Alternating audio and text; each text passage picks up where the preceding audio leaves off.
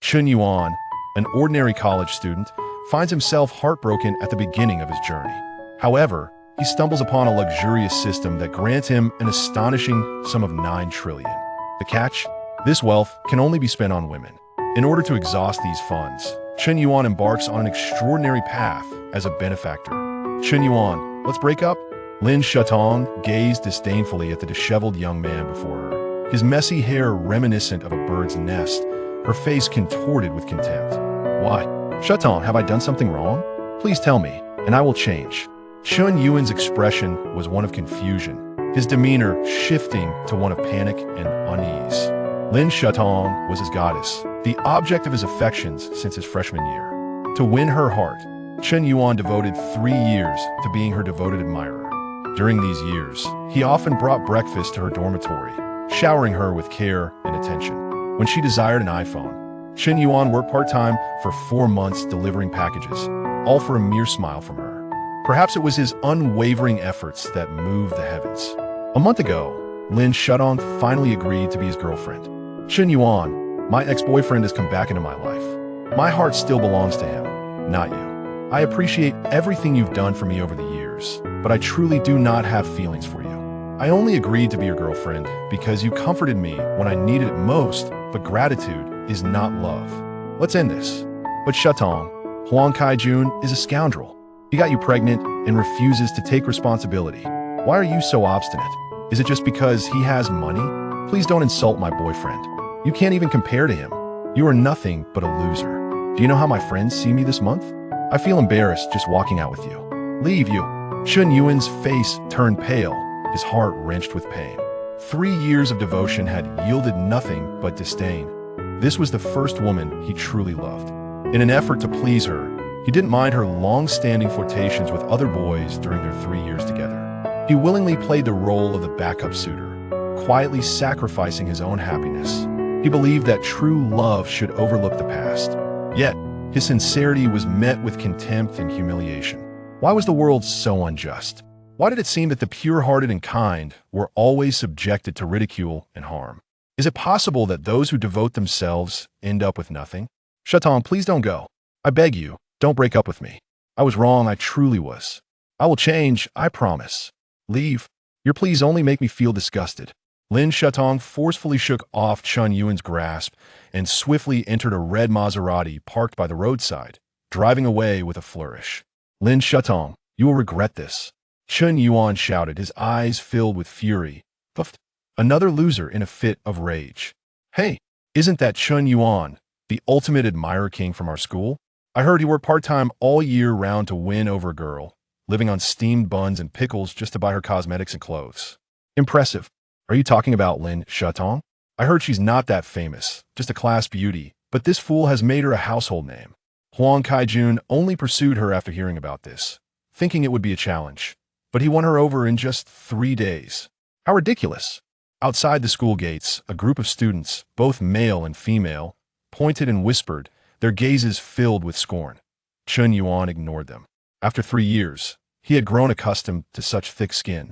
He no longer knew when he had lost his dignity, reduced to a state of utter humility. Ding! The strongest admirer system has detected a suitable host. Binding system. Binding complete. System. Chun Yuan was bewildered. He had read many stories where protagonists possessed systems, but he never imagined such an absurdity would happen to him. In the next moment, a virtual interface appeared before his eyes. Name: Chun Yuan. Admirer funds: 9 trillion Huaxia coins. Personal wealth: 230 Huaxia coins. Enhancement points: 0. Admirer funds? What is this? Does it mean money I can spend? As Chun Yuan pondered this, a mysterious black card appeared in his hand. The card appeared to be extraordinary. Host: is correct. Admirer funds refer to the money you can use. A voice resonated in his mind. Is this really 9 trillion? Wow. How much do the richest people in the country possess? How much do the wealthiest in the world hold? Combined, they might not even total 1/10th of this sum. Chun Yuan was utterly astonished. Please note, admirer funds are not the host's private property. They can only be spent on actions related to admiration. Every time the host expresses admiration toward the goddess, all expenses incurred during that period will be covered by the system. However, personal expenses are not included. such as buying a house, a car, dining alone, or entertainment. Any expenses unrelated to admiration are not the system's responsibility. Upon hearing this explanation, Chen Yuan felt disheartened. He initially thought he could flaunt his wealth, turn the tables, but it seemed he was still destined to be an admirer. He possessed boundless funds, but could only spend it on others.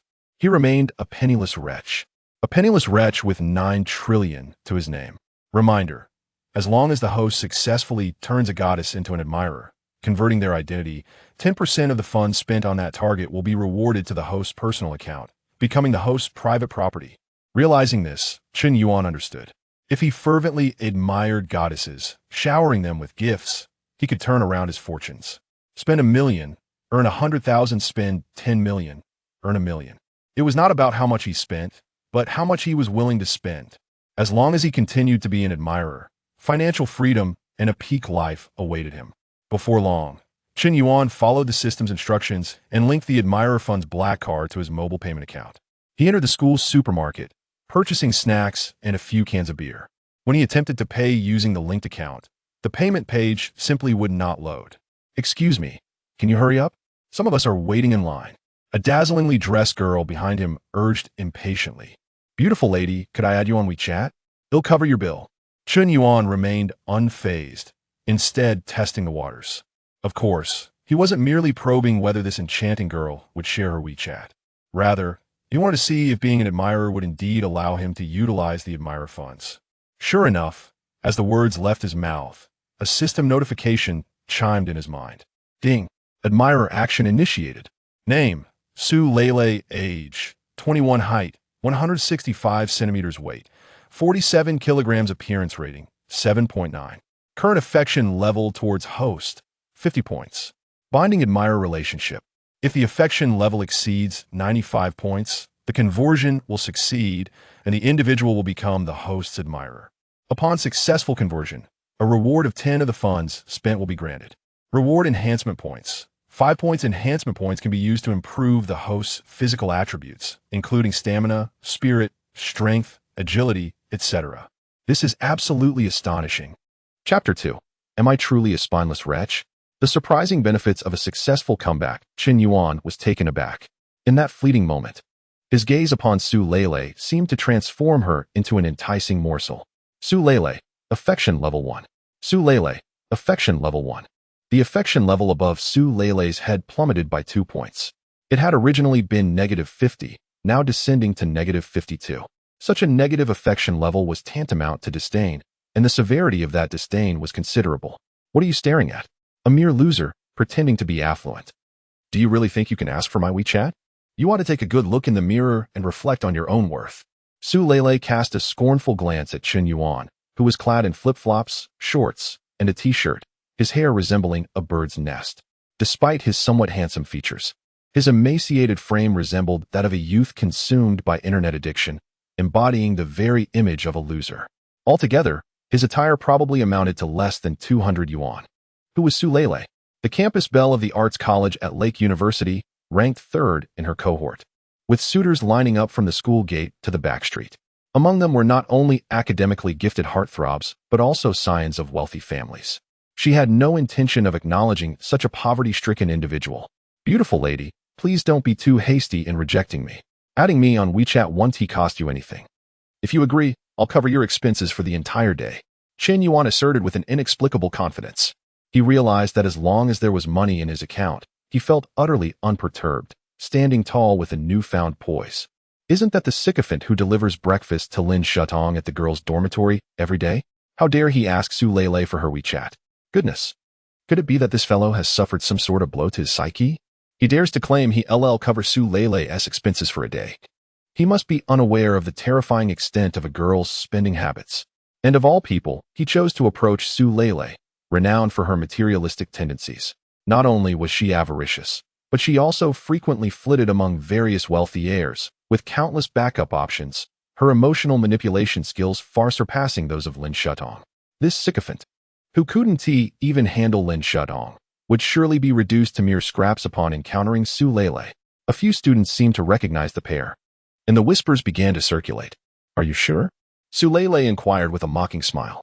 "I'm certain," Chen Yuan replied, his tone unruffled. Very well.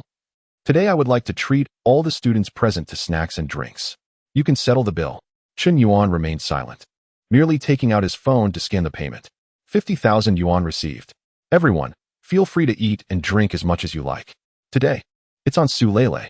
At the moment the electronic notification signaled the arrival of 50,000 yuan, the entire room fell into stunned silence. No one anticipated that Chen Yuan would actually take out a 50,000 yuan sum to treat everyone simply because Su Lele had spoken. Of course, if the person presenting this money were a wealthy heir, perhaps there would have been less astonishment. But the crucial point was that this individual was Chen Yuan, the notorious sycophant of Lake University. For a sycophant to spend 50,000 yuan just to impress Su Lele for a WeChat contact, wasn't he that a sign of madness? Even if he were to flaunt such wealth, it was unlikely she would hold any favorable sentiments towards him. His attempts at grandeur were rather lackluster. At that moment, Su Lele too felt somewhat astonished. The individual before her, sporting a disheveled hairstyle, did not seem like one who could produce 50,000 yuan. Yet, his nonchalant demeanor suggested that such an amount was trivial to him. Now, may I add you on WeChat? Why the rush? The day's activities have only just begun. Follow me. 30 minutes later, Chen Yuan and Su Lele arrived at the Qianda Commercial Plaza. Let us go. I recently set my sights on a Gucci bag. I hope you wouldn't mind treating me to one. Su Lele asked with a playful smile. Not at all. Chen Yuan responded, equally amused. How could he possibly refuse such a splendid opportunity to spend? As they entered the Gucci boutique, Chen Yuan unexpectedly encountered a familiar face. Jun Kai. How do you think I look with this new Gucci bag? Lin Shutong asked, admiring herself in the mirror while sporting a newly released bag. It looks great. But Shu Tong, my father has recently imposed financial restrictions on me, believing I've become too extravagant. He now only provides me with less than 100,000 yuan monthly for living expenses, so I'm rather strapped for cash. Perhaps we should browse elsewhere? Rest assured, I will definitely buy you one next time. Huang Junkai promised casually. Despite his fervent declarations, he had no intention of following through. He was not among those losers who scrimp and save, spending thousands on luxury bags or high-end smartphones for girls. Using that money to enhance his own image seemed far more appealing. However, but I really like it. Shutong, I truly hope my girlfriend values me for who I am, rather than for material possessions. Do you understand what I mean? Huang Junkai suddenly grew serious, his expression darkening. All right, if you don't want it. I want to insist. I'm not the kind of woman who values material wealth. Lin Shutong responded, her expression one of reluctant compliance as she reluctantly removed the bag. Just then, as Su Lele and Chen Yuan entered the Gucci store, their eyes met. Lin Shutong was momentarily taken aback. Chen Yuan, why are you following me? I've never encountered someone so shameless. I've made it clear that I'm not interested in you, and your persistence truly disgusts me. Upon hearing her words, Chen Yuan's fury ignited. You've gone too far, Lin Shutong. After 3 years of devotion, I held you in the highest regard. And yet you treat me like a mere dog. Just because I have feelings for you, does that give you the right to trample on my dignity? Reflecting on everything we shared, I find it utterly unworthy. I'm not following you. I'm accompanying Su Lele to buy a bag. Since we parted ways, I no longer require your interference. Chen Yuan replied tersely, vowing from that moment forward to sever any ties with Lin Shutong. Yet at that instant, a familiar system notification echoed in his mind. Ding. Sycophant mission initiated. Name, Lin Shutong. Age, 21. Height, 163 centimeters. Weight, 48 kilograms. Attractiveness, 7, 8. The girl's affection level towards the host, 10 points. Binding secondary sycophant relationship. When her affection level exceeds 95 points, the comeback will succeed, resulting in a role reversal where she becomes the host's sycophant. Upon completion, reward of 10 sycophant funds. Strengthening points reward, 20 points. These points can enhance the host's physical attributes, including constitution, spirit, talent, strength, perception, etc. Chen Yuan was entirely taken aback. Encountering Lin Shutong once more had unexpectedly re-established their sycophant bond. Did this mean that deep down, he still harbored hopes of winning her over? Goodness. How utterly spineless of me. However, the reward of 20 strengthening points for winning Lin Shutong back was 4 times that of Su Lele, illustrating her unique significance in Chen Yuan's heart. Chapter 3. Your boyfriend is quite generous. But upon seeing the 10 points of affection hovering above Lin Shutong's head, Chen Yuan felt a chill run through him.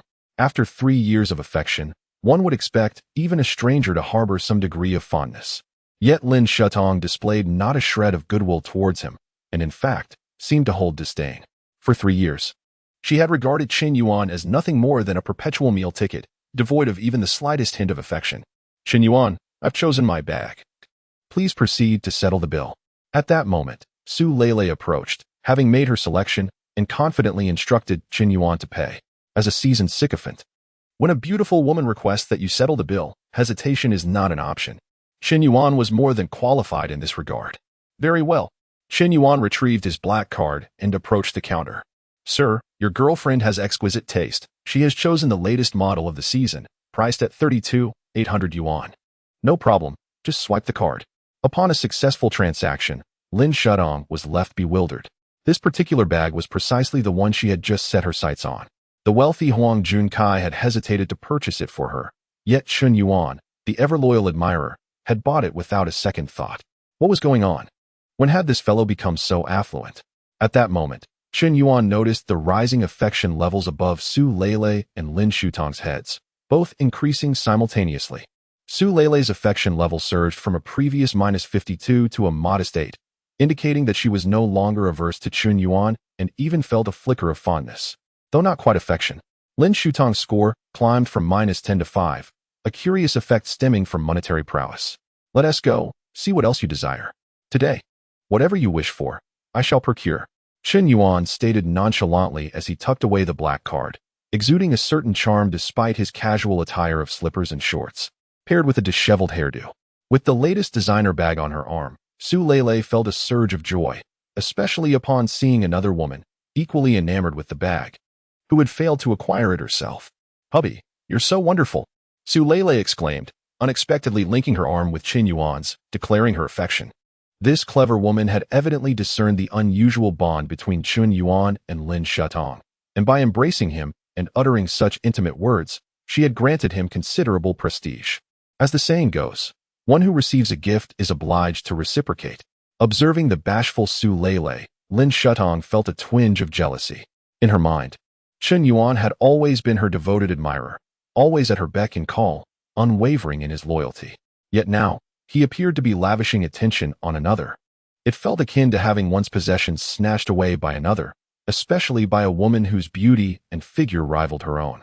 "Junkai, look, I have some matters to attend to this evening. Let us not linger any longer," she suggested. But Huang Junkai insisted. "No buts, just listen." He firmly led Lin Shutong out of the boutique. On the surface, Huang Junkai flaunted his luxury car and donned designer casual wear, presenting an image of affluence with an allowance of substantial monthly funds. However, it was merely a fade. His car was rented, and his clothing was a product of frugality. He never spent money on courting women, and while his family circumstances were decent, they hardly qualified as wealthy. "Miss Lee, I find it increasingly perplexing.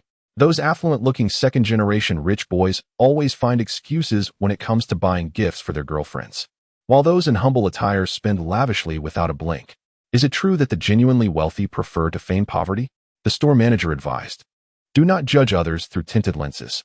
Sometimes people disguise what they lack. The penniless pretend to be rich, while the wealthy play poor. We should treat everyone equally." Su Lele mused that she must be cautious when seeking a partner, ensuring she wouldn't be deceived by pretenders. The shop assistants engaged in lively discussions, and Su Lele cast a curious glance at Qin Yuan. Was it possible he had been pretending all along, his true identity that of a wealthy heir? His calm demeanor while spending lavishly at the school store certainly suggested confidence that seemed genuine. Suddenly, Su Lele's affection for Qin Yuan began to blossom, climbing to 48 points, indicating she was developing genuine feelings for him. Could it be that a mere designer bag could mend all? Qin Yuan, somewhat bewildered, noticed the affection level above Su Lele's head had soared by 30 points. As he led her to a Chanel boutique, he selected 2 garments from the rack. "These 2, please." Su Lele frowned. "But I'm not particularly fond of them. They seem a bit dated." "I meant these 2 should be excluded. Everything else is included." "Is this true, sir?" the sales assistant asked, astonished. "Do I look like I'm joking?" "Swipe the card. Your boyfriend is exceedingly generous." The attendant marveled, receiving the black card with envy. The cost of a single piece at Chanel often exceeded several thousand, and the total would easily amount to hundreds of thousands. "But I can't wear so many clothes. Perhaps we should limit it to 2? Su Lele suggested, torn between excitement and hesitation. That's out of the question. Since I said I'd decover it, I shall, Chen Yuan asserted, his tone leaving no room for argument. Su Lele felt an unexpected thrill at his assertiveness, seeing in him a commanding presence reminiscent of a CEO, gradually aligning with her ideal of a Prince Charming. However, I have no space in my rented accommodation. Space is no concern. Shall I buy you a house instead? The suggestion left Su Lele utterly astounded. Could one casually mention purchasing a home? While housing prices in Han City were not as exorbitant as in major cities, they were still substantial. Su Lele, unabashedly materialistic, found Chen Yuan's proposition shocking, causing her affection score, which had risen to 63, to drop by 5 points as she realized the gravity of his offer. Sometimes, inexplicably being overly kind to someone, especially when that person is not particularly familiar, can indeed have adverse effects. It seems that when it comes to spending money, one must not be too hasty. Instead, a gradual approach is advisable. As for this, perhaps it is unnecessary. You have already purchased enough for me today. Honestly, I did not intend to spend so much of your money. I merely wished to tease you and see you flustered. I apologize, my mood has not been great today, and I did not mean to press you at the school supermarket. I understand that everyone has their off days. However, I am quite happy now, and I only need to select a few pieces of clothing. There is truly no need to purchase so much. All right then, Chen Yuan nodded. Excuse me. Do you offer membership cards here? Yes, sir. Very well. Please issue me a membership card.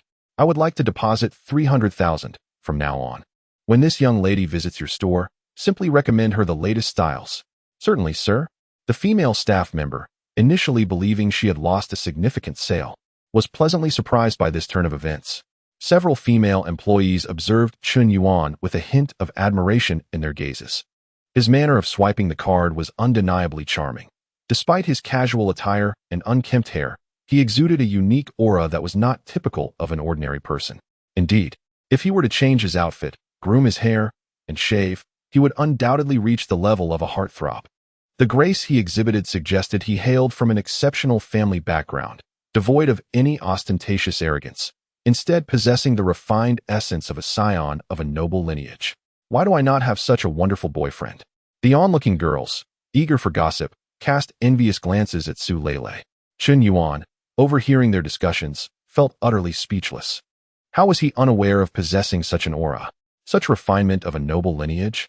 The flattery was relentless. Here is your card. I see you are missing a watch. Isn't there a luxury watch store downstairs? I think a Patek Philippe would be quite splendid. No, really, there is no need. You have already bought me so many things, and I wouldn't know how to express my gratitude.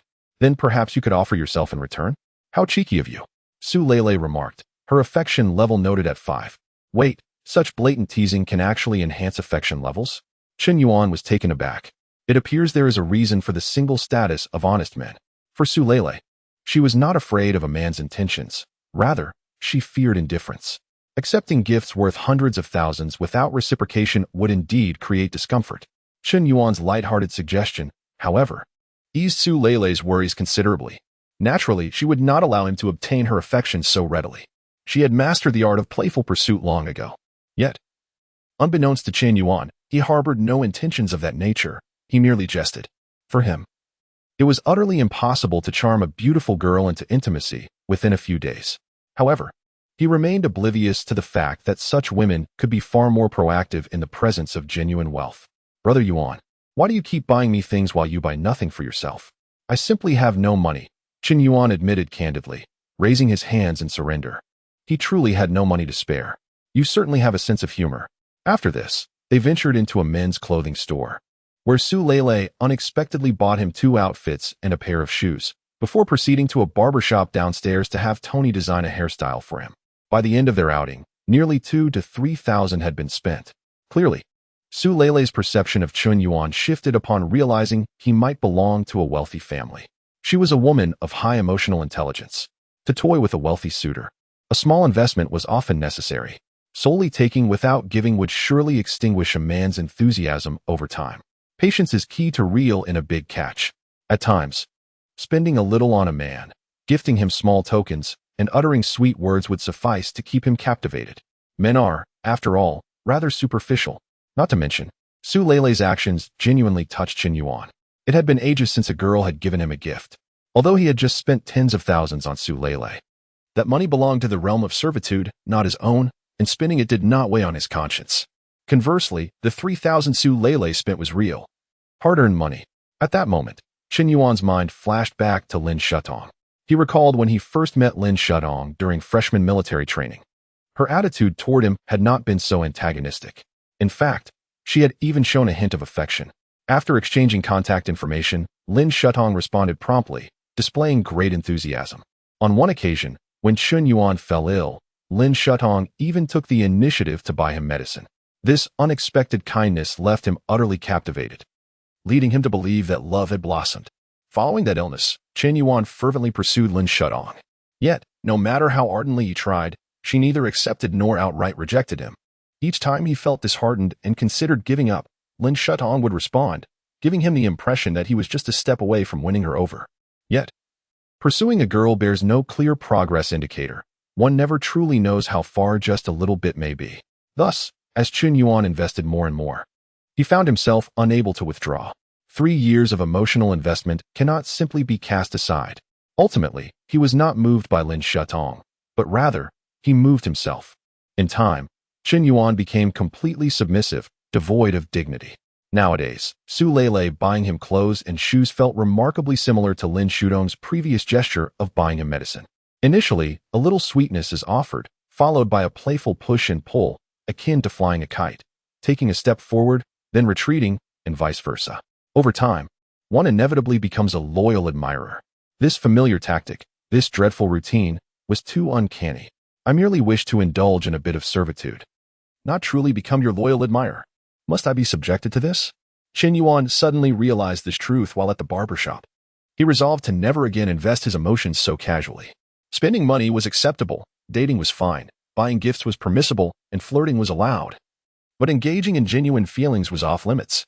It must be said, Tony's hairstyling skills were exceptionally impressive, as Qin Yuan's untidy hair transformed into the latest trendy style. Complemented by Su Lele's carefully selected attire, he felt an entirely different aura emanate from him. Qin Yuan was not unattractive. He simply lacked the motivation to groom himself. His inherent qualities were quite commendable. Now, adorned in his new outfit, he appeared strikingly handsome, rivaling even the most popular online influencers. Su Lele was nearly mesmerized. The transformation was stark. It felt as though he were an entirely different person. Su Lele's affection level noted at 5, then swiftly rose to 83. An affection level of 83 was remarkably high, sufficient for a girl to actively pursue him. In Su Lele's mind, Qin Yuan had truly become a treasure. Initially unimpressive, the more she interacted with him, the more she uncovered countless remarkable facets of his character. First and foremost, Qin Yuan was wealthy yet humble, maintaining the faade of an ordinary person throughout their 3 years at university. Qin Yuan is deeply devoted and unwavering in his affections. He can silently dedicate 3 years to a girl he cherishes, as a scion of wealth. It is remarkable that he humbles himself to deliver breakfast to her dormitory every morning. Such tenderness and thoughtfulness. To top it off, he is quite handsome, more so than Huang Junkai, and possesses a charm that lingers in the eye. Reflecting on the past, Lin Shutong, who had coveted a particular handbag in a boutique, had her boyfriend stubbornly refused to purchase it for her, offering various grandiloquent excuses. It dawned on her that this girl must be blind to have overlooked the best and instead settled for something far less significant. How about we go out for a meal? Unbeknownst to them, time had slipped into the evening, and Qin Yuan had yet to dine. If he didn't share a meal with Su Lele, he wouldn't be able to utilize his devoted admirer funds. His own bank account held merely a little over 200 yuan. If he failed to seize this opportunity, he would truly be left with nothing. Su Lele readily agreed. Upon exiting Qingdao Plaza, they arrived at an upscale restaurant. The meal was delightful, and Qin Yuan devoured his food with enthusiasm, a sight Su Lele found appealing. At 11 o'clock, they concluded their date, exchanging contact information. What in the world, old four, where have you been today? And dressed to the nines, I see. His roommate, Zhou Haiquan, inquired with a teasing expression. I went on a date. With whom? Lin Shutong? Honestly, old four, you should reconsider. She clearly regards you as a mere tool, a long-term meal ticket. Why be so devoted to her? She seeks you only when it's convenient. While she flirts with other men, you and this woman exist on entirely different levels. It's best to let go. It's not Lin Shutong. I went on a date with Su Lele. Who? Su Lele? Don't kid yourself. She is one of the 3 most sought-after beauties in the art academy. Does she really have time for you? Old 4. You've become increasingly delusional. Don't cling to one tree. Pursuing women doesn't always require beauty. Settle for someone more your speed. The key is whether you are worthy. Chao Jinyan, the dorm leader, advised earnestly. Ding. At that moment, Chen Yuan's phone rang. He assumed it was a message from Su Lele. Upon checking, he was surprised to see it was Lin Shuatong. Chen Yuan, are you asleep? I didn't mean to upset you with my words earlier. Please don't be angry. I simply didn't want Jun Kai to misinterpret things, so I spoke harshly. I feel terrible. Can you forgive me? Here we go again. Seeing this message nearly made Chen Yuan throw his phone in frustration. It was precisely this fickle attitude that had relegated him to the role of a devoted admirer for years. In the past, he would have continued to fume. Lin Shuatong would have soothed him, and within days he would be lost in a haze of infatuation once more. He had always been under her thumb, but now, he still had to continue his devotion. There was no choice. The system had established this devoted admirer relationship, and he had to play along. No worries. I forgive you. Your happiness is all that matters. I will do anything for you. He composed his response and sent it off. Goddess Dormitory, room 503. Upon receiving Chen Yuan's message, Lin Shuatong paused. In truth, she felt a twinge of guilt for her earlier actions, initially believing it would take days to placate him. To her surprise, he had forgiven her immediately. Was it merely a response to her heated words? Of course, her primary concern lay not with Chen Yuan's feelings, but rather the source of his money. Chen Yuan, I'm sorry, I have my own difficulties. My mother is hospitalized and requires 50,000 yuan for medical expenses. I had no choice but to ask Huang Junkai for help. If I didn't act that way in front of him, he wouldn't lend me anything. I'm truly sorry. Ding dong. Chen Yuan has transferred 50,000 yuan. Click to confirm receipt. Lin Shuatong was bewildered upon seeing this transfer notification. She had never intended to deceive Chen Yuan for such a large sum. It was merely a reflexive lie to justify another. Yet, Chen Yuan had promptly transferred the money without a second thought. 50,000 yuan, not 50. Reflecting on Huang Junkai, the one she adored, who wouldn't even buy her a handbag, she found herself grappling with conflicting feelings. Chen Yuan, where did you acquire such wealth? She hurriedly messaged. Oh, my family's property was redeveloped, and we received compensation for several apartments. Chen Yuan casually fabricated an excuse. Is that so? But even with compensation, you shouldn't spend recklessly. Shuatong, I would do anything for you. Chen Yuan suppressed his disgust as he sent another message of devotion. To him, Lin Shuatong had become the epitome of disingenuousness. If she didn't harbor genuine feelings, why lead others on? When someone finally resolved to pursue her, she would conjure excuses. Did she simply relish the attention? Chen Yuan, please don't act this way. I'm truly in a difficult position. This time, Chen Yuan chose not to respond to Lin Shuatong's message. Instead, he turned his attention to Su Lele. Lele, how about I treat you to dinner tomorrow? Tomorrow? I've made plans with my friend for a manicure. Then perhaps another time. As a girl who held an impressive 84 points of affection for Chen Yuan, she was genuinely inclined to accept his invitation. However, as a woman, it was sometimes necessary to maintain a sense of reserve. Otherwise, if a man found it too easy to obtain her, he would inevitably come to undervalue her. Moreover, their acquaintance was still relatively new, and she wished to avoid hastening the progression of their relationship. Of course, Chen Yuan wasn't particularly eager for a date either. He merely sought to indulge in fine dining while utilizing his devoted admirer funds. Since you're not interested, I can always seek another admirer. After all, it doesn't matter whom I devote myself to, as long as the funds are spent. Meanwhile, Lin Shuatong remained lost in thought regarding Chen Yuan's 50,000 yuan transfer. Should she accept it? In truth, her mother was not ill. If she accepted the money, it would essentially be an act of fraud. Small favors could be excused, but 50,000 yuan was a significant amount, and having just broken up with Chen Yuan, accepting it could seem blatantly greedy. Just then, her friend, Sun Rue, approached. Shuatong, who is so generous as to send you a 5,000 yuan transfer? Is it Huang Junkai? No, it's Chen Yuan. What should I do? Lin Shuatong looked at Sun Rue, clearly distressed. Chen Yuan, this loser, has that much money? He can actually transfer 50,000 to you? Sun Rue questioned in disbelief. Yes, I was surprised too. I just broke up with him today. And while shopping with Junkai, I happened to see him with Su Lele. For reasons I can't explain, it stirred something within me. especially when Junkai wouldn't buy me the handbag I had my eye on, while Chen Yuan bought something for Su Lele. It made me furious. Lin Shuatong vented her frustrations. By the sound of it, you might still have lingering feelings for Chen Yuan, but how can he possibly compare to Huang Junkai? In terms of looks and family background, there is simply no contest, especially since you gave your first time to Huang Junkai. However, I sense that Junkai is somewhat disingenuous. He never allows me to see his phone and has never gifted me anything.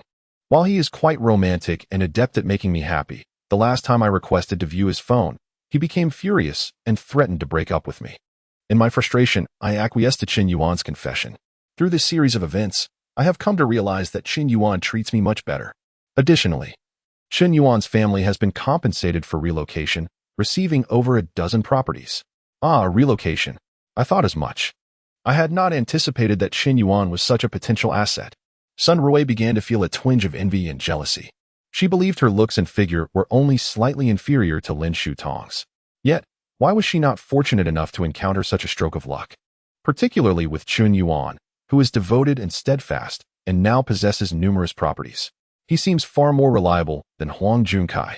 Shutong, I advise you to refrain from rushing into any decisions and continue to observe. Since Chen Yuan has transferred you money, accept it for now. If he asks for it back, you can always return it. However, I recommend you do not treat him as you did before, at least keep an escape route open. As for Huang Junkai, I feel you are too accommodating around him, which could lead to your disadvantage. I understand. Lin Shutong nodded. At that moment, she sent a message to Huang Junkai. Brother Junkai, my mother is ill and hospitalized. Could you lend me some money? Your mother is hospitalized? Is it serious? You should have told me sooner. Brother Junkai, I knew you would be the most caring. I have 500 yuan here. I'm not sure if it's enough.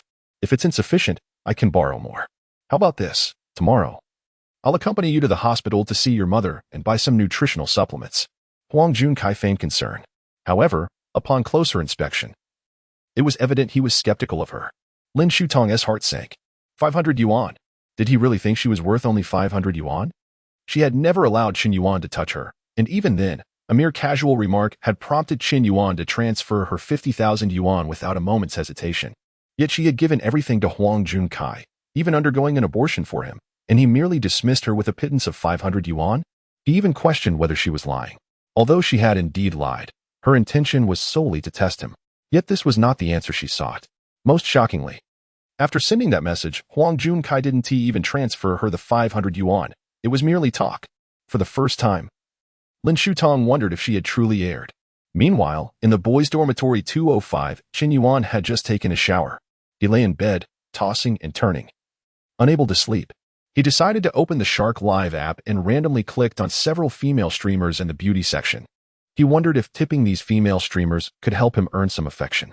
With a sense of trial and error, Chen Yuan initiated a recharge. To his surprise, the recharge was successful. This thrilled him. Spending money in reality is exceedingly difficult. To woo a beautiful woman, one must accompany her shopping, which is exhausting. However, wooing female streamers online is a different story. Spending tens of millions in a single evening is not uncommon. The efficiency is remarkable. And one can switch between various beautiful streamers to send gifts, casting a wide net while reaping focused rewards. Ding. The system prompted that only when the chosen girl has a beauty score exceeding 7.6, meeting the goddess's minimum standard, can the host obtain a bonus rebate. The female streamers possess beauty filters, and their online appearance may not accurately reflect their real-life looks, which the host must judge for himself. Alright then. Chen Yuan casually browsed through a dozen female streamers and discovered that at least a third met the beauty threshold. Of course, that was after applying beauty filters. A few even exceeded an 8-10 score, with one reaching a 9-10. However, Chen Yuan had no idea what they looked like in reality. For instance, a popular dancing streamer, Xiaomi Air, boasts millions of fans and, after applying a beauty filter, likely has a score between 8.5 and 9. It is rumored that she has also done a no-makeup live stream, so her real appearance should be acceptable. The crucial point is that she possesses an incredible physique, almost deserving the title of the top dancer on Shark. With an angelic face and a devilish figure, such a high-profile streamer is undoubtedly worth pursuing. But therein lies the issue. Enticing her out in reality is incredibly challenging. To win her over is even more difficult, as she is likely a wealthy individual earning millions monthly, with a plethora of affluent admirers. Simply throwing money her way may not guarantee a favorable reception. Qin Yuan pondered for a moment. Whatever. Just spend and enjoy. As for whether he could win her heart, that could be dealt with later. Xiaomier. Will you be my girlfriend? I want to top your leaderboard. Qin Yuan sent a comment and began to recharge. Ha ha ha. A level 3 account trying to gain attention? If you can really top the leaderboard, I'll eat excrement live. Taunted a level 56 Duke Room moderator. I remember the top spender for Xiaomi Air has contributed over 9 million, right? And the weekly top spender has already tipped over 20,000. Brother, don't talk about the overall leaderboard. If you can top the weekly one, I'll stand on my head. Long Zone, here to scam food and drinks again. Even excrement prices have risen because of you. I'm cracking up. Xiaomi Air, I'm finished, not a drop left. Just as the comments flooded in, suddenly, a golden rocket shot up into the air. The entire live stream room was enveloped in dazzling effects. Wow. Thanks to Lonely Smoke for sending a super rocket. Did you think it ended there? This was merely the explosive beginning. As the first super rocket launched, the second, third, fourth, fifth, and sixth followed closely behind. In just a brief moment, Qin Yuan sent out 100 rockets. Each super rocket is worth 2,000 yuan. 100 rockets thus amount to 200,000 yuan. Even though Xiaomi Air is a popular streamer, such a situation is exceedingly rare unless a platform streamer is competing and a guild boss sends a plethora of gifts, which is otherwise uncommon. However, the money spent by the guild is to be refunded in full. True tycoons do not have such abundance. Wow. This is truly a godly tycoon. Long Zone, are you feeling slapped in the face? Didn't Ti tell you not to underestimate level 3 accounts? Hurry and call me daddy. Long Zone, don't forget to call me when you eat excrement. I was talking about the overall leaderboard, not the weekly one. It's too early for that. The moderator with the ID LongZone001 seemed a bit unconvinced. 100 super rockets worth 200,000 yuan is not substantial for a genuine wealthy individual. For someone who can afford a Duke account, spending 200,000 is hardly a problem. It's just rare for someone to spend so lavishly in one go. But was 100 super rockets the limit for Qin Yuan? What a joke. This was merely an appetizer. Since he was going to show off, he might as well do it big. Next, the entire Shark Live platform saw a deluge of rockets filling the screens of all streamers' live rooms. This barrage continued unabated for a full half hour. The super rocket rain showed no signs of stopping. Lonely Smoke sent a super rocket to streamer Xiaomi Air. 4987 Lonely Smoke sent a super rocket to streamer Xiaomi Air. 4988 Lonely Smoke sent a super rocket to streamer Xiaomi Air. 4,989. What the heck? How many super rockets is this? It has stopped for half an hour. A streamer from the English League, abandoning their game, rushed to Xiaomi Air's live room to witness the spectacle. Astonishingly, Xiaomi Air's live room's popularity soared beyond 2 billion. 2 billion, for heaven's sake. The popularity is inflated. It's not even real people. Impressive. Absolutely astonishing. The players swiftly ascended from level 3 to a staggering level 100 within merely half an hour, instantly claiming the top position on the leaderboard. At this moment, Xiaomi, the live streaming host, was utterly bewildered. Over her 2 years of streaming, she had encountered numerous wealthy patrons, yet none compared to this lavish benefactor. Without a moment's hesitation, he sent 5,000 super rockets, propelling her to the pinnacle of the leaderboard. Such extravagance was beyond belief. The most perplexing aspect was that she had no prior acquaintance with this individual. Among her top 10 leaderboard rankings, the first 3 were all contributions from her guild. The top position had accrued over 9 million yuan, yet she would receive not a penny of it. This enigmatic benefactor, known by the username Lonely One Cigarette, was simply a passerby. 5,000 super rockets amounted to an astonishing 10 million yuan. Even after splitting with the platform, he would still net 5 million. Earning 5 million in a single day was utterly outrageous. Thank you, Brother Lonely, for the 5,000 super rockets. What dance would you like to see, Brother Lonely? Are you there? Should I add you on WeChat so I can message you later? Xiaomi inquired repeatedly, but there was no response. Qin Yuan had already succumbed to slumber. Utterly exhausted from a long day of shopping, and his fingers were sore from sending rockets, having tapped the screen for over half an hour.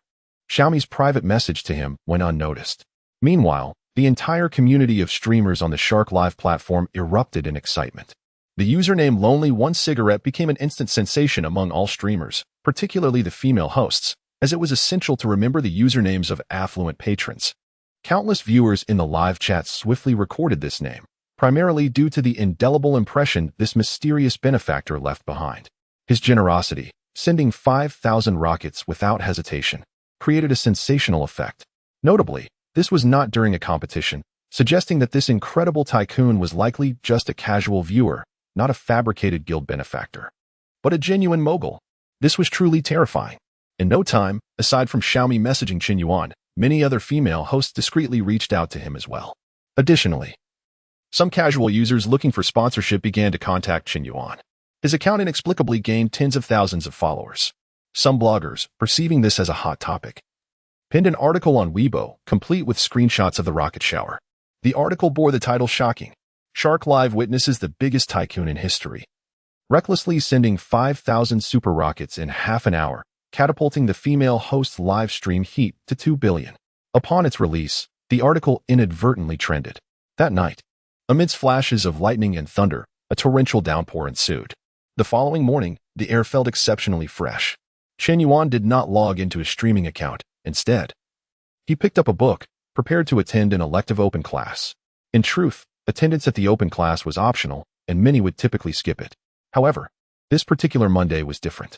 The most beautiful girl from the literature department, Zhao Yuqi, who ranked second in the entire university, attended the open class every Monday without fail.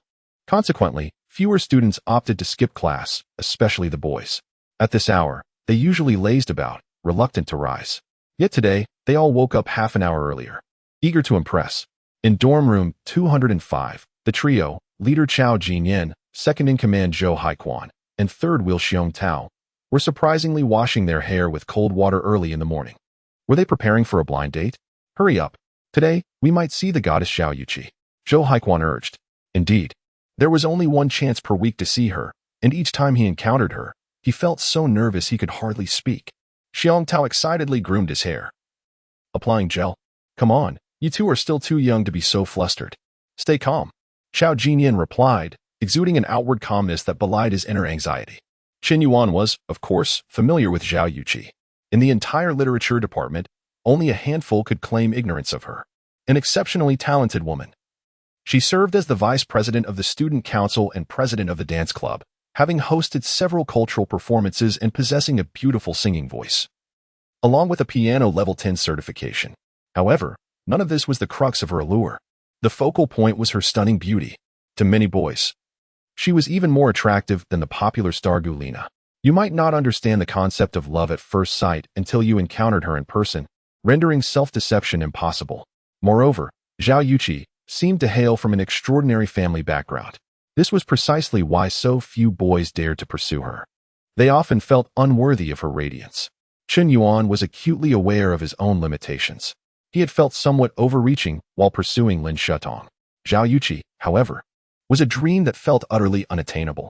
But now, perhaps indulging in a bit of admiration seemed harmless, especially since he was spending his own money.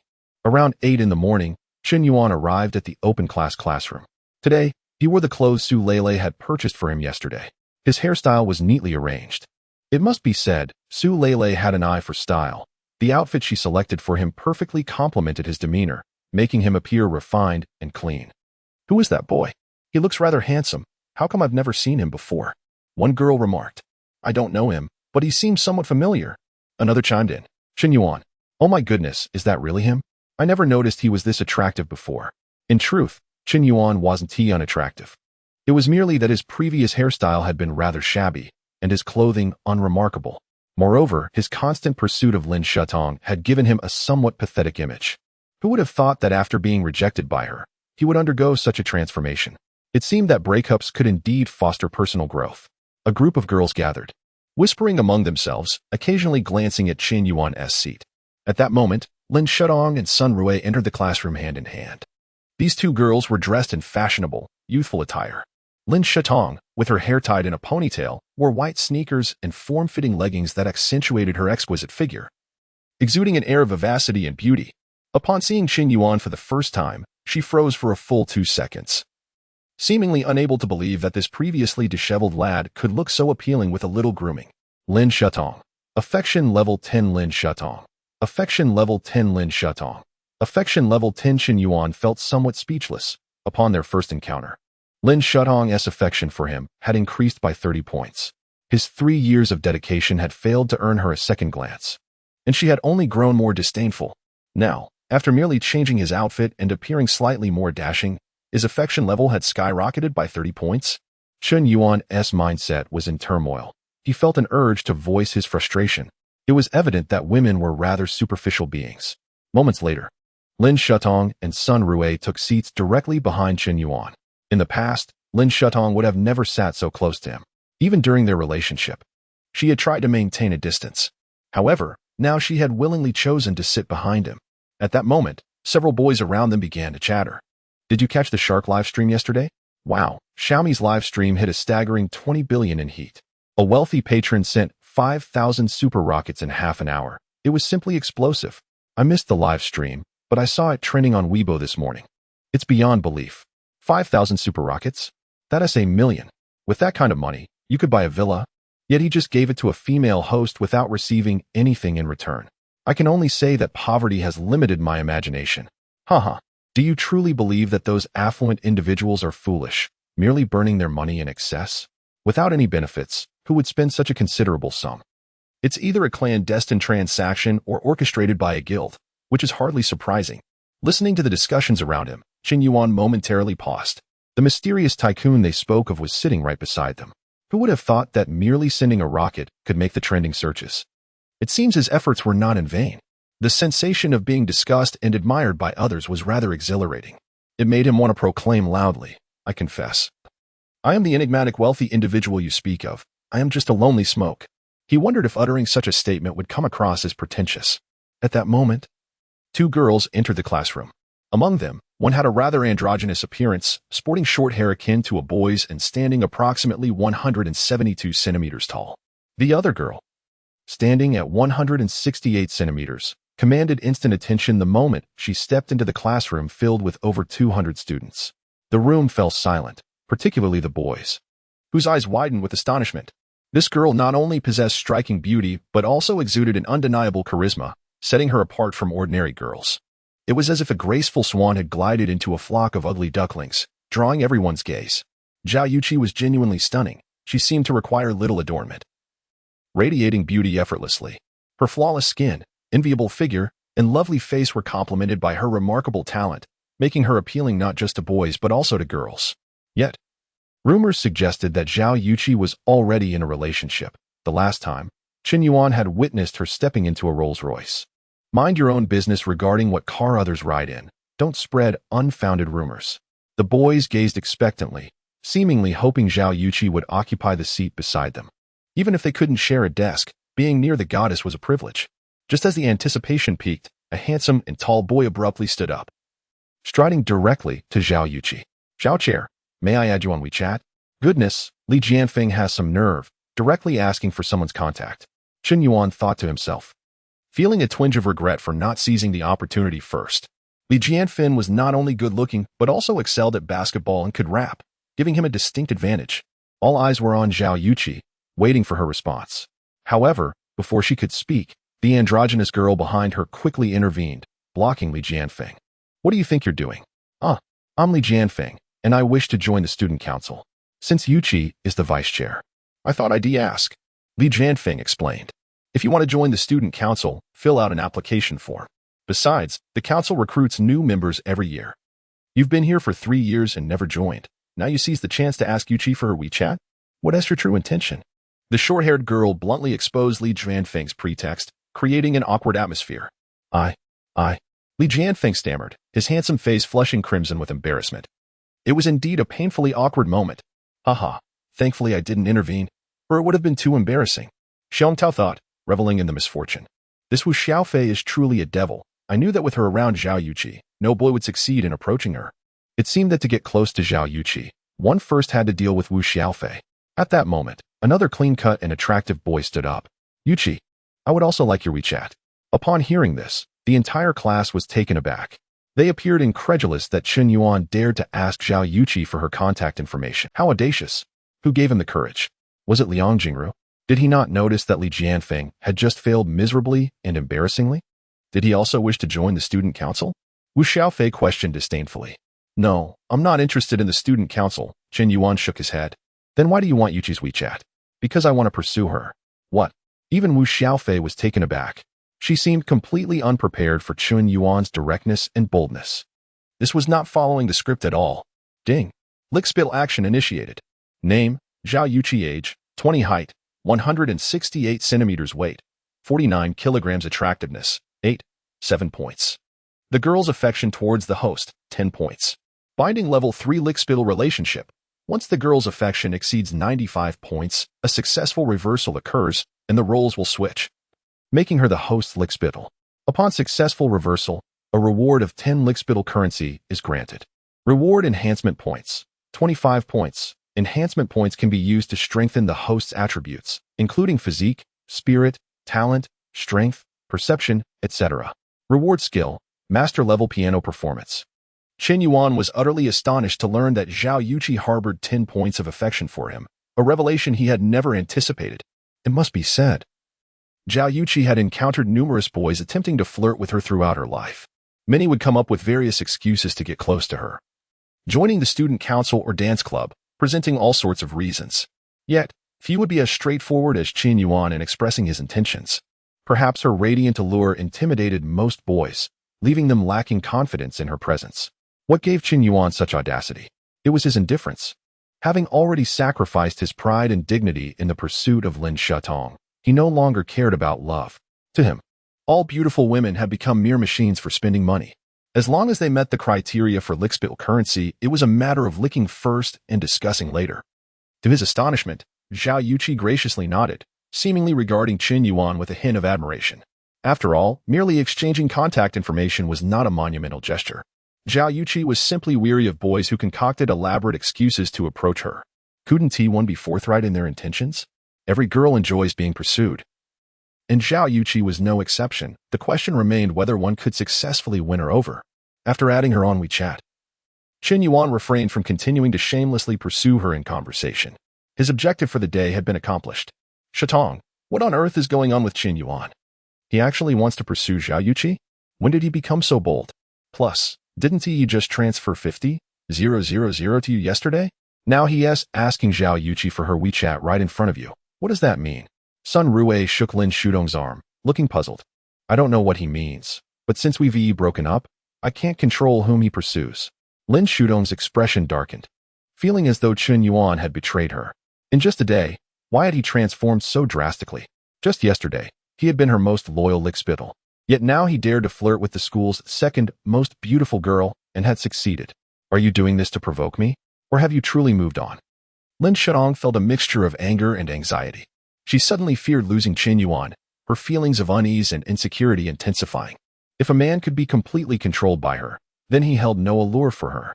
From a psychological standpoint, this man appeared to her as a lower-tier being, creating an unequal dynamic between them, devoid of attraction.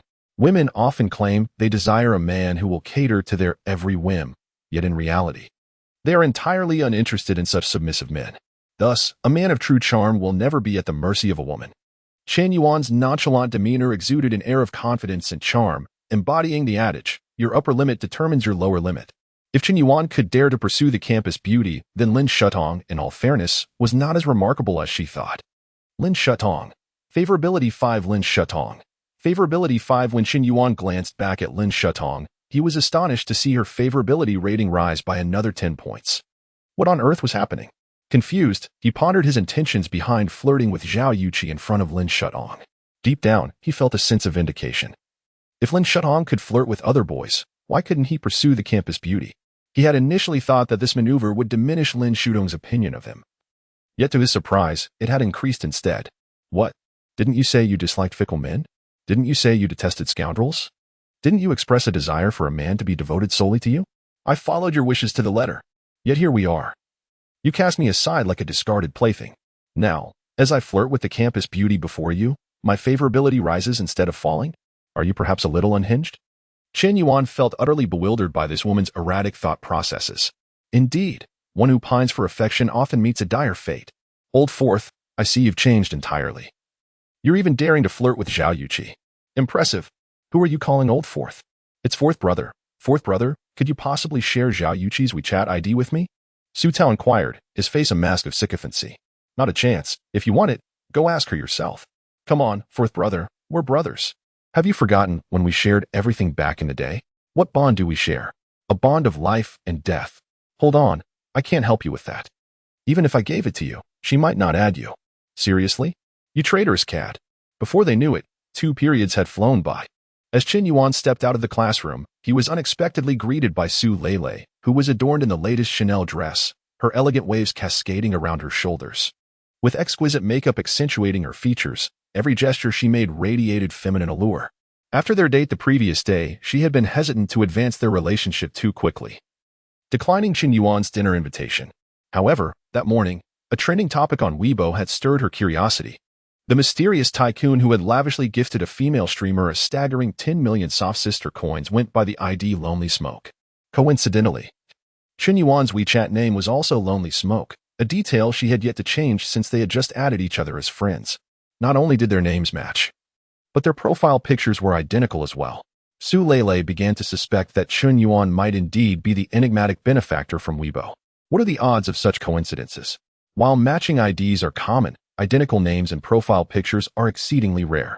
Should Qin Yuan truly possess the means to bestow such riches upon a streamer, the wealth behind him must be staggering, perhaps in the tens or even hundreds of billions.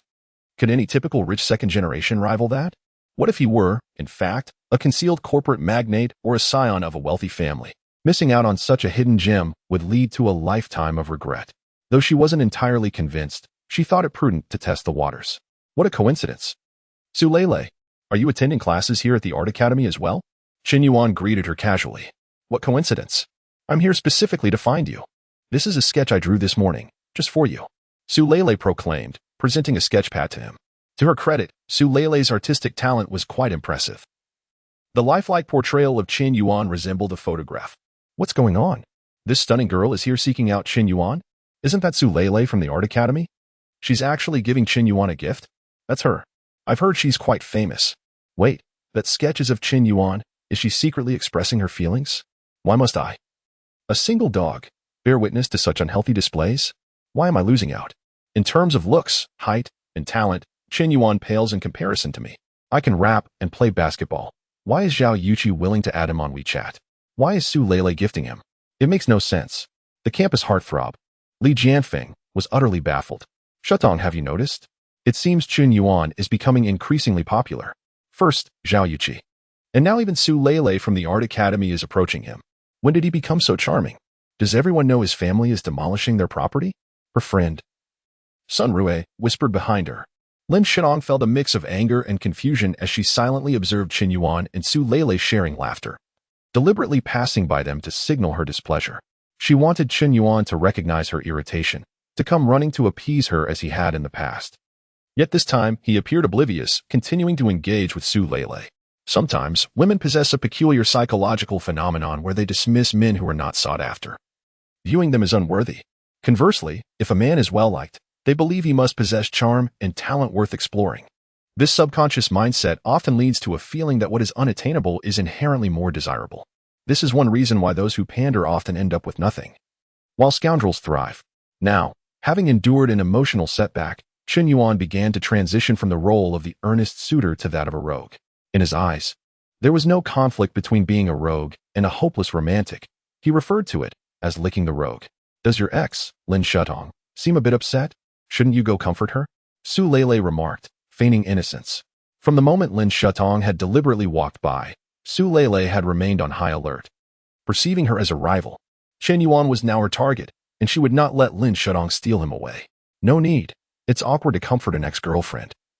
Qin Yuan shrugged. He believed both women were no pushover. In the past, he might have struggled against such cunning girls, but now, as long as he remained true to himself and did not develop genuine feelings, he would prevail. In his mind, they were merely tools to bolster his fortune. Realizing this, Qin Yuan felt a newfound clarity. Indeed, he was still quite young, and one sketch from Su Lele had nearly swayed his heart. Do you enjoy watching live streams, little Yuan? Su Lele inquired, subtly probing as they strolled along the campus's tree-lined paths. Live streams? Not really. I only catch a glimpse now and then when I'm bored. Oh, which platforms do you usually watch? I've seen Shark, Douyin, and Longya, but I tend to watch Shark the most. Just as I thought. Su Lele seemed increasingly assured of her suspicions. Little Yuan, I've been considering becoming a streamer myself. I've heard female streamers can earn quite a bit. That's wonderful. Self-sufficiency is commendable. If you ever start streaming, do let me know. I'll support you. Really? You're so kind, little Yuan. As the conversation unfolded, Sulele had already linked her arm with Qin Yuan's. With a radiant smile, her alluring figure and striking beauty drew the attention of several passing classmates. At that moment, a tall young man, approximately 6 feet in height, fair-skinned and seemingly gentle yet strikingly handsome, approached them with a face full of fury. His eyes were bloodshot, reflecting a sense of betrayal and deceit. Sulele, didn't you say you were going to do your nails with your best friend today? Why did you lie to me? Who is this man? Wang Yu, my choice of company is none of your concern. You are not my boyfriend, she retorted sharply. But you promised to watch a movie with me just a couple of days ago. Why are you going back on your word? Don't girls always mean what they say? Wang Yu's face was filled with despair, his eyes glistening with unshed tears. I've been pursuing you for 6 months. Am I just a backup option to you? His anguish was palpable. Sulele's words were harsh, causing even Chan Yuan to frown involuntarily. In Wang Yu, he saw a reflection of his past self. Suddenly, Qin Yuan forcefully shook off Sulele's arm. Sha Yuan, you. I never expected you to be this kind of person, Sulele. Is it amusing to toy with a man's feelings? Watching a movie repeatedly with someone, who was it? His disappointment was evident. Sha Yuan, let me explain. There's no need for explanations. Do you think you can take pride in having many admirers? Let me tell you. When a piece of meat starts to rot, the flies certainly swarm. With a cold snort, Qin Yuan turned and walked away, disregarding any of Sulele's attempts to explain. Even discarding the sketch she had gifted him into the trash. At that moment, he no longer cared about her feelings. It was merely a matter of venting his frustrations. The sensation of chastising a beautiful girl felt oddly satisfying. A man must possess attitude and principles. Qin Yuan's abrupt rejection left many onlookers in awe. Wow, that guy is bold. How could he scold such a beautiful girl? One bystander exclaimed. If it were me, I wouldn't dare utter a word, afraid to spoil her. You don't understand. That's a real man. Women shouldn't be coddled. Another scoffed. Please, what kind of man is this? So lacking in grace. Incapable of empathizing with a girl. No wonder he is destined to be single forever, a girl remarked. Moments later, Sulele retrieved the discarded sketch from the trash. Her eyes were red, glimmering with unshed tears, appearing utterly pitiful. Lele, that man doesn't value you. It's better you stop wasting your thoughts on him. I am the one who truly cares for you. Wang Yu attempted to console her. Get lost. If it weren't for you, Qin Yuan would never have misunderstood me. I despise you. Lele, what did I do wrong? Why are you treating me this way? Wang Yu's sorrow deepened. He believed he was no less than Qin Yuan, equal in looks, temperament, and charm. Why, then, did Sulele not see him? At that moment, Sulele felt an overwhelming sense of regret. She had gradually come to understand Qin Yuan's depth.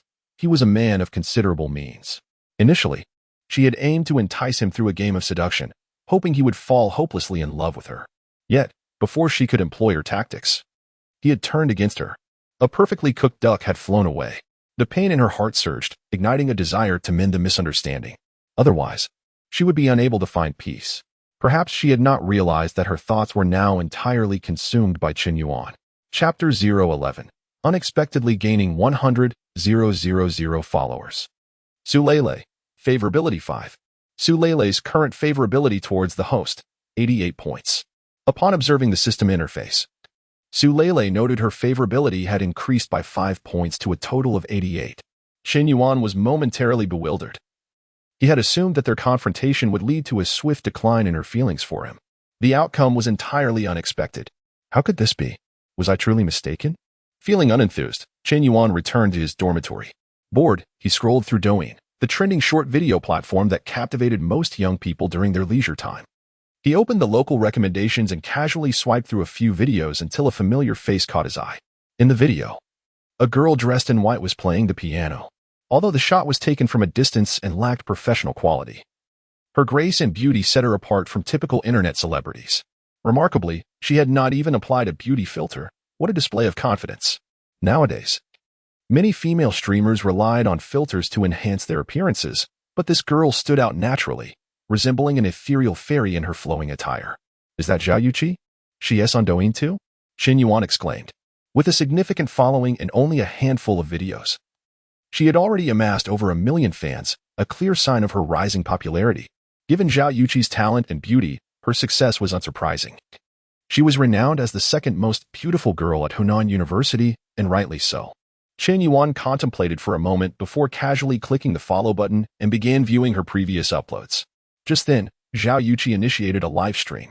Perhaps due to just starting, her live stream attracted only a handful of viewers. She and her friend Wu Xiaofei were chatting in what appeared to be a spacious room. Not a school dormitory. Welcome, Lonely A Cigarette, to the live stream. Wow, that username is quite creative. Are you referencing today as trending topics on Weibo? How dare you impersonate my cigarette? You're getting a bit too bold. I recall a wealthy user named Lonely A Cigarette who gifted a streamer 10 million in half an hour, elevating her from a low-level account to the top rank. Who knows, he might be the real deal. Haha. Should he be a wealthy user? I'd eat my hat live. Zhao Yuqi's Douyin account, named Kiki Cutie, primarily featured singing and piano performances. As time passed, her viewer count rose from just a few to several hundred, with gifts starting to pour in, mostly small tokens. But some more generous gifts as well. Within half an hour, she had accumulated 5,000 sound waves, equivalent to 500 yuan. Among live streamers, competitions were common. Soon, Zhao Yuqi found herself connected with a renowned streamer. Whoa, it's Ping Shiqi. Kiki, I'm defecting. It's not that you're unattractive, but Shiqi is also stunning. And her fan base is massive. As a new streamer, Zhao Yuqi had little to compare with a powerhouse like Ping Shiqi, whose fan count exceeded 30 million and whose live stream drew over 100,000 viewers, one of the top female streamers on the platform. As expected, the moment the PK began, Zhao Yuqi was quickly overshadowed by her opponent, who opened with 5 extravagant gifts. The Carnival of Gifts on Douyin represents the most extravagant offering within the realm of digital donations, valued at 3,000 yuan. With an initial investment of 5 such gifts, the total ascends to 15,000 yuan. Chen Yuan, feeling somewhat incredulous, finally managed to load his account with funds.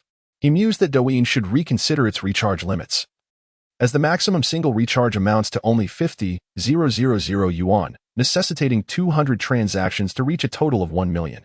Quite a tiresome endeavor. To his surprise, he found himself vexed by the recharge limitations imposed by various platforms. Observing Zhao Yuqi being overshadowed by Ping Shiqi, Chen Yuan unhesitatingly entered a frenzied gifting spree. Zhao Yuqi had become one of his favorite admirers, and he believed that the more he gifted now, the greater the potential returns in the future. Moreover, she was conveniently located at Hunan University, enhancing his chances of success considerably. In the next instant, the effects of the carnival gift flooded the screen. Thank you to Brother Lonely Cigarette for the carnival gift, Zhao Yuqi exclaimed, somewhat astonished. She had anticipated this PK to be a lost cause, yet unexpectedly, a benefactor had emerged in her live stream. The ID looked strikingly familiar. Could it be Brother Cigarette? Is that really you? The one from the trending list on Shark platform? Impressive. He switched from Shark to Douyin, clearly overflowing with cash. There's no way we can compete. It's not that we lack effort, it's just that this guy is too formidable. Zhao Yuqi, you might just be defeated by a small streamer. Unsurprisingly, under Chen Yuan's relentless barrage of gifts, Zhao Yuqi not only triumphed over the renowned influencer Ping Shiqi, but also ascended to the pinnacle of the hourly live stream rankings across the platform. The number of viewers in her live stream surged by tens of thousands, and her follower count swelled by over 20,000. Surprisingly, while Zhao Yuqi's fans increased by 20,000, Chen Yuan's ID inexplicably gained a staggering 100,000 followers. But did this mark the end of the spectacle? Although the PK between Zhao Yuqi and Ping Shiqi had concluded, Chen Yuan's gifting continued unabated. The carnivals appeared to flow endlessly, as if there were no conclusion in sight. Thank you, Brother Lonely Cigarette, for the carnival gift. Thank you, Brother Lonely Cigarette, for the carnival gift. Finally, after what seemed like an eternity, Chen Yuan paused. Zhao Yuqi appeared dazed, having never witnessed such a display of generosity in her brief streaming career. Fly, pinch me. Is this real? Did someone truly send me over 3,000 carnivals? Kiki, you've struck gold. This benefactor just gifted you 1 million. Gratitude poured forth for the benefactor, the esteemed gentleman, Brother Cigarette, during Chen Yuan's hour-long spree. The audience in Zhao Yuqi's livestream unprecedentedly surpassed 300,000. It is important to note that Douyin's viewer counts are among the most authentic across all streaming platforms.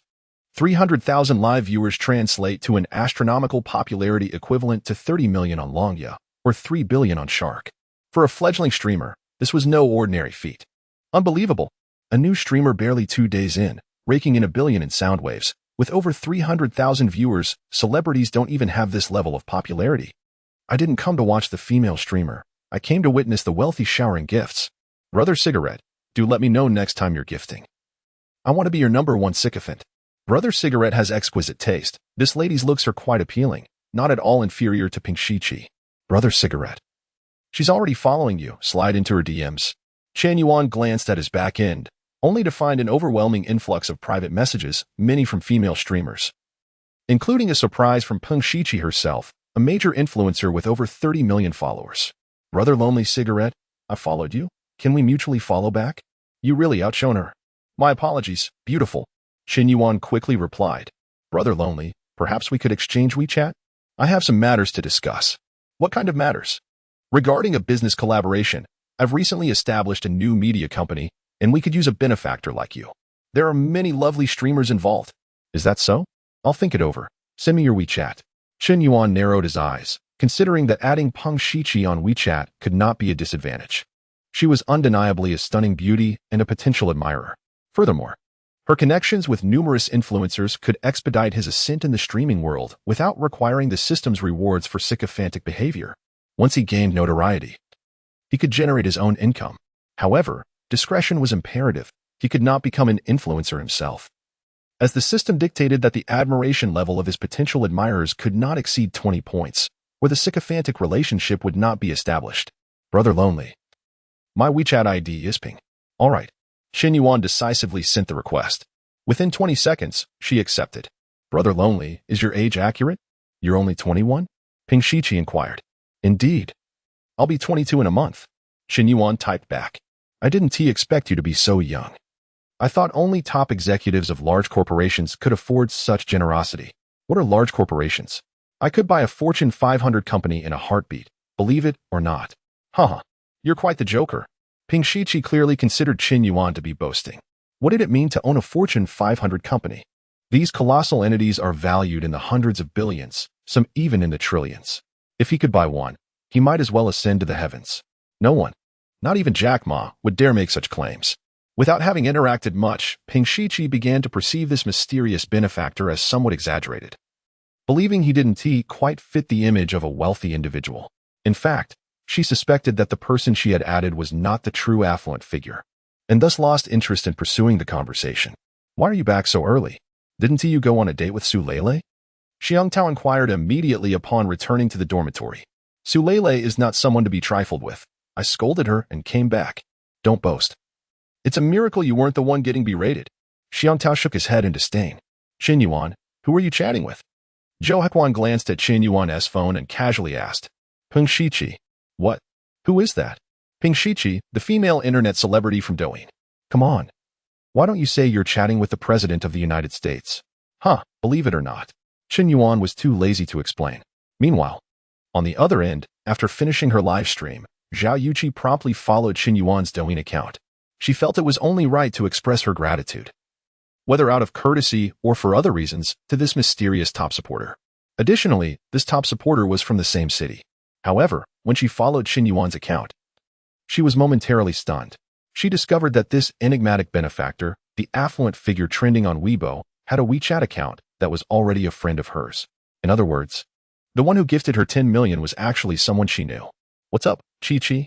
Did you add that mysterious rich guy on WeChat? Let me tell you, someone who can casually gift 10 million possesses unimaginable wealth. If you can gain his support, going viral online would be a piece of cake. I've already added him. Zhao Yuqi replied absent-mindedly. That was quick. No, I just realized that Lonely One Cigarette who gifted me was already my WeChat friend. Zhao Yuqi explained. What? Upon hearing Zhao Yuqi's response, Wu Xiaofei was filled with questions. Your WeChat friend gifted you 10 million? Who is it? Wu Xiaofei asked with mounting curiosity. It's Chen Yuan, the guy who asked me for my WeChat this morning. He is Lonely One Cigarette. Oh my gosh. Wu Xiaofei was astonished. She never expected that the seemingly shy and reserved boy was actually a lavish spender online. The contrast was staggering. Earlier, Wu Xiaofei had thought of several wealthy second-generation suitors who had pursued Zhao Yuqi, but Chen Yuan was certainly not among them. After all, Chen Yuan was notorious in school for being a love-struck fool. While Zhao Yuqi may not have paid attention to campus gossip, Wu Xiaofei was well-versed in it. A love-struck fool like Qin Yuan is capable of casually gifting 10 million? Chi-Chi, are you sure it's him and not someone else? What's the matter? From your reaction, did you know him beforehand? Zhao Yuqi asked. Not exactly, but I've heard of him. Qin Yuan is a junior in our department. He has been pursuing a girl named Lin Shutong for 3 years, but she hasn't responded. He often brings her breakfast and confesses monthly, lighting candles, arranging hearts, singing love songs, and giving small gifts, yet Lin Shutong has never accepted him. What Wu Xiaofei did not know was that a month ago, Qin Yuan had already won Lin Shutong's heart, but she had requested him to keep it low-key, prohibiting any public displays of affection. Therefore, few were aware of their relationship. No way. Qin Yuan is so wealthy, and he is not bad-looking. How could such an exceptional guy be turned down after 3 years? Zhao Yuqi felt increasingly puzzled. She had met Lin Shutong, and while she was somewhat attractive, she was not irreplaceable. There were plenty of girls in school who were more beautiful and accomplished. Conversely, Qin Yuan, with his astounding wealth, capable of casually gifting 10 million to a streamer, was not comparable to an ordinary wealthy second-generation heir. Heirs driving luxury cars worth millions are common, but few can casually part with tens of millions in gifts. None of the rich sons I know have such means. I understand now. The reason Qin Yuan couldn't win Lin Shutong's heart is that he was pretending to be poor. This guy probably worked part-time delivering packages to hide his identity. No one in school knows how rich he is. I've heard that some wealthy heirs have peculiar habits. They seek genuine love and don't want a girl to be with them for money. So, the prince plays the frog, and the wealthy guy plays the poor fool. Qin Yuan fits this mold. Wu Xiaofei, who enjoyed browsing the internet and had a vivid imagination, analyzed this automatically. Is that really the case? I think he must have been disappointed, which is why he has stopped pretending. Zhao Yuqi nodded in agreement, suddenly finding Qin Yuan to be exceptional and considerate. For the girl he likes, he is willing to sacrifice so much. A wealthy young master for the sake of true love.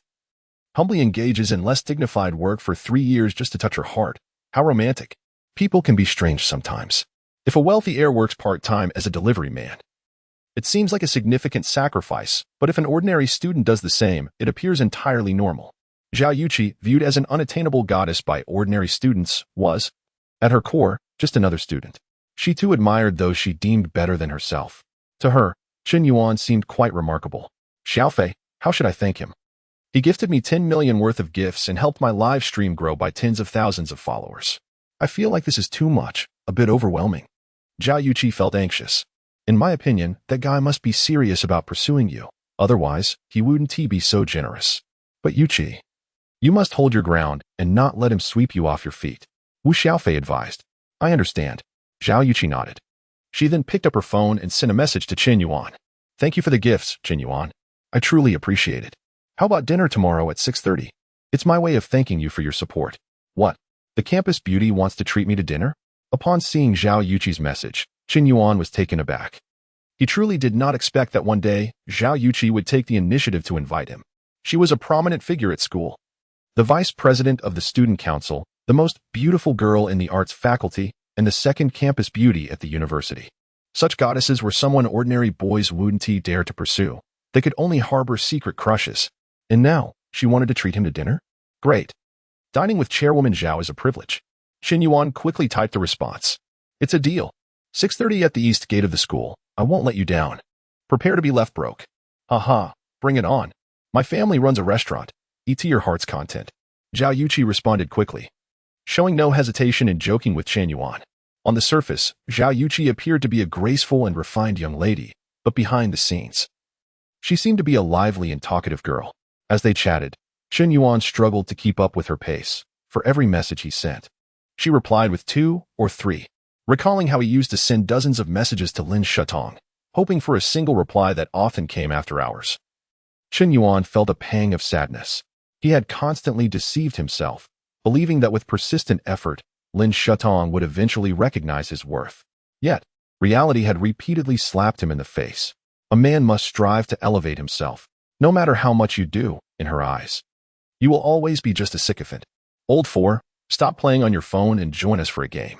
We need a support player to help you reach gold, shouted Zhou Huan. Give me a break. I know your skill level all too well. After 7 years of playing League of Legends, you're still stuck in silver. You think you can help me reach gold? I wouldn't believe you if you were the last person on Earth. Qin Yuan rolled his eyes. Our Ioria server is different from others. I'm silver in Zone 1, but I can easily crush suburban kings. If it weren't for my terrible teammates, would I still be stuck in silver after 7 years? Not playing. Go away. I want to chat with the campus beauty. Keep dreaming. Before long. It was 6:30 the next afternoon at the east gate of the university.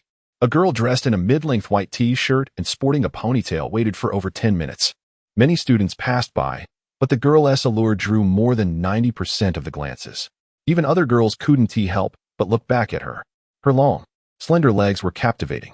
Though her outfit was simple, it accentuated her perfect figure, radiating youthful energy.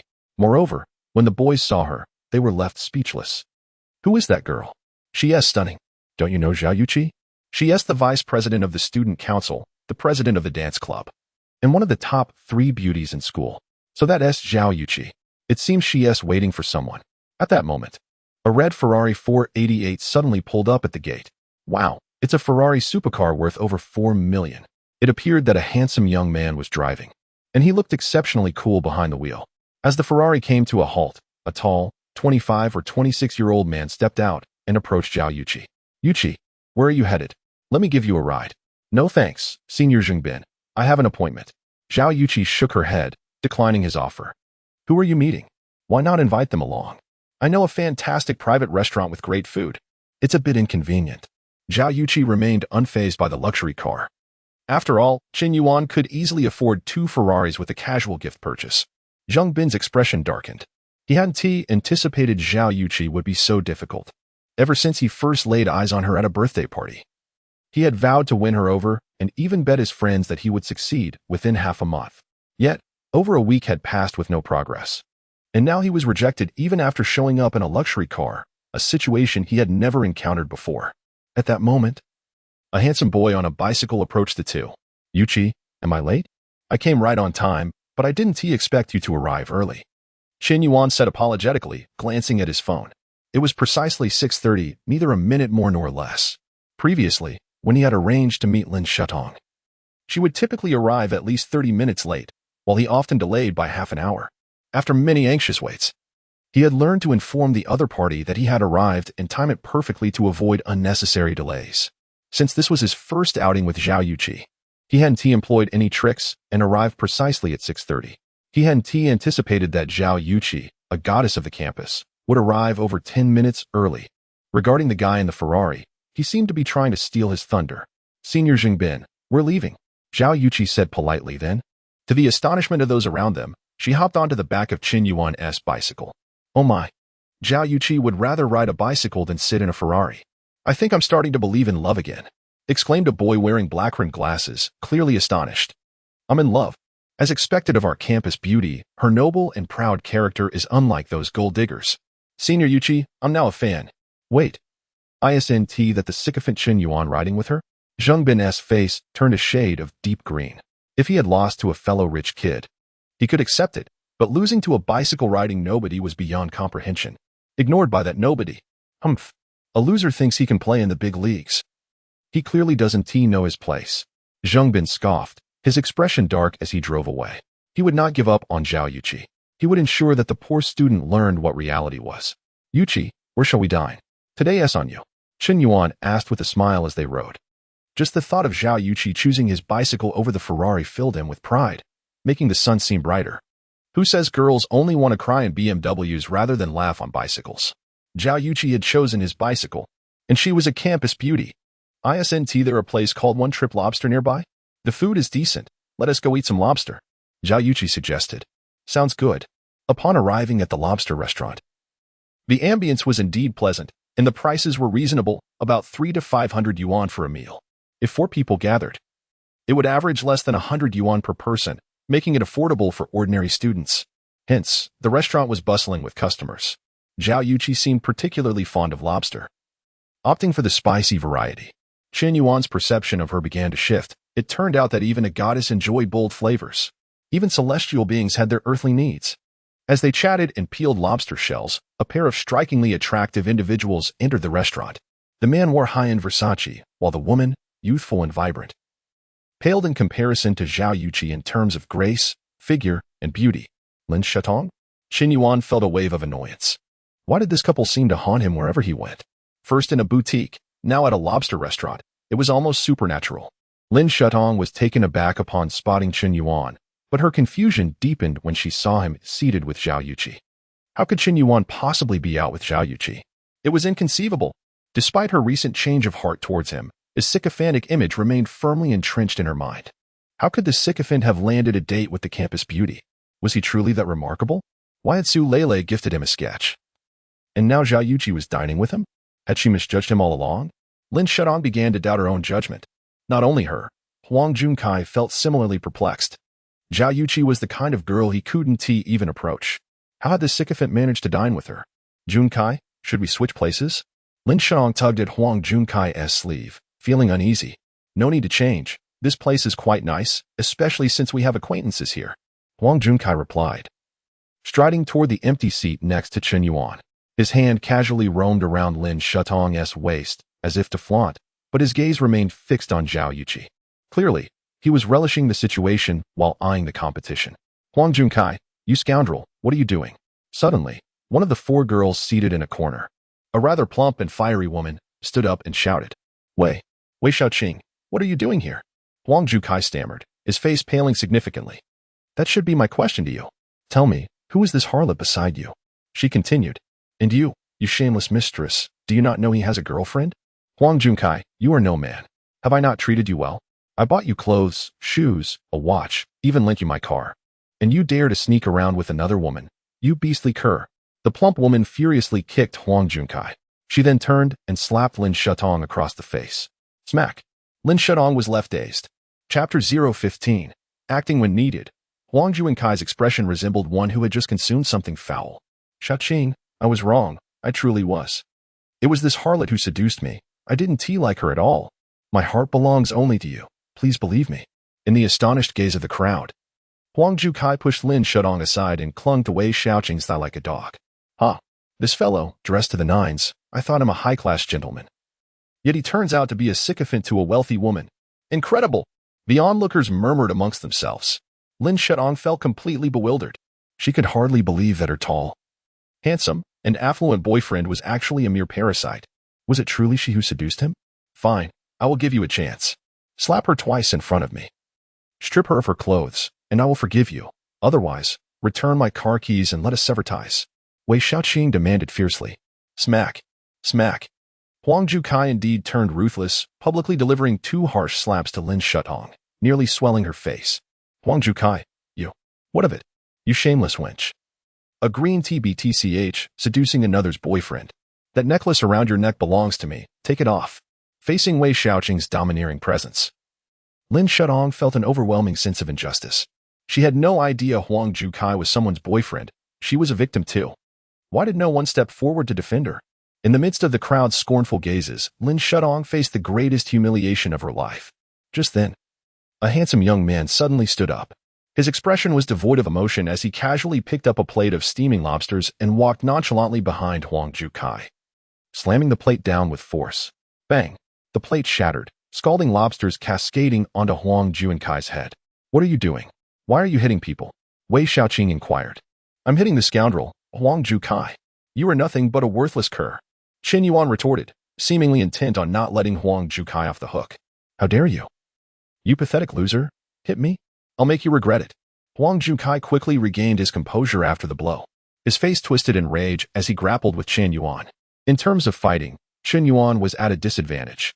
Huang Junkai stood at 183 centimeters and weighed 70 kilograms, while Chen Yuan was only 179 centimeters and weighed 63 kilograms. Just then, he noticed Lin Shutong's favorability towards him rising rapidly. Lin Shutong. Favorability 20 Lin Shutong.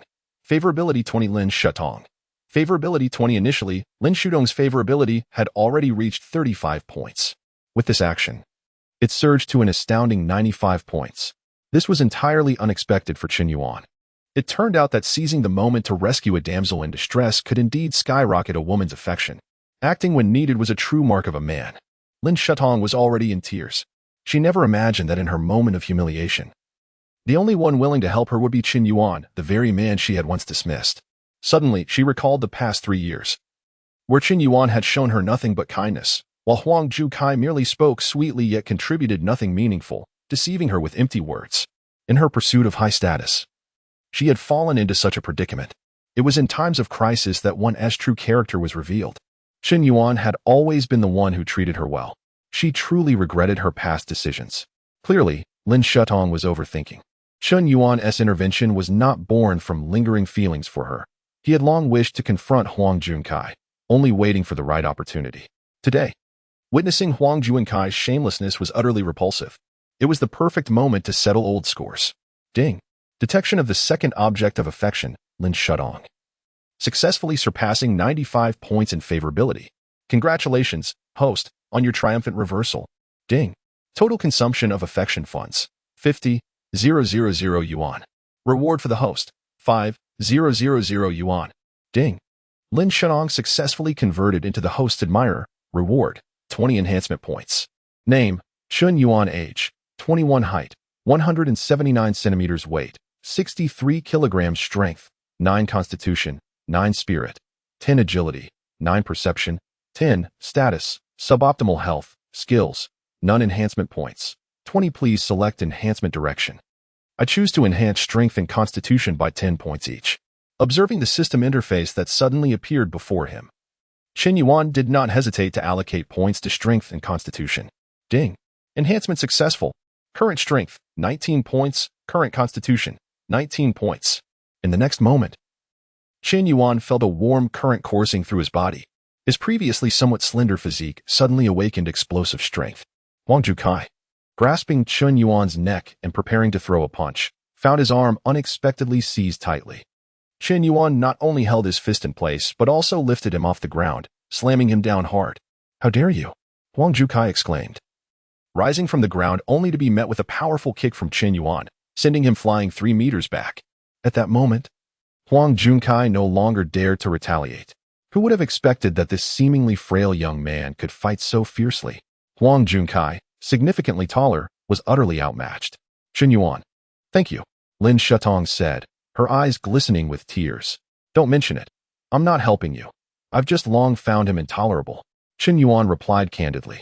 However, Lin Shutong clearly perceived it differently. She believed Chen Yuan still cared for her, merely too proud to admit it. Xiaoqing, help me. Take me to the hospital. I feel like I'm dying. Get lost, you scoundrel. You deserve to be beaten.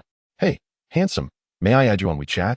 Wei Xiaoqing showed no sympathy for Huang Junkai's plight and instead approached Chen Yuan to request his contact information. Chen Yuan acted decisively just now, effortlessly overpowering Huang Junkai. Exuding an undeniable charm that can only be described as strikingly handsome. This is the essence of a true man. Huang Junkai, a mere facade, becomes increasingly repugnant upon closer inspection.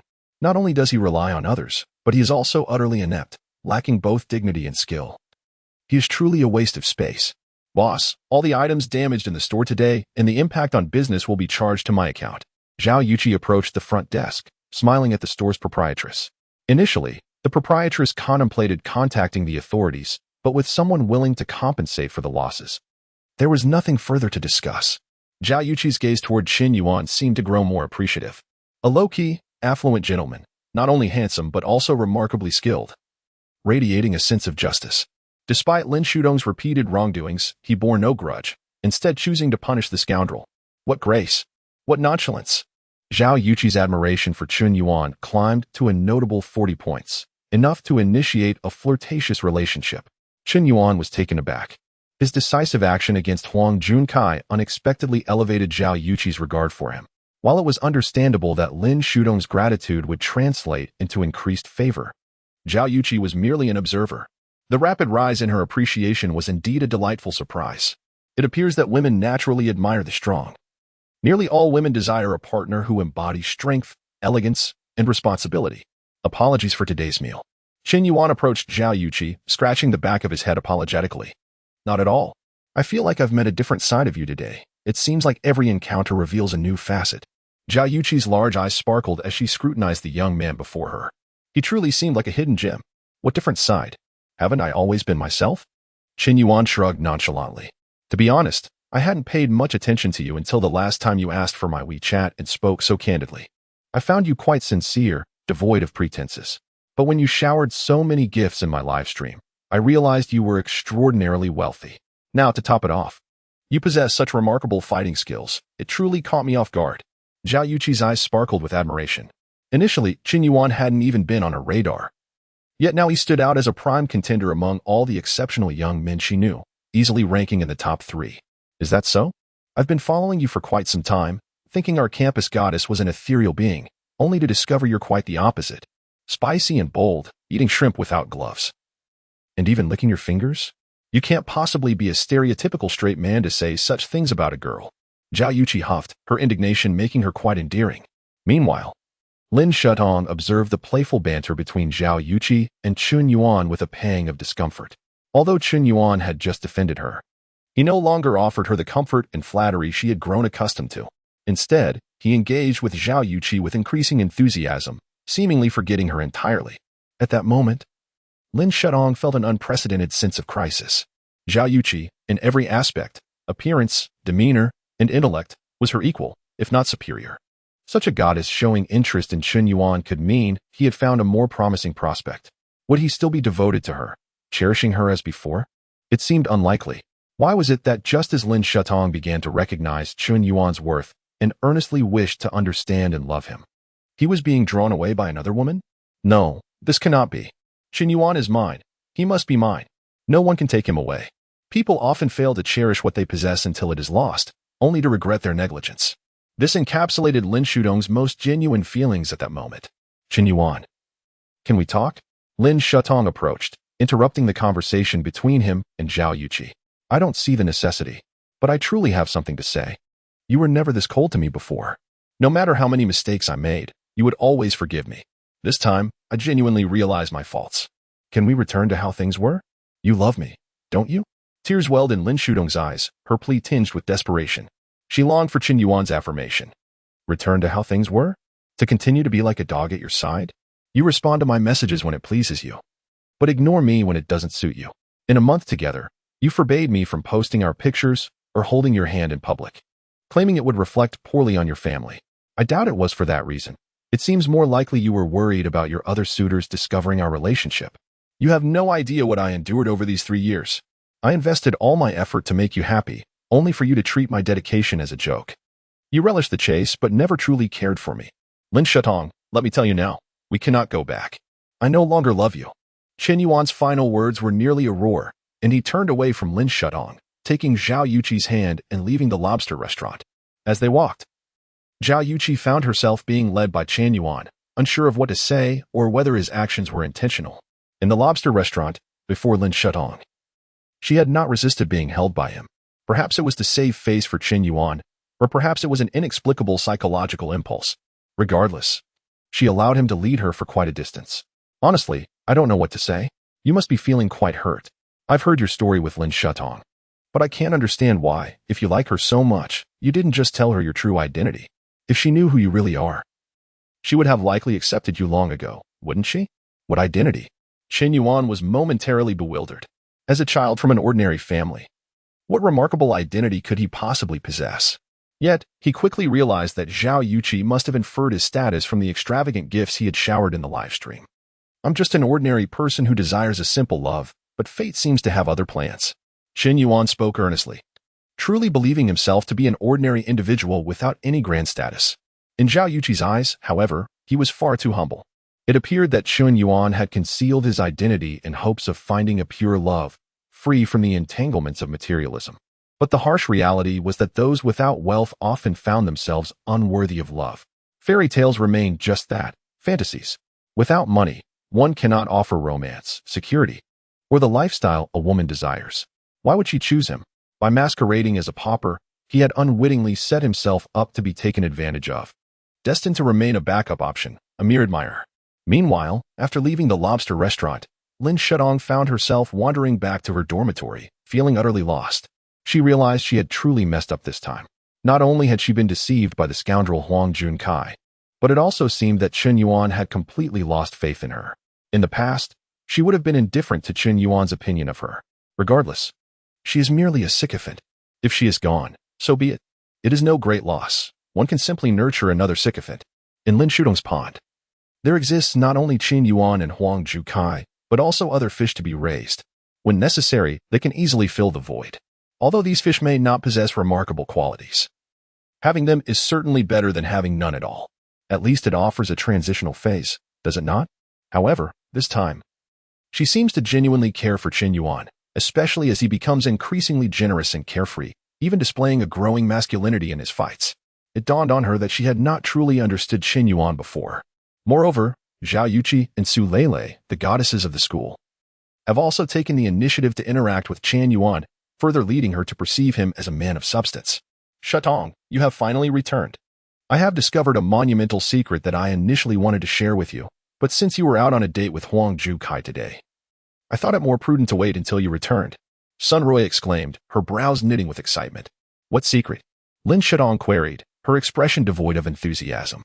The humiliation and blows she had endured earlier were far too severe for her to recover from swiftly. Do you know the true identity of Lonely Smoke? Sun Rui asked. Lonely Smoke, the one trending on Weibo, the extravagant benefactor who gifted $1 million to a female streamer? Not $1 million, but $2 million. Shatong, did you know?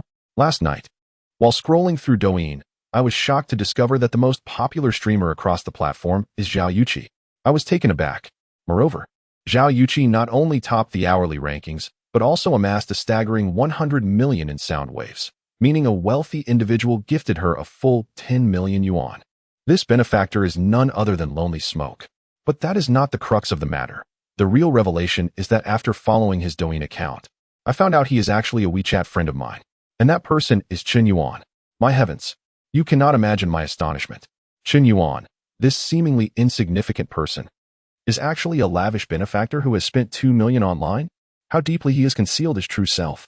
I suspect his story about his family's relocation is a mere facade. His true identity must be that of a super rich heir or a corporate magnate. Shatong, you are on the brink of a major breakthrough. If you marry into wealth in the future, do not forget your sisters. Sun Rui rambled on, hardly able to contain her excitement. Lin Shatong felt as if struck by lightning, overwhelmed by the revelation. What did you say? Qin Yuan. He is Lonely Smoke? Indeed, Shatong. At first, I could hardly believe my eyes, but the WeChat account linked to Douyin is infallible. Moreover, Qin Yuan is able to transfer 50,000 yuan to you with ease. I doubt that even if his family is relocating, they would hand him such a substantial amount of money without reason. Thus, there is only one possibility. Qin Yuan is a rich heir, a super benefactor. Shatong, why not discard Huang Junkai and be with Qin Yuan instead? Sun Rui suggested. However, as soon as she uttered these words, Lin Shatong felt as if her heart had been pierced multiple times. It was bleeding. Stop it, Sharue, please. Don't say another word. What is wrong, Shatong? Why are you crying? At this moment, Lin Shatong felt as if her heart were being torn apart. She finally understood why Zhao Yuqi had dined alone with Qin Yuan. It turned out that he had gifted Zhao Yuqi a staggering 10 million yuan. That sum should have been hers. Why did it end up in the hands of that wretched Zhao Yuqi? The wealthy young man she had long pursued had already been claimed. This magnate was even more affluent than she had imagined, wholeheartedly devoted to Zhao Yuqi, the very embodiment of her ideal man. Yet, she had carelessly pushed him away. In that instant, she wished she could slap herself hard. To possess a treasure yet remain oblivious to it. How foolish could one be? No, it cannot end like this. Qin Yuan belongs to me. I have not lost yet. There is still a chance for redemption. I must not give up. I must win Qin Yuan back. After enduring a series of blows, Lin Shatong resolved to regroup. As the saying goes, a man pursues a woman, and there are mountains in between. A woman pursues a man, and there is but a veil.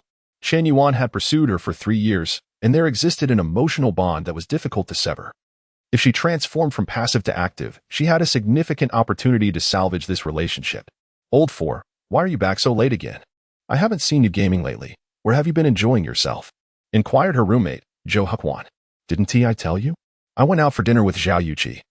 And later, out of boredom, I strolled through the streets. She even bought me a pair of Yeezy shoes. Qin Yuan replied nonchalantly, gesturing towards his new footwear. Old Four, boasting has its limits. Zhao Yuqi asked you out for dinner and bought you shoes? You must be joking. Fine. If you don't believe me, I want to explain. Perhaps she is interested in me. Shit, this guy is asking for it. Should we take him down? Yeah, let us get him. Old Four, receive my dragon subduing 18 palms. Anti-dragon with regret. The monkey steals the peach. The foot of eternal separation. That night, the moon shone brightly, and after a playful scuffle with his roommates Zhou Haiquan, Xiong Tao, and Chao Jinyan, Qin Yuan prepared for a shower and sleep. In the bathroom, he discovered that he had developed 8 abdominal muscles. His previously slender figure now appeared robust beyond belief. His physique was now a perfect example of slim in clothes, muscular without. The enhancement points from the system had proven incredibly effective. Such a physique would typically require 3 to 5 years in the gym for an average person to achieve. Qin Yuan mused in disbelief. The 20 enhancement points had nearly doubled his physical capabilities and strength. This was merely the beginning of his transformation through Lin Shutong. If he were to attract more goddesses, he wondered if he might transform into a superhuman in the future. However, the reward from this transformation was disappointingly meager. Merely 5,000 yuan. Had he known, he should have spent more on Lin Shutong. Qin Yuan shook his head in regret. Not long ago, he had checked his private account and indeed found an additional 5,000 yuan. For him, this was a substantial sum, allowing him a bit of freedom in spending. For an ordinary junior student, this was a considerable fortune.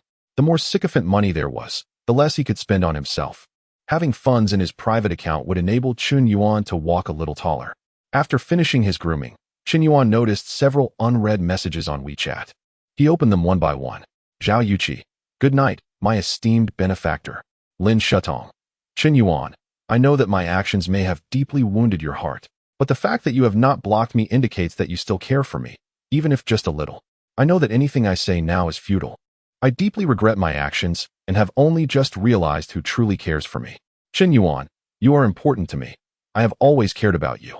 Please, do not leave me. Grant me another chance, and I will make amends for my past shortcomings. Su Lele. Qin Yuan, could you lend me some money? Qin Yuan read all 3 messages carefully. He replied to Zhao Yuqi with a simple good night, while he chose not to respond to Lin Shutong at all. As for Su Lele's message, under normal circumstances, Qin Yuan should have ignored Su Lele entirely, as she always spoke of money.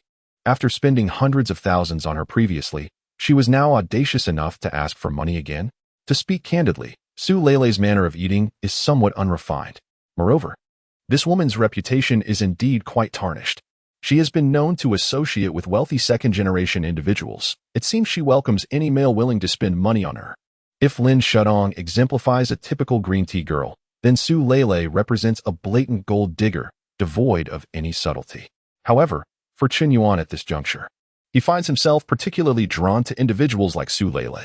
He is unperturbed by her materialism or her request for financial assistance. What concerns him is her not asking for enough. With a fortune amounting to 900 billion, he has scarcely begun to spend. At this rate, it could take a millennium to exhaust such wealth.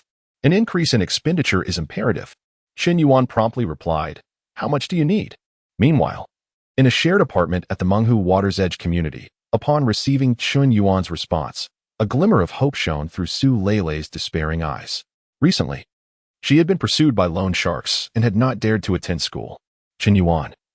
My father is in debt due to his business troubles and owes money to loan sharks. Could you assist me? Su Lele's words were devoid of deceit. Her father, Su Tianao, had once owned a chain of internet cafes in Han City, boasting 17 establishments and assets worth millions. The internet CAF business had been thriving, and it was anticipated that the initial investments would be recouped within a year or 2. However, an unforeseen pandemic struck, leading to a nationwide shutdown of internet CAFs for a prolonged period of 6 months, ultimately resulting in her family's bankruptcy. Friends who once shared a close bond with her now kept their distance. Before reaching out to Qin Yuan, Su Lele had exhausted her options among her friends, particularly those affluent suitors who had previously expressed interest in her. Yet when she requested a substantial sum, they hastily severed ties. Some even insulted her, branding her a prostitute. While such insults are unjustifiable, one must consider the circumstances. Asking for such an exorbitant amount without any guarantees or written agreements, merely relying on her looks. It is naive to presume that individuals would be willing to part with substantial sums under such pretenses. Su Lele felt a twinge of anxiety. Although Qin Yuan was wealthy, it was uncertain whether he would lend her such a considerable amount. Additionally, a recent unexpected encounter with Wang Yu had left Qin Yuan somewhat disenchanted with her. Qin Yuan, I wish to borrow 500,000. Rest assured, I can sign a formal agreement to ensure repayment. She implored, please send me your bank account number. Qin Yuan replied succinctly, without any unnecessary dialogue. All right. My account number is 6225. Moments later, Su Lele received a notification of a bank transfer. Ding. Your account ending in 6987 has received a deposit of 5,000,000 yuan. Staring at the bank message, Su Lele was momentarily stunned. Chen Yuan, I only borrowed 500,000. Why have you transferred 5 million? She quickly inquired. Oh, I accidentally added an extra zero. Upon reading this message, tears welled in Su Lele's eyes. Chen Yuan, you truly care for me. How else would you know that my family owes 5 million in loans? It dawned on her that he had indeed done his research. Thank you, Chen Yuan. I am at a loss for how to express my gratitude. I promise to repay you. All the grievances Su Lele had endured over the past few days erupted at this moment. The immense pressure she had been under dissipated in an instant. Her family owed a staggering 4.8 million yuan in loans. As a student, even if she resorted to selling her body, it would be impossible to gather such a vast sum in a short time. She had merely hoped to borrow whatever she could. She had reached out to all her friends, including those who had professed their love and willingness to support her, yet none were willing to lend even a dime. Especially the wealthier ones, who were the most miserly. Yet Chen Yuan, without asking any questions or insisting on a repayment agreement, had transferred a colossal sum of 5 million, enough to settle all her family's debts. Su Lele was touched. Her heart, once encased in a hardened shell, shattered, leaving her utterly vulnerable. In that moment, Chen Yuan's slightly gaunt figure appeared remarkably heroic in her memory. She felt an unprecedented sense of security emanating from him, which was utterly captivating. As for the few boys on WeChat who had lent her their monthly allowances, she selectively chose to ignore that detail. After the transfer of 5 million, Su Lele's affection for Chen Yuan began to rise once more, even in their absence from one another. Her initial fondness had reached 88 points, and now it steadily climbed to 94, tantalizingly close to a breakthrough. Yet, just as it approached that pivotal threshold, the growth abruptly halted. What on earth? Must you toy with my emotions like this? Chen Yuan thought, nearly cursing at the progress bar. Did it require additional funds? No, that was excessive. Overindulgence could lead her to perceive him merely as an ATM, failing to genuinely increase her affection. While financial allure is potent, it lacked the sweetness of endearment. Currently, he had the wealth, yet he had not articulated enough sweet nothings, and Chen Yuan was not particularly skilled in such matters. Certainly, he would never confess his feelings to Su Lele, having learned a painful lesson from his past with Lin Fan. His premature declaration had placed him in an uncomfortable predicament. He had since concluded that the optimal approach to courting was to refrain from confession altogether and instead focus on arranging outings. If she agreed to meet, it indicated a mutual interest. If not, it was best to cut ties early to prevent deeper entanglement and avoid becoming a mere sycophant. Once feelings are confessed, vulnerability is exposed, causing the woman to instinctively withdraw, making pursuit thereafter exceedingly challenging. Initially, Chen Yuan had no intention of genuinely pursuing Su Lele. He viewed her merely as a means to an end. Thus, he maintained a casual demeanor around her, even feigning irritation recently as a show of indifference, which only enhanced his allure. After some contemplation, Chen Yuan began to type. If you encounter difficulties, do not hesitate to reach out to me. I will assist you in any matter. No, that was too obsequious. He had lent her 5 million, not the other way around. Why should he curry favor? Recalling how he had previously indulged Lin Fan in such flattery made him feel nauseated, prompting him to delete the message. He typed again, Su Lele, you must refrain from ambiguous relationships with other boys. Understood? Still too forceful. This sounded rather unpleasant, and he had no intention of pursuing a romantic relationship with Su Lele. He deleted that too. Ultimately, he opted to send her a simple farewell. Good night. Indeed, good night was the most appropriate expression at that moment. Chen Yuan concluded that he should not speculate on Su Lele's inner thoughts, but rather keep her guessing about his true intentions. This would ensure his position remained unassailable, transforming initiative into passivity, the highest form of strategy for a sycophant. Good night, Chen Yuan. Su Lele promptly replied. Yet, her affection for him still did not increase. Very well, I shall leave it to fate. The more anxious one becomes, the more mistakes one makes. Perhaps it is best to wait until tomorrow. Chen Yuan sighed. In the apartment complex, beneath the boys' dormitory, a striking young woman, holding an exquisite breakfast, had been waiting for over 10 minutes. To my astonishment, this girl was quite attractive. And she was even bringing breakfast. I wondered which fortunate fellow had managed to garner such attention that a girl would deliver him breakfast. While it is not uncommon for boys to bring breakfast to girls, This was the first time I had witnessed the opposite scenario. Alas, in this day and age, even the finest of flowers seem to be trampled upon by swine. Here I am, exceptionally handsome, yet single for over 20 years. As a group of boys pointed and murmured, Chen Yuan, along with his roommates Xiong Tao and Chao Jinyan, descended the stairs. Just as he stepped out of the dormitory, the eagerly waiting Lin Shutong rushed to him. Chen Yuan, this is the breakfast I prepared for you. Shall we go to class together? Lin Shutong said, her tone sweet and flattering. Thank you, but you should eat it yourself. It's better we maintain some distance to avoid misunderstandings. Chen Yuan replied earnestly, firmly declining her offer. The moment he uttered those words, several boys who had been eyeing Lin Shutong for quite some time nearly choked on their disbelief. Who was this arrogant fellow? How could he turn down a splendid girl like her? As two bespectacled boys simmered with indignation, yet another stunning girl approached, her figure and beauty breathtaking. She cast a glance at Lin Shutong, her eyes brimming with palpable hostility. Chen Yuan, I brought you breakfast too, and it's still warm. Hurry and eat. Su Lele cooed in a melodious voice that nearly melted the hearts of the onlooking boys. What was happening? Another remarkable girl delivering breakfast to him? This guy must be extraordinary. It was nothing short of miraculous to have two such beautiful girls vying for his attention. At that moment, Chen Yuan's roommates were utterly astonished. They had always thought he was merely boasting in the dormitory, yet here he was, truly remarkable. With Lin Shutong and Su Lele competing to serve him breakfast, boldly acknowledging each other as presents without hesitation. What was this? A pursuit? The atmosphere became rather peculiar as both attractive girls presented their breakfast simultaneously, waiting for Chen Yuan to choose. As more boys joined the scene, curiosity grew. Wasn't this the infamous Chen Yuan, the so-called simp? When had he become so impressive? Perhaps my efforts were not in vain. If he, a self-proclaimed simp, could achieve such success, maybe my own declaration of feelings to Qin Bingxue could one day bear fruit. Qin Bingxue, the campus belle of Hu University? Are you dreaming? One boy scoffed. Bro, how many beers have you had this morning to be so delusional? Another chimed in. Hey, we haven't had breakfast yet. Don't take our food, Xiong Tao remarked, attempting to lighten the awkward atmosphere. Fine, then you can have it. Chen Yuan accepted both Lin Shutong's and Su Lele's breakfasts, only to hand them over to Xiong Tao and Zhou Haiquan. This action displeased both girls, though it also relieved them somewhat. At least Chen Yuan hadn't consumed the other girl as breakfast, preserving some dignity. The tension eased slightly.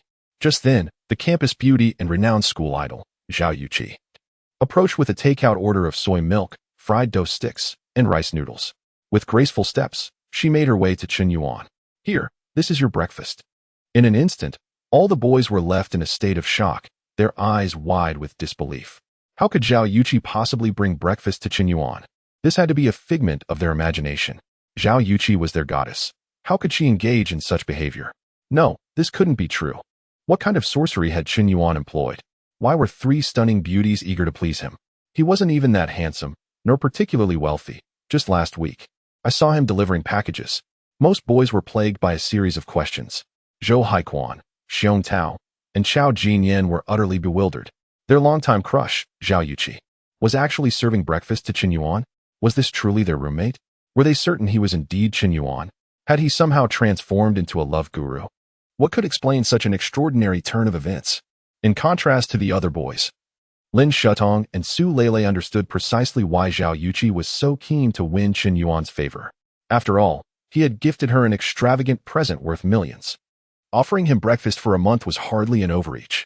By maintaining a good relationship with Chen Yuan, Zhao Yuqi could significantly boost her career in live streaming. It wouldn't be long before she became a major internet celebrity, easily earning 6 figures monthly. That very morning, Zhao Yuqi had skyrocketed to the top of Weibo's trending topics, much like Xiaomi Air had a few days prior, after a mysterious wealthy benefactor, Lonely Smoke, showered her with gifts, causing her popularity to soar.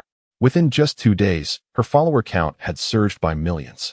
Numerous netizens had been discussing her remarkable rise, with many even sharing screenshots and videos, all of which had gone viral.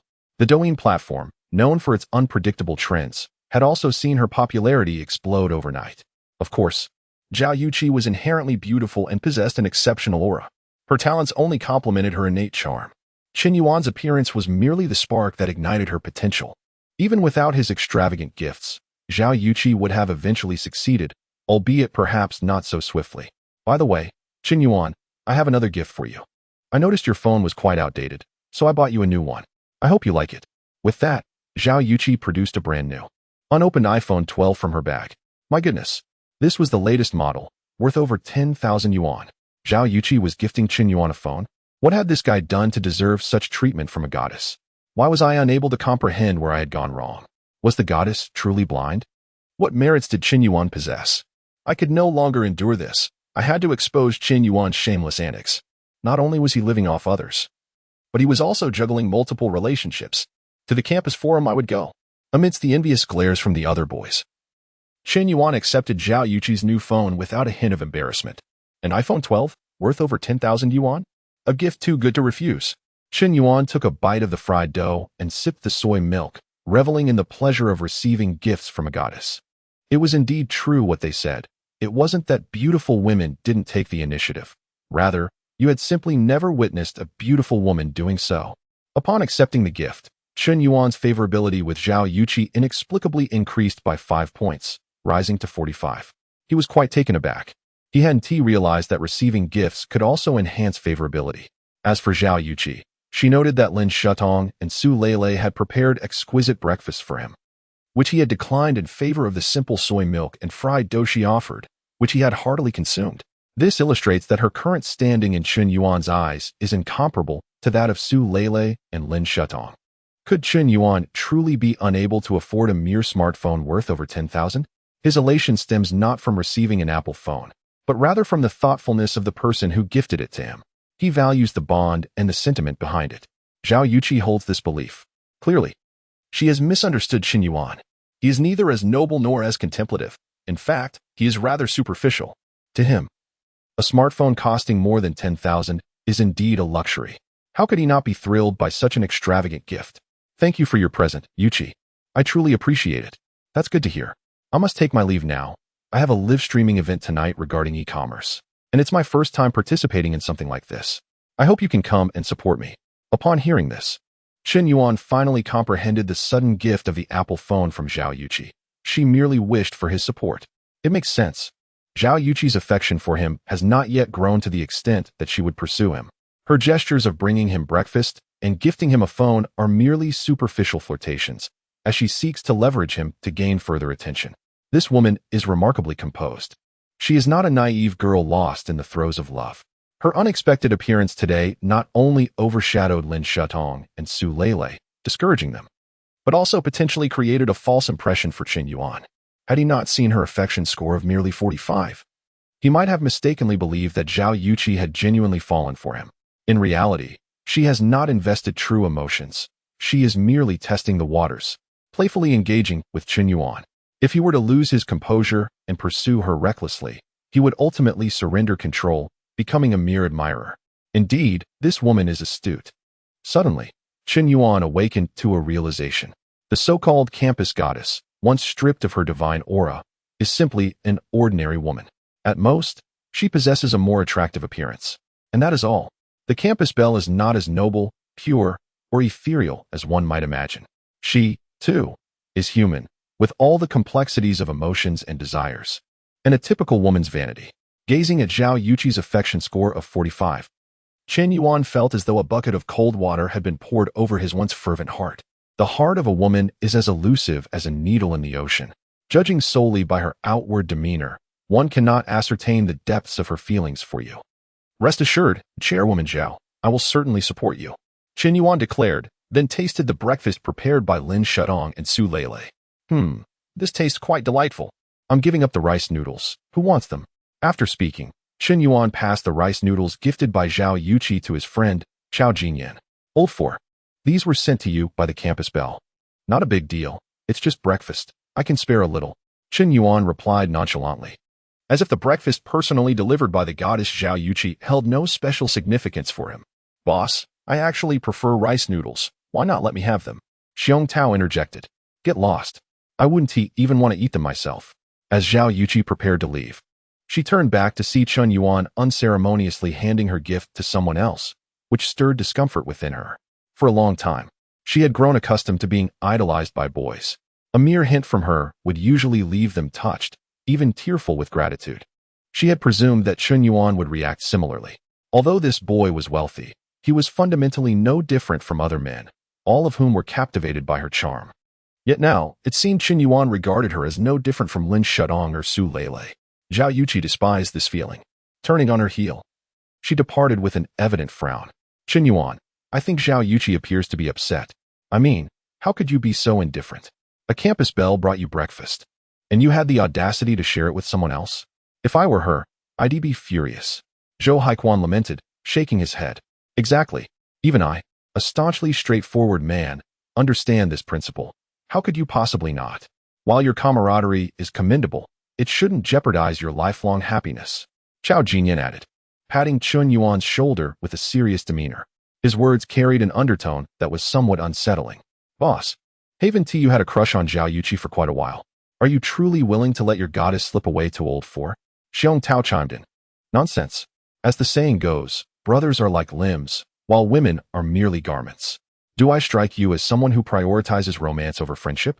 Are you certain that it's not because you can't win over Zhao Yuqi that you're saying this to comfort yourself? We're all brothers here. Can't you drop the pretense? How dare you? Can't you afford me a shred of dignity? After Zhao Yuqi's departure, Lin Shutong and Su Lele also left in succession. Today marked the first official confrontation among the three women. Initially, it seemed Zhao Yuqi had overshadowed Su Lele and Lin Shutong, yet ultimately, none emerged unscathed. The primary issue lay in Qin Yuan's ambiguous attitude, leaving everyone unsure of whom he truly favored. Since learning of Qin Yuan's background last night, Lin Shutong had solidified her resolve. Regardless of how Qin Yuan treated her, she vowed to win him back. If he could pursue her for 3 years, then she too could chase after him for 3 years. She would reclaim what was once lost. Perhaps she had not realized that her actions were increasingly reminiscent of a devoted admirer. As for Su Lele, she believed that Qin Yuan harbored feelings for her. After all, why else would he casually lend her 5 million? Moreover, wealthy men are never devoid of female admirers. It is entirely normal for someone as exceptional and affluent as Qin Yuan to attract attention, compared to those lacking desirability. She would rather vie for a man beloved by many. The more sought after a man is, the more it signifies his worthiness. With even Zhao Yuqi taken with Qin Yuan, she felt even less inclined to let go. Retreating in the face of difficulty is the lament of the weak. The strong charge forward. Upon arriving in class, Qin Yuan took some time to set up the newly gifted Apple phone from Zhao Yuqi. As he just logged onto WeChat, a flurry of messages appeared. Lin Shutong. Qin Yuan, let us go watch a movie tonight. I've already bought the tickets for the 10 o'clock show. After the movie, we can grab a late-night snack. I've been feeling quite down lately. Would you keep me company? Lin Shutong's message was rather explicit, leaving much to the imagination. A 10 o'clock movie would surely end around midnight, and after a late-night snack, wouldn't it be at least 1 or 2 in the morning? What would happen when the school gates closed for the night? They would have to find a hotel room. A lone man and woman sharing a hotel room. Surely they wouldn't book 2? That would be such a waste. 1 room would suffice for conversation, for sharing dreams and aspirations. The familiarity of this ploy struck Qin Yuan. Not tonight. I need to study. Graduation is approaching, and I'm also planning to take the entrance exam for graduate school. Even Qin Yuan found this excuse unconvincing, mere nonsense. Yet, he sent it to Lin Shutong regardless. Lin Shutong, you're preparing for the entrance exam? I knew you were an industrious guy. If you're studying for it, I can join you. Qin Yuan, I was just saying that. I really don't want to watch a movie. Lin Shutong, that's all right. If you don't want to go tonight, we can go tomorrow. Lin Shutong, the weekend works too.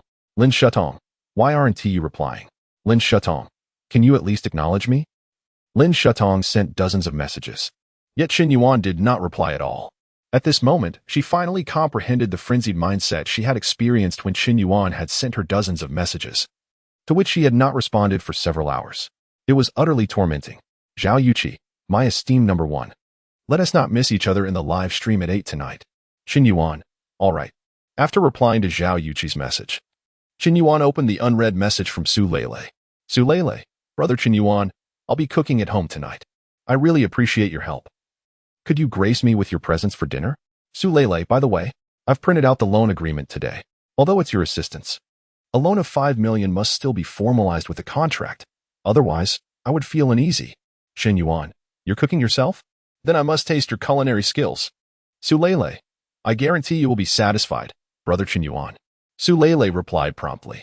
Closing the WeChat chat page, Chen Yuan began downloading commonly used applications like Shark Live, Douyin, Longya Live, Penguin Chat, Alipay, and others. Since it was a new phone, many apps needed to be re-downloaded. However, in this era of 5G, the internet speed was remarkably fast, and it didn't take long for everything to be ready. Bored, Chen Yuan opened the Shark Live app. Originally intending to watch a gaming live stream, he inexplicably glanced at the beauty section and discovered Xiaomi was live. He casually clicked in. This time, Chen Yuan was no longer an inconspicuous newcomer. He was a level 120 powerhouse.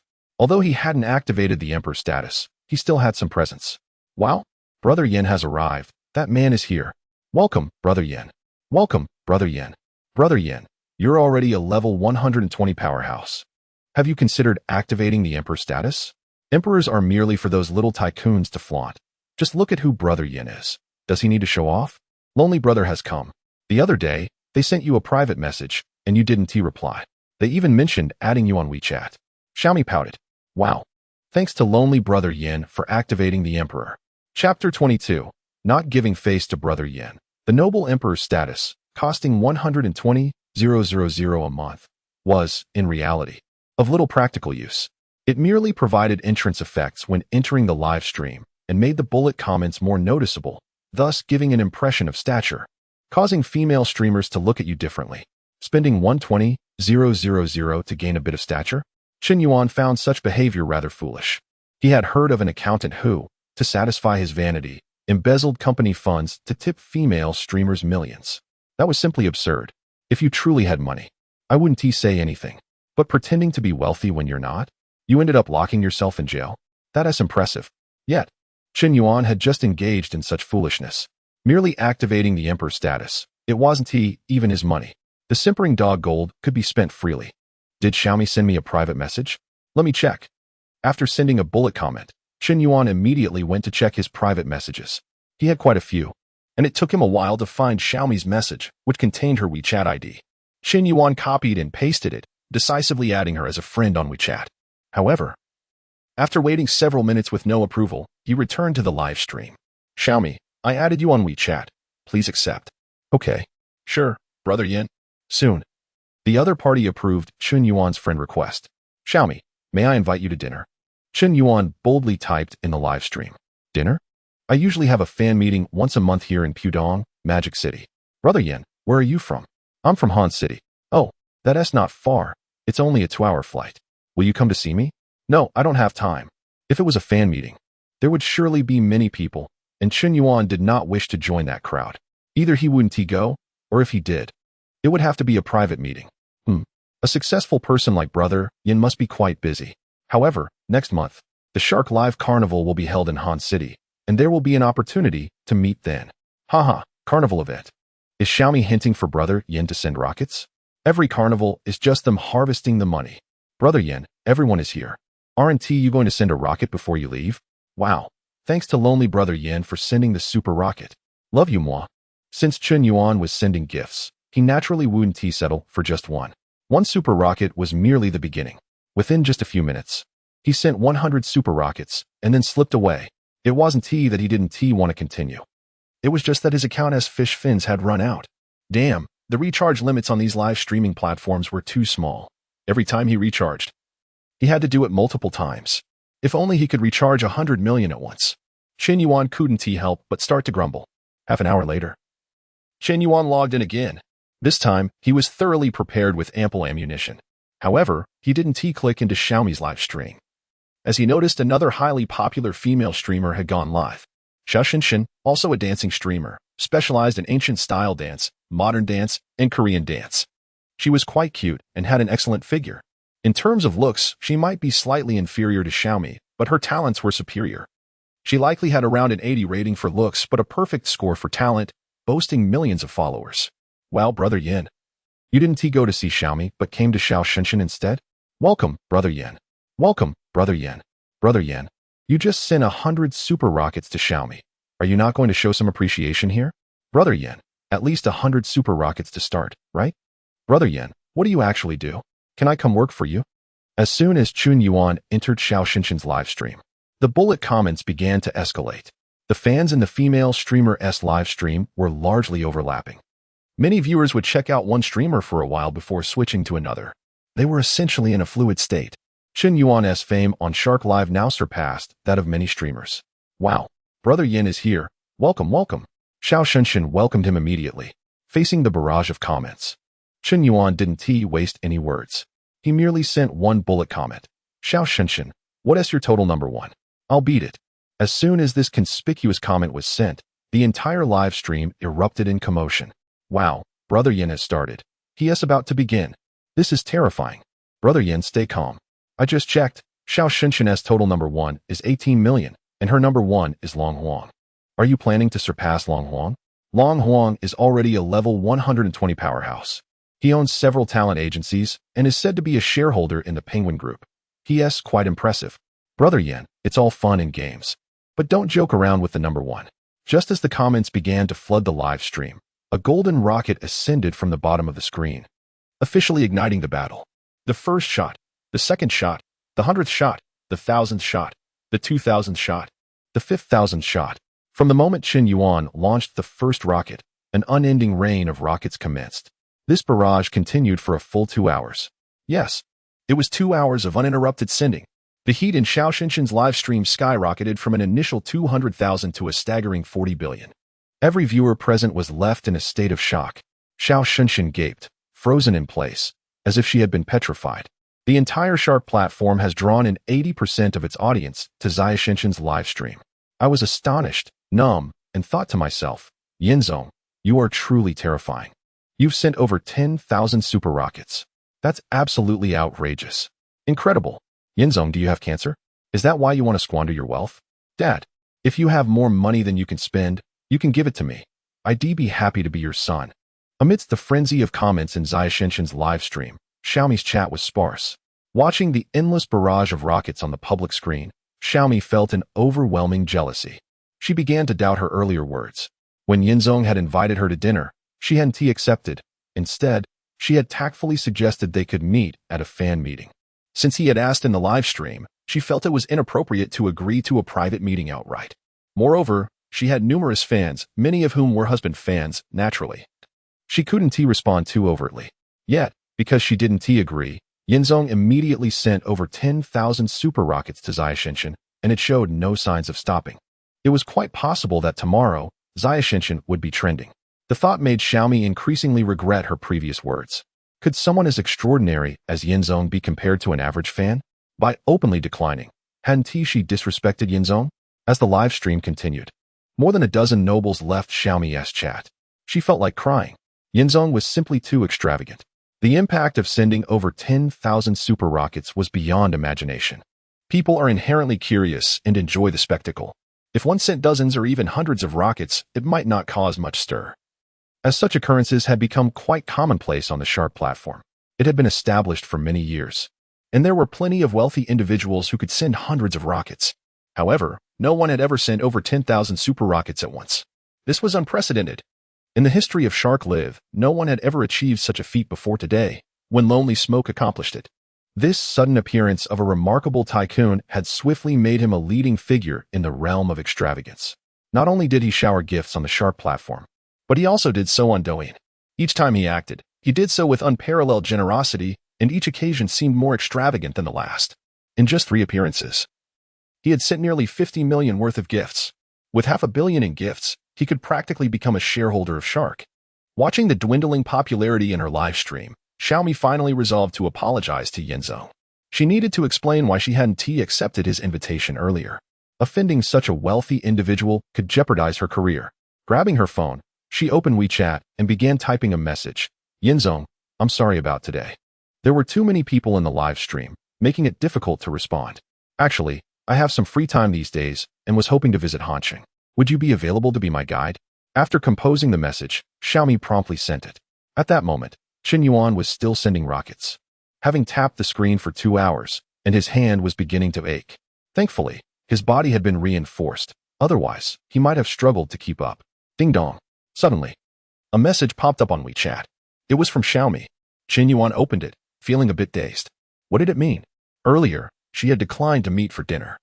And now she was saying she had time to fly to Hanqing for a vacation? This shift in attitude was quite unexpected. Perhaps she had finally grasped the subtext of his invitation. It must be so. Qin Yuan smiled and nodded. Well, since he was tired from sending rockets, he decided to take a break. Continuously sending rockets was exhausting. And his phone was nearly out of battery. How could this iPhone 12 have such poor battery life? After Qin Yuan ceased sending rockets, it took a full 5 minutes for the viewers on the Shark Live platform to finally react. It's over. It's finally over. 12,700 super rockets. My goodness, I've sent a total of 12,700 super rockets this time. Welcome, Dragon Emperor. Wow, Dragon Emperor, you're finally back. Did you know someone took your top spot? Before knowing Yinzong, I thought sending 100 rockets made one a tycoon. Now, after meeting Yinzong, I feel embarrassed if I don't send at least 1,000 super rockets. Xia Xinshan's live stream remained lively, but Qin Yuan had quietly departed. Unbeknownst to him, the morning classes had concluded.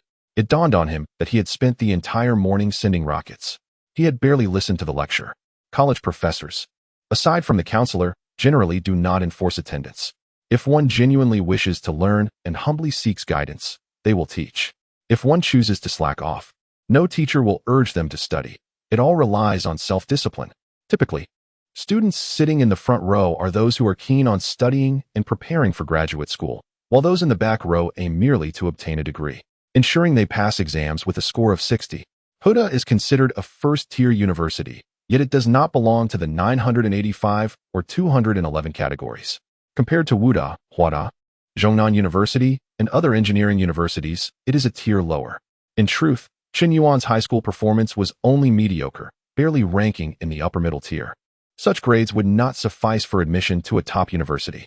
However, upon learning that the girl he had secretly admired for 3 years, Xiao Ruyu, was planning to apply to Wuda, he suddenly became determined to improve.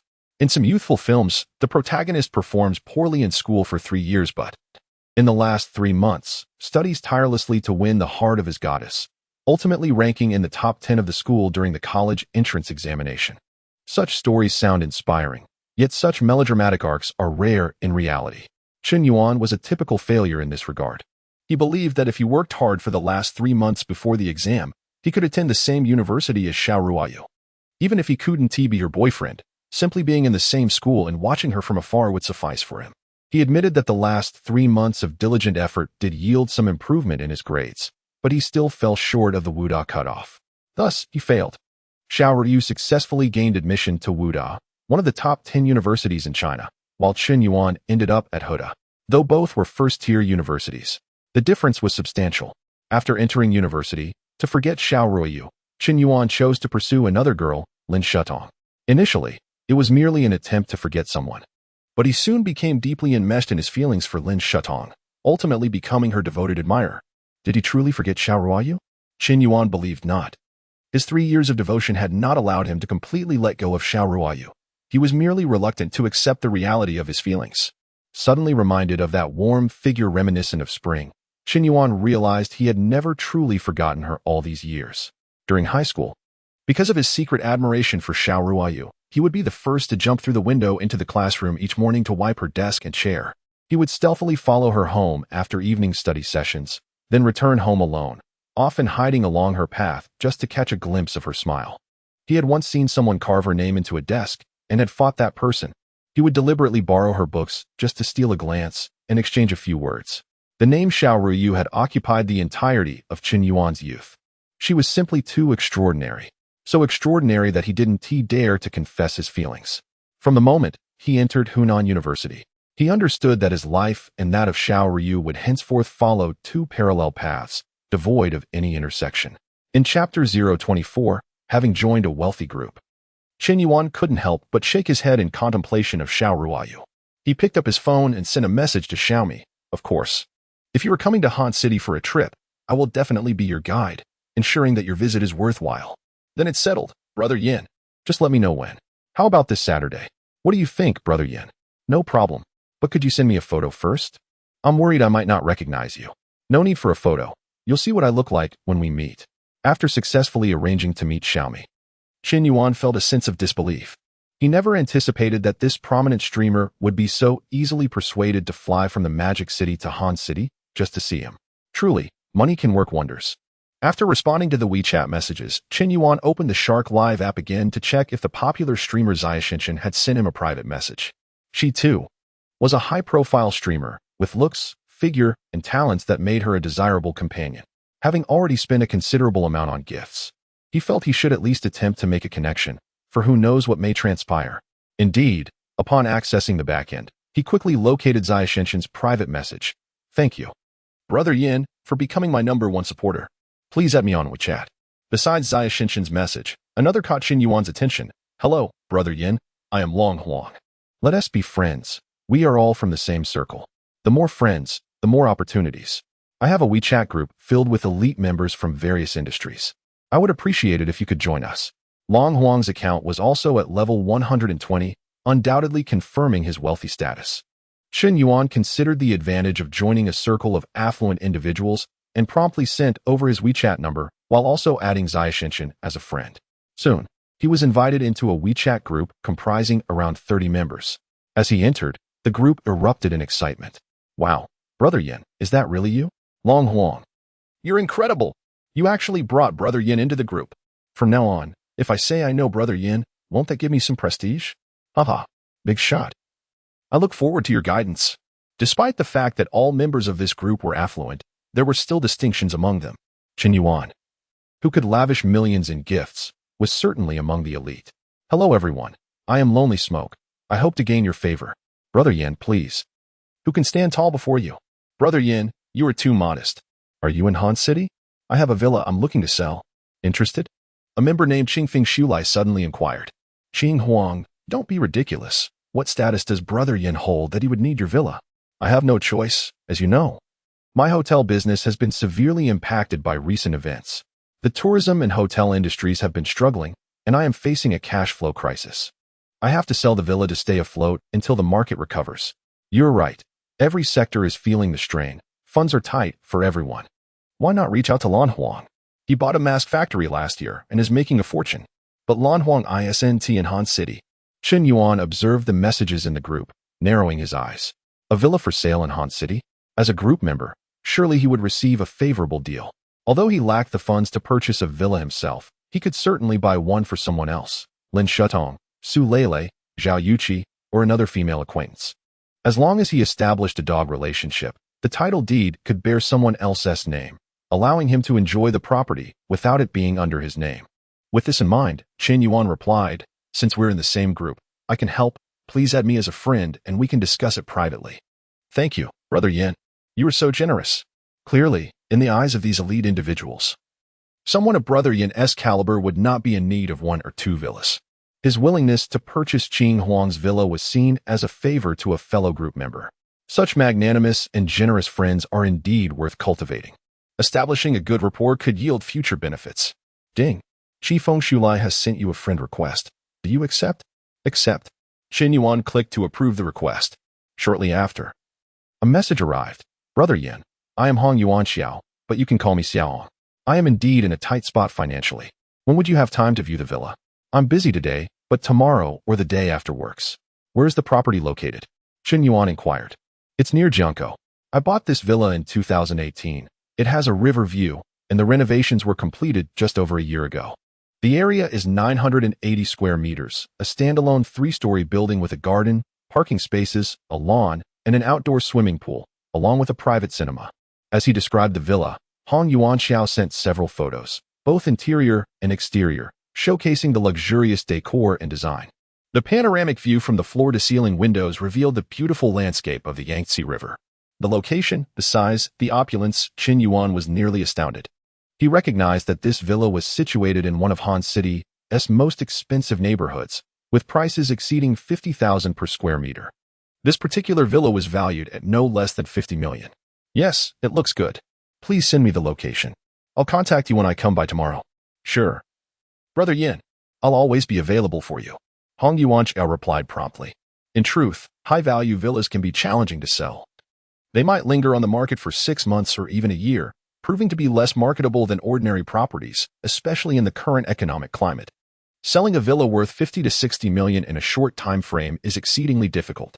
It was indeed fortuitous to connect with Brother Yin, who, without a doubt, was extravagantly wealthy. Buying a villa seemed as simple as acquiring a toy. The notion of Brother Yin tipping female streamers with millions only reinforced the perception that purchasing a villa was child's play for him. I am increasingly curious about Brother Yin's true identity. Could he possibly be a pseudonym for a certain CEO? Deng Huang, you've been in the group for a while. There are rules you should understand. Don't pry too deeply, Long Huang warned, closing the group chat. It was now noon. Qin Yuan, along with his roommates Lao Chao, Lao Zhou, and Lao Xiong, went to the cafeteria for lunch. The meals were quite affordable, costing only 7 to 8 yuan. Who would have imagined that the recently celebrated and wealthy Brother Yin, who had just spent over 10,000 on live streaming gifts, would be dining on such a modest meal, reluctant to order even a meat dish? Xiaorui, what should I do now? It seems he no longer wishes to acknowledge me? Lin Fan lamented, clutching her phone that had gone unanswered for hours, her frustration mounting. Shatong, what has happened to you recently? Wasn't Qin Yuan always completely under your control before? Why is it that now, upon discovering his wealth, you seem to lack confidence in front of him? You cannot allow this to happen. You must realize that men are inherently drawn to challenge. The more you indulge him, the more he will disregard you. You should handle him as you did before. If he ignores you, you can just as easily ignore him, suggested Sun Rui. However, I feel that this method is no longer effective. Qin Yuan is now pursued by several vixens, including Su Lele from the Art Academy and Zhao Yuqi from the Student Council. If I treat him with the same hot and cold attitude as before, I risk losing him to those two vixens. Lin Shedong shook her head in despair. Times have changed. Previously, Qin Yuan only pursued her, but now she faces two competitors, both of whom possess comparable charm and allure. She had even insulted Qin Yuan in the past, uttering many hurtful words. If she were to revert to her old ways, he would undoubtedly cease to seek her favor. It is clear that we are not the only ones aware of Qin Yuan's newfound wealth. It is evident that we can no longer view him through the lens of the past. Nonetheless, Shatong, you still possess an advantage.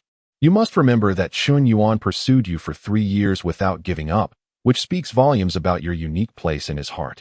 Men often harbor a sentimental attachment to their first love, and you are his first love. No other woman can rival that. I suspect that Qin Yuan's cold demeanor towards you may be an expression of his dissatisfaction, considering you treated him similarly in the past. Once he has vented his frustration, he will likely forgive you, and then your opportunity will arise. Sun Rui offered a rational analysis. Lin Shedong listened, finding her insights quite compelling. If she were to switch positions with Qin Yuan, she could understand that he, too, must feel frustrated and wish to express it. By putting herself in his shoes, it becomes clear why he has not responded to her messages. I understand now, Xiaorui. In order to win Qin Yuan back, I must first allow him to cool off. I will not give up. You can do it, Shatong. I believe you will succeed. Sun Rui cheered her on with a small fist pump, appearing supportive on the surface while harboring disdain internally. How ironic, Lin Shedong once dismissed him, treating him like a mere admirer. Now that she knows of his wealth, she wishes to rekindle their connection? What a naive daydream. Yet, what of her own prospects? Directly pursuing Qin Yuan might come off as insincere. Perhaps she could leverage her relationship with his roommate, Zhou Haikuan, who has been courting her. After lunch, Lao Chao, Lao Zhou, and Lao Xiong dragged Qin Yuan to the internet CAF to play League of Legends. Though he initially had no desire to join, the collective pressure was overwhelming. With no classes in the afternoon and being students devoid of other entertainment options, it seemed that the most common pastime for college students was to visit internet CAFs to play games. Do you have any machines for 4 players together? Lao Chao inquired as they entered the CAF. Yes, business has been slow lately, so we have plenty of machines available, replied the girl at the front desk, smiling and looking quite attractive. Su Lele, what are you doing here? Are you working part-time as a manager? Qin Yuan asked, bewildered, upon spotting her among the staff. I'm not a manager. This internet CAF is owned by my family. Qin Yuan, you didn't know? Su Lele replied, somewhat excited. She hadn't anticipated encountering Qin Yuan at the CAF. Her family owns 17 internet CAFs, but business has yet to recover from the pandemic, leaving several employees without pay for months. Rent for the CAF, located near the school, is a staggering 200,000 yuan annually. Today, she was there to distribute wages and pay the rent. I truly had no idea your family was so affluent, owning an internet CAF. Qin Yuan remarked. This CAF has nearly 200 high-spec machines, and setting it up likely costs over 2 million. Wow, I remembered LUO Internet CAF is a chain with several locations. Does that mean the entire chain belongs to your family? Lao Xiong looked at Su Lele in astonishment. Yes, but right now, all internet CAFs are struggling. We are on the brink of bankruptcy, Su Lele candidly admitted, casting a glance at Qin Yuan. Without his financial support, her family would indeed face ruin. Impressive. Su Lele, you are quite the wealthy heiress, Zhou Haikuan exclaimed. There were many rumors about you at school, claiming you were materialistic, but it seems they were all baseless. Lao Chao chuckled, glancing at Qin Yuan as if to suggest that his luck with women was unusually favorable. It's true, I am materialistic. But don't think our acquaintance grants you any discounts. Except for you, Qin Yuan. You can always surf the internet for free at my family SCAF. Su Lele jested, skillfully diffusing any awkwardness while ensuring Qin Yuan felt esteemed. Her emotional intelligence was remarkable. Why don't you just accept her advances, Lao Si? Lao Xiong exclaimed, feeling nauseated with envy. Why is it that no girls ever pursue me? Am I not handsome enough? Lao Xiong lamented, visibly jealous. Qin Yuan's roommates were increasingly baffled by the sudden influx of female attention he seemed to attract. It defied explanation. Among them, Lao Xiong was known for his charm, having dated several girls throughout college without being particularly selective. Yet now, the girls pursuing Qin Yuan were all stunningly attractive, something inexplicable in their eyes. Let us book 5 machines. Sun Rue is coming over, Zhou Haikuan suddenly declared. Sun Rue? Isn't she Lin Shudong's roommate? When did you start courting her? Actually, I've been pursuing her for a few months now, and I believe she has a favorable impression of me. When I mentioned our dorm would be gaming at the CAF, she sweetly offered to assist me. It's the perfect opportunity to showcase my skills, Zhou Haikuan replied, rubbing his hands together with excitement. What skills? Aren't you just stuck in low ranks? You don't understand. My Yasuo is exceptional. Just wait until I show off. Zhou Haikuan waved dismissively. An hour later, Sun Rue arrived at the CAF, riding a hello bike. She had clearly put effort into her appearance today, donning a subtle makeup that enhanced her natural beauty without being ostentatious. To top it off, she wore a JK uniform, complete with a short skirt and a charming hat, radiating youthful allure while maintaining an air of sophistication. Qin Yuan's roommates were left speechless. Wow, how did I not notice before how beautiful Sun Rue is? Lao Zhou. You've done well. She clearly dressed up for this occasion. They noted. Sun Rue was indeed a hidden gem, after shedding some baby fat. Her looks and figure rivaled even Lin Shudong's. Their comments filled the air as Lao Zhou felt a surge of pride, nearly blushing at the attention. Hey, beautiful. Let us exchange WeChat. As Sun Rue stepped into the internet CAF, she was intercepted by a brazen young man with a cigarette dangling from his lips, who immediately solicited her contact information. His gaze was audacious, sweeping over her chest and thighs multiple times. I'm sorry, I'm looking for someone. Sun Rue shook her head in refusal. Hey, don't go. Adding me on WeChat won't cost you anything. I don't want to add you. Please step aside. The youth, seemingly unwilling to relent, brazenly grabbed Sun Rue's arm. What the hell do you want her WeChat for? You dare to touch her again, and I'll make you regret it. Zhou Haikuan suddenly stood up, his face a mask of fury. He could not tolerate the disrespect shown to the girl he had invited out. He charged forward, delivering a swift kick. How dare you hit me, you little brat? The audacious young man began to retaliate, but then noticed 3 others approaching behind Zhou, indicating they were part of the same group. Outnumbered, he backed down. Fine. You have the numbers, you think you're tough. He flicked away his cigarette and walked off, feigning defeat. Old Zhou, impressive. You usually seem so mild-mannered. I didn't expect you to be so decisive when it mattered, praised Lao Chao and Lao Xiong in unison. Haha, it's nothing. These types only bully the weak. Zhou Haikuan scratched the back of his head, slightly embarrassed. He glanced at Sun Rue, only to find her gaze fixated on Qin Yuan. Qin Yuan, thank you for stepping in for me just now, and thank you too, Haikuan. Sun Rue expressed her gratitude. I didn't really do anything. If you want to thank someone, it should be old Zhou. Qin Yuan replied, bewildered. He hadn't spoken a word or lifted a finger, merely standing behind Zhou and observing. At that moment, Su Lele approached. Qin Yuan, why don't you guys leave first? That guy looks like trouble. He won't just let this go and might come back with friends. Su Lele's advice resonated with reason. Qin Yuan contemplated that it was better to avoid conflict. After all, if that guy did return with reinforcements, they would be the ones in peril. Just as Qin Yuan was about to speak, Zhou Haikuan interrupted, his expression darkening. Old C, if you want to leave, go ahead, but I'm staying.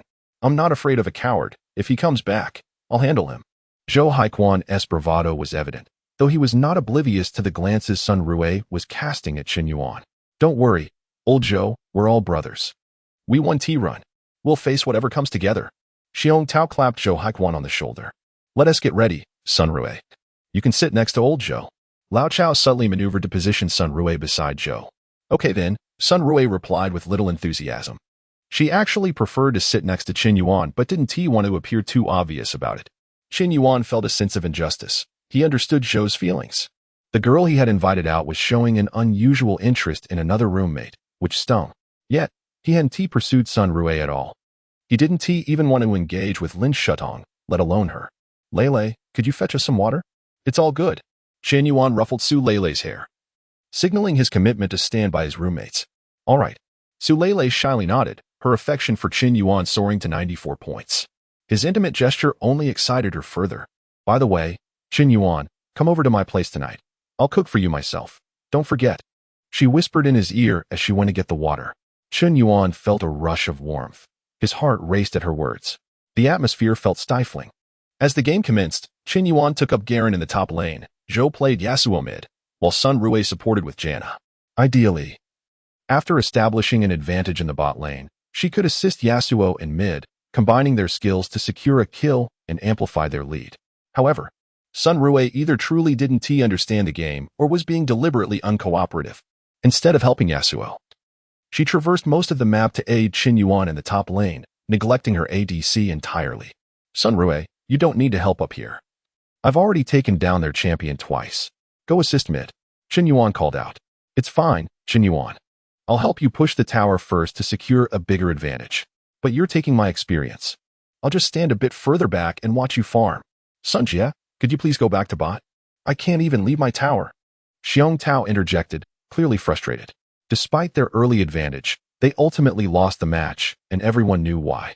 Just as they contemplated a second game, a group of over 10 young men stormed into the CAF. They were a ragtag bunch. Some were tattooed, others had wild hairstyles, all exuding an intimidating air, each with a cigarette in tow. Among them was the same rogue who Zhou had kicked earlier. Hey, you little punks, get out here. Weren't you just so tough a moment ago? Let SC be tough again. The roar silenced all the gamers in the CAF, the atmosphere turning palpably tense. Zhou Haikuan's face darkened, and both Xiong Tao and Chao Jinyan averted their gazes. Though they were spirited and young, they weren't seasoned fighters. Facing a dozen opponents, it was impossible not to feel trepidation. Taozi, Lao Chao, you don't need to worry about this. I kicked him first, if it comes to it. I'll just take a beating. It's not like they can kill me. Zhou Haikuan, ever the loyal friend, intended to shoulder the burden alone. As he spoke, the thugs closed in. Sun Rue, terrified, shouted, You hooligans, don't come any closer. I'll call the police. Call the cops? Go ahead. Get her phone. Today, I'll wipe out you little brats. Huangbo bellowed, lunging toward Zhou Haikuan with a slap aimed at his face. He assumed no one would dare intervene, emboldened by the presence of his companions. But the outcome was unexpectedly dramatic. Just as Huangbo's hand was mere inches from Zhou's cheek, a powerful grip seized his arm, rendering him immobile. No matter how hard he struggled, he could not break free. You dare to fight back? You really think you can? Why do I refrain from retaliating? You dare to strike my brother without even seeking my consent? Qin Yuan asserted with unwavering resolve. Who do you think you are? Bang! Before Huangbo could finish his sentence, Qin Yuan delivered a powerful kick, sending him flying across the room. With a strength rating of 19, double that of an average person, the force of Qin Yuan's kick propelled Huangbo 3 meters away, causing him to roll several times on the ground. It hurt.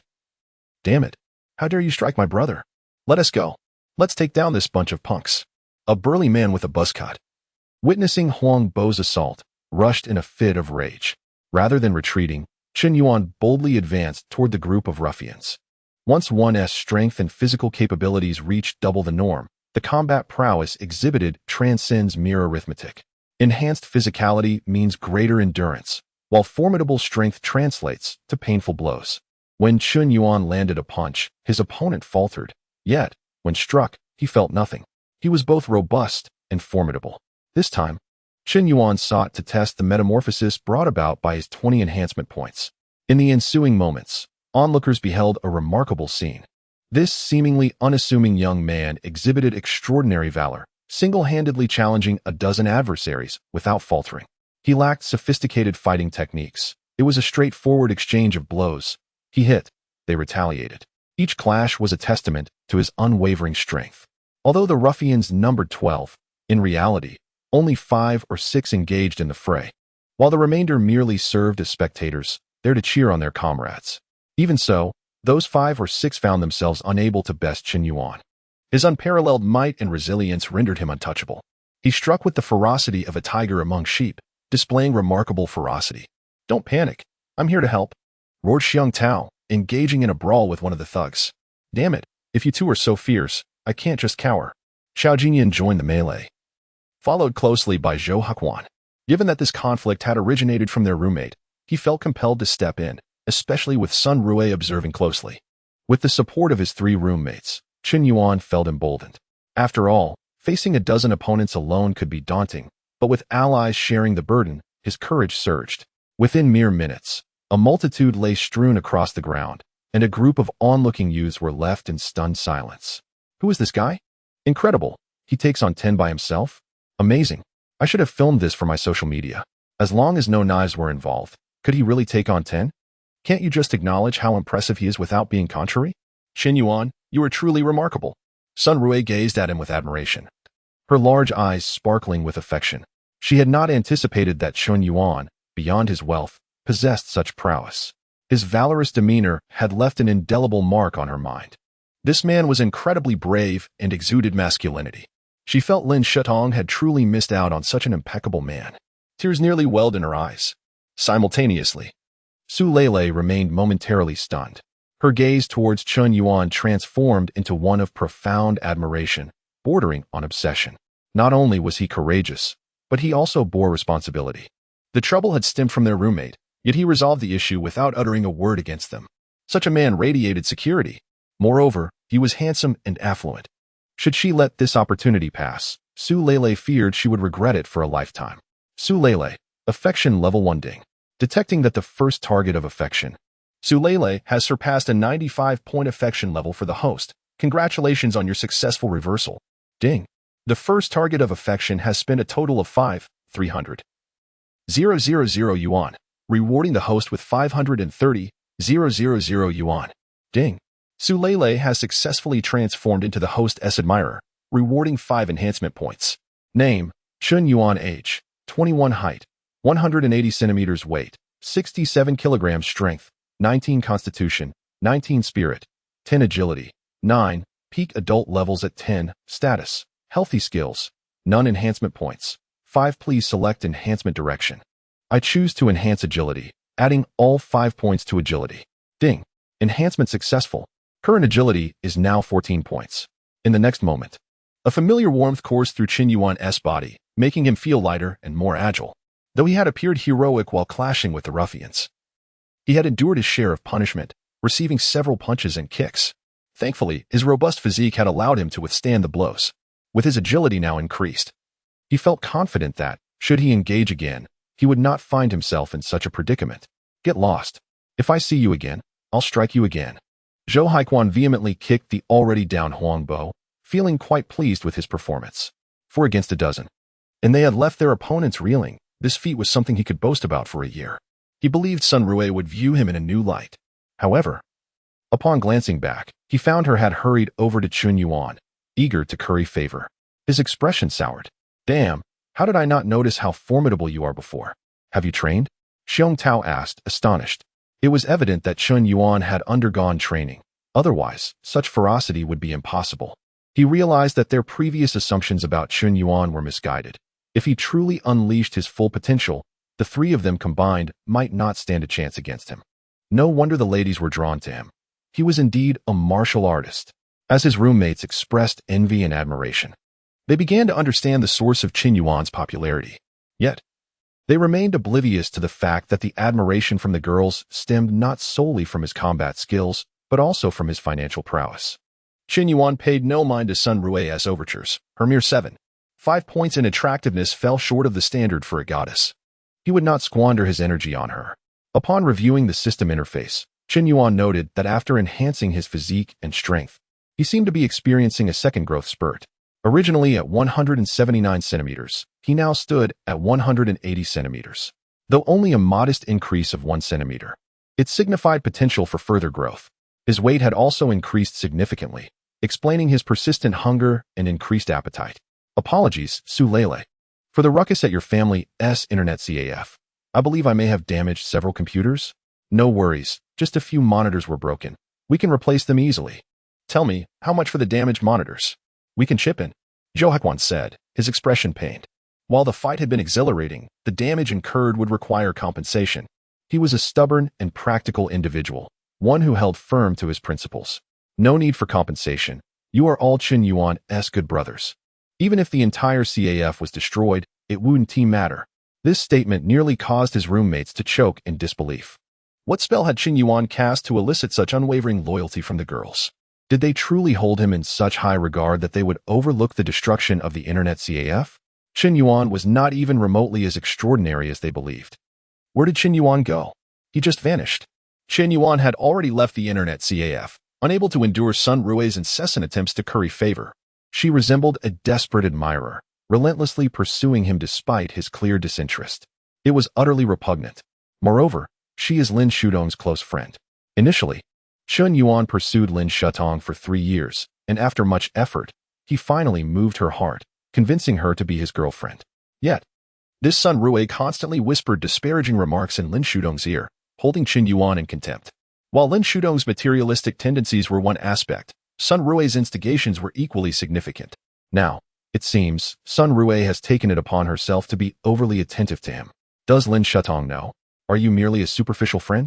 Even if he no longer harbored feelings for Lin Shutong, the moment you come to entice him, isn't that rather unbecoming? After leaving the internet CAF, Qin Yuan found himself alone on the school playground. He had just added an agility enhancement point and was eager to find a suitable place to test the effects of this newfound agility. However, the playground appeared rather crowded this afternoon. Why are there so many people here today? He inquired of the most beautiful girl nearby. Don't you know? The Physical Education Institute is holding a sprint competition today, and they're selecting national-level athletes. She explained with a warm smile. Oh, I see. Could I add you on WeChat? Beautiful? He asked. I'm sorry, but I have a boyfriend. The guy in the red outfit over there is my boyfriend. The initially friendly girl suddenly became distant and defensive upon hearing Qin Yuan's request, proudly pointing at the athlete warming up on the track. Li Yang? It's him? Qin Yuan squinted. You know my boyfriend? She asked. Not just know him. We were high school classmates. He was the sprint champion of our school's sports meet. So he was already so impressive back in high school. Qin Yuan had assumed Li Yang was merely boasting. The girl's attitude softened slightly as she learned that Qin Yuan was a classmate of her boyfriend. Indeed, Qin Yuan and Li Yang were high school classmates. But their relationship was far from amicable. They had even fought over Xiaoruoyu. Li Yang was notoriously flirtatious, having changed girlfriends as often as one changes clothes after gaining notoriety as the sprint champion. Qin Yuan had no right to meddle in Li Yang's romantic escapades. But when it came to pursuing Xiaoruoyu, he found himself at odds with Li Yang. That fight was a source of lifelong humiliation for Qin Yuan, as he had lost and endured a series of slaps while pinned to the ground. Yet, one must admit that Li Yang's charming appearance and athletic physique certainly attracted many admirers, and his girlfriends were always of high caliber. At that moment, a system alert echoed in Qin Yuan's mind. Ding. Dog-like behavior activated. Name: He Jing. Age: 19. Height: 169 centimeters. Weight: 50 kilograms. Attractiveness: 8. 2. Current favorability towards the host: 5 points. Binding relationship as number 4 dog. Should the girl's favorability exceed 95 points, a successful reversal will occur, transforming her into the host's admirer. Completion yields a reward of 10 of dog-like expenditure. Reward enhancement points: 22. Reward skill: mastery of dance. What is this? A binding of dog-like relationships? Is the system pushing me to steal Li Yang's thunder? Qin Yuan shook his head. He had always despised scoundrels, yet here he was, becoming exactly what he once loathed. But why does it feel somewhat exhilarating? At that moment, Qin Yuan scrutinized He Jing, initially noting her beauty, but soon realizing she was indeed the most stunning girl on the playground, with an attractiveness score of 8. 2, surpassing both Su Lele and Lin Shutong. She was only 19, likely a freshman. Look, the competition is about to begin. Go Li Yang! Go Li Yang! He Jing cheered, jumping up. Chen Yuan refrained from further pursuing her WeChat, recognizing that insisting would only draw disdain.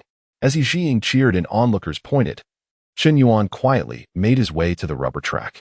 Li Yang was an exceptional talent, boasting a personal best of 10.12 seconds in the 100 meters, qualifying him as a national team substitute with considerable potential for growth. Indeed, Li Yang stands out. He is the most promising in this batch. Two coaches discussed, blowing their whistles. The boys from the Physical Education Institute were ready. On your marks. Bang. As the coach fired the starting signal, over a dozen male athletes darted forward like cheetahs, their speed revealing their rigorous training. Particularly, Li Yang surged ahead, displaying reaction times that nearly matched those of professional athletes. Wait, who is that? As both coaches focused on Li Yang, a boy in casual attire suddenly surged onto the track, sprinting with astonishing speed despite having initially trailed behind by several positions. He overtook athlete after athlete, ultimately finishing ahead of Li Yang by 2 or 3 meters, crossing the finish line in 9.63 seconds. Good heavens, under 10 seconds, exclaimed the onlookers. If he hadn't started nearly a second late, he could be a world-class contender. A genius. This is a genius, one classmate exclaimed. Hey, wait, are you interested in joining the national team? The coach rushed over to inquire. Not really. I was just running for fun. I had no idea these guys from the Physical Education Institute were so mediocre.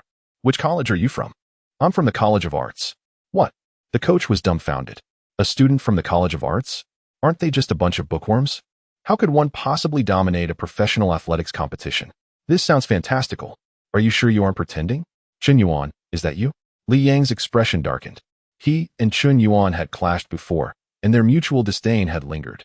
To Li Yang, Chen Yuan was nothing but an insufferable sycophant. Back in high school, when Li Yang sought to pursue Xiaoruoyu, Chen Yuan constantly thwarted his efforts. You couldn't pursue her yourself, so why prevent me? What's wrong with you? Once, Li Yang devised a heroic rescue scenario, enlisting 2 friends to block Xiaoruoyu on her way home, intending to swoop in at the critical moment to save her and win her heart. Yet, Chen Yuan had followed her and intervened, thwarting his plan and forcing Li Yang to lash out at him instead. Despite the confrontation, Chen Yuan continued to tail Xiaoruoyu home daily, ultimately ruining Li Yang's grand scheme. He graduated without ever winning her affection, leaving Li Yang with a deep-seated resentment towards Chen Yuan. You occupy the space but contribute nothing. Thinking you can play the gallant protector? The coach interjected, do you know this student? It's fortuitous, although he is from the College of Arts. There's no rule against students from their joining the athletics team. If you agree to join, I will grant you the only provincial recommendation spot available at the school. You could represent our school in the provincial athletics competition and quickly stand out to join the national team. With your talent, it won't be long before you compete in the Olympics and potentially win a gold medal for our country. The coach was brimming with excitement at the prospect of Chen Yuan's explosive display of speed, undoubtedly the most gifted athlete he had encountered in years, despite lacking any formal training. If one were to undergo professional training, how could one possibly bear it? Coach, did you not say that you would grant me the provincial recommendation quota? Li Yang was bewildered. Li Yang, I understand your feelings. Although you are indeed exceptional, even if you were to secure this quota, it does not necessarily mean you could represent our school and clinch the provincial championship. However, this student is different. You must have witnessed his explosive power earlier, which surpasses yours by a considerable margin. I can confidently assert that if he chooses to compete, he will undoubtedly seize the provincial championship. And he is destined to become a national-level athlete. What does it mean to be a national-level athlete? It is a rank even higher than that of a first-level athlete. The competition today is merely to select second-level athletes. The disparity between the two ranks is akin to the difference between heaven and earth. The gap is indeed monumental. If this sudden prodigy were anyone else, it might be bearable. Yet, this individual is Chen Yuan, the very person Li Yang had once looked down upon as a mere sycophant, who had now outperformed him in the very discipline he took pride in. At that moment, He Jiying, who had been watching the competition from the sidelines, approached with a bottle of mineral water. She had come to bring water to Li Yang, but looked at Chen Yuan with astonishment, exclaiming, I didn't realize you were so impressive. You ran so fast, even quicker than my Li Yang. He Jiying's admiration for Chen Yuan surged from a mere 5 points to a positive 10. After all, a truly talented individual undeniably evokes admiration from women. It is in a woman's nature to revere strength. However, upon hearing this, Li Yang nearly exploded with rage. The coach intended for Chen Yuan to join the track team, replacing him to represent the school in the provincial athletic competition. He found himself at a loss for words, as he had no authority over this decision and could only swallow his frustration. But He Ji-ying was his girlfriend. How could she openly claim that Qin Yuan was superior to him? Who was Qin Yuan? This worthless sycophant could not possibly be stronger than him. Track and field was his proudest specialty. Being the champion of the sprint was a title he cherished. He could accept criticisms regarding other shortcomings, but he could not bear to lose to anyone in the realm of sprinting. And now, his girlfriend had declared in front of so many witnesses that he was inferior to a sycophantic loser? Unacceptable. Li Yang's mindset shattered. What do you mean, He Ji-ying? You say he's better than me? In what aspect is he superior? Am I truly so lacking in your eyes? If you think he is that great, why don't you go be with him? Li Yang shouted, his voice laced with anger. Of course, such words were spoken in the heat of the moment, and he regretted them instantly. You dare yell at me? You were not like this when you pursued me. Has it been less than a month? And you've already revealed your true colors? I never expected you to be this kind of person. Qin Yuan is your high school classmate. He even praised you as the sprint champion of the school sports meet. You, who could not even run as fast as him. Why are you taking your anger out on me? He Ji-ying's eyes brimmed with tears, her expression one of grievance as she pointed an accusatory finger at Li Yang. Though she appeared gentle and amiable, her character was somewhat headstrong. In this era, women hold a relatively high status, and a beautiful and well-endowed woman like He Ji-ying commands even greater respect. She was not the type to remain silent in the face of insults. If you treat me poorly, there are plenty of others who will treat me well. Li Yang felt a pang of regret for his earlier outburst.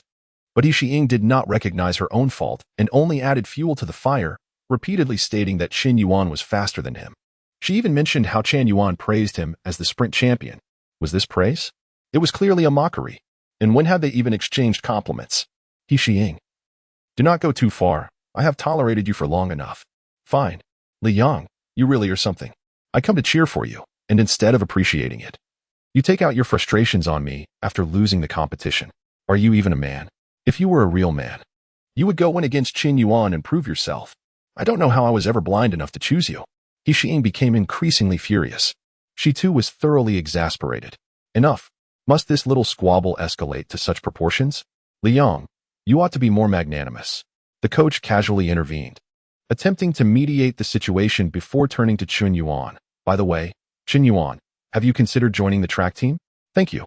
But I think I'll pass on the track team. I have other matters to attend to, Qin Yuan replied before departing the playground without a backward glance, leaving behind a mysterious silhouette that inspired awe. This prodigious talent must not be wasted by not joining the track team. It would be a significant loss for the sprinting community of Huaxia. I must persuade him. Coach Sun, why don't you discuss this with the school administration while I speak with his advisor to gain a deeper insight into this student? Agreed. Let us proceed with that plan. As the two coaches conferred, the relationship between Li Yang and He Ji-ying began to show signs of fracture. Simultaneously, two girls in the audience captured the recent sprinting competition on video, subsequently editing a caption before posting it online. The title read, School Athletics Team Sprint Competition. A boy accidentally enters the track, exhibiting devilish speed. Do you think this video will go viral? Yang Xiaoqin inquired playfully. I can't say if it will go viral, but that boy was truly impressive. A literature student running faster than those from the physical education department. Has he been possessed by Lu Xiang? Haha. I intended to film a normal competition video, but who knew a genius would suddenly appear? The two girls chuckled as they discussed the event, having no real expectations for the video to gain popularity, as they had merely filmed it for fun. After successfully uploading the video, they left it unattended. Meanwhile, as Qin Yuan exited the school playground, he received a call from his roommate, Lao Chao. Hey, fourth. Where are you? Why did you sneak away alone? I just needed some fresh air. You saw what happened earlier, right? Lao Zhou seems to have an issue with me. Please explain to him that I have no interest in Sun Rue. It was evident to anyone that Qin Yuan was not interested in Sun Rue. Yet she seemed to harbor feelings for him. Lao Chao found it perplexing, as she had previously looked down on him. It seems like she's acting like a lovesick puppy towards you. Perhaps. I'm just too handsome. Qin Yuan joked. Stop joking around. I have something serious to discuss. You've been criticized. There's a guy named Keyboard Knight on the school forum slandering you. Your reputation is in tatters. You should check it out. Upon hearing Lao Chao's warning, Qin Yuan froze. He hadn't done anything egregious. How could he be criticized? Moreover, only prominent figures were usually discussed on campus forums. Chen Yuan had always maintained a low profile. Of course, he merely believed he was being discreet. The so-called criticism posts typically emerged when certain students committed atrocious acts and were subsequently exposed online, calling for collective condemnation and resistance against them. Such posts epitomized online bullying. Chen Yuan promptly opened his browser and logged onto the campus network. He soon stumbled upon a pinned post, which had been published earlier that morning. In just half a day, it had garnered thousands of comments. The post read, "In reality, I remain silent. Online, I strike with force. Heaven did not give birth to me, the keyboard knight, for nothing. I wield a key to open the gates of heaven, and with another key, I can slay immortals. Alone, I combat 3,000 emperors. With dual keys, I conquer 13 continents. At the pinnacle of the celestial realm, I stand proudly amidst the world. With my keyboard, the heavens are within reach. The key of the great river descends from the skies. With a single keystroke, I command the world. I shatter the mundane. I vanquish the immortals. With the keyboard in hand, I cleave through the 9 heavens. If there were no true immortals in this world, I would willingly transform into one. Today, I, the keyboard knight, re-emerge into the fray. I seek only justice in this realm, to expose the shameless scoundrel. This man is named Chen Yuan, currently a junior at the School of Arts at Hunan University. He appears innocent and honest, yet behind his facade lies a despicable character, with a heart as dark as a wolf's and a soul as treacherous as a dog's, maintaining relationships with 3 women simultaneously. Images capture 3 youthful and beautiful girls delivering breakfast to Chen Yuan, each one smiling brightly, while he gazes coldly. Observe, this is the same morning, and 3 different girls have brought him breakfast. Astonishingly, the most beautiful among them gifted the scoundrel an iPhone 12. He is not only a cad but also a gigolo. Words fail to encapsulate my fury. I cannot articulate the depths of this scoundrel's malice. These girls are youthful and lovely, so pure and kind. Yet they have fallen prey to his deceit. Why does such a societal miscreant possess 3 girlfriends, each more enchanting than the last? Must we, the virtuous, forever play the role of the fool? No. Justice exists in this world. The scoundrel shall face his reckoning. Here, I combat him, exposing his true nature. And I call upon all the women of the university to unite against him. I hope this post gains prominence, allowing more to see it. In the future, when people encounter the scoundrel Chen Yuan, they shall no longer fall victim to his trickery. Justice may be delayed, but it shall never be absent. The keyboard knight leaves his mark. Upon reading this battle post, Chen Yuan was rendered speechless. This is a total inversion of truth. Have I wronged you in any way? You know nothing of the situation, yet you lash out? Your eloquence is impressive. I scarcely know how to counter your claims. The keyboard knight, true to his name, wields words with such finesse that he could very well be a writer. After reading the post, Chen Yuan glanced at the comments below. Utterly despicable. The keyboard knight. I stand by you.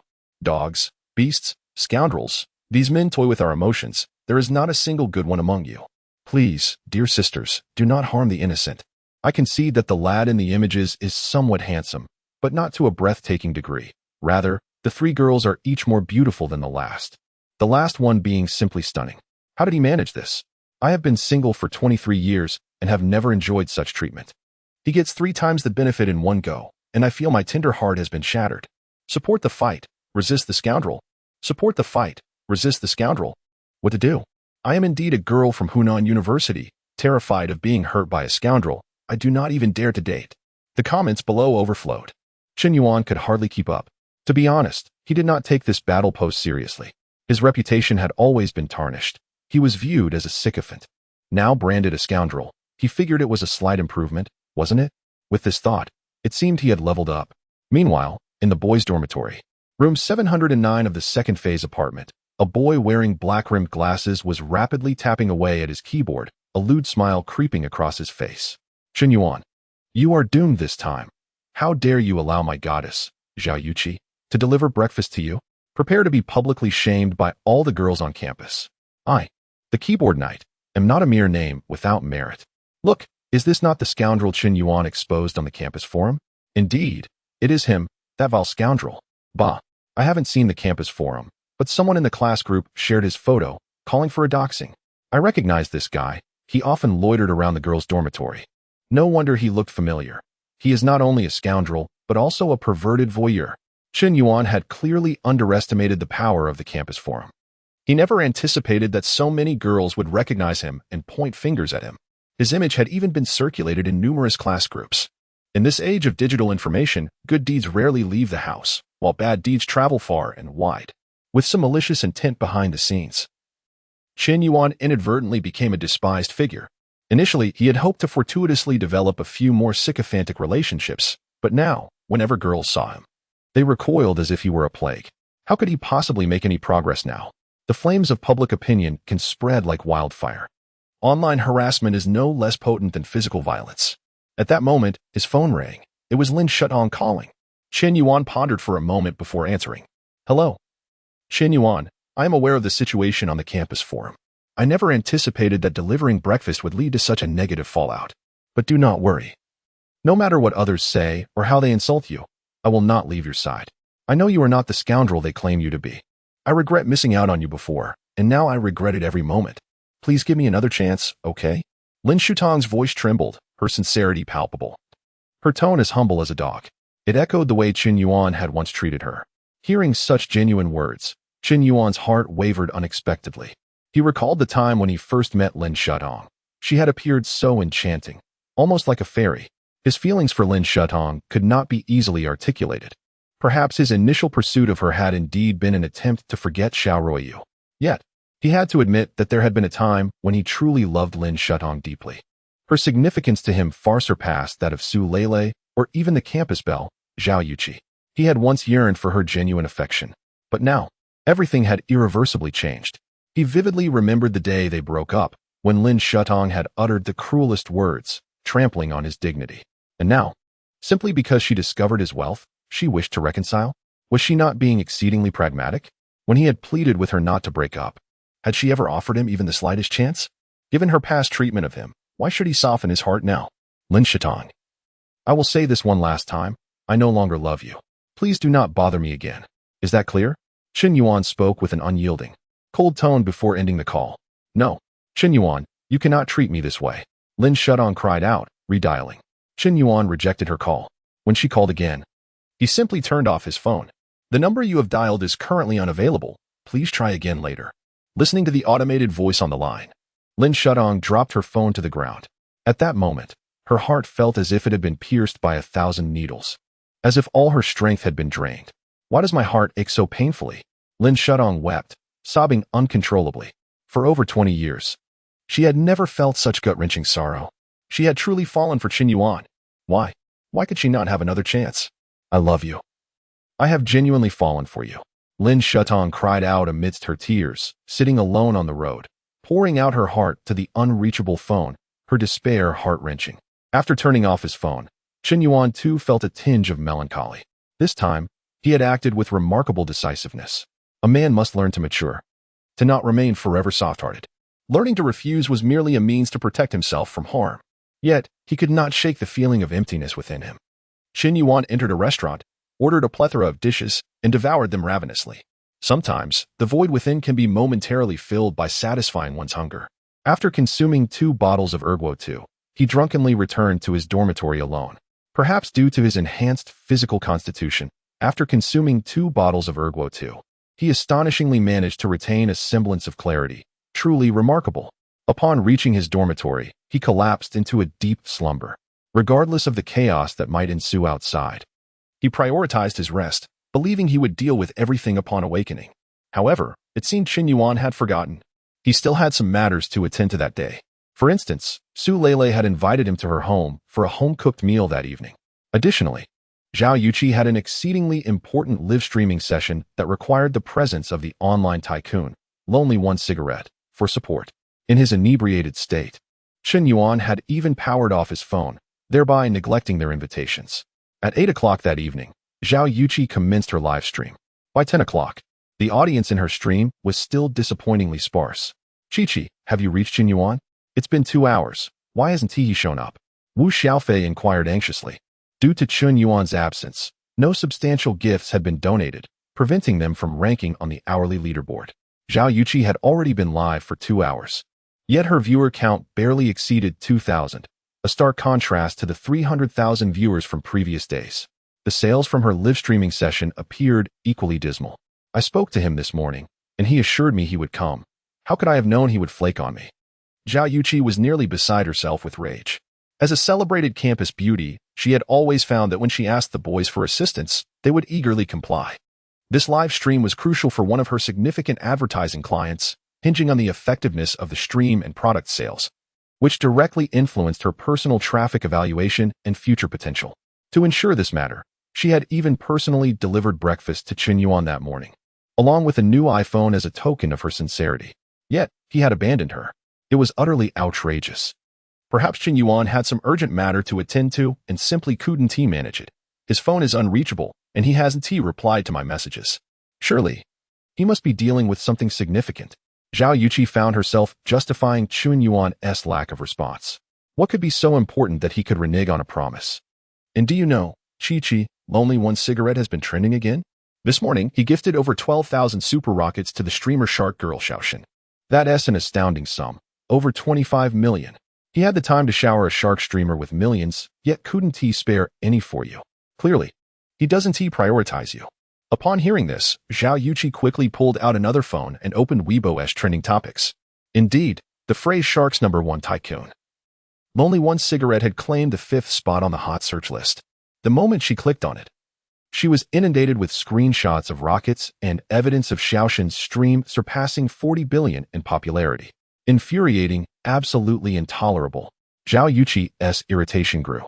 As a campus goddess, she had never been so blatantly disregarded by a man. She had believed that she was close to winning Chen Yuan over, convinced he could not escape her grasp. Yet, little did she know that Chen Yuan had never truly regarded her with significance. This feeling of being overlooked was what drove Zhao Yuqi to the brink of madness. Instilling a sense of defeat within her, she began to question whether her allure had waned. Chen Yuan had once gone to great lengths for Lin Shetong. Why did he not afford her the same consideration? Was she truly less captivating than Lin Shetong? Women, especially those of striking beauty, often engage in comparison. If Chen Yuan had met Zhao Yuqi's expectations today, showering her with gifts and boosting her popularity, she would have perpetually believed she held dominion over him.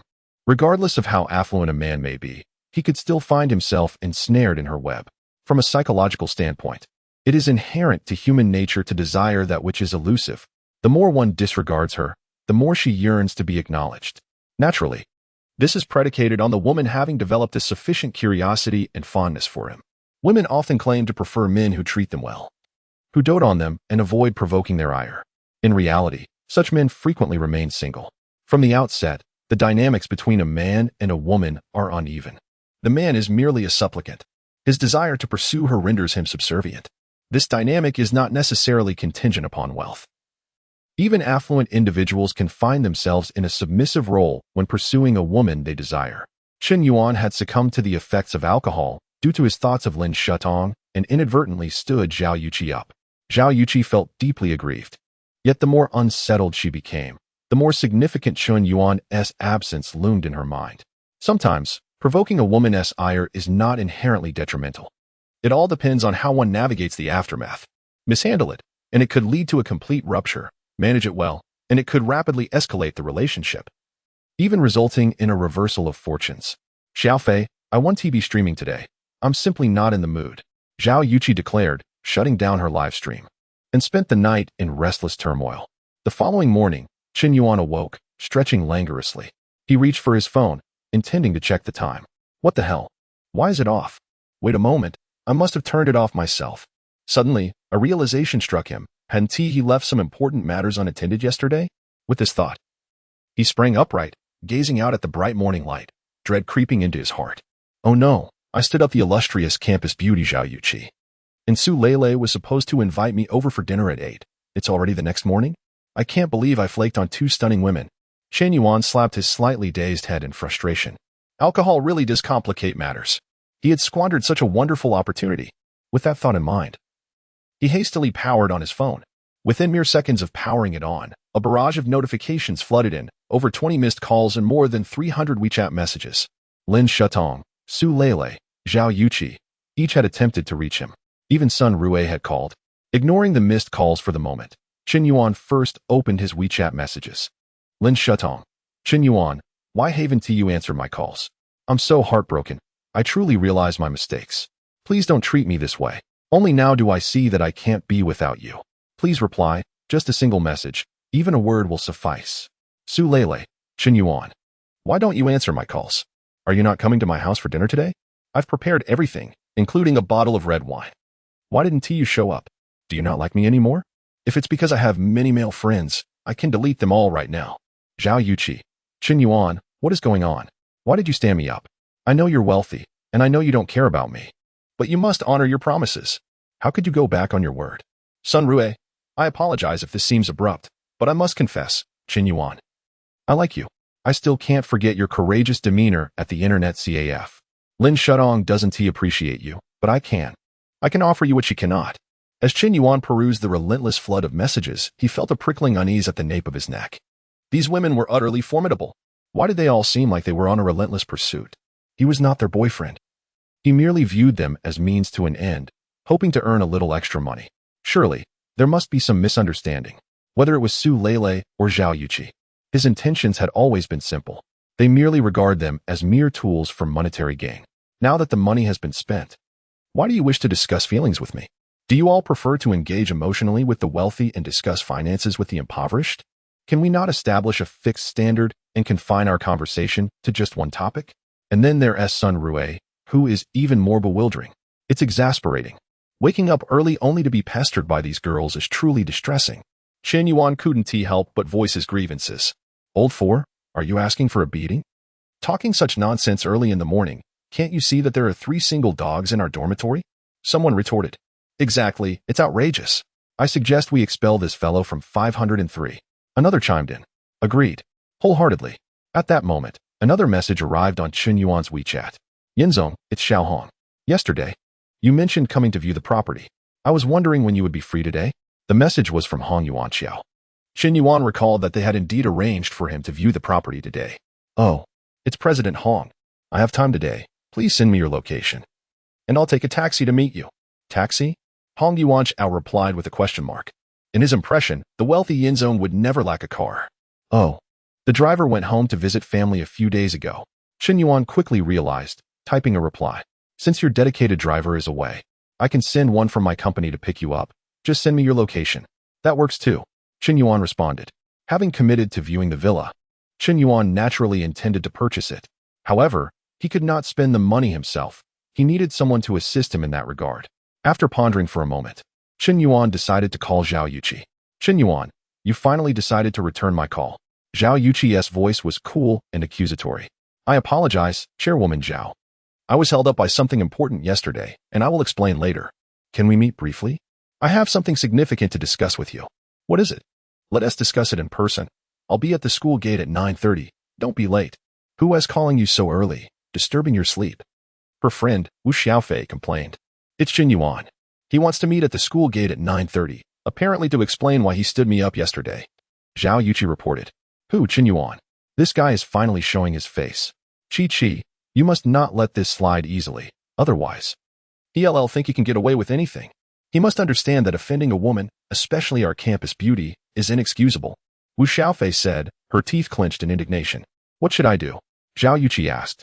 It's simple. Since he wants to meet at 9:30, you should arrive at 10:30 or even 11:30. Let him wait for a few hours and see how sincere his apology really is. Wu Xiaofei suggested. Zhao Yuqi nodded in agreement. All right, let us do it. Since he stood me up yesterday, I'll purposely be 2 hours late to vent my frustration. With that, she began to apply her makeup. Unbeknownst to her, time slipped by, and it was already 9:30 a.m. Chen Yuan, having briefly dozed off, began washing his face and brushing his teeth. He then sent a message to Zhao Yuqi. Beautiful Chi, I've arrived at the school gate. When will you be here? Soon, Zhao Yuqi replied. I'll be there shortly. Seeing this message, Chen Yuan couldn't help but smirk. He had stood her up yesterday. It was only natural for her to be late today. When he pursued Lin Shutong, she often arrived late without reason. If she was in a good mood, it was acceptable, but if she was not, waiting 2 to 3 hours was the least of it. Chen Yuan had grown accustomed to such tactics. After washing up and drying his hair, he changed his clothes and spent 10 minutes admiring his reflection. He still looked handsome. Checking the time on his phone. It was already 10 o'clock.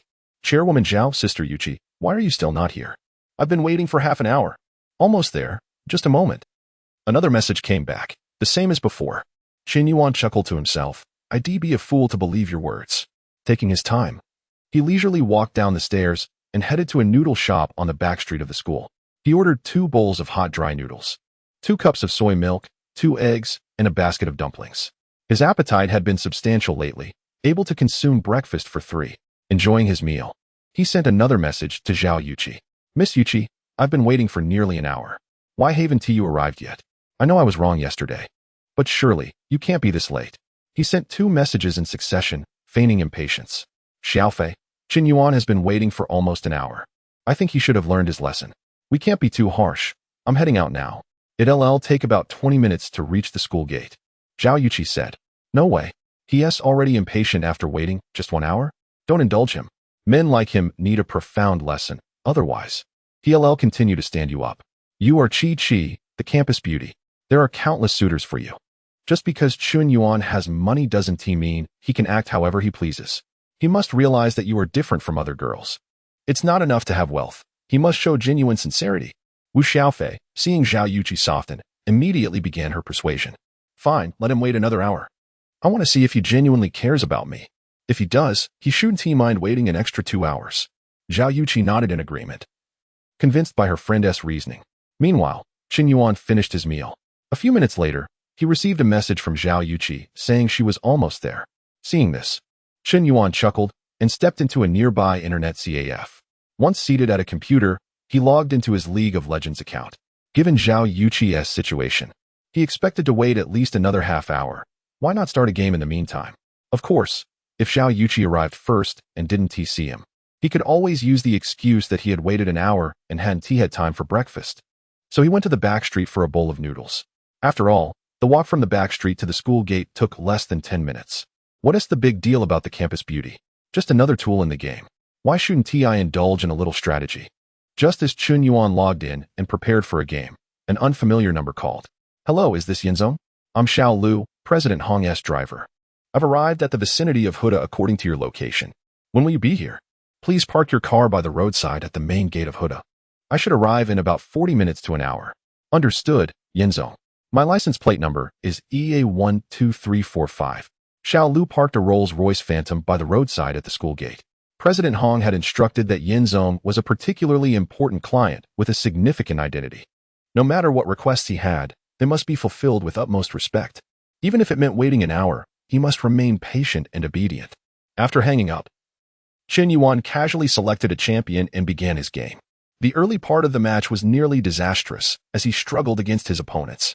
In the later stages of the team battle, the Stone Man played an exceedingly pivotal role, especially during the final wave of his ultimate, which sent the enemy team flying and instantly eliminated their ADC. His teammates swiftly followed up with their attacks, securing victory despite being at a disadvantage of kills at 39-56. However, this match extended for an arduous 40 minutes. As the time approached, Qin Yuan took out his phone to message Zhao Yuqi. Senior Yuqi, I've been waiting with bated breath. When will you arrive? Soon. I've just left. Upon reading this message, Qin Yuan would surely have been exasperated had he foolishly waited at the school gate for 2 hours. Nevertheless, his composure was unshakable.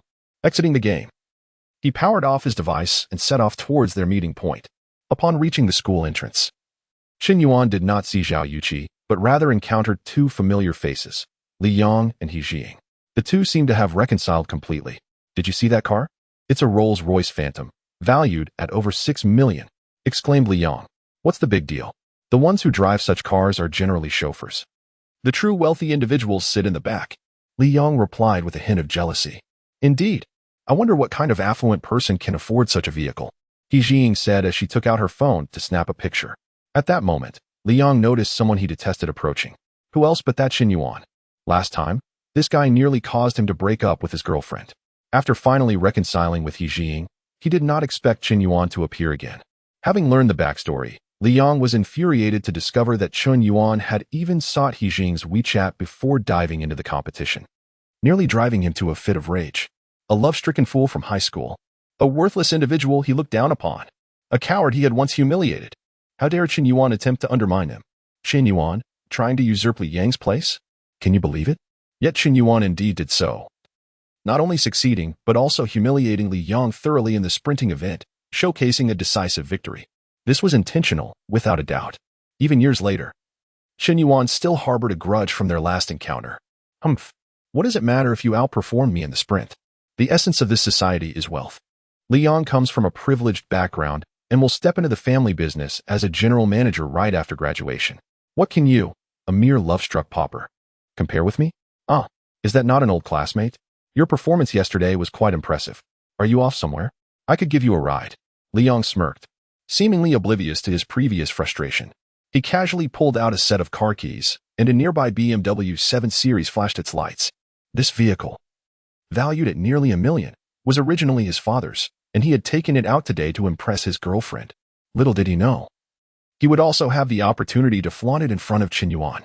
This was a serendipitous chance to show off. Really, there's no need, Li Yang. I've made plans as well, Chen Yuan replied, maintaining a calm demeanor while texting Xiao Lu. You have plans too? That's perfect. My car has a couple of extra seats. Let us go for an outdoor barbecue together. After all, we're old classmates, and we should catch up, Li Yang said, wrapping his arm around He Jiying's waist. His grin growing wider, he reveled in the thrill of showcasing his status. He felt he was regaining lost face in front of He Jiying while simultaneously diminishing Chen Yuan's pride. No, really, I'm fine. Chen Yuan continued to text and shook his head in refusal. All right then, Jiying, hop in. I'll treat you to French cuisine today. Just as Li Yang basked in his moment of triumph, the Rolls-Royce, which had been parked for an hour, suddenly stirred to life, gliding towards them. A middle-aged man, clad in a suit with white gloves and sunglasses, promptly exited and approached Chen Yuan with utmost respect. Young master, please get in. The bespectacled chauffeur, Xiao Lu, graciously opened the car door for Chen Yuan. With a composed stride, Chen Yuan settled into the luxury vehicle, leaving Li Yang utterly flabbergasted. Both he and He Jiying gaped in disbelief. What was happening? This over 6 million Rolls-Royce Phantom had come to pick up Chen Yuan? The driver addressed him as young master? Li Yang felt an overwhelming urge to vanish into thin air. Just moments ago, he had been boasting about his own luxury car, only to be swiftly humiliated. The embarrassment was palpable. Li Yang's tumultuous emotions were beyond Chen Yuan's concern. He merely noticed that He Jiying's fondness for him had surged dramatically. Jiying, let us go. Li Yang, now furious, seized He Jiying's hand and dragged her towards the BMW 7 Series. She glanced back several times, initially impressed by Li Yang's car, which was indeed a luxury vehicle for a junior. However, upon witnessing Chen Yuan's Rolls-Royce and the respectful address of young master, her thoughts took a different turn. Li Yang, I think you should learn from Chen Yuan. Look how outstanding he is, yet he remains so humble. You tend to show off a bit too much, which is rather embarrassing. He Jiying could not help but critique. Li Yang, already on edge, ignited with rage at her words. Chen Yuan is excellent? In what way? Do you admire him just because he has a luxury car? Are you regretting not giving him your WeChat yesterday? He bellowed. You dare to shout at me? Yes, I do admire him. I regret not giving him my WeChat. What of it? If you have the means, go buy a Rolls-Royce yourself. What is the point of pretending in front of him if you can't? He Jiying's words pierced Li Yang's fragile pride. Suddenly, in a fit of anger, Li Yang slapped He Jiying. Stunned, she realized that she, the pampered darling of her family, had never been struck before. Li Yang, you are not a man. Let us break up, she cried, pushing the car door open and storming away. This time, Li Yang did not pursue her. He felt that He Jiying had indeed crossed the line, pushing him beyond his limits. A woman, no matter how beautiful, should not repeatedly challenge a man's pride, especially by elevating Chen Yuan while belittling him. That was an affront. As he sat in the car, lighting a cigarette and taking a deep drag, he remained perplexed. How had Chen Yuan, once a mere loser, suddenly transformed into someone so formidable? Was it all an act before? At that moment, the campus beauty, Zhao Yuqi, finally arrived. Is that not Zhao Yuqi? What luck to encounter the second most beautiful girl on campus. Humph. If you and He Jiying are breaking up, then so be it. Once I win over Zhao Yuqi, what will He Jiying be to me? Li Yang had made up his mind. He intended to pursue the most beautiful girl. As the saying goes, a loss may turn out to be a blessing. In chapter 37, a glimpse of the villa, Zhao Yuqi was adorned in a simple, elegant, college-style dress. The understated hues accentuating her graceful and pure demeanor. Coupled with her exquisite makeup and radiant smile, she embodied natural beauty, reminiscent of a snow lotus on Tian Shan. Beautiful from afar, yet untouchable. With just a fleeting glance, Li Yang found himself captivated, unable to forget her. Hello, classmate Yuqi. I'm Li Yang, the captain of the athletics team. We've met before. Li Yang greeted as he stepped out of the car. Oh, it's you, Li Yang. Zhao Yuqi replied politely, nodding. As the vice president of the student council, she recognized Li Yang, a notable figure in the school, having interacted with him previously, albeit not very closely. Are you headed somewhere? How about a ride in my car? I can give you a lift, Li Yang suggested, gesturing toward his BMW 7 Series. No, thank you. I have an appointment, Zhao Yuqi replied, scanning the surroundings for Qin Yuan, feeling a bit frustrated when she failed to spot him. She had spent considerable time preparing for this meeting, and after making him wait for over 2 hours, she thought it rather rude for him to be late. Chi, you're finally here. Hurry, get in. At that moment, Qin Yuan rolled down the window of his Rolls-Royce Phantom and called out to Zhao Yuqi. Turning to look, she saw Qin Yuan already seated in the luxurious car. Initially taken aback, she quickly regained her composure, deducing from Qin Yuan's lavish demeanor that he was indeed from a wealthy background. Although he had once ridden a shabby bicycle, it was not surprising for someone of his status to own a luxury vehicle. Consequently, Zhao Yuqi completely disregarded Li Yang, as if he were invisible. Qin Yuan. I'm so sorry for keeping you waiting, she said apologetically as she naturally entered the car. Li Yang was left dumbfounded. He had hoped to regain some dignity by conversing with the school beauty in front of Qin Yuan, yet he found himself humiliated once more.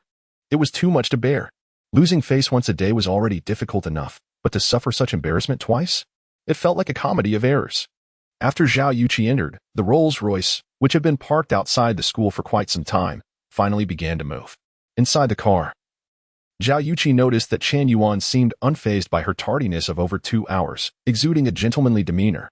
Unbeknownst to her, Qin Yuan had only just arrived, having waited a mere 10 minutes, maintaining his calm composure. Xiao Lu, thank you for your assistance earlier. Your acting was impressive. I'll make sure to commend you to President Hong and recommend a raise. You're too kind, President Yin. I honestly didn't expect you to be so young, replied Lu. The middle-aged driver, smiling. He had just received a text from Qin Yuan, instructing him to play along. After several glances in the rearview mirror, he confirmed that this young man in his 20s was indeed the wealthy President Yin. Rumor had it that this affluent individual was known for lavishly gifting millions to online streamers. He had assumed that such a figure would be a successful middle-aged businessman, not a university student. However, he knew better than to underestimate someone capable of such extravagance. Qin Yuan, where are we headed today? Zhao Yuqi curiously inquired. Not privy to the conversation between Qin Yuan and Lu. You'll find out soon enough, Qin Yuan replied with a mysterious smile. Half an hour later, the luxury vehicle finally arrived at the Jiangjing Villa community, halting in front of the most opulent villa, number 1. President Yin, we've arrived, Lu politely announced. Great, Qin Yuan replied as he took Zhao Yuqi's hand and stepped out of the vehicle. At that moment, a middle-aged man in his late 30s, sporting a slick hairstyle and exuding the aura of a successful individual, approached them with a smile. Following closely was an attractive secretary wearing stylish glasses. President Yin? Hong Yuanxiao hesitated upon seeing Qin Yuan, still in disbelief. Indeed, I am the one and only, lonely cigarette, Qin Yuan confidently declared. Wow, President Yin is surprisingly young. Truly, heroes emerge from youth. Let us skip the pleasantries and get down to business, Qin Yuan suggested, eager to avoid empty compliments. This was their first face-to-face meeting, despite being part of the same online group, and they didn't share any substantial rapport. Hong Yuanxiao was eager to sell the villa to recoup funds, while Qin Yuan aimed to acquire it at a bargain. The urgency was palpable, as Hong's financial chain was on the brink of collapse. Let us get straight to the point then. Lina, please introduce the details to President Yin. Certainly, President Hong, replied the bespectacled secretary, Lina. President Yin, please follow me. As Lina gestured for them to enter, Qin Yuan held Zhao Yuqi's hand, stepping into the villa. Hong Yuanxiao nodded appreciatively, recognizing that President Yin's choice of companion was even more striking than his meticulously selected secretary. Sometimes, a man's prowess could be gauged by the company he kept. Qin Yuan, what sort of business are you discussing with President Hong? Zhao Yuqi whispered curiously. Nothing significant, really. President Hong wishes to sell this villa and wanted to know if I'm interested. That's why I brought you along to see it, Qin Yuan replied casually, as if purchasing a villa were as trivial as grocery shopping. Lina was increasingly astonished. She was aware that President Hong had initially purchased the villa for over 57 million, plus various lavish renovations, totaling upwards of 60 million. The notion of a 60 million villa transaction being regarded as trivial by Chen Yuan left her in awe, prompting her to treat him with utmost respect. President Yin, this is the first floor of the villa. The entire layout consists of a small duplex with 3 floors, plus a basement, making it a total of 4 levels. The villa features 2 kitchens, 3 bathrooms, a separate bathing area, 2 walk-in closets, a master bedroom for guest bedrooms, and a maid's room. Additionally, there is a private swimming pool in front, a private cinema on the 2nd floor, and a stargazing room on the 3rd floor, designed with floor-to-ceiling windows for ample natural light. Especially in summer, with the press of a button, the ceiling of the stargazing room opens up, allowing one to lie back and stargaze, creating a particularly romantic atmosphere. President Hong even spent 500,000 on a telescope for this stargazing room. Lina guided Chen Yuan through the villa, detailing each aspect as they went. When they reached the 2nd floor, and she began to describe the master bedroom, it was unclear whether President Hong had peculiar tastes, as the bed measured an astonishing 4 meters by 3 meters. Isn't that a bit excessive? Fortunately, the master suite spans over 100 square meters. Otherwise, such a massive bed wouldn't fit. After touring the villa, Zhao Yuqi was increasingly astounded. Although her family owned a restaurant and was relatively well off, her parents had worked their way up from nothing and were quite frugal, never indulging in extravagance. Their home, while spacious at around 170 to 80 square meters, was still an ordinary commodity residence. In stark contrast, this Jiangjing villa was exceedingly luxurious, completely reshaping her understanding of wealth. Even an ordinary cloakroom surpasses the size of an 8-person girls' dormitory at school, capable of being transformed into a boutique. There exists a wall of shoes, display cabinets, belt cabinets, tie cabinets, a personal jewelry cabinet, a dedicated wall for bags, a safe, and more. Additionally, the 3rd floor, apart from the starlit room, boasts an exquisitely luxurious study, along with an expansive balcony exceeding 70 square meters and an art studio. The basement houses a dance practice room, a piano room, and a private gym. If one were to reside here daily, waking up each morning would likely bring forth laughter. Moreover, one can gaze upon the majestic Yangtze River in the distance. Such a view is truly refreshing. Mr. Yin, what do you think of this property? Lina inquired with a smile after presenting all its features. Moderate, he replied, feigning dissatisfaction. This villa is somewhat small, but considering my camaraderie with Mr. Hong, do persuade him to offer a reasonable price. In truth, Chen Yuan was quite pleased, but he could not reveal such sentiments, for if they knew of his satisfaction, would they not elevate the price? Purchasing a villa is akin to buying clothing, after all. Very well, I shall report to Mr. Hong at once, Lina said, stepping into the elevator in her high heels. Although the villa consists of only 3 or 4 floors, it is equipped with an elevator. Chen Yuan and Zhao Yuqi remained on the balcony, admiring the scenery. Chen Yuan, are you truly considering purchasing this villa? I just checked the price per square meter. It seems to be 51,000. This villa, in total, must be worth at least 50 to 60 million, not to mention the luxurious renovations and design, perhaps even 70 million. Zhao Yuqi exclaimed in astonishment. Do you find it appealing? What are your thoughts on the environment here? Chen Yuan asked, his expression cheerful, seemingly unfazed by Zhao Yuqi's calculations. I naturally find it delightful. Who wouldn't desire such a spacious and beautiful home? However, then there is no need for further discussion if you like it. I shall purchase it, Chen Yuan interjected, eager to seize this opportunity for a significant expenditure. You shall not deter my spending spree. Zhao Yuqi felt an increase in her affection for Chen Yuan, as his words resonated deeply with her. The notion that he would spend over $500 million simply because she liked the villa was undeniably touching. It seemed to imply that he intended for them to live together after the purchase. Was he already constructing their love nest? Yet, she felt unprepared. Having not even agreed to be his girlfriend, his assertiveness left her feeling bashful.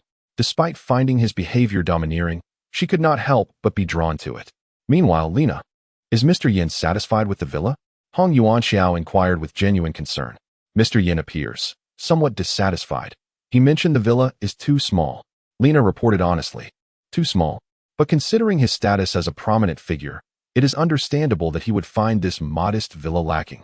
However, Mr. Yin also requested that, given your amicable relationship, you provide him with a fair price. Lina, could you please relay the information in full next time without being so playful? Hong Yuanxiao remarked seriously. It was evident that the rapport between the secretary and her boss was more than ordinary. Otherwise, a secretary would not dare jest in front of her employer. Shortly thereafter, Hong Yuanxiao personally ascended to the third-floor balcony. "Mr. Yin, how do you find the view here?" Lighting a cigarette, he offered one to Chen Yuan. "Not bad. One can see the Yangtze River." Chen Yuan accepted the cigarette and lit it. "By the way, I still do not know your real name." "My name is Chen Yuan." "Brother Chen, to be frank, if it weren't for the dismal market conditions this year, with the hospitality and tourism industries operating at a loss, and with hundreds of employees awaiting their salaries, I would never contemplate selling this villa. However, if you are willing to take over, I can offer you a fair price of 58 million. When I purchased this villa, it cost 57 million, with an additional 400,000 invested in renovations and design. Even without considering appreciation, its market value exceeds 60 million. 58 million is undeniably a reasonable price." Hong Yuanxiao spoke earnestly. Though Chen Yuan discerned a slight exaggeration in his claims, nonetheless, the market price was evident. "Let us settle on 55 million, full payment up front. If you are agreeable, I can transfer the funds immediately." Chen Yuan made a decisive offer, understanding that real estate is not akin to clothing, which can be discounted. "Brother Chen, that price is my bottom line. If you can indeed pay in full, we can draft the property transfer agreement and proceed with the transfer." Hong Yuanxiao nodded, not desiring to haggle further. "Agreed."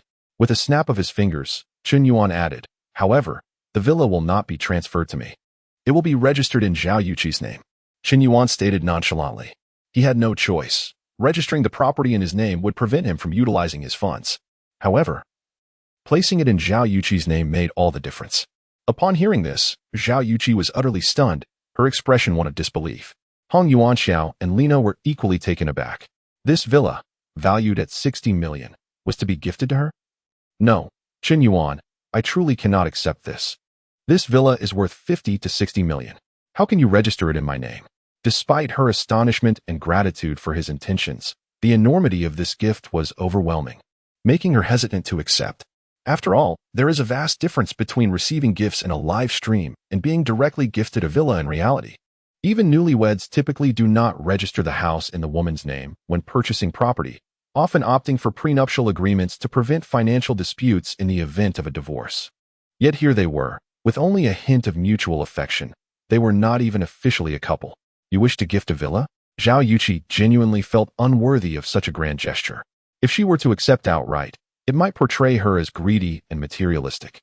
Any woman with a modicum of emotional intelligence would refrain from such a blatant acceptance. It would simply appear too avaricious. "Yuqi, if this villa is not registered in your name, I fear I shall not be able to purchase it today." "Why?" Zhao Yuqi inquired immediately. "Simply because I possess too many properties under my name. Are you aware of the government's housing restrictions? Once an individual owns multiple properties, they cannot purchase new ones. Thus, this villa must temporarily be registered in your name. Consider it a favor to me. Naturally, if you are unwilling to assist, I can only apologize to Mr. Hong." Chen Yuan shrugged, displaying a helpless demeanor. This excuse had long been premeditated by him. Logically speaking, he could anticipate that Zhao Yuqi might not necessarily agree. The housing limitation excuse was simply perfect. Firstly, it provided Zhao Yuqi with an opportunity to decline gracefully, allowing her to accept the property transfer without appearing too greedy or materialistic. She would merely be assisting Chen Yuan. With this justification, it became much easier for others to accept her decision on a moral level. Women also value their dignity. Secondly, Chen Yuan declared in front of Hong Yuanxiao that he would not purchase it. Hong Yuanxiao, desperate to bridge the financial gap, would undoubtedly employ every means to persuade Zhao Yuqi to accept the villa. Chen Yuan wouldn't have to say much. Naturally, someone would advocate for him to Zhao Yuqi. Wasn't this a win-win situation? Indeed, when Chen Yuan said he was not buying, Hong Yuanxiao immediately became anxious. "Since your brother Chen Yuan has said so, why don't you agree to temporarily transfer the villa to your name?" No, I really can't accept it. A villa worth 50 to 60 million is simply too daunting." Zhao Yuqi still shook her head in refusal. "Please, I'm begging you. I have hundreds of employees waiting for their salaries. If this villa doesn't sell, my cash flow will be severed, and my company will go bankrupt. So many people will lose their jobs, and many have families to support. Can you bear to see them all unemployed?" Hong Yuanxiao, a seasoned businessman, spun a tale of urgency and righteousness, as if declining the villa today made her a heartless villain. But there was no but. "I am on the brink of bankruptcy, and urgently need funds to survive. If not, I wouldn't be selling the villa so hastily. Consider it a favor to me, will you? Yes, sister. Our General Hong is indeed in dire straits. Hong Yuanqiao and Zhou Lina began a relentless persuasion campaign. Their combined effort overwhelmed Zhao Yuqi. Finally, after half an hour of relentless coaxing, Zhao Yuqi reluctantly nodded in acceptance. To expedite the acquisition of funds, Hong Yuanqiao signed the villa transfer agreement with Zhao Yuqi that very afternoon and completed the transfer procedures. Chen Yuan did not hesitate either. He instantly transferred 55 million in funds. When Zhao Yuqi received the villa keys and property certificate, she felt as if she were in a dream. Chen Yuan, is this villa truly under my name now? Indeed, from now on, you are the owner of the Jiangjing Villa and the #1 garden mansion. Chen Yuan replied with a smile. No, no, no. The villa belongs to you. I'm merely assisting you temporarily. I'll transfer it back to you next time. Zhao Yuqi felt bewildered by the day's events. How could she have inexplicably acquired a villa valued at 60 million? Would anyone believe it? Even if the villa was only temporarily under her name, it still indicated Chen Yuan's sincerity towards her. Suddenly, Zhao Yuqi recalled that Chen Yuan's apparent absence yesterday was likely to prepare for this grand surprise today. She had misunderstood him and even deliberately arrived late by over 2 hours. A sense of unexplainable guilt washed over her. I'm sorry, Chen Yuan. Actually, I was intentionally late this morning. I hope you're not angry. No worries. Such trivial matters hardly occupy my mind. Chen Yuan replied candidly. He had only waited 10 minutes. Naturally, he couldn't consider this minor issue significant. Yet, Zhao Yuqi believed he had waited for over 2 hours without a single complaint. And he had even bought her a villa. This man's generosity was astounding. How charming, how romantic. Zhao Yuqi's affection level was now at 10. Chen Yuan's offhand remark seemed to have struck a tender chord within Zhao Yuqi, causing her fondness for him to surge by 30 points. Previously, her affection had been at 45 points, increased by 15 points during the house viewing, and now it had risen by another 30. Her current affection for Chen Yuan had reached an astonishing 90 points, just 5 points shy of a complete reversal. Observing Zhao Yuqi's affection level of 90 points, Chen Yuan felt an immense surge of encouragement. He was exhilarated. The rewards for winning Zhao Yuqi's affection were incredibly generous. He had already spent around 60 to 70 million in wooing her, and if he succeeded in winning her over, the bonus would amount to 600 to 700,000, along with an entire 25 points of enhancement. This tool was quite lucrative, and he was poised to reap substantial rewards. Haha, delightful. Chen Yuan, why do you keep staring at my head? Is there something dirty up there? No, I just think you look especially beautiful today. How is that possible? Was I not beautiful before? Zhao Yuqi replied shyly. She found herself increasingly bashful in Chen Yuan's presence, especially when contemplating the possibility of living together in the same villa, which could lead to some indescribable situations. After all, a man and a woman alone in a room could easily lead to passionate encounters. Oh dear, how embarrassing. Why am I even thinking about such things? Chapter 040. Chen Yuan's high emotional intelligence. Chen Yuan, my birthday is next week. I'd like to invite some friends and former classmates to host a birthday party here. I wonder if that would be possible. Zhao Yuqi, her cheeks flushed, glanced at Chen Yuan for his opinion. Although the villa was currently in her name, it was ultimately Chen Yuan who had financed it. Naturally, she needed to seek his approval for a birthday party. Oh, so your birthday is coming up. Why didn't you mention it sooner? I should have prepared something for you. Chen Yuan mused, considering whether throwing a birthday party could be another opportunity to spend some of his affection funds. Moreover, gifting her something would be entirely justified. It could earn him Zhao Yuqi's affection while simultaneously allowing him to continue spending, achieving a perfect balance. Zhao Yuqi felt that Chen Yuan was not only charming but also cultured. His emotional intelligence was simply remarkable. When she asked him about the party, he immediately shifted his focus to her birthday, honing in on the crux of the matter. Women often communicate with dual meanings when they pose a question. The inquiry may not be the primary focus. What they truly wish to convey could pertain to their birthday, something they desire, or places they wish to visit. Among other deeper implications, if a man fails to grasp the underlying meaning and merely addresses the question itself, a woman may deem him a straight man and perceive him as lacking emotional intelligence. This illustrates the fundamental difference in thinking between men and women. Chen Yuan, at his core, was also a straightforward man, even a rather obstinate one. However, throughout the entire process, he only thought about how to spend more affection funds. a thought process that inadvertently aligned with Zhao Yuqi's perspective. Consequently, Zhao Yuqi instinctively felt that Chen Yuan's emotional intelligence was exceptionally high. Being with him felt incredibly comfortable and enjoyable. He was the epitome of a perfect gentleman, handsome, wealthy, exceptionally skilled, generous, attentive, possessing gentlemanly demeanor, cultured, low-key, yet exuding a commanding presence. Reflecting on this, Zhao Yuqi realized Chen Yuan had an abundance of virtues, so much so that she almost lost her confidence in his presence. Little did Chen Yuan know how Zhao Yuqi perceived him.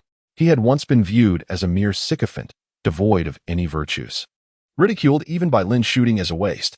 Yet, with his newfound financial prowess, it seemed that past shortcomings had transformed into strengths. Indeed, when one possesses wealth, even their most mundane actions are regarded as delightful. Chen Yuan, there are some of my personal belongings in this villa. I'll arrange for a moving company in the next couple of days to clear them out. It may take 2 or 3 days before you can move in. I apologize for the inconvenience. Hong Yuanxiao expressed his apologies. No problem at all, old Hong. We're not in a hurry.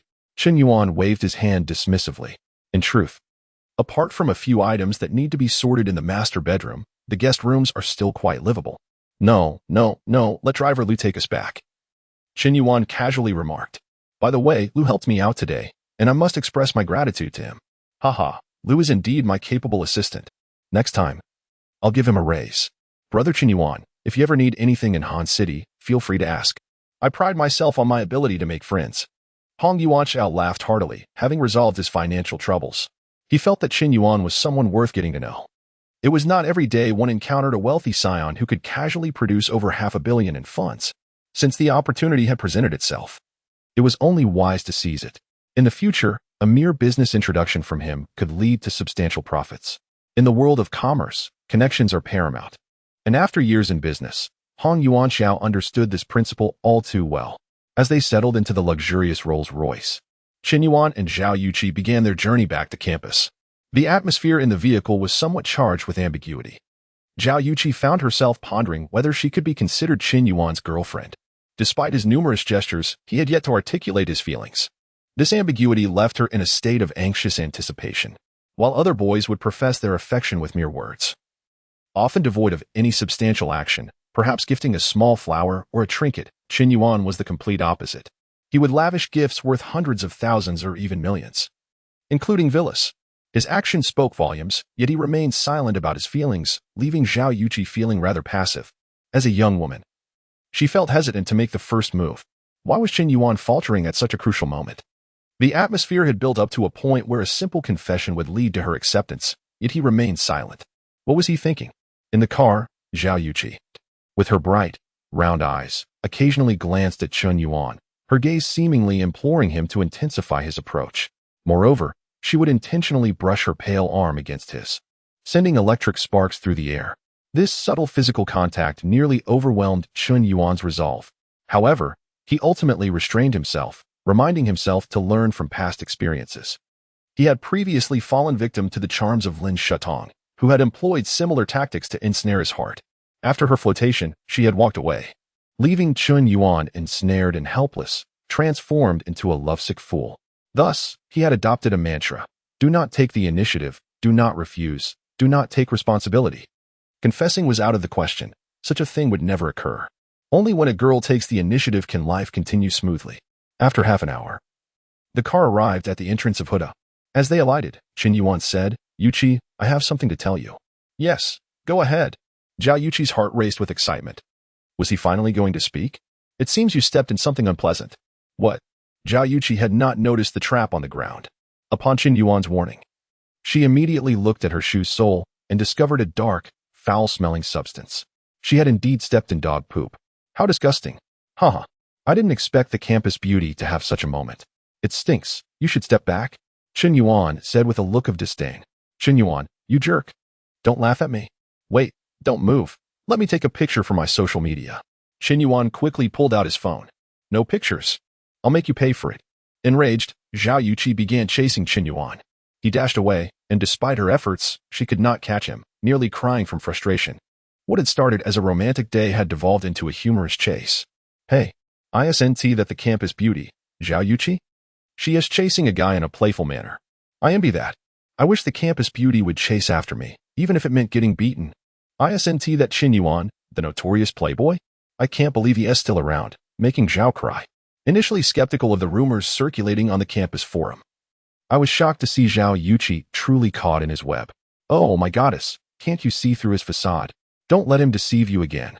As days passed, more people on campus became acquainted with Qin Yuan, and his reputation grew increasingly notorious. The situation had even drawn the attention of the school administration, leading to a significantly adverse impact. Meanwhile, on a popular video sharing platform, a clip from a campus athletics event suddenly went viral. Within just 2 days, it garnered over 10 million likes and more than 100,000 comments. This video had become a sensational phenomenon. After playfully tussling with Zhao Yuqi, Qin Yuan returned to his dormitory. As he stepped into room 503, his 3 roommates rushed toward him, their faces brimming with excitement. Wow, you're going to be famous. I can't believe I didn't see your potential as an internet celebrity. Xiang Tao exclaimed, gazing at Qin Yuan with a mix of envy and admiration. Hardly able to fathom that the viral running hero was his very own roommate. What do you mean, famous? Is it because of my bad reputation on the campus forum? Qin Yuan inquired. No, that has nothing compared to what we're talking about. We mean your fame on Douyin and Bilibili. It's exploded. Lao Chao explained. Qin Yuan felt a jolt of surprise. Had his identity been exposed? Did everyone know he was the internet mogul, Lonely Smoke? No way. That would be disastrous. Qin Yuan feared that if his identity was revealed, it would become exceedingly difficult to continue pretending to be lovesick. However, he quickly realized he had misunderstood. His identity as Lonely Smoke had not been disclosed. Rather, he had gained fame for an entirely different reason. Qin Yuan, just check Douyin. Your video is the hottest topic right now. Prompted by his friends, Qin Yuan promptly pulled out his phone to browse Douyin. After scrolling through several videos, one particularly explosive short clip caught his eye.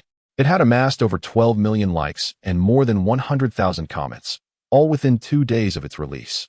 The video depicted a male participant in a campus athletics competition who had unwittingly entered the race and astonishingly showcased an extraordinary speed that left the audience in awe. Qin Yuan clicked on the video. It was a brief clip, only a few seconds long, yet it vividly captured the moment when a well-groomed young man, dressed in casual attire, who had initially lagged behind by several meters, suddenly surged ahead of all competitors, establishing a significant lead of 2 to 3 meters in no time. In a mere 100 meters, he exhibited a remarkable explosive power that was simply beyond compare, leaving everyone else in his dust. It is important to note that the athletes on the field were not ordinary individuals. They were all faster than the average person. A typical adult male would run 100 meters in approximately 12 to 15 seconds, with 13 seconds being average. Achieving 12 seconds is considered exceptionally fast, requiring extraordinary physical capabilities. Those who could run 100 meters in 11 seconds were categorized as professional athletes, while speeds between 10 to 11 seconds were typically seen in national team representatives. Times under 10 seconds were often record-breaking. The video's protagonist displayed an explosive speed that rivaled that of the fastest Asian sprinter, who had once set a record at 9.91 seconds. The speed displayed is nearly comparable to that of the world's fastest sprinter. Truly astonishing. Moreover, this video contains no special effects whatsoever. It captures an unexpected incident during a genuine competition. Incredible. Qin Yuan watched the video several times, and if it isn't him, then who could it be? Astonishing. Has this gone viral? That day, Qin Yuan merely intended to show off a little. Who would have imagined that someone would capture it and upload it to a short video platform? It's utterly baffling how this has taken off. Fortunately, the video isn't particularly clear. The distance is somewhat far, making it difficult for anyone to recognize him at first glance. Qin Yuan clicked into the comment section, which was bustling with activity, seemingly igniting considerable debate. It must be said, true talent resides among the masses. This young man runs at an extraordinary pace. As a professional physical education teacher, I would like to enlighten everyone about sprinting. Merely watching this video may not convey just how fast the young man is running. The video lasts a total of 15 seconds, from the moment he takes off until he crosses the finish line over a distance of 100 meters. If you pause the video just as he crosses the finish line, you will discover that he completed the 100-meter distance in under 10 seconds. The world record for the sprint is approximately 9.58 seconds. If this fellow were to participate in the Olympics, he might just break the world record. I believe there may be some embellishments in this video, and it cannot serve as a reliable reference to claim he is superior to the world champion. Perhaps that assertion is a bit exaggerated. Whether he can rival the world champion, I cannot say, but he is undoubtedly stronger than you. Upon hearing this, Chen Yuan hastily logged into Bilibili. He immediately discovered a trending video across all platforms that seemed to be related to him. The video was uploaded by an individual with millions of followers, known as the Handsome One. Upon opening the video, it was evident that it had been edited. It showcased Chen Yuan's journey from the starting line to crossing the 100-meter mark, complete with a stopwatch overlay at the top. The timer stopped at 9:31 seconds, while the footage simultaneously played, creating a striking contrast. Hello everyone, I am your uploader, the Handsome One. Although I am quite handsome, please do not idolize me, for I am merely a legend. Now, back to the matter at hand. In today's video, I shall analyze the most impressive grassroots athlete of the moment. We do not yet know his name, so let us refer to him as the running hero. Why this title? Because he runs exceptionally fast, and he may very well be the next person to shatter the world's sprinting record. Do not think I am exaggerating or speaking nonsensically. I assure you, my claims are substantiated. Without exaggeration, I have never been one to boast. The previous video is solid evidence. I did not apply any acceleration to the footage. I can guarantee this with my integrity. According to insiders, the race depicted in the video was part of a selection process for national athletes conducted by a university's track team, showcasing a remarkably high level of skill. The slowest competitor in that race clocked in under 12 seconds for the 100 meters. Yet, the running hero, without professional athletic wear or any warm-up, not even in proper running shoes, just a pair of ordinary Taobao sneakers costing 50 or 60 yuan, suddenly surged onto the track. He demonstrated his prowess, proving just how incredible he truly is. From the video, one can see that as the coach fired the signal, the other athletes bolted forward like cheetahs, while the running hero lagged behind by 4 or 5 meters. Even at that disadvantage, he astonishingly overtook all the track athletes, leaving one competitor 10 meters behind. What terrifying speed! Through my detailed analysis and speed evaluation, I estimated his time at 9:31 seconds for the 100 meters. While this may not be entirely precise, it is certainly close. The world's fastest sprinter once set a record of 9:58 seconds for the 100 meters, unchallenged for years. Yet our running hero has clocked an astonishing 9:31 seconds. Indeed, you read that correctly. There is no need for doubt. Words fail to capture the awe that fills my heart. Perhaps only the phrase terrifyingly astonishing can encapsulate my current sentiment. The Handsome One continues to explain with exaggerated enthusiasm, juxtaposing video analyses repeatedly, causing Chen Yuan's brief sprint of 10 seconds to be scrutinized and replayed numerous times. The more one observes, the more impressive it seems. At first glance, it may not appear remarkable, but upon closer inspection, it surpasses even the world's best. This person is indeed extraordinary, leaving no room for skepticism. The Handsome One is impressive. The running hero is impressive. If you say the running hero is impressive, I believe you, but when you claim you never boast, I don't even trust the punctuation. Handsome One, is it a bit humorous to assure us with your looks? Do you even possess good looks? This video has gone viral. It is truly viral. Not only can it be found on Douyin, but it also graces the Bilibili homepage and even appears on Penguin News. It's an absolute sensation. Chen Yuan feels bewildered. He wonders if this Handsome One has a grudge against him. I never wanted to go viral. Why is this person meddling in my affairs when there are countless aspiring influencers he could promote? Meanwhile, Zhao Yuqi returned to her shared apartment. As soon as she arrived, her friend Wu Xiaofei bombarded her with questions. Chi, why did you come back so late? You left early this morning, and now it's evening. What on earth did Chen Yuan take you to do? Chen Yuan? He took me to buy a house.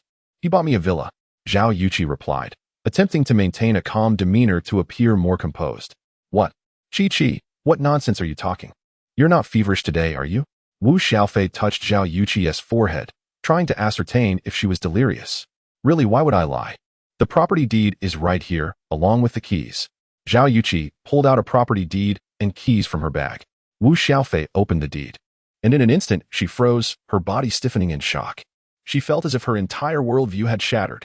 The property deed was genuine. Wait a moment. A riverside villa complex? 980 square meters? It's in your name alone? Oh my goodness! Oh my goodness! Oh my goodness! Wu Xiaofei exclaimed repeatedly. Yet no amount of exclamations could convey her astonishment. This was a whopping 980 square meter villa, situated in the prime real estate along the Yangtze River. Gifted to Zhao Yuqi? Qin Yuan's generosity is simply astounding. What woman could resist such a gesture? Wu Xiaofei felt a pang of jealousy. She was genuinely envious. Chi, please tell me this isn't true. This must be an illusion. Is this property deed fake? You went out for one outing and accomplished what I have strived for my entire life? This world is incredibly unfair. Wu Xiaofei stared in disbelief at her friend's exaggerated demeanor. Meanwhile, Zhao Yuqi's face radiated with joy.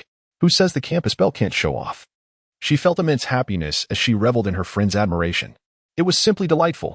All right, Xiaofei, let's not exaggerate. This villa is merely under my name temporarily. The reason is that Qin Yuan has an excess of properties under his name, which does not comply with the national housing purchase regulations. Hence, the house is temporarily in my name, but I will return it eventually. Zhao Yuqi hurriedly explained. Return it? Why would you do that? This is a grand villa of 980 square meters, sister. If you end up with Qin Yuan, wouldn't this villa become yours? Honestly, Chi, I've encountered many second-generation rich individuals. They may possess wealth and often lavish gifts upon you, such as luxury handbags, clothing, and cosmetics. However, it is rare for them to directly purchase cars or houses for someone. The values and implications of these gifts are fundamentally different. Qin Yuan has not only bought you a house, but a sprawling 980 square meter villa. Your status in his eyes is truly unique. His feelings for you must be sincere. At that moment, Wu Xiaofei began to speak favorably of Qin Yuan, as there was no basis for criticism. After all, the villa had already been acquired. What more could one say? A woman's measure of a man's love is quite simple. It hinges upon his willingness to spend money on her. In this regard, Qin Yuan was impeccable. I genuinely believe Qin Yuan is wonderful. He embodies my ideal type. After spending time with him, you'll realize he's not only handsome but also humorous and shares my values. He's quite adept physically as well. Zhao Yuqi's round, sparkling eyes began to glimmer with admiration. If others were to witness the campus belle Zhao Yuqi displaying such infatuation, they would undoubtedly be astonished and question their own lives. Enough of the flattery. Aren't you about to celebrate your birthday soon? How do you plan to celebrate? Wu Xiaofei inquired. I've already made plans. This year, I'm throwing a party in the Riverside Villa, inviting the student council, high school classmates, and a few close friends. It would be ideal to have Qin Bingxue join us too. Zhao Yuqi replied with a smile.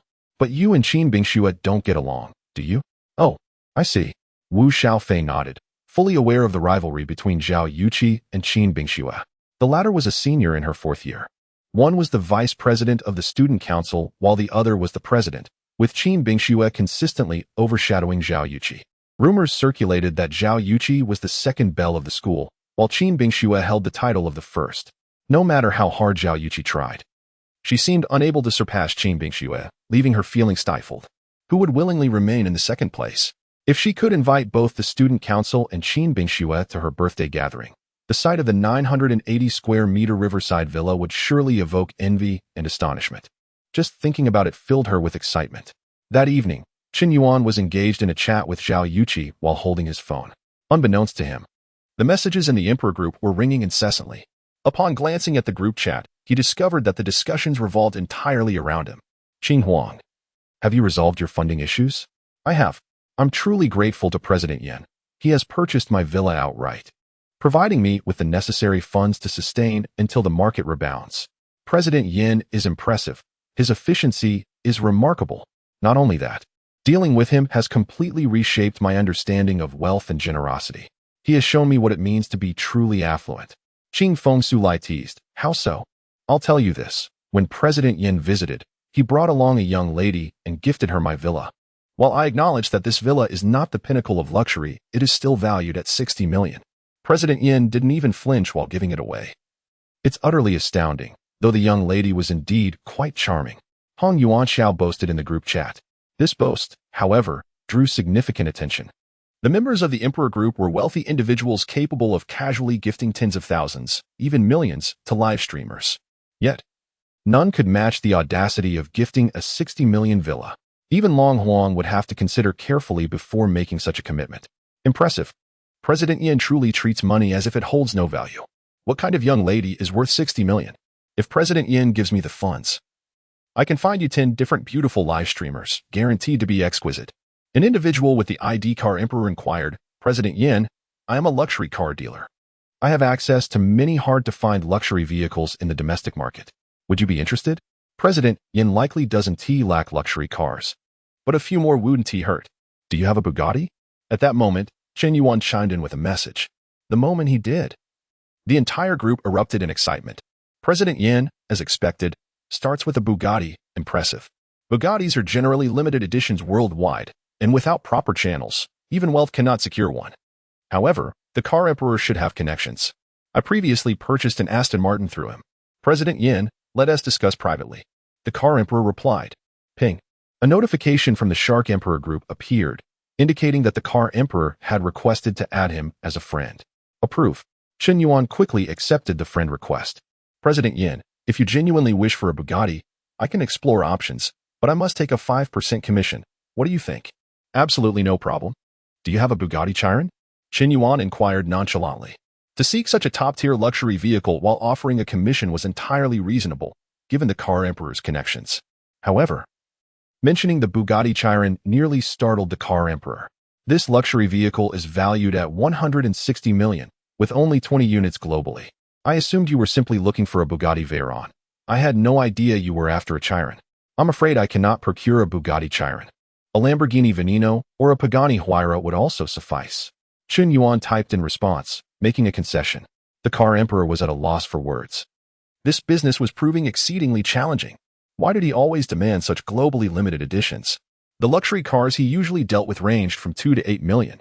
Meanwhile, Chen Yuan sought only the top-tier limited editions, with the least expensive Pagani Huayra at 48 million and the Lamborghini Veneno valued at 90 million. Even with extensive connections, he found it overwhelming. President Yin, the models you mentioned are incredibly difficult to obtain. Perhaps you should consider other options? The most expensive car I can secure is a Ferrari LaFerrari, priced at 22 million, or a fully equipped Lamborghini Aventador for 9 million.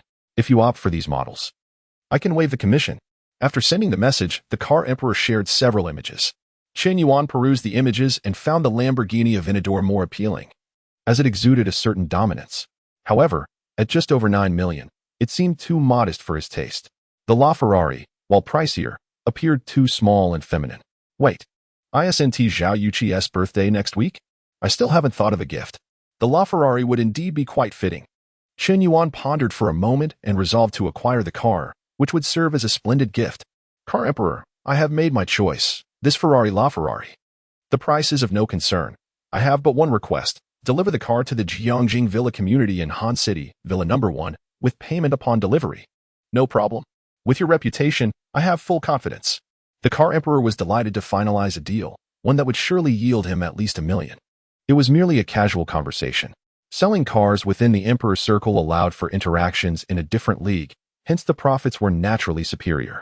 After all, it is often said that when the big shots dine, they are discussing projects worth tens of millions or even billions. Once one infiltrates this circle, earning becomes remarkably effortless. After discussing the purchase details with the car emperor, Chen Yuan exited WeChat.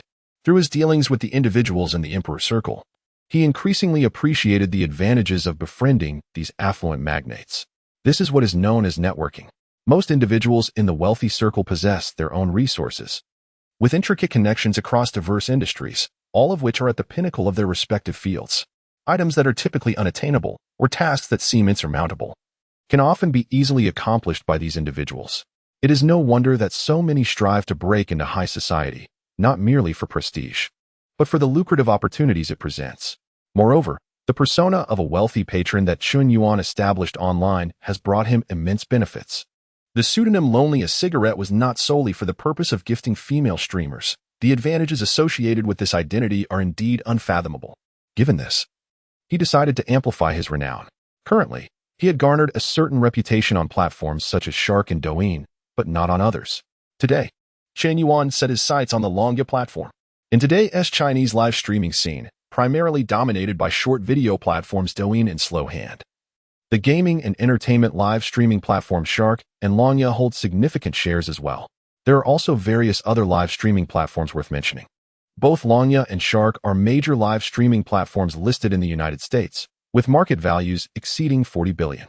The funds Chen Yuan possessed, if not restricted for personal use, could have easily facilitated the purchase of a live streaming platform. For now, he would content himself with gifting the female streamers. He logged into the Longya live streaming app and created a new account with the ID, Lonely as Cigarette, classified as a level 1 account. The pseudonym system allows for duplicate registration since each ID is linked to a unique account number. Thus, there was no concern regarding identical IDs. Transitioning to a new platform, Chun Yuan transformed from a level 120 wealthy emperor to an unnoticed novice. He began exploring various female streamers' live broadcasts. This one T2, too unattractive. This one S not suitable either. She S lacking in assets. This one is still not right. She only chats without any talent. This one is quite good. Her voice is melodious, her figure is appealing, and her looks are acceptable. After browsing through the live streams of several female streamers, he finally settled on one named Shalalala. She was a highly popular streamer on the Longya platform, with nearly 1 million viewers in her stream. Her voice was sweet, soft, and soothing, making it a pleasure to listen to her speak. Now, it was time to showcase his financial prowess. Chun Yuan accessed the recharge page and began to add funds. He discovered that the Longya platform allowed users to input their desired recharge amount with a maximum of 900,000 RMB in one go, significantly higher than Douyin limits. It took him half an hour to recharge, and he ended up adding a staggering 200 million renminbi. The ammunition was ready. Chun Yuan re-entered Shalalala's live stream. Your voice is enchanting. Could you call me brother? I'll gift you a treasure map to secure the top spot. Whoa, this level 1 account seems a bit cheeky. Daring to impersonate my esteemed cigarette lord. I thought this ID looked familiar. It turns out to be the ID of Shark's #1 wealthy patron. Who exactly is this cigarette lord? Shalalala curiously inquired. Having spent all her time on Longya, it was understandable that she did not follow other platforms. However, some viewers did traverse multiple streaming platforms, leading to overlaps in audience. Shalalala clearly noticed the barrage of comments from Chun Yuan, but chose to ignore them. Female streamers can be quite pragmatic. If you possess a high rank and shower her with gifts, she'll treat you like royalty. If your rank is low, she wouldn't bother acknowledging you. After some contemplation, Chun Yuan opted to upgrade to a noble status. Longya categorizes its nobility as swordsman, knight, lord, duke, monarch, emperor, and super god emperor. To initially activate the emperor status, one must invest 150,000 RMB. Spending over 150,000 within a month is necessary to unlock the Super God Emperor status, which requires an expenditure of 1.5 million renminbi. Without a second thought, Chun Yuan activated the Emperor status. Well, thank you, Lonely as Cigarette, for becoming an emperor, exclaimed Shalalala, her beauty and sweet voice filled with excitement. Could it be the real cigarette lord has arrived? Is that legendary man here to flaunt his wealth on Longya? No, I can't believe it. When Cigarette Lord makes a move, he'll undoubtedly secure the top spot. He.s. here. He.s. really here. Cigarette Lord, what song would you like me to sing? Shalalala inquired in her live stream. Anything you're good at will suffice. Chun Yuan had entered the stream for her looks, but was now pleasantly surprised to discover her singing talent. As she began to sing, her ethereal voice captivated him instantly. Is she truly a skilled performer? No wonder her popularity is so high. One cannot deny that the competition among female streamers is increasingly fierce. Those who can rise above the throng and garner immense popularity typically possess exceptional skills. Merely being attractive is insufficient. One must have talent, and it must be professional. The more polished the performance, the easier it is to retain fans. Chun Yuan couldn't help but acknowledge that he was deeply moved by Shalalala's singing. Her vocal prowess rivaled that of professional singers. A sense of delight washed over him, akin to unearthing a treasure when he initially expected only an average performance. Your singing has truly astonished me, miss. Are you ready to receive gifts? Cigarette Lord, are you genuinely considering gifting me a treasure map? The treasure map on Longya is the most expensive gift, valued at 5,000 RMB. Chun Yuan indeed intended to gift a treasure map, but one alone would not suffice. Lonely as Cigarette gift streamer Shalalala a treasure map? A massive gift effect illuminated the entire screen. However, this was merely the beginning. Chun Yuan was unaware of the total amount gifted to the top streamer, but was confident in his ability to surpass it. Lonely as Cigarette gift streamer Shalalala a treasure map? 2 Lonely as Cigarette gift streamer Shalalala a treasure map? 3 Lonely as Cigarette gift streamer Shalalala a treasure map? For in less than a minute, Chun Yuan had gifted 30 treasure maps, totaling 150,000 RMB. Upon surpassing the 150,000 threshold, he spent 1.5 million to upgrade to the Super God Emperor status. Since he was going to elevate his rank, one must naturally engage with the most illustrious of nobles. Wow. A heartfelt thanks to the esteemed Mr. Yin for bestowing 30 treasure maps. My gratitude extends to Mr. Yin for activating the Super Divine Emperor. His grandeur and valor are truly commendable. I adore you immensely. Wow. This must be the real Mr. Yin. He casually activates the Super Divine Emperor. Who else could do that? Only one cigarette, gifting treasure maps to the streamer Shalala? 31. Having activated the Super Divine Emperor, Chun Yuan resumed his gift-giving spree, maintaining a pace of 1 gift per second for an entire hour.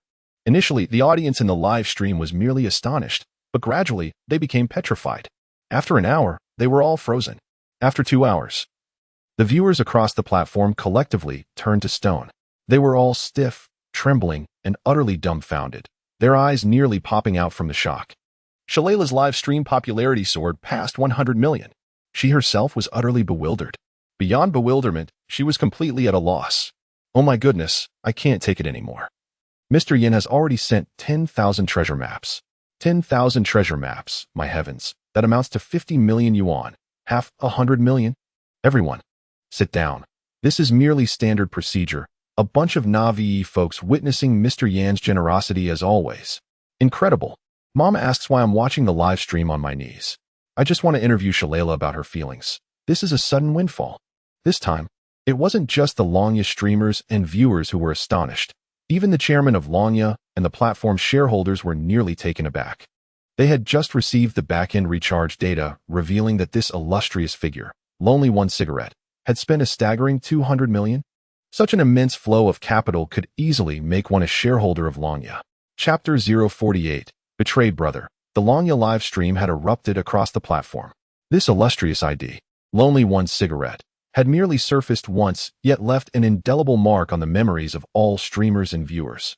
While the average affluent viewer may not be deeply remembered, those who create a sensation and break the highest tipping records will undoubtedly linger in memory. For when one thinks of affluent figures, the first that comes to mind is invariably the most extraordinary. The ID Lonely One Cigarette has repeatedly forged new records in tipping, leaving behind his legend across major streaming platforms. To date, Lonely One Cigarette has tipped female streamers over 100 million. Thank you so much, Mr. Yen. I truly appreciate it. Perhaps I should sing for you. I never expected you would shower me with so many gifts. What should I do? I'm overjoyed.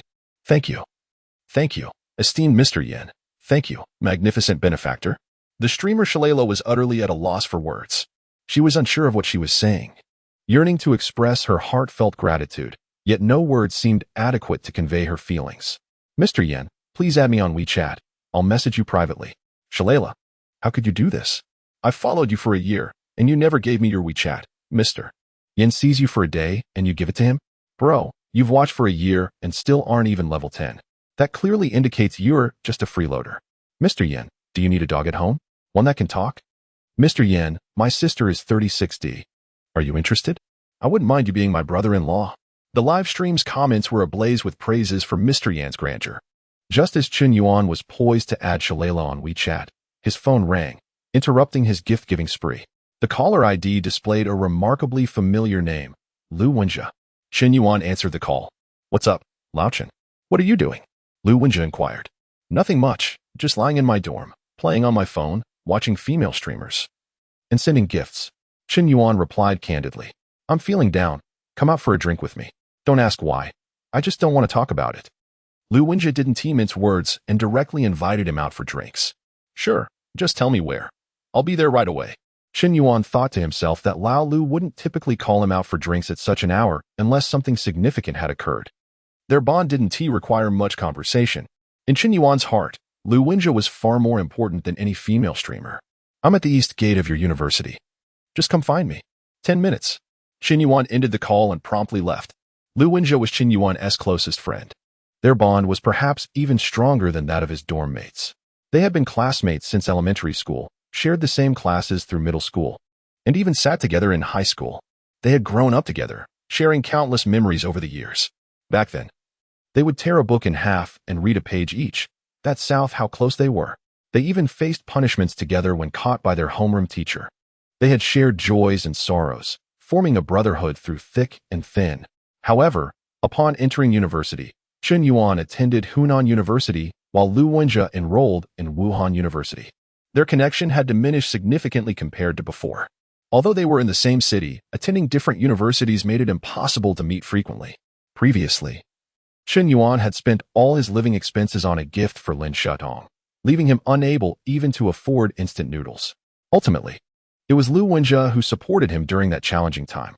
Had it not been for Lu Wenjie transferring him a few hundred yuan when he was at his lowest, he might have faced starvation. Some friendships need not be vocalized. They are simply held in the heart. 10 minutes later, Chen Yuan arrived at the east gate of Hunan University and indeed found a disheveled figure, slumped on the roadside, looking utterly dejected. The once exemplary student who never smoked now surrounded by a sea of cigarette butts, almost one after another. This appearance indicated he was likely dumped by his girlfriend. Did you break up with Liao Jia? Damn, how did you know? Lu Wenjie looked utterly bewildered. He hadn't intended to say anything. Yet Chen Yuan had guessed it upon their first meeting. Your expression gives it away. Half an hour later, Chen Yuan and Lu Wenjie settled at a barbecue stall, enjoying skewers and drinks together. After several bottles, Lu Wenjie finally began to pour out his heart. Chen Yuan, I'm so frustrated. I devoted so much to Liao Jia. Why did she treat me like this? It's been 6 years, 6 whole years. I liked her since the first year of high school. She was the class monitor, and I was the slacker. To prove I was worthy of her, I studied relentlessly and eventually got into Wuhan University, but she ended up at the University of Finance. Had I known, I should have aimed lower on the entrance exam. Then we could have attended the same university. Seriously, are you speaking coherently? Chen Yuan shot him a glance, suspecting he was trying to act superior. I truly believe that. After entering university, I frequently visited the University of Finance, thinking she would appreciate my efforts. Yet, her attitude grew increasingly cold. I would send her dozens of messages, and she wouldn't even bother to reply to one. Today, I went to the University of Finance without informing her in advance, and you know what I saw?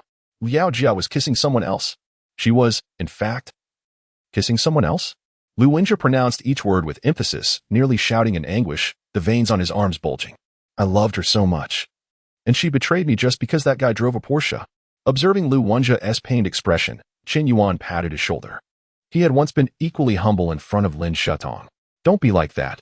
It's not worth it for such a woman. You pursued her for 3 years in high school, and she never agreed. If it weren't for the fact that you got into Wuhan University, she wouldn't have considered being with you at all. This woman doesn't truly care for you. She merely relished the idea of having a boyfriend from a prestigious university, with a monthly living expense of 2,000. You allocate 800 for meals and give 1,200 to Liao Jia, who indulges in nightlife at bars and KTV, while you subsist on meager meals. Why do you demean yourself in such a manner? Do not speak ill of Liao Jia. She is not like that. She merely cannot escape the social obligations of her friendships. Yet, when she betrays you, is that also a mere obligation? Perhaps it is just that I have not been by her side consistently, giving others the chance to intrude. Lu Wenjie explained. Chen Yuan nearly choked on his drink upon hearing this. She has betrayed you, and you still make excuses for her? What do you intend to do now? Chen Yuan inquired. I don't know. I am truly in anguish. Lu Wenjie exclaimed, hastily downing a bottle of beer. In his haste, he ended up spitting it out. Cough. Cough. Old Lu, if you trust me, I can arrange something for you that will make Liao Jia regret her actions. Chen Yuan squinted. What do you have in mind? Just follow my lead. Chen Yuan chuckled. He then opened the WeChat Emperor group, which was bustling with lively discussions. Did you all see? Just now, Yan Zong showed off again at Longya. You wouldn't believe the scene. He flaunted over 10,000 treasure maps in one go, causing quite a stir among the wealthy in Longya. Incredible. Yan Zong is truly impressive. He spent $500 million in one shot. Even Principal Wang might not match that. The principal is still impressive. He once ran a live streaming platform, but Yan Zong's status is likely on par with the principal. Since Yan Zong and I are in the same group, I now have the capital to boast, haha. Observing the chatter in the group, Chen Yuan smiled lightly. He quickly drafted a message and sent it out. Does anyone have an outstanding car they could lend me tomorrow? The location is Han City. Consider it a favor owed. As soon as the message was sent, responses flooded in. Yan Zong, I have a Maserati, but you probably wouldn't be interested. Yan Zong, I have a Porsche 911. Yan Zong, I have a Lamborghini. Yan Zong, I have a Bentley. Feel free to take it anytime. Yan Zong, although I'm not in Han City. My friend has a Koenigsegg there. It's priced at least 26 million, which should be quite impressive. Long Huang personally messaged Chen Yuan. Yan Zong, Let's chat privately. Qin Yuan promptly replied. Having just spent $500 million on the Longya livestream platform, his status in the group was exceedingly high, making him one of the most esteemed figures. Everyone wished to befriend him, yet overt flattery could appear somewhat gauche and overly eager, which might be off-putting. However, now that Yin Zong was asking to borrow a car, it presented an excellent opportunity to establish a rapport with this affluent individual. Once a person achieves enough fame and status, borrowing a car, a plane, or even a yacht becomes a trivial matter. Conversely, if one is merely a destitute individual, even borrowing a bicycle might be met with hesitation. Qin Yuan began discussing the car borrowing arrangements with Long Huang, while Lu Wenjie remained despondent. Naturally disheartened in the face of such betrayal, Qin Yuan empathized. He and Lu Wenjie were cut from the same cloth, both having once debased themselves for the women they adored. Lu Wenjie's devotion even surpassed his own, which was why they bonded, because they shared similar experiences. They understood each other's feelings more profoundly. Qin Yuan had since evolved and sought to help Lu Wenjie do the same. There was no longer a need to grovel. Liao Jia's vain nature was reminiscent of Lin Shutong, who would dismiss any effort if she perceived a lack of wealth or capability. Only a forceful slap in the face could alter her perspective. Contemplating this, Qin Yuan realized that merely borrowing a car would not suffice. He also needed to arrange for Lu Wenjie to meet someone special. Lingling, are you free tomorrow? Qin Yuan sent a message to Su Lele. Yes, Qin Yuan. I'm delighted you reached out. I thought you might never contact me again after you missed our last date. Su Lele replied instantly. In truth, she had already realized her standing in Qin Yuan's eyes after he failed to show up for their previous date. She bore no resentment towards him. Instead, she lamented the unfavorable impression she had made. Known as a gold digger at school, she had entangled herself with numerous boys. Her acquaintance with Qin Yuan was purely coincidental. Compared to the school's belle, Zhao Yuqi, she was incomparable in looks, grace, and reputation. Initially, she had come off as quite mercenary, and even when boys showed interest, it was merely a fleeting amusement for her. She cared little for others' opinions, believing in mutual gratification. If one played, so could the other. Youth was a time for indulgence, a pursuit of desires. Yet now, regret washed over her. Upon realizing she had genuinely fallen for Qin Yuan, insecurity took hold, as her past had rendered her unworthy. She lamented the naivety of her youth, having prematurely given herself away and been hurt by deceitful men. This led her down a path of self-destruction, drinking, smoking, tattoos, rebellion, and wild nights out. How could someone like her dare to hope for Qin Yuan's love? Hatred brewed within her for the unfairness of the world. Why had she only encountered someone as perfect as Qin Yuan after suffering so much? Meeting the right person at the wrong time is a sorrowful fate. Had she met him sooner, perhaps she wouldn't have become who she was today. The tragedy of life is that when one truly wishes to give their all to someone, they often find themselves unqualified. Lingling, I need your help. A dear friend of mine has been betrayed, and I want you to help him stage a performance. Qin Yuan composed the message and sent it. Absolutely, Qin Yuan. I'm thrilled to assist. By the way, you borrowed $5 million from me, but we still haven't signed a contract. Aren't you worried I might not repay it? Su Lele inquired. Not at all. I never intended for you to pay it back. Qin Yuan replied. That $5 million was essentially a bribe to win Su Lele's favor. With her affection for him now at 95 points, Qin Yuan had successfully turned the tables. Naturally, whether or not she repaid it mattered little. Spending the system's money held no emotional weight. Ding. Current affection level of reverse target Su Lele has reached 96 points. Host rewarded with 5 enhancement points. The system notification nearly took Qin Yuan by surprise. He had initially believed that reaching 95 points in affection was sufficient to complete the task, after which maintaining the relationship was unnecessary. To his astonishment, he discovered that further increases in affection could yield unexpected rewards. Each additional point in affection granted 5 enhancement points, an exceedingly generous reward. Of course, as affection levels rose, the difficulty would also increase, as reaching the maximum of 100 points would signify that a person loved you even more than they loved themselves. In this world, everyone loves themselves the most, and it is rare to find someone who loves another more than they do themselves. If there exists such a bond, it would surely be that of Liang Shanbua and Zhu Yingtai, who would even sacrifice their lives for one another. At that moment, the system interface materialized. Name, Qin Yuan. Age, 21. Height, 180 centimeters. Weight, 67 kilograms. Strength, 19. Constitution, 19. Spirit, 10. Agility, 14. The peak level for adults is 10. Status, in exceptional health. Enhancement points, 5. Please select a direction for enhancement. I choose to enhance my spirit. Qin Yuan responded mentally. Ding.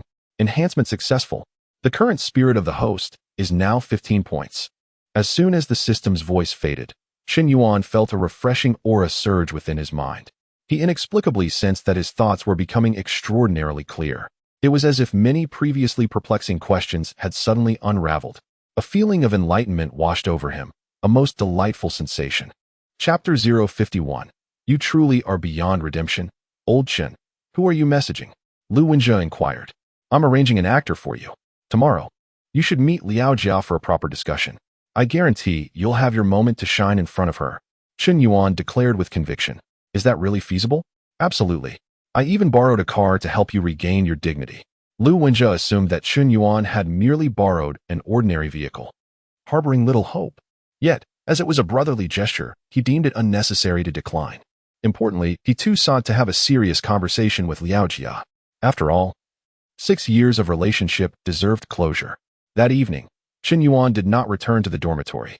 He stayed with Lu Wenjie, drinking until 1 in the morning. Qin Yuan, after enhancing his physical constitution, found his alcohol tolerance had also increased. Even after consuming half a case of beer, he was merely slightly tipsy. Conversely, Lu Wenjie had already vomited 2 or 3 times. A man in heartbreak requires a bout of drunkenness. Qin Yuan did not intervene. They found a hotel and spent the night in a rather casual manner. The next morning at 10 o'clock, a strange call arrived. Hello, is this Mr. Yen? I am Zhang Haotian, a friend of Long Huang. You may call me Xiaoxiang. Xiaoxiang, are you here to deliver the car? Qin Yuan asked casually. Yes, Mr. Yen. Your performance on Long Ye's livestream yesterday was truly impressive. It's an honor to meet someone of your caliber. On the other end of the line, Zhang Haotian sounded as if he were a fan encountering an idol, his demeanor notably humble, devoid of the arrogant airs typical of a wealthy heir. Zhang Haotian was indeed one of the top rich heirs in Hanqing, his family a major real estate developer responsible for luxury properties such as riverside villas. He often enjoyed watching live streams and would occasionally lavish tens of thousands on gifts for streamers, flaunting his wealth. For someone of his status, spending such amounts was trifling, considering he could easily afford to spend 20 to 30 million on a Koenigsegg. However, today he adopted a modest demeanor as he faced the illustrious Mr. Yen, a figure who had casually spent $1 billion on various livestream platforms. Although Zhang's family possessed wealth exceeding 50 billion, he would never dare to lavish $1 billion on a female streamer. Yet, Mr. Yen effortlessly achieved this, having even gifted a 6 million villa to a young lady. Thus, it becomes evident that this mogul is not merely a pretentious figure, but a true paragon of wealth with unfathomable depth. Zhang Haotian was accustomed to being ostentatious. Yet in the presence of Mr. Yen, he felt utterly diminished. Oh, you were also watching the live stream on Long Ye yesterday? It's nothing significant. I'm at the Qin Yuan community on Friendship Avenue. Just bring the car over. Sure, esteemed sir. I'll be there in about 20 minutes. Just as Qin Yuan ended the call, Lu Wenjie's phone began to ring. The caller ID displayed Liao Jia. Lu Wenjie hesitated for a moment, took a deep breath, and ultimately chose to answer. Hello, Wenjie.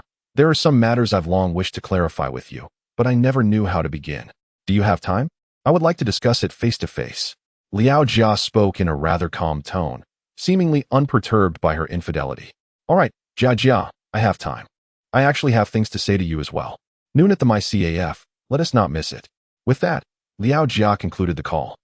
Qin Yuan shook his head in resignation. This fellow, even after being wronged, maintained such a good attitude? Has he grown accustomed to being a doormat? Old Qin. I've thought it through. I still want to win Jia back. I cannot lose her. Lu Wenjie asserted with determination. Damn it, you truly are beyond redemption. Chapter 052. Gather the brothers. Upon exiting the hotel, Qin Yuan casually purchased 2 bowls of hot dry noodles from a roadside vendor. Just then, a silver flash of lightning whizzed by, akin to a specter. A particularly imposing supercar came to a halt in front of the hotel. What car is this? It looks incredibly impressive, far more stylish than the Ferrari 488 I saw last time. This car must cost at least several million. A passerby exclaimed in astonishment. Huh, you've never seen the likes of it. The 488 is nothing. This is a Koenigsegg, a top-tier supercar with a price tag of 26 million. Go search it online. 26 million? My heavens, that is utterly absurd. It's just a car, yet it's pricier than a villa. Just as a crowd of onlookers expressed their admiration, a young man wearing sunglasses stepped out of the Koenigsegg. He casually chewed on a toothpick, adorned with a Patek Philippe watch, dressed in Versace, and his demeanor screamed opulence. "Hey, Mr. Yin, I've arrived. Where are you?" 10 meters to your right, in the alley, wearing a white t-shirt and cargo pants, holding a bowl of hot dry noodles. Following Chun Yuan's guidance, Zhang Haoyan looked in the indicated direction and spotted 2 scruffy-looking young men approaching, clad in clothes worth less than 200, enjoying 5 yuan hot dry noodles. One of them smiled and waved at him. Zhang Haoyan was utterly bewildered. Is this the legendary Mr. Yin? So young, so unassuming. He hardly resembles a world-class mogul capable of casually gifting $500 million to a female streamer. "You. Are you Mr. Yin?" "Indeed, that's me." Chun Yuan nodded. "My apologies, esteemed sir. I didn't realize it earlier. You are quite understated." Zhang Haoyan removed his sunglasses, quickly realizing that some true moguls do not require ostentatious displays to assert their status, as such things hold no significance for them. The way of the true elite is to act according to their own whims, effortlessly switching between modesty and grandeur. This is the true pinnacle of sophistication. It seems I must learn from Mr. Yin in the future and avoid being overly ostentatious. Xiao Zhang, hand me the car keys. I'll return them tomorrow. By the way, your watch is quite impressive. Let me borrow it for a friend. We'll have dinner together when I have time. Although it was their first meeting, Chun Yuan did not stand on ceremony, adopting an air of authority, as such demeanor better suited the aura of a wealthy mogul. Zhang Haoyan glanced at Lu Wenjia beside Chun Yuan, a knowing expression crossing his face. It seemed that Mr. Yin's friend was merely an ordinary fellow who had lost face for some reason, and Mr. Yin had decided to help him regain his dignity. Such occurrences were not uncommon in the circles of the wealthy heirs. "Yin, here are the car keys and the watch. If you feel it's insufficient, I could call a few friends over. Gathering a dozen cars is no trouble at all." Upon hearing Zhang Haoyan's words, Chun Yuan's eyes gleamed with excitement. "Excellent. If you're willing to lend a hand, that would be splendid. Just a moment, I'll call my friends now. Hello, Dogsy, there's an event today. Let me introduce you to someone." "Who?" "Yen." "What? Are you referring to the yen who made $500 million at Longye yesterday? Now you understand the clout I have. Hurry up and gather the guys." Noon, Chapter 053. Petrified on the spot, at 12 noon, at the My CAF. Chun Yuan and Lu Wenjia had arrived 10 minutes early. The CAF exuded a charming, bohemian ambience, characterized by its artistic decor. It was clean, tidy, and serene. In the bustling metropolis, sipping coffee, reading a book, and relishing an afternoon is a favored pastime among many urban professional women. However, a simple cup of coffee here could cost 200 to 300 yuan, a considerable expense for an ordinary student. Visiting occasionally is manageable, but frequent visits require a more affluent background. Lu Wenjia felt somewhat uneasy sitting in the CAF, while Chun Yuan occupied a distant corner, hiding behind a book. They waited for over half an hour. Around 12:30, a Porsche Cayenne finally rolled to a stop in front of the CAF. At that moment, a girl, both familiar and strange to Chun Yuan, stepped out of the Cayenne. She was quite attractive, dressed in a Chanel dress, carrying an LV bag, and adorned with a Swarovski necklace. The total cost of her ensemble was likely around 20 to 30,000 yuan. Although these were luxury items, they were merely the standard offerings. Yet, her expression radiated an air of arrogance, akin to that of a peacock. "Jejia, you finally arrived. I ordered the Americano you often enjoy. Let me know if it suits your taste." As Liao Jejia sat down, Lu Wenjia instinctively switched to a subservient demeanor. "Wenjia, let us break up," Liao Jejia stated directly. "Why? I don't understand what I did wrong. Perhaps it is indeed my fault for not informing you before seeking you out. I can pretend yesterday never happened. As long as you sever ties with that man, I can forgive you." With tears welling in his eyes, Lu Wenjia grasped Liao Jejia's hand desperately, as if clinging to his last lifeline. After 6 years of relationship, he found it impossible to let go. In front of Liao Jejia, he had long lost any semblance of dignity. However, she abruptly shook his hand off. "Wenjia, you need to understand something. I don't require your forgiveness. In reality, I've done nothing wrong. We aren't married. I have the right to choose. Perhaps I should have clarified this sooner. Society is harsh and realistic. We have only a year left until graduation. Do you know how low the salary is for fresh graduates? You cannot provide what I desire. It's best we part ways," Liao Jejia said resolutely. "Jejia, trust me. I will work hard to earn money in the future. Regardless, I am a graduate from a prestigious 985 university, and I will strive to pursue further studies. My future salary will undoubtedly be substantial. Even if I have to support the family alone, I can ensure you a life free from worries. Lu Wenjie declared earnestly. Yet, to Liao Jiajia, his words sounded utterly ridiculous. Further studies? Does a fresh graduate even earn 10,000 yuan? At best, it might be 20 or 30,000. And you would have to wait several years for that. A woman's youth is invaluable. I cannot afford to wait for you that long. Even if you earn 20 to 30,000, buying a house, a car, and paying for a wedding, doesn't each require money? Life requires careful budgeting. This is not the life I envision, and you simply do not understand. At this point, Chen Yuan could no longer bear to listen. Is a man's youth not precious? If you desire something for nothing, just say so rather than cloaking your words in lofty ideals. You expect 2 to 3,000 yuan a month to be deemed insufficient? Please, can you even earn that much? Jiajia, do you truly wish to be so heartless? After all these years, you would sever ties so easily? Lu Wenjie's eyes turned crimson as his tone grew frigid. It's not that I am heartless. You are merely immature. Do you see the bag I'm wearing? LV, one would need to spend an entire year's living expenses to afford such a bag. I don't wish to waste more words. Kai is still waiting for me in the car. I came here to end things cleanly. Do not contact me again. As Liao Jiajia prepared to leave, the man from the Porsche Cayenne suddenly entered. He appeared to be around 27 or 28, dressed in a flashy red vest over slacks and shoes, sporting a slicked-back hairstyle. Jiajia, are you done with him? I've made it clear, Kai. Kai sneered, pointing at Lu Wenjie. Listen, kid. Let me give you a piece of advice. If you lack funds, don't play with high-end toys. If you're poor, just get lost. Don't harass my girlfriend, or you'll regret it. With that, Kai took Liao Jiajia by the hand and left. Lu Wenjie, repeatedly humiliated, could no longer hold back. Jiajia, you will regret this. Starting today, you have lost me completely. Lu Wenjie nearly shouted. Huh. A broke loser who thinks too highly of himself.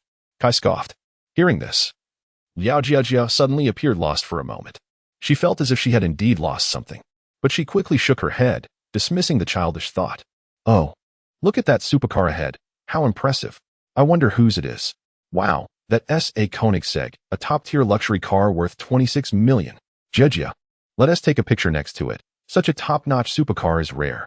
Kai, evidently a car enthusiast, was well-versed in the world of luxury automobiles. 26 million? That's terrifying. I wonder who could afford such a car. Liao Jiajia remarked, her heart fluttering. They began posing in front of the car for selfies, striking various poses. At that moment, Lu Wenjie approached. Could you please move aside? Lu Wenjie, what are you trying to do? Didn't I tell you? Beep. Lu Wenjie pressed the car key, and the Koenigsegg scissor doors opened gracefully, resembling the wings of a butterfly, creating a striking visual impact. Liao Jiajia was instantly petrified. Her mouth agape. This. Chapter 054. The girl's mind explodes. This is impossible. How could you possibly have such a luxury car? I understand now. This must be a rental, right? I didn't expect you to resort to such deceitful tricks. Do you think renting a luxury car will make me change my mind? Let me tell you, that's impossible. At first, Liao Jiajia was astonished, but she quickly regained her composure. She and Lu Wenjie had known each other long enough. While they weren't completely familiar, they knew enough about each other's backgrounds. How could he possibly pretend?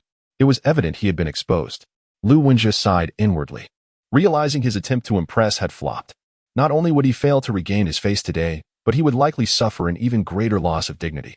All pride would be shattered. Originally, it was a rented car. Be careful not to scratch or bump it, or else you might have to sell a kidney to cover the costs. Ma Kai said with increasing disdain. At that moment, a stunningly beautiful woman with an alluring figure, clad in red high heels, approached step by step. Wenjie, didn't you promise to take me for a drive today? Hurry up and get in the car. Humph. Two unsophisticated bumpkins actually claimed that Wenjie's car was rented. Show me where you can rent a luxury car worth 26 million. Sulele scolded, arms crossed. Her acting skills were exceptional, completely embodying her role. She looked at Liao Jia and Ma Kai with utter disdain, her eyes radiating contempt and scorn. Moreover, her assertion held some truth. While several million yuan luxury cars could indeed be rented, one simply could not find a vehicle worth over 20 million available for rent. Those capable of purchasing such high-end cars would never part with them. Impressive, Lu Wenjie. Not only have you learned to rent a car, but you've also managed to hire actors. You must have spent quite a bit, haven't you? Let me tell you, stop with these flashy tricks. They are useless. No matter how convincing the act, you're not a second-generation rich kid. Liao Jia continued her mockery. She absolutely refused to believe that Lu Wenjia, this sycophant, could possibly be the legendary super-rich second-generation heir. If he could truly afford a sports car worth over 20 million. Why did it take him so long to buy an iPhone, waiting 2 months to finally purchase it during a discount event on Double 11? Just as Liao Jia's derision fell, a roaring sound of engines suddenly erupted from a distance. It was the unmistakable thunder of supercars, and not just one. Over 20 luxury supercars were racing toward them ICAF, causing nearby onlookers to gasp in amazement. Oh my God, is that a Maserati, Lamborghini, Porsche 911, Ferrari 488, Aston Martin, Maybach? Wow, is this a gathering of top-tier rich kids? Quick, take photos for your social media. This scene, this spectacle, it's terrifying. Wow, that guy driving the Ferrari with one hand is so handsome, exclaimed a curvaceous girl. Handsome? I want to drive a Ferrari. I'm even more handsome than him, her boyfriend retorted. Amid all the astonished gazes, every luxury car came to a halt near the ICAF, completely blocking the street. The atmosphere became suffocating. The situation escalated uncontrollably. At that moment, a young man with a toothpick dangling from his mouth and wearing dark sunglasses sauntered out of a car. He then jogged up to Lu Wenjia. Wenxiao, I heard someone disrespected you, so I came to see who dared to offend us. Are they tired of living? Hello. Wenxiao. Hello, Wenxiao. Hello, Wenxiao. Suddenly, all the affluent second-generation heirs who had driven the supercars got out and respectfully addressed Lu Wenjia as Wenxiao. The entire scene fell into a stunned silence. Lu Wenjia's aura swelled dramatically, exuding an air of superiority that was impossible to ignore. Even though he had not uttered a single word, it did not diminish his status as the center of attention. It was utterly imposing. Liao Jia stood there, utterly dumbfounded. Her worldview shattered, her mindset exploded. She began to question her life. Lu Wenjia, could he truly be a super-rich heir? Was his identity so remarkable? Was his presence so astonishing? Even this group of arrogant second-generation rich kids showed him respect. How could such a thing happen? At this point, Liao Jia had no choice but to accept that perhaps the 20 million yuan supercar truly belonged to him. The evidence was irrefutable. Hiring one actor is feasible.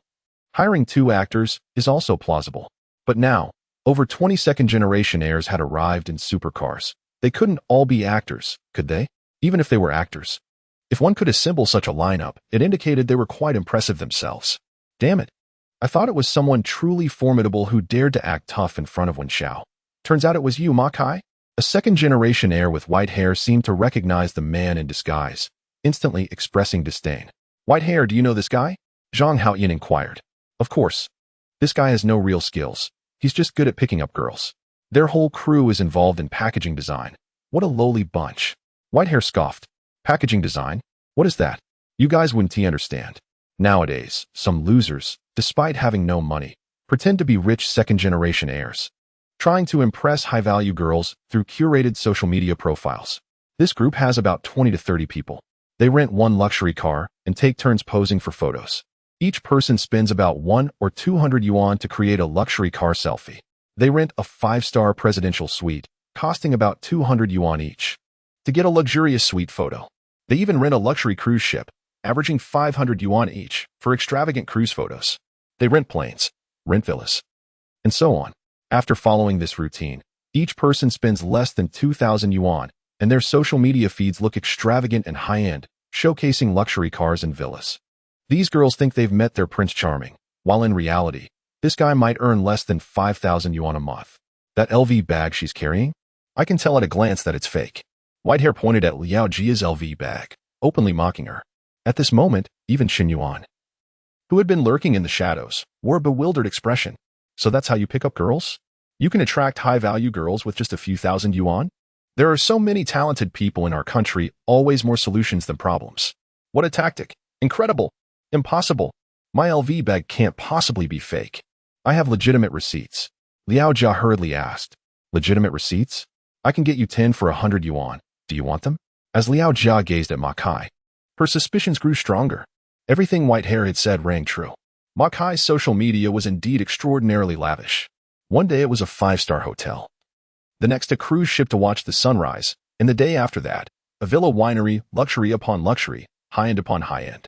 Initially, It was precisely because she had seen Ma Kai's social media that she had formed a perfect first impression, believing he was her ideal type, which led to their unusually close relationship in a matter of weeks. However, in recent days, she noticed that Ma Kai didn't frequently drive his car, and the LV bag he bought her seemed to be premeditated. At the time, she thought it was a delightful surprise, so she didn't pay much attention to it. Even feeling quite touched, coupled with Ma Kai's sweet talk, she had been completely charmed. Now, with the cracks pointed out, she suddenly realized there were many inconsistencies. Ma Kai, noticing Liao Jia's increasingly skeptical gaze, chose to abandon pretense. All right, Liao Jia, I'll come clean. I'm not a rich second-generation heir, but I never claimed to be one, so it's not exactly a lie. You, don't look at me like that. I've seen plenty of materialistic girls like you. I only spent 200 on that LV bag, and you're worth no more than that. I paid for the hotel. I paid for the meals. I've spent over 1,000 on our 3 dates. Be grateful. Upon hearing this, Liao Jia nearly spat blood in outrage. It turned out she had truly been played. Yet even knowing she had been deceived, she could only accept her misfortune. There was not even a basis for reporting it to the authorities, as Ma Kai had never swindled a single penny from her. Legally speaking, there was no fraudulent nature to it. They were merely dating normally. Even if they had shared a hotel room, it was entirely voluntary on her part. You cannot accuse someone of fraud simply because of a romantic dispute. That reasoning doesn't hold up. Liao Jia's mental state shattered. The mere thought that she lost her genuine wealthy boyfriend, who drove a supercar worth over 20 million, to a scoundrel who deceived her for a fleeting romance was unbearable. This man had treated her with such kindness, dedicating 6 years of unwavering devotion, always present and considerate. Comparatively, Lu Wenjie seemed nothing short of an angel. Regret consumed her. She truly felt an overwhelming sense of remorse. Wenjie, don't call me that. Since you insist on severing all ties, I hope you won't contact me again. Let this be the end. At that moment, Lu Wenjie finally mustered the courage to stand firm. With the situation as it was, further words seemed futile. He turned away and entered a Koenigsegg, with Su Lele taking the passenger seat, amidst the envious gazes of onlooking girls. The luxurious supercar sped away, leaving behind a cloud of dust. How magnificent! How wonderful it would be to have such a boyfriend. They were oblivious to the fact that just moments ago, she had witnessed this woman break up with him in a CAF. Wasn't that foolish? Losing a watermelon for a sesame seed. And now she hadn't even secured the sesame. Unbelievable. Huh. Today's so-called green tea bitches just failed to recognize their own worth, obsessing over wealthy men, deserving to be toyed with. There was no sympathy to be found. A gold digger deserved her fate. After Lu Wenjie drove off, Liao Jia became the target of scornful whispers. Each cutting remark pierced her heart like a dagger, leaving her bleeding emotionally. Eventually, she crumbled completely, collapsing to the ground in frantic tears. Yet no one felt pity for her. There must be something despicable about a person who elicits such sympathy. That guy, Ma Kai, right?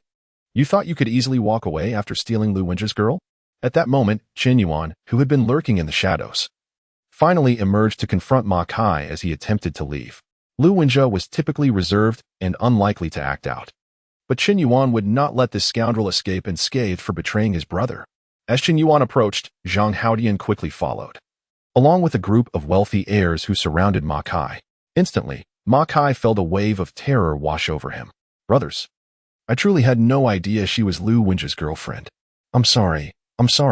I'll cut ties with her immediately and block her on WeChat. I swear I won't dare again. Can you please let me go? Sorry, isn't enough. If I stab you, do you think just saying sorry will suffice? Bai Mao interjected. I won't lay a hand on you, but you must slap yourself 100 times. Once you're done, you can leave. Otherwise, I swear I'll make it impossible for you to survive in Han City. Chen Yuan spoke with chilling indifference. I'll do it. I'll do it right now. Ma Kai nodded submissively and began to slap his own face, putting considerable effort into it. It was no joke. Any single one of these heirs could easily eliminate him, let alone this group. If he could get through this ordeal today, suffering a little humiliation was a small price to pay. They were all packaging designers, after all, capable of bending and yielding. After he completed the 100 slaps, Ma Kai's face was swollen. Impressive. A person who could inflict pain upon himself was indeed remarkable. Zhang Haodian nodded in surprise. Get lost. Don't let me see you again. I'm leaving. Finally, Ma Kai fled in a rented Porsche Cayenne, like a dog with its tail between its legs. Haha, Yin Zong, my performance just now was quite good, wasn't it?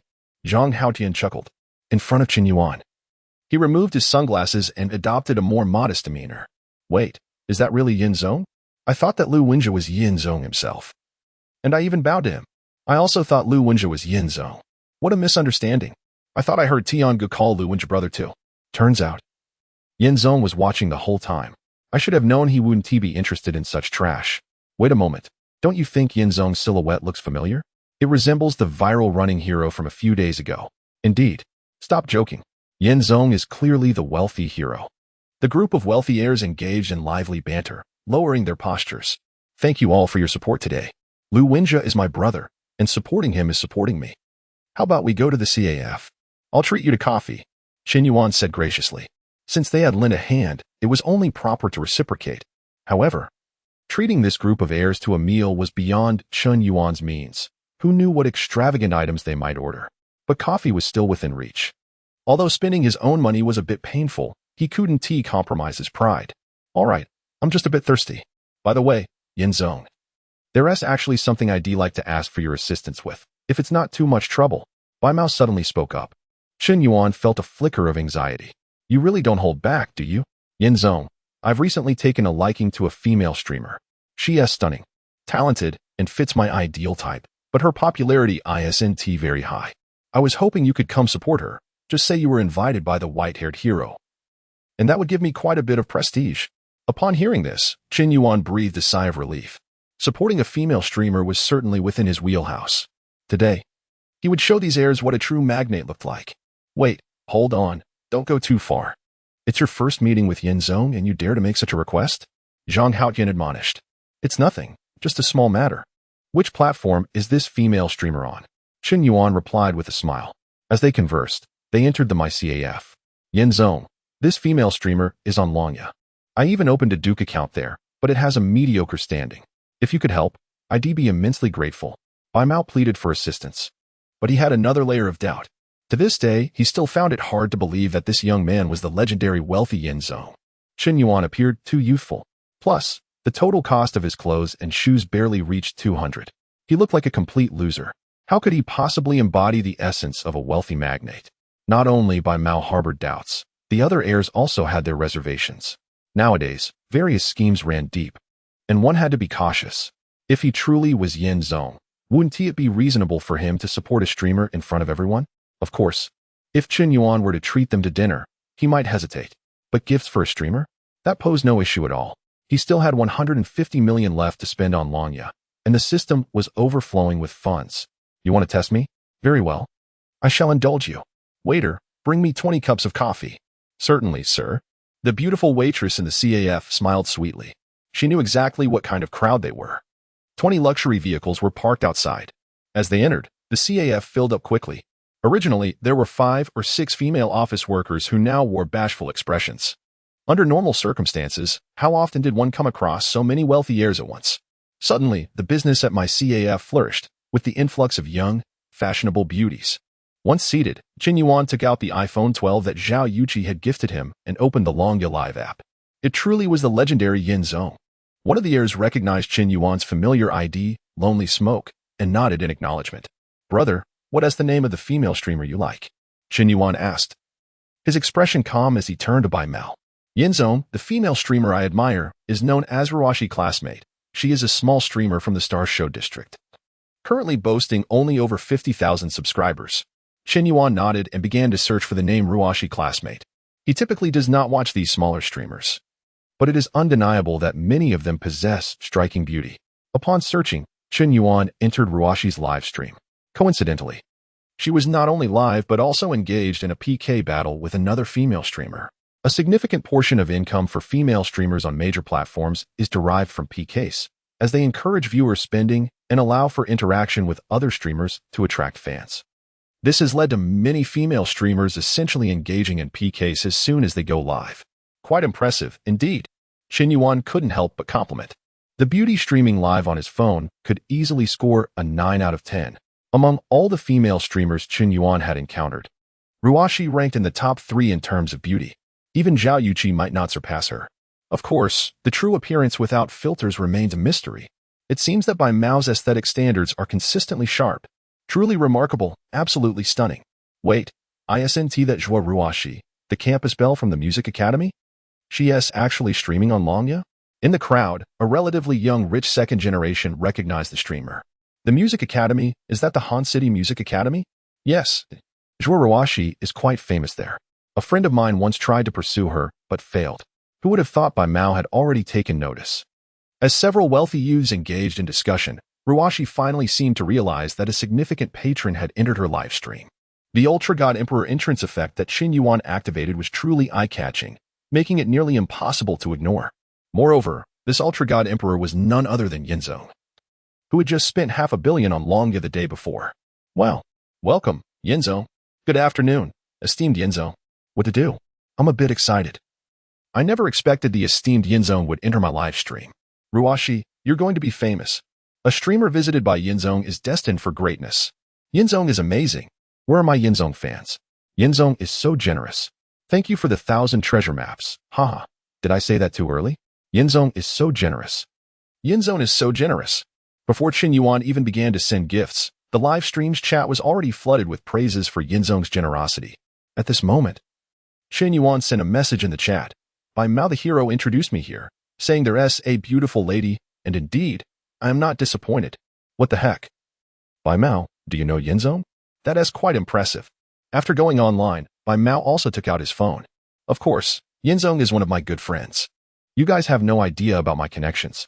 Bai Mao typed, casually flaunting. Qin Yuan smiled slightly at this comment.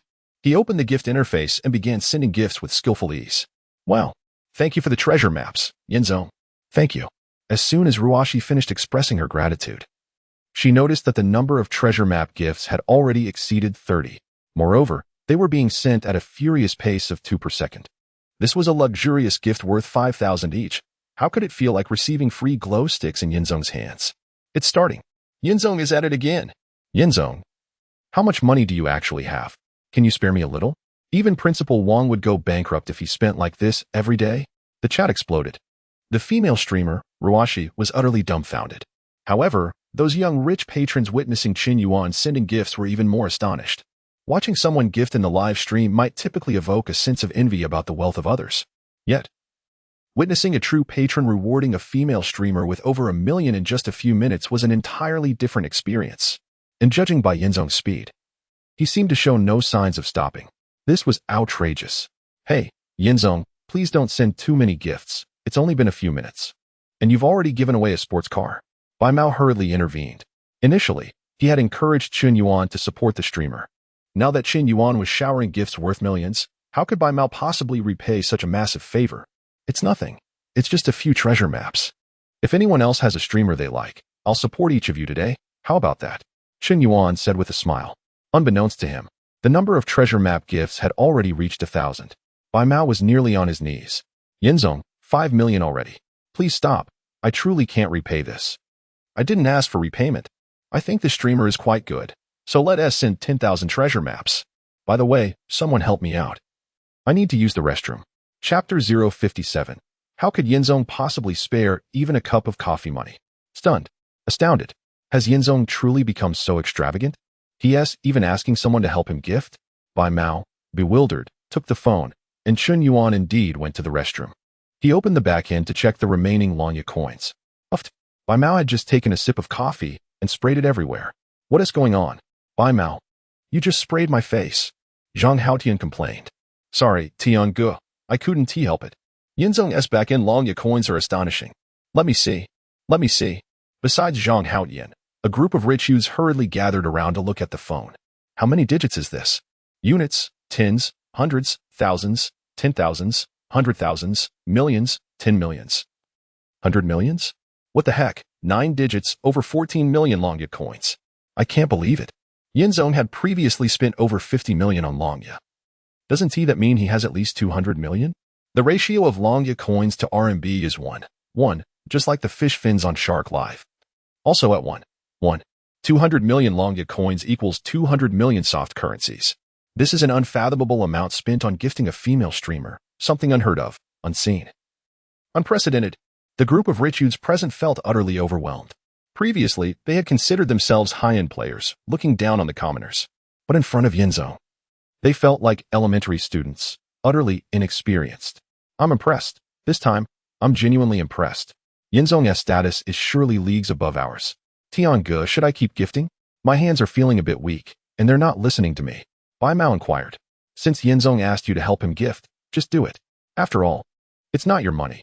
You've always felt like you didn't have enough to spend, right? This is your chance to flaunt. Zhang Haoyin encouraged. Bai Mao, this isn't like you. Aren't you fearless usually? Why are you hesitating this time? Another rich youth chimed in. Who said I'm hesitating? It's just gifting money, and I've never panicked about that. Believe it or not, if Yinzong doesn't come back, I'll keep gifting. Bai Mao declared confidently. In this era, everything can be lost, but face must not be compromised. Bai Mao, you said it. I hope you don't end up slapping yourself in the face. A group of rich youths egged him on. Since Yinzong had already spoken, they figured just gifting would suffice. Bai Mao steeled himself and began to click on gifts furiously. He switched hands when one grew tired, continuing to gift for 5 minutes. Chen Yuan had not returned. 10 minutes later, Chen Yuan still hadn't returned. 20 minutes later, where the heck is Yinzong? I've already gifted nearly 20 million. Bai Mao's forehead began to sweat. He had never rewarded a female streamer so much in one go, although Yinzong had initially asked for his help. However, if you had truly spent someone else's 20 million or so, it would certainly induce a sense of anxiety. This is precisely why these wealthy second-generation individuals dare to act with such audacity. Others would never dream of such reckless spending. I just inquired in the restroom, and Mr. Yin mentioned that he had an upset stomach from the barbecue he indulged in yesterday and is currently attending to nature's call. I burst into laughter. Does Mr. Yin not fear that I might deplete his funds? Brother Bai, did you not say that you wouldn't cease until Mr. Yin returns? If you're feeling anxious, just admit it. There's no shame in being flustered in front of Mr. Yin. Who said I'm flustered? I'm simply a bit weary from tapping the screen. 30 minutes later, Chen Yuan finally returned from the restroom. He had overindulged in barbecue with Lu Wanja the previous night, and the food was somewhat unsanitary, leaving him feeling unwell this morning. After a lengthy session, he finally expelled the impurities from his body, feeling invigorated. However, he had indeed taken quite a long time. He had been in there for nearly half an hour. Mr. Yin, you finally returned. Brother Bai has spent 30 million on you. What? Upon hearing this, Chen Yuan furrowed his brow. The others assumed he was upset, as having over 30 million drained from one's account would infuriate anyone. This isn't a matter of being petty. Primarily, Brother Bai lacks restraint. The atmosphere suddenly became a bit oppressive. At this moment, Chen Yuan shifted his tone. Brother Bai, you're quite lacking. It took you half an hour to spend 30 million, and your speed is even less than half of mine. Pathetic. Chen Yuan wore a look of disdain, showing no signs of anger over the 30 million spent by Brother Bai. Instead, he criticized him for his sluggish speed. It was not a fade. He genuinely found Brother Bai's speed inadequate. He often spends gifts alone and finds it tiring. Now that someone is finally assisting him, could he not be a bit quicker? Stunned, stiff, awestruck, a group of wealthy heirs exchanged glances, feeling as if their worldviews had shattered. Previously, I had always considered myself affluent, basking in a sense of superiority. Now, I realize I am merely a pauper. No, not even that. Mr. Yin, may I become your subordinate in the future? I wish to take you as my role model. Mr. Yin, here is your phone back. I apologize. Initially, I was merely testing you, but now I genuinely respect you. I, Bai Qilin, am wholeheartedly convinced. It turns out Brother Bai's name is Bai Qilin. Chen Yuan accepted the phone and nodded. In the span of a coffee's duration, all 20 affluent young men were completely captivated by Chen Yuan's formidable presence. His calm and carefree demeanor was anything but pretentious. To have 30 million drained from him while maintaining such composure suggests that, to him, 30 million might merely be pocket change. That's fine. We are all friends. Let us not part ways without a proper introduction. We should establish a group chat for future gatherings. Chen Yuan proposed. Absolutely. To befriend Mr. Yin is a privilege. Mr. Yin is the leader of our group. I can boast about knowing him for years. Not just years, I could brag about it for 50 years. Thus, Chen Yuan created a WeChat group chat, and all 20 wealthy heirs joined without exception. With their inclusion, Chen Yuan felt his network expanding significantly. The resources at his disposal would continue to grow. While these young men may not wield much influence now, their family legacies in Han City are quite prominent. Should any issues arise, a simple phone call could resolve them. Moreover, they would gradually mature. Overall, it is beneficial to make their acquaintance. Brothers, let us meet again next time. Chen Yuan departed from the Kanoa CAF. With Mr. Yin having left, this group naturally intended to disperse. Hey, who is picking up the bill? The beautiful waitress suddenly called out. Huh, Mr. Yin didn't he settle the bill? He must have forgotten. Someone like Mr. Yin would never hesitate over the cost of a few cups of coffee. Chapter 058. One shot for one little friend. Who could have anticipated that the extravagant spender, Mr. Yin, who had just nonchalantly spent over 30 million in the live stream, was actually trying to evade paying the bill. Damn it. A cup of coffee costs over 100. 20 cups would amount to over 2,000. Too expensive. I could brew 50 cups of hand-poured coffee for 30 bucks. Qin Yuan complained. Before long, he hailed a taxi, preparing to return to campus. On the way, he received a call from Lu Wenxia. Hello, Xiaoqin. I've returned the actress Su Lele you invited. Liao Jia just called me, sobbing, saying she truly regrets her actions. What should I do? Lu Wenxia asked, sounding quite conflicted. Stop right there. Haven't you fallen into the same old trap again? How did she treat you before? Have you forgotten? Just because she said a few nice words, you soften up? Damn it. But. There's no but. You spent so much effort to arrange this event for you, and you let her sway you with just a few words? Don't you think that is unfair to your brother's hard work? What is your stance? Qin Yuan, filled with anger, hung up the phone, exasperated. The emperor isn't in a hurry, but the eunuchs are? How can you not change your ways of being a sycophant? Upon returning to the dormitory, it was already 5 in the afternoon. Old Four, where were you last night? You vanished for the whole night. Were you out with a girl? His roommate, Xiong Tao, asked with a mischievous grin. Indeed, not only did you disappear last night, but you also skipped your morning class. The counselor even called you out. I had to ask for leave on your behalf. Lao Chao said earnestly. Damn, I was almost done in by Voldemort. I nearly secured a win. Zhou Haiquan, clutching his phone, looked furious. Recently, the group had been playing League of Legends less frequently. After so many years, they still hadn't reached Diamond. Playing solo was even less enjoyable. It was better to play PUBG. After all, one could play anywhere with just a phone. Let us go. Let us squad up for some 4-man gameplay now that Old Four is back. We can quickly climb to Super Ace. Xiong Tao called out. Qin Yuan felt speechless. He thought they were about to dominate the battlefield, but instead, they were merely planning to hide and survive. Qin Yuan had previously played PUBG for over 2 months, reaching Immortal Star Diamond, but he never progressed further because he disliked hiding and preferred engaging in combat. The result of that approach was a swift demise, and thus his rank stagnated. Those who preferred to hide could survive until the final circles and still gain points. Soon, the 4 of them took out their phones and logged in together. Aside from Qin Yuan, who remained Immortal Star Diamond, Zhou Haiquan, Xiong Tao, and Chao Jian had all climbed to Honor Crown. Particularly, Zhou Haiquan had even reached Honor Crown 1, quickly approaching Super Ace. Upon entering the game interface and controlling the special forces, Qin Yuan suddenly felt a peculiar sensation wash over him. After increasing his mental attributes by 5 points yesterday, he felt significantly better overall. However, he hadn't noticed much change until now. When he concentrated on the game, he inexplicably sensed a difference from before. His once clumsy had transformed into an unexpected fluidity. Where should we jump? Xiong Tao inquired.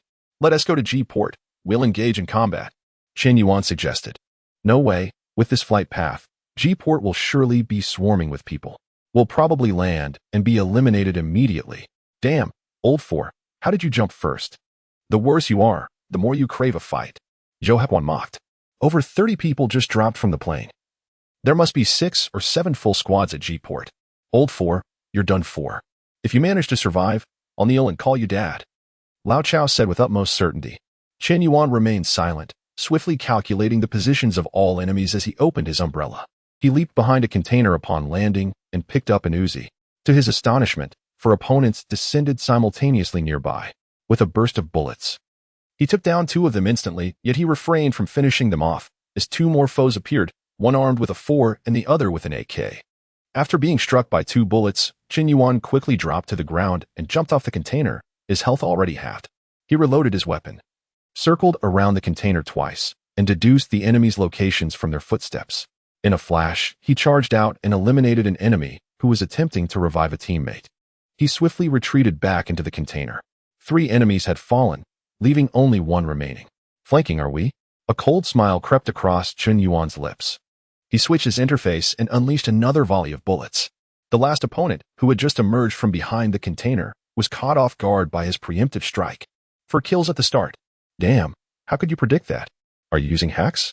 The last defeated player cursed through voice chat.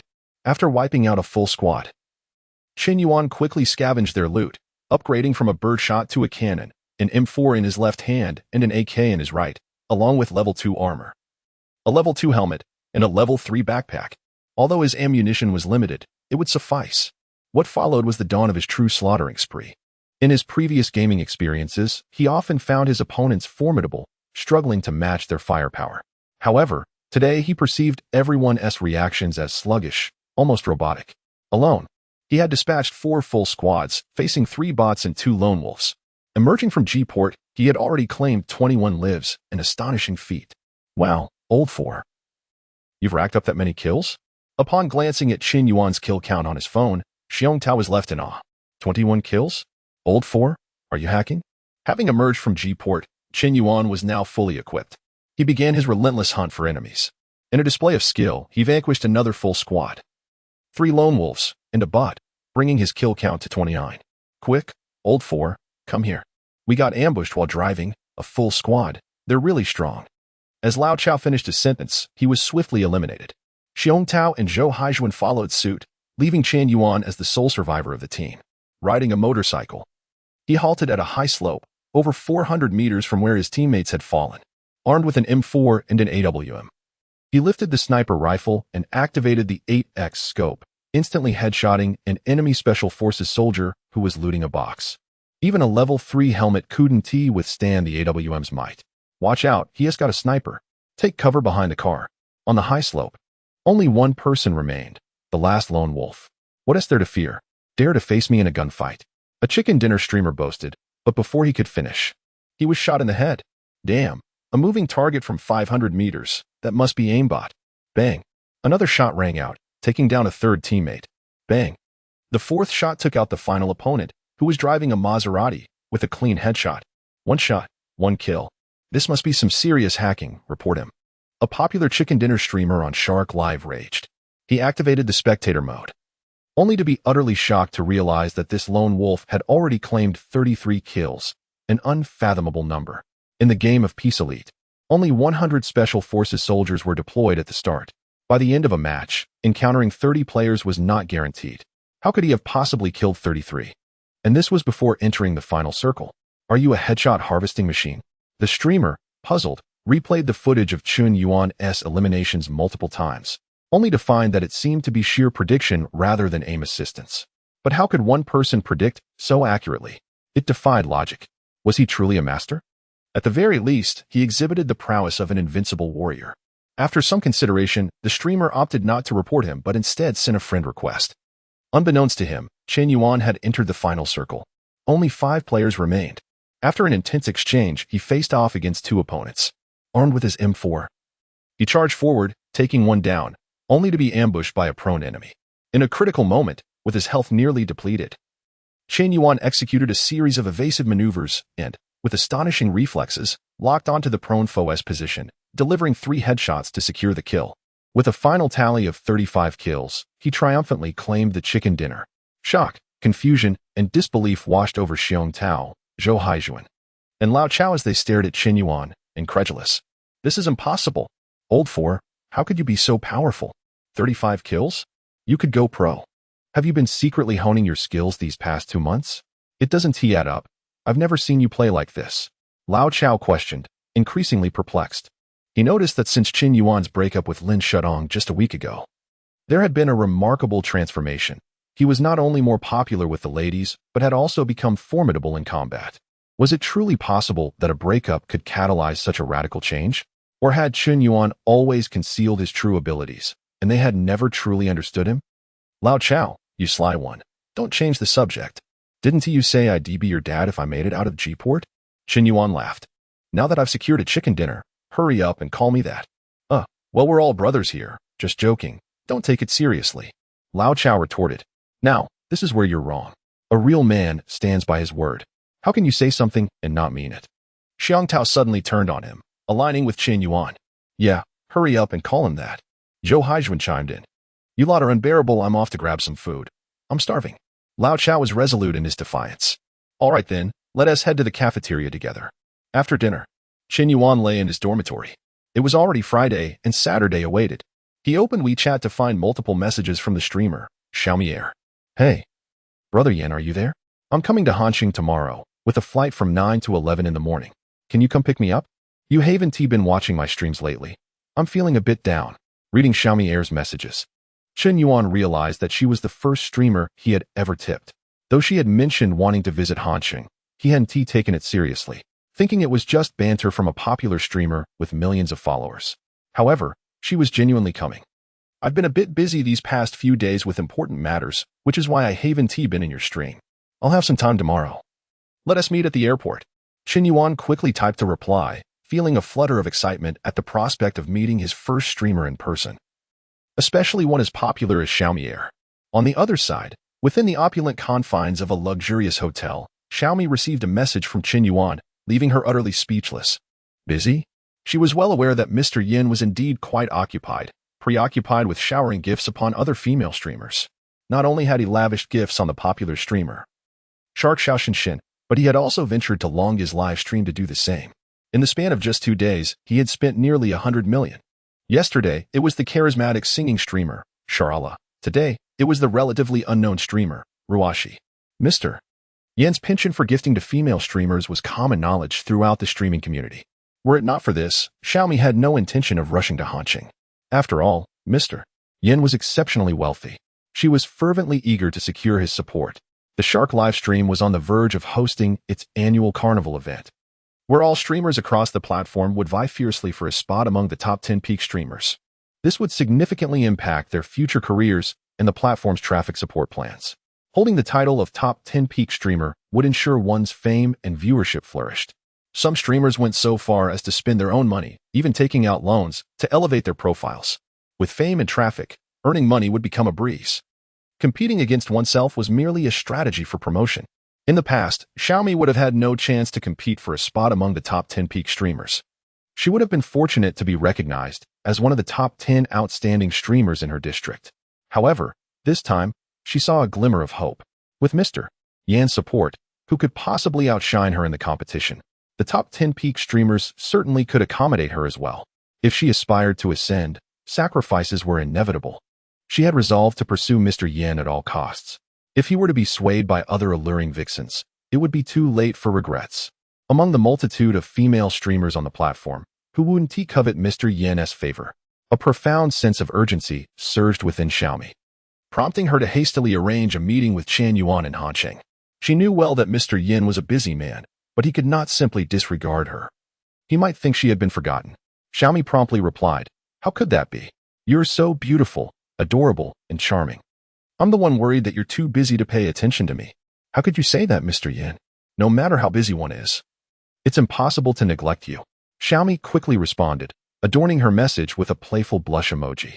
"Am I truly that important?" She jested. In her eyes, Mr. Yan's stature would always hold the utmost significance. This flurry of flattery left Chen Yuan feeling exceedingly comfortable. The thought of a renowned streamer lowering herself to charm him filled him with delight, making life appear so vibrant and colorful. The goddess of countless otaku had now become his devoted admirer. This sensation was undeniably exhilarating. "Xiaomi, you are truly considerate. I can hardly wait to meet you. Tonight seems to stretch on endlessly." Chen Yuan replied. She too was eager to meet the enigmatic Mr. Yan. Her curiosity piqued. "Mr. Yan, are you sure you won't send me a photo to satisfy my curiosity? Even if you aren't conventionally handsome, what matters most is a man's inner character." Xiaomi sent 3 messages in quick succession, clearly eager to glimpse Chen Yuan's appearance. The more he withheld, the more her curiosity grew. Yet, she speculated that Mr. Yan might be quite ordinary looking, perhaps even somewhat older, potentially resembling a middle-aged man with a protruding belly. After all, a handsome man would surely have at least one selfie floating around in his social circle. "I usually don't like taking selfies, but you'll see me tomorrow." As Chen Yuan engaged in conversation with Xiaomi, they chatted for 2 hours, discussing interests, favorite foods, preferred pastimes, favorite movies, and beloved celebrities, as well as the latest dramas they were watching. They explored preferences in partners. Did she prefer cute, lively, innocent, or serene types? And what about him? Did he favor mature and composed, sporty and sunny, or scholarly and refined? After 2 hours of conversation, Chen Yuan felt a notable abundance of common ground between them. though it was possible that the rapport was being deliberately cultivated. With anticipation for their upcoming date, he drifted off to sleep, unaware that outside, a heavy rain began to fall, seemingly heralding less than ideal weather for the following day. The next morning, the sky remained shrouded in gray, thick clouds lingering overhead. Although the rain had lightened, venturing outside remained somewhat inconvenient. Qin Yuan rose early, washed his face, brushed his teeth, styled his hair, and dressed before heading out. After savoring 2 bowls of hot dry noodles and sipping 2 cups of soy milk, he hailed a taxi to the mall. He purchased a stylish outfit and shoes, even visiting a salon for a fresh haircut. Ultimately, he still harbored a bit of a loser complex. Meeting a popular female streamer for the first time naturally caused some anxiety. He subconsciously desired to present himself as more dashing, wanting to put forth his best appearance to avoid making a poor first impression. This psychological impulse was uncontrollable, much like how women tend to apply makeup before a date, especially when meeting someone unfamiliar. Men share this sentiment as well. After a session with the stylist, Qin Yuan admired the suave and elegant young man reflected in the mirror, nodding in satisfaction. Recently, he had become quite fit and muscular, exuding a more masculine presence. Previously, he had been rather lanky, resembling a web-addicted youth. Now, he boasted a model's physique, with defined abs and a chiseled appearance. Gone were the days of a messy hairstyle and casual wear. Now, he donned fashionable attire that transformed him into someone nearly unrecognizable. By the time he completed his look, it was nearly 10 o'clock in the morning. The airport was a bit far from the city center, and it would take about an hour to get there by taxi. The timing was just right, as she would likely emerge from the airport around 11:20. Qin Yuan had no intention of arriving early. He preferred to let the goddess wait for him rather than the reverse. This was one of the top 10 principles of a rogue, akin to Cao Cao's famous quote, "I would rather betray the world than let the world betray me." Of course, he could act this way, but he wouldn't openly express it. As soon as he hopped into the taxi, Qin Yuan sent Xiaomi a message, "I've arrived at the airport." Xiaomi did not respond, likely due to a lack of signal on the plane or having her phone turned off. However, that was of little concern. When she received the message, it would still show as sent at 10 o'clock. After sending the message, he began chatting with Zhao Yuqi and Su Lele, maintaining their daily communication to ensure that his rapport with them remained strong and gradually deepened. Sometimes, haste can lead to missed opportunities. At that moment, Lin Shutong suddenly messaged him, "Qin Yuan, please respond. If you ignore me, I might just take drastic measures." "Seriously, Lin Shutong, are you out of your mind?" Qin Yuan replied, apprehensive that she might actually go through with such a threat. In the girls' dormitory, Lin Shutong clutched her phone, brimming with excitement. "Sharuerue." Qin Yuan replied to me. This tactic worked wonders. It shows he still cares. As she continued typing, she exclaimed, "Qin Yuan, you finally responded. You're worried about me. Which means you still care, right?" "Not at all. I'm just concerned you might drag me into your mess. Don't overthink it." Qin Yuan hastily clarified. "You need not deny it any longer. I am aware that you still harbor feelings for me. Since you have chosen to respond to my messages and have not blocked me, it signifies that I still have a chance for redemption. Qin Yuan, you took 3 years to prove your love for me, and I shall also dedicate 3 years to demonstrate my love for you." Qin Yuan gazed at this message, pondering whether he should simply block Lin Shutong on WeChat. Suddenly, a system alert echoed in his mind. Warning. The designated target of the devoted admirer cannot be actively removed from contacts. Failure to comply will result in a deduction of 20 basic attributes. The unexpected announcement left Qin Yuan bewildered. Was there truly such a ridiculous rule? Bound to a devoted admirer, he was not even permitted to delete the contact. After careful consideration, he deemed the rule somewhat reasonable. If one could delete a contact at will, it would effectively sever the relationship, rendering any prior rewards null and void. Having grasped the cause and effect of the situation, Qin Yuan decided not to dwell on it. He could tolerate maintaining one friend on his list. It was a minor inconvenience. An hour later, he finally arrived at Tianhe International Airport. Just then, a message from Xiaomi Air arrived. "I'm so sorry, Brother Yan. I just got off the plane." "Have you been waiting long?" "Not long, just an hour," Qin Yuan replied, having just exited the taxi. It was a strategic move to invoke a hint of guilt in her, thereby garnering more affection. Qin Yuan reached the pickup area and waited approximately 5 minutes until, at last, a girl wearing large sunglasses and a mask emerged, accompanied by an assistant. The assistant was of average appearance, slightly overweight, but that was neither here nor there. The girl in sunglasses had a stunning figure, standing around 1.7 meters tall, clad in a pleated skirt, with an immaculate and graceful presence. Undeniably the epitome of a dancer. "Xiaomi Air, over here," Qin Yuan called out, waving. She paused, momentarily startled, then removed her sunglasses to reveal a fresh and slightly perplexed face. "You are Brother Yin?" "Indeed," Qin Yuan nodded. "Oh my. I never expected you to be so young and handsome," Xiaomi Air exclaimed, her eyes sparkling with surprise. Initially, she had not anticipated much in terms of his looks, as wealth and attractiveness often do not coincide. However, upon meeting him, she found his appearance far exceeded her expectations. Not only was he affluent, but he was also strikingly handsome, with a figure that could easily be likened to that of a prince from a fairy tale. In contrast, Qin Yuan felt a twinge of disappointment, while Xiaomi Air radiated a near-perfect beauty on her live streams. In reality, he estimated her attractiveness to be around 3 out of 10, slightly less than Zhao Yuxi. Nevertheless, she was still a remarkable presence in a crowd. Yet she did not possess the same captivating allure as in her streams.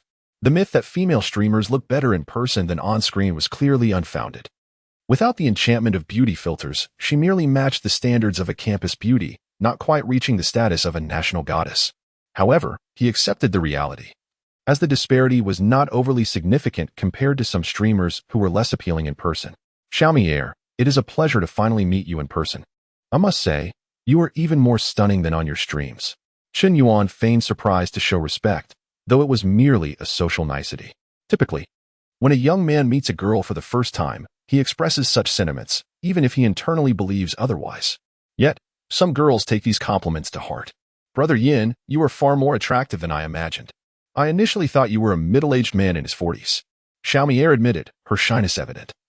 Seemingly quite impressed with Qin Yuan's first impression.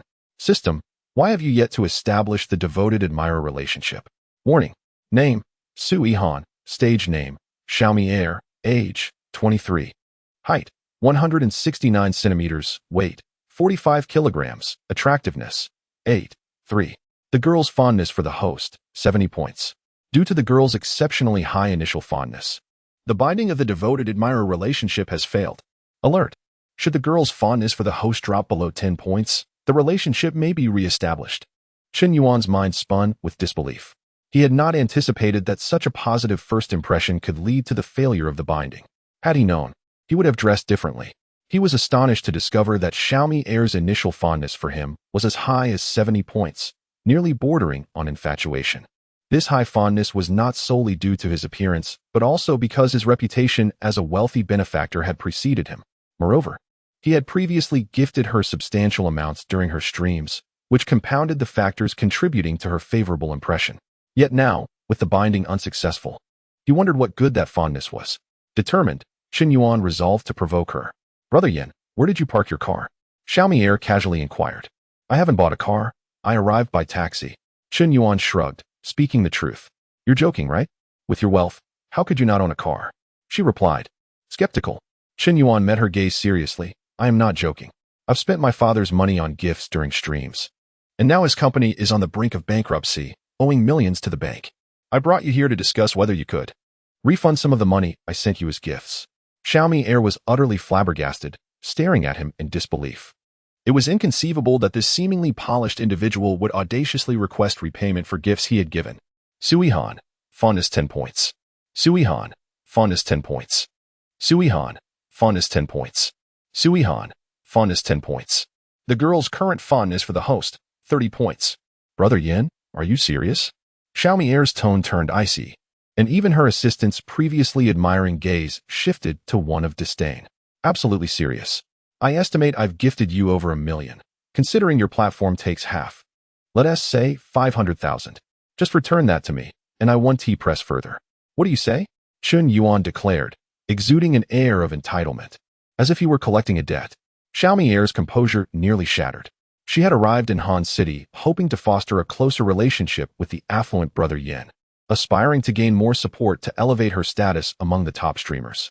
Yet, she was confronted with the shocking reality that this wealthy benefactor was not at all what she had envisioned. How could he have squandered his family's wealth and now sought to reclaim funds from her? Was he truly in a dream? "I have never encountered such a shameless individual as you. Was it not your own volition to shower gifts upon my dear Xiaomi? No one coerced you, did they? Now that you're out of funds, You wish to reclaim your generosity? Surely, as an adult, you must take responsibility for your actions and cease this despicable behavior. The rotund assistant, consumed by fury, stormed forward, positioning herself protectively in front of Xiaomi, vehemently denouncing Chen Yuan. Su Yihan, favorability level 10, current favorability level 20 points. Indeed, I initially gifted those items willingly, but what justifies the denial of a refund? Platforms like Taobao, JD, and Pinduoduo offer 7-day unconditional returns. Why can't you? I declare unequivocally that this money must be refunded, or I shall take legal action. Chen Yuan bellowed, his brazen demeanor in public thoroughly tarnishing any remaining goodwill Xiaomi held towards him. Su Yihan, favorability level 20 Su Yihan, favorability level 20 Su Yihan, favorability level 20 current favorability level towards the host, 40 points. Ding. The sycophantic relationship is successfully bound. Chapter 062. This is a spendthrift affair. The binding has finally succeeded. Yet, it appears somewhat overdone. Xiaomi's favorability level towards him has plummeted to 40 points. Initially, she regarded him with a favorability level of 70 points, but within mere minutes, a staggering reversal occurred. The decline from 70 to 40 points illustrates a dramatic shift of 110 points, a truly exaggerated phenomenon. When one seeks to garner a woman's affection, it often requires considerable effort to gradually elevate her regard. However, eliciting disdain is remarkably simple. A few distasteful remarks can swiftly obliterate your image in her eyes, leading to an instant collapse of your persona. It seems that being a villain is far easier than being a hero. At this juncture, the admiration that once shone in Xiaomi's eyes had morphed into palpable aversion. Go ahead, sue me. Do you think I would fear you? As an adult, you possess civil capacity and must account for your actions. I have never encountered such a revolting man, an incompetent spendthrift, pretending to be someone of substance. If you're broke, stop posturing. Xiaomi scornfully retorted, her disdain evident. Her transformation from affectionate to contemptuous was instantaneous. Just moments ago, she affectionately referred to him as Brother Yen. Yet within 5 minutes, she labeled him a worthless spendthrift. Chen Yuan, bewildered, acknowledged that he had indeed uttered some unpleasant words to diminish her favorability. Nevertheless, he had lavished over 10 million in gifts upon her. Even if a refund were out of the question, must her words be so harsh? What constitutes worthless? What defines a spendthrift? I am still your top supporter. The moment you run out of money, you turn your back? How terribly realistic. Their quarrel drew the attention of numerous onlookers at the airport. Look at that stunning woman. Her figure is remarkable. Oh, I overheard that this chap has bankrupted his family by gifting a streamer and now wishes to reclaim his funds. What a peculiar character. Isn't this the mindset of a loser? Lacking any real prowess in life, they seek validation online, attempting to impress others. How laughable. The crowd observed Chen Yuan with disdain. Their gaze is filled with contempt, regardless of gender. One might possess wealth and skill, gifting streamers is one thing, but lacking both. Stealing from your father's bank account to fund a streamer? Are you out of your mind? A complete fool. A spendthrift. Such a person deserves scorn. At that moment, a Bentley came to a halt beside the airport's thoroughfare. A middle-aged man, appearing to be in his 30s or 40s, emerged from the luxury vehicle. Adorned with gold-rimmed glasses and dressed in formal attire, he exuded the aura of a successful individual. Xiaomi, I heard you were arriving in Han City today, so I came to pick you up. The middle-aged man surveyed Xiaomi with unabashed scrutiny. Ah, you are Xiao Wang? I merely made a casual post on WeChat, and I never anticipated you would come to greet me. Xiaomi exclaimed, recognition dawning as she glanced at her phone. Chen Yuan felt a surge of amusement. Unbeknownst to him, this woman had not only invited him, but had also courted other affluent individuals. Indeed, with a plethora of fans, one is bound to have backups everywhere. Xiao Huang, known in the streaming realm as Heavenly God Xiao, was among the top 10 wealthiest supporters in Xiaomi's streams, having contributed over 2 million, placing him 8th. It appeared that Xiaomi's visit to Han City was not solely for Chen Yuan. She aimed to secure multiple affluent patrons. Such a strategy would enhance her competitive edge in the streaming arena. Who is this? Xiao Huang finally noticed Chen Yuan's presence and inquired. This gentleman is none other than the illustrious Shenhao Yenzong. Xiaomi introduced him with a hint of disdain. Ah, so you are Yenzong. My apologies for not recognizing you earlier. Had I known you were here to greet me, I would have refrained from embarrassing myself. Though Chen Yuan appeared youthful, upon learning his identity as the legendary Shenhao, Xiao Huang immediately adjusted his demeanor. After all, This individual had lavished an astonishing sum of 1 billion in mere days. In contrast, Xiao Huang had only gifted over 2 million in his 3 years of viewing streams, and his total assets scarcely exceeded 100 million. Encountering such a legendary figure, he could hardly afford to maintain his previous arrogance. You need not be so formal. He is merely a spendthrift. Do you know where his money originates? He pilfered from his father, bankrupting his family, and now he dares to demand a refund from me. It infuriates me. In 2 years of streaming, I have never encountered such a person. How can he even ask for it back? It's utterly revolting. The more Xiaomi recounted, the more irate and disdainful she became. Initially, she had found Chun Yuan somewhat attractive, but now he appeared increasingly loathsome, a despicable, worthless individual, an utter disgrace. How could she have ever felt a spark of attraction towards such a wastrel? Xiao Huang was utterly bewildered. He could scarcely believe that someone capable of showering 1 billion in gifts across various platforms could be a spendthrift who stole from his own family to fund a streamer. Yet, Xiaomi had no reason to deceive him, and Chun Yuan's youth suggested he was likely still in university. It was improbable for a university student, regardless of his family's wealth, to possess such vast sums to squander on streamers. It appeared he genuinely had stolen money, and his family had indeed been ruined. What a brainless individual! Assessment complete. Understanding the implications of this situation, Xiao Huang no longer regarded Qin Yuan with any semblance of respect. He contemplated the potential fallout of this incident within the wealthy circles. Surely it would make headlines. He even envisioned a sensational headline.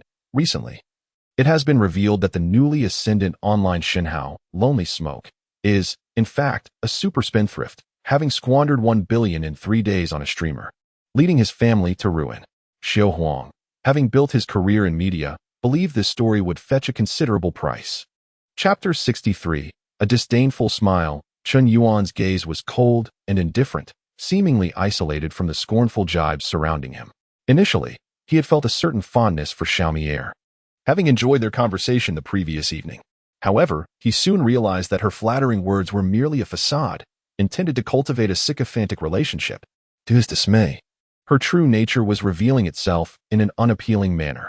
Qin Yuan had encountered materialistic women before, such as Su Lele, who, despite her avarice, at least had the decency to express gratitude after borrowing 5 million. In contrast, Xiaomi's insatiable greed was repugnant to him. When he had casually suggested she return the money, he had no genuine expectation for reimbursement. It was merely a rhetorical gesture. Had she shown even a hint of hesitation or a conciliatory tone, he would have accepted her decision without protest, understanding the nature of her profession. Yet, her swift change of heart was shocking. Not only did she turn hostile, but she also mocked him in front of others. Xiaomi, regardless of the circumstances. I am still your top supporter. Must you speak so harshly? Qin Yuan inhaled deeply, his voice remarkably calm. Though those who knew him understood, it was the stillness before a storm. Top supporter? How laughable. To have someone like you as my supporter is truly unfortunate. If others were to discover that your gifts were funded by embezzled money, I cannot fathom the ridicule I would endure. Have you considered the damage to my reputation? I am not seeking compensation for defamation, yet here you are demanding repayment. And you have not solely gifted me. Why do you not approach Xiaoxinshin or Shalala for your other contributions? Why single me out, when I am the one who has received the least? You intend to bully the honest, do you? Xiaomi's words were filled with indignation, nearly provoking her to unleash a torrent of insults. Mier, do not stoop to the level of this wastrel. Surely you have not eaten yet? I have secured a reservation at a 5-star hotel. Did you not mention coming here for a vacation? In a few days, I shall take you to see the 3 gorges and the beautiful Shinlanjia primitive forest. What do you say? Xiao Huang deliberately ignored Qin Yuan, subtly wrapping his arm around Xiaomi's slender waist. How annoying, brother Xiao Huang. Do you not know that a girl's waist is not to be touched so casually? Apologies, Mier, your waist is simply too delicate to resist. You rogue, brother Xiao Huang, you are incorrigible. Xiaomi replied, her cheeks flushed with bashfulness. To Qin Yuan's astonishment, she was not angered by this flirtation. Was this the nature of the relationship between a beautiful streamer and a wealthy patron? He finally comprehended the situation. On the surface, Su Yihan, Xiaomi appeared innocent and charming, like a celestial being untouched by worldly affairs. Yet, behind the scenes, she was far from demure. Her relationship with the affluent hinted at undisclosed secrets. As Xiao Huang boldly initiated contact, Xiaomi maintained her composure, demonstrating her considerable experience in such matters. Before someone like her, Qin Yuan felt no desire to put on airs or explain himself. Let her misconstrue him if she wished. Even bound in this sycophantic dynamic, he was unwilling to invest another cent in her. Thus, Xiao Huang, Sui Han, and her assistant strolled towards the luxurious Bentley parked by the roadside. Suddenly, a silver flash zipped past, accompanied by a thunderous roar, halting behind the Bentley. My heavens, a Koenigsegg, worth over 26 million. How ostentatious! Sui Han exclaimed, her eyes wide with astonishment. As far as I know, only one person in Han City owns such a vehicle, the esteemed young master Zhang Haoyan. Xiao Huang gazed at the young man disembarking from the Koenigsegg with reverence. Young master Zhang? Sui Han seemed unaware of the Zhang family's influence in Han City. However, Xiao Huang was well aware. The Zhang family is among the city's elite, primarily engaged in real estate development, with a vast network extending throughout the city. Compared to them, I am but a minion. Ah, I see. Sui Han's eyes sparkled with interest as she regarded Zhang Haoyan, her gaze akin to that of a predator eyeing its prey. This young, affluent heir was precisely her type. As for someone like Xiao Huang, she would merely allow him to bask in her presence without offering her heart readily. Greetings. Young Master Zhang. I am Feng Xiaobua. We met at the last gala. Xiao Huang extended his hand in greeting. Oh, it is you. I have a vague recollection. Zhang Haoyan replied absent-mindedly. He had come to the airport to pick someone up and had little inclination to engage with this social climber. Hello, young Master Zhang. I am Sui Han, a dance streamer on Sharklift. You may also call me Xiaomi Air. She playfully tousled her hair, feigning shyness as she introduced herself. At that moment, Chun Yuan emerged from the airport's entrance. Upon seeing Chun Yuan, Zhang Haoyan paused, taken aback by the unexpected encounter with Chun, the man he revered. Young Master Zhang, please hold on a moment. I must greet a distinguished individual. To Zhang Haoyan, Chun Yuan was the true embodiment of wealth and power. Setting aside the family influence behind him, merely the fact that Chun Yuan could casually spend 200 million on a streaming platform and gift a female streamer a 60 million mansion was beyond Zhang Haoyan's reach. After the events of the previous day, their circle of wealthy heirs had been thoroughly impressed by Chun Yuan's formidable presence. They were almost ready to acknowledge him as their leader. With swift strides, Zhang Haoyan approached Chun Yuan. Mr. Yin, what a coincidence to encounter you at the airport. Zhang Haoyan adopted a humble demeanor, addressing Chun Yuan with the formal you.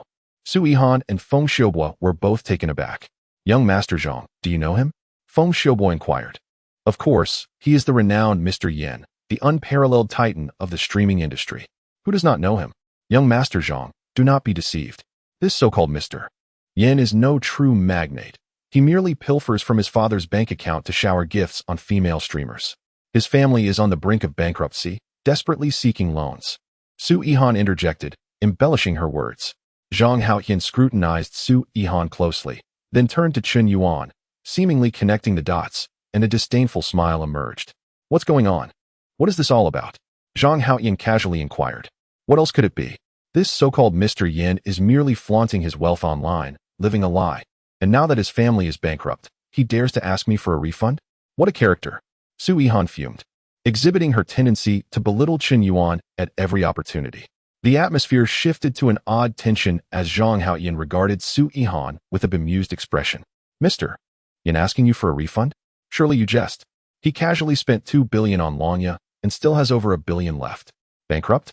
Little sister, you clearly have no grasp of Mr. Yan's capabilities. Chun Yuan found little motivation to clarify the situation.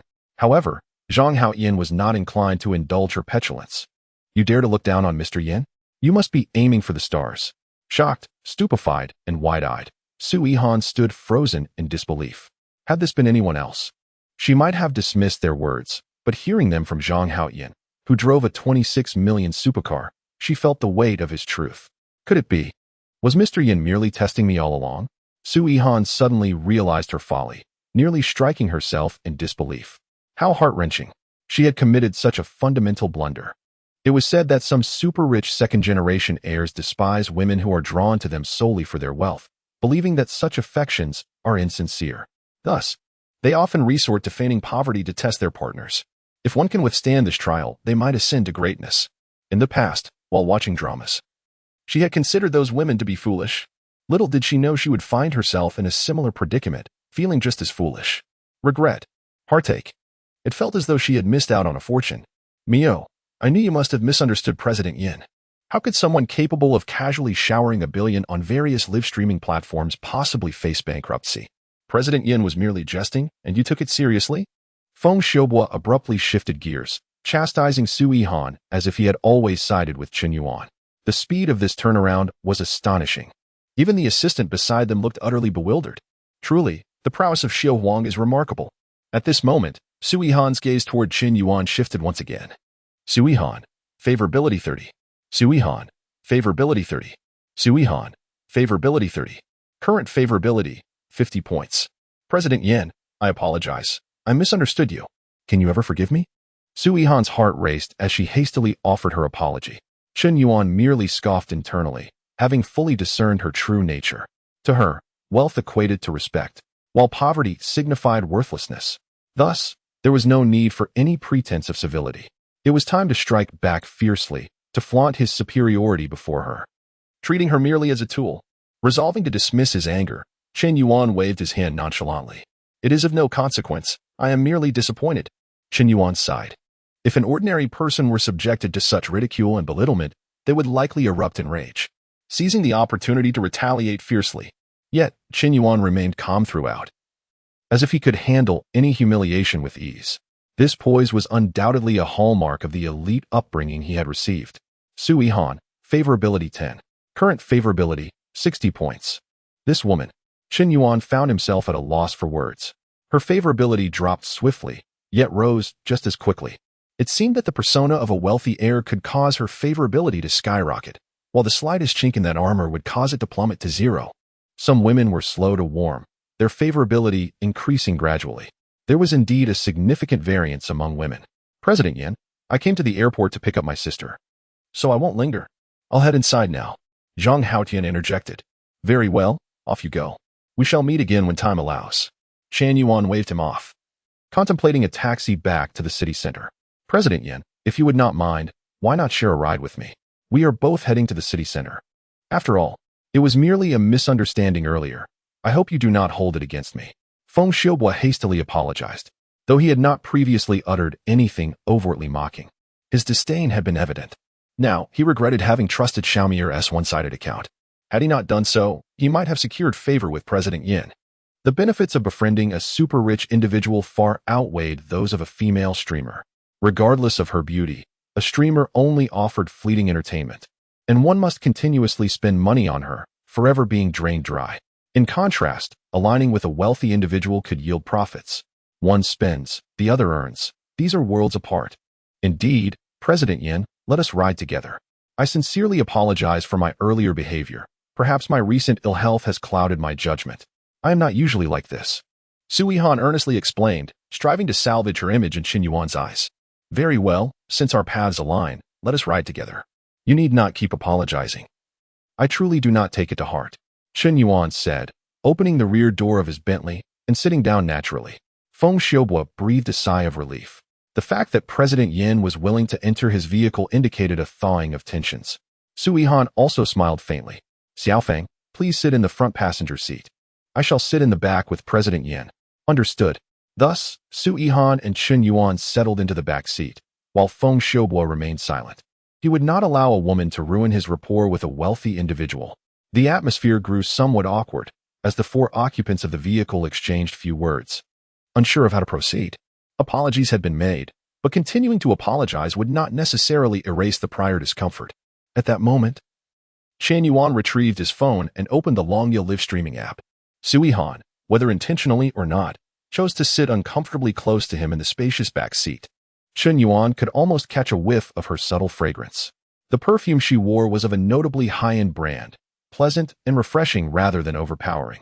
The more natural the scent, the pricier it tends to be. As a popular streamer, it was only fitting that she could afford such luxury. President Yin, are you watching Longyil live streams? It seems you haven't been on Shark Live these past few days. Su Yihan glanced at Qin Yuan's phone, noticing he had entered a female streamer's room. Ah, welcome, the illustrious President Yin. President Yin, why did you leave so suddenly yesterday? I sent you a private message through the back end. If you saw it, please respond. The live stream Qin Yuan had entered was that of Zhou Ruoxi, the very streamer whose gifts he had showered the previous day. Zhou Ruoxi was exceptionally beautiful, her figure exquisite, and her charm rivaled that of Su Yihan beside her. However, Zhou Ruoxi was still a student, her streaming schedule dictated by whim, sometimes broadcasting frequently, other times not at all. Having streamed on Longya for several months, she remained relatively obscure, yet garnered a fair share of generosity from wealthy patrons, earning over 10,000 monthly to support her living expenses. Zhou Ruoxi was content with this lifestyle, harboring no grand ambitions. Yet, yesterday afternoon, she had spontaneously decided to stream, unwittingly capturing the attention of the affluent President Yin. His generosity was explosive, showering her with over 30 million in gifts within a mere 30 minutes. She was left in shock, questioning her very existence. Even the fellow streamer she was competing against was rendered speechless. By the end of the day, her subscriber count skyrocketed from 50,000 to 300,000, gaining 250,000 new followers. Not only that, but her livestream audience peaked at over 10 million. Even after the buzz of the previous day, her viewership remained above 1 million today, with several hundred new noble admirers joining in. It seemed she was on the brink of stardom. However, that was not the crux of the matter. The key point was that the previous day, President Yin had gifted her over 30 million in total. Even after deducting platform fees and personal income tax, she would still receive over 10 million, a sum she had never imagined earning in a single day. For a small-time streamer like Zhou Ruoxi, President Yin was akin to a deity. After her stream ended yesterday, she had diligently researched President Yin's background. This mysterious benefactor, though lavish in his generosity, rarely donated to the same streamer twice, a pattern she had discerned herself. Thus, when she began her stream today, she held no expectation of President Yin gracing her with his presence once more. Just recently, she gained 250,000 new followers and needed to engage in a few days of earnest live streaming to solidify her popularity. However, unexpectedly, less than half an hour after starting her broadcast, the illustrious Yin appeared once again. Zhou Ruoxi was exhilarated, her excitement palpable, as her blood seemed to boil with thrill. She felt as if she were being favored by royalty, as if she had once again drawn the winning card. "What song would you like to hear, esteemed Yin?" As soon as Zhou Ruoxi finished speaking, a treasure map gift soared into view. "Wow, thank you, esteemed Yin, for the treasure map. Please, esteemed Yin, do not shower me with gifts right upon your arrival. You overwhelmed me with gifts yesterday. I am still somewhat anxious and feel as if I am dreaming. If you continue to gift me like this, I fear I may have to offer myself in return." The comments in the live chat began to flood in. Chen Yuan disregarded the banter and, in front of Su Yihan, began sending gifts to Zhou Ruoxi. The treasure maps, each worth 5,000 yuan, flowed like free glow sticks. Effortlessly and without concern, he persisted for 10 minutes, sending gifts without pause. After a while, he had spent a staggering 10 million yuan. Su Yihan's cheeks flushed with shyness as she gazed at Chen Yuan, her eyes sparkling as if she were staring at a gold mine. Half an hour later, Su Yihan found herself struggling to breathe. In such a short time, Chen Yuan had gifted Zhou Ruoxi over 30 million yuan. 30 million? In nearly 3 years of her career as a popular streamer, she had not earned that much. Yet within this brief half hour, Chen Yuan had given away her entire earnings from those 3 years. She, a well-known anchor earning millions monthly, realized that for an ordinary person, that would represent a lifetime's income. An hour later, Su Yihan was utterly breathless. There was a stark difference between receiving gifts in the live room and witnessing others being rewarded. For a full hour, Chen Yuan continued to shower Zhou Ruoxi with gifts without interruption, sending over 13,000 treasure maps, amounting to nearly 60 to 70 million soft currency. Adding the previous gifts, he had given more than 100 million yuan just to her. Shocked, stunned, petrified. While her emotions surged, Chen Yuan remained composed, as if the millions he had spent were merely a few yuan. At that moment, Su Yihan truly grasped the terrifying power of yen. It was unimaginable, unfathomable. This was not merely a display of wealth. Without substantial backing, how could one nonchalantly spend 60 to 70 million in front of others without a change in expression? Su Yihan's regret deepened. She thought to herself, had she not offended Yin before, had she refrained from uttering harsh words and successfully passed the test, perhaps today that 60 to 70 million would have been gifted to her. Alas, there are no remedies for regret in this world.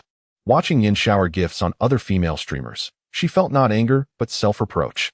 Yin, young and affluent with a handsome appearance and extraordinary demeanor, was the very embodiment of her dream prince. How could she have been so foolish, allowing herself to behave poorly before him and leaving such a negative impression? So naive, so mistaken. The more she looked at Yan, the more handsome he seemed.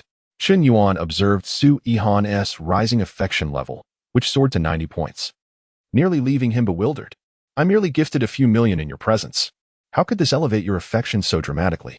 He mused, realizing that for some women, possessing wealth rendered every action admirable and every endeavor charming. My goodness, esteemed Yan, have you truly gifted me 100 million? At that very moment, besides Su Yihan, who was astonished by Chen Yuan's generosity, all the viewers in Zhou Ruoxi's live room trembled collectively. Yan is incredibly extravagant. Has he gifted 100 million in 2 days? Not just 100 million, including gifts to Shalala, that totals 150 million in 3 days. I am shocked. Truly shocked. Some say I am Yan's sycophant. I say, what is wrong with being a sycophant? Woof woof. The comments flooded the screen. Zhou Ruoxi bowed deeply in gratitude, thanking him profusely, repeating her thanks hundreds of times. The atmosphere in the live room was electric. In just 3 days, Chen Yuan had undeniably become the premier benefactor of the Longya platform. His reputation surpassed even that of the more established streamers. All female streamers on Longya eagerly anticipated Yan's presence, enviously eyeing Zhou Ruoxi, who had captured the attention of someone like Yan, a feat that seemed almost unattainable. An unknown small-time streamer had received 100 million in gifts, which would amount to tens of millions in earnings just from commissions. With such wealth, wouldn't it be more appealing to become a boss rather than continue streaming? It was a meteoric rise. Esteemed Yan, we have arrived. I've reserved a table at Zhao's private kitchen. Though it may not be as grand as a 5-star hotel, securing a spot here is far more challenging. Feng Shoubo declared, driving his Bentley into the parking lot. Chen Yuan was familiar with Zhao's private kitchen, renowned in Hanqing, where the owner, Zhao Jiangwo, was a former chef for state banquets and had won numerous culinary competitions. His culinary skills had reached an extraordinary level, and his disciples were akin to Michelin-starred chefs. The restaurant's business was booming, yet they only accepted 50 reservations a day. Sometimes, reservations extended a month into the future due to overwhelming demand. For anyone seeking genuine gourmet food, Zhao's private kitchen was the top choice in Hanqing. Impressive, Xiuhuang. I can't believe you managed to secure a table there. I've heard the food is exceptional. Since you're treating, I want to hold back, Chen Yuan remarked, deciding it was unnecessary to dwell on past grievances. Recognizing the potential for enemies to become friends and vice versa, he closed the Longya app, exited the car, and walked with Feng Shoubo, Su Yihan, and Xiaofeng towards Zhao's private kitchen. Uncertain if it was intentional, Su Yihan always seemed to position herself next to Chen Yuan. With his tall stature, handsome features, and exceptional demeanor, and her tall, slender figure and beauty, they made a striking couple, drawing attention as they walked. Upon entering Zhao's private kitchen, they were greeted by an elegantly designed interior, not traditionally Chinese, but rather a minimalist Nordic style, clean and refined, with a crystal glass tabletop and ample natural light. Despite the bustling atmosphere, it maintained an air of tranquility. As Chen Yuan stepped into the restaurant, he was enveloped by the enchanting sound of a piano melody. Before her sat a stunning woman clad in flowing white garments, her ethereal presence accentuated by cascading locks reminiscent of a waterfall, skillfully performing the renowned piano piece Castle in the Sky. While the composition may appear simple, mastering it requires immense skill, for it embodies profound emotions. Infusing this sentiment into the music to resonate with others is no trivial task. Yet, the lady seated at the piano, her fingers flitting gracefully like butterflies, evoked an immediate emotional connection with her rendition, showcasing her exceptional talent. Upon witnessing this enchanting pianist, Chen Yuan was momentarily taken aback. Yenzong, this beauty possesses an extraordinary aura. She was no ordinary pianist. She was Zhao Yuqi, the cherished daughter of Chef Zhao Jiangwo, known for his exquisite private dining establishment. Rumor had it that many affluent suitors pursued her affections. Feng Shoubo regarded Zhao Yuqi with admiration before glancing at the nearby beauty streamer, Su Yihan. Though both women were of similar age and possessed appealing figures, Zhao Yuqi's elegance was unmistakably superior. Su Yihan, upon seeing another woman whose beauty rivaled her own, felt a tinge of discontent. While she lacked proficiency in the piano, she believed she could easily outshine the girl in a dance contest. Being the most celebrated dancer on the platform with millions of fans, always the center of attention, At that moment, Sui Han, whether intentionally or not, subtly linked her arm with Chun Yuan's, seemingly asserting her claim. Just then, Zhao Yuqi finished her final note, gently lifting her gaze to express her gratitude, only to be met with the sight of Chun Yuan. However, it was not merely Chun Yuan she saw. Beside him stood a fashionable beauty with fair skin and an enviable figure, her arm entwined with his. The implications of their relationship were glaringly evident. Instantly, Zhao Yuqi's complexion drained of color, leaving her pale in shock. She felt an unprecedented sense of betrayal from the very man who had gifted her a lavish villa just days prior. A man who had captured her heart and left her utterly enchanted. How could he so swiftly turn to another woman? Qin Yuan, you. No, Yuqi. Let me explain. Qin Yuan, equally bewildered, had not anticipated that Zhao Yuqi was the daughter of the Zhao family. Had he known, he would have refrained from dining with Sui Han and Feng Xiaobo. While it would have been manageable to explain a chance encounter, the situation had escalated when Sui Han chose that moment to link arms with him in Zhao Yuqi's presence. It felt like an inescapable predicament. Qin Yuan's mind raced as he grappled with the unfolding chaos. What do you wish to clarify? Surely, what I saw was unmistakable. Qin Yuan, I never imagined you were capable of such deceit. How do you perceive our relationship? Zhao Yuqi's voice was laced with hurt. You think that because you possess wealth, you can act as you please? You believe that I would accept a role as your mistress? I assure you, it is impossible. I, Zhao Yuqi, will never share a man with another woman, regardless of who he may be. Her words were resolute, her gaze piercing as she regarded Qin Yuan as a despicable rogue, his actions crossing moral boundaries that warranted no forgiveness. As Qin Yuan contemplated his next move, he realized that any explanation would only serve to deepen the rift. The only way to alter the course of this debacle was to take the initiative. Yuqi, perhaps there is a misunderstanding? Our connection has always been that of mere classmates. Why the sudden hostility? Are you perhaps overthinking things? His inquiry caught Zhao Yuqi off guard. She had not formally been his girlfriend. They had never declared their feelings for one another, and thus, there was no basis for her accusations. If their relationship was merely platonic, then Qin Yuan's actions could not be deemed as infidelity. However, if we are merely classmates, then why did you present me with a luxurious villa? Why shower me with gifts worth millions during your streams? Surely, you cannot be denying your intentions towards me? Zhao Yuqi's tone softened slightly, yet her questioning remained fierce. Yuqi, this is a long story. You must understand, I have not exclusively supported you. My generosity extends to various streamers across multiple platforms, and I have my reasons for doing so. Qin Yuan replied, deftly shifting the conversation. What reasons? Zhao Yuqi pressed. Let us speak privately. I can explain. But it must remain between us, he urged, leading her to a secluded stairwell. Zhao Yuqi did not resist. Have you seen the richest man in Tomato? Yes? Well, my situation is somewhat akin.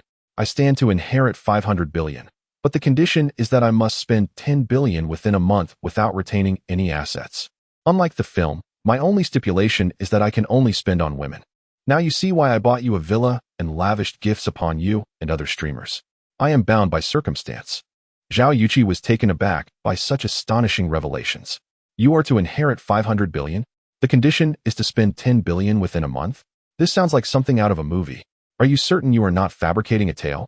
Ordinarily, such claims would have been dismissed as a jest. Yet Qin Yuan's prior actions lent a semblance of credibility to his words.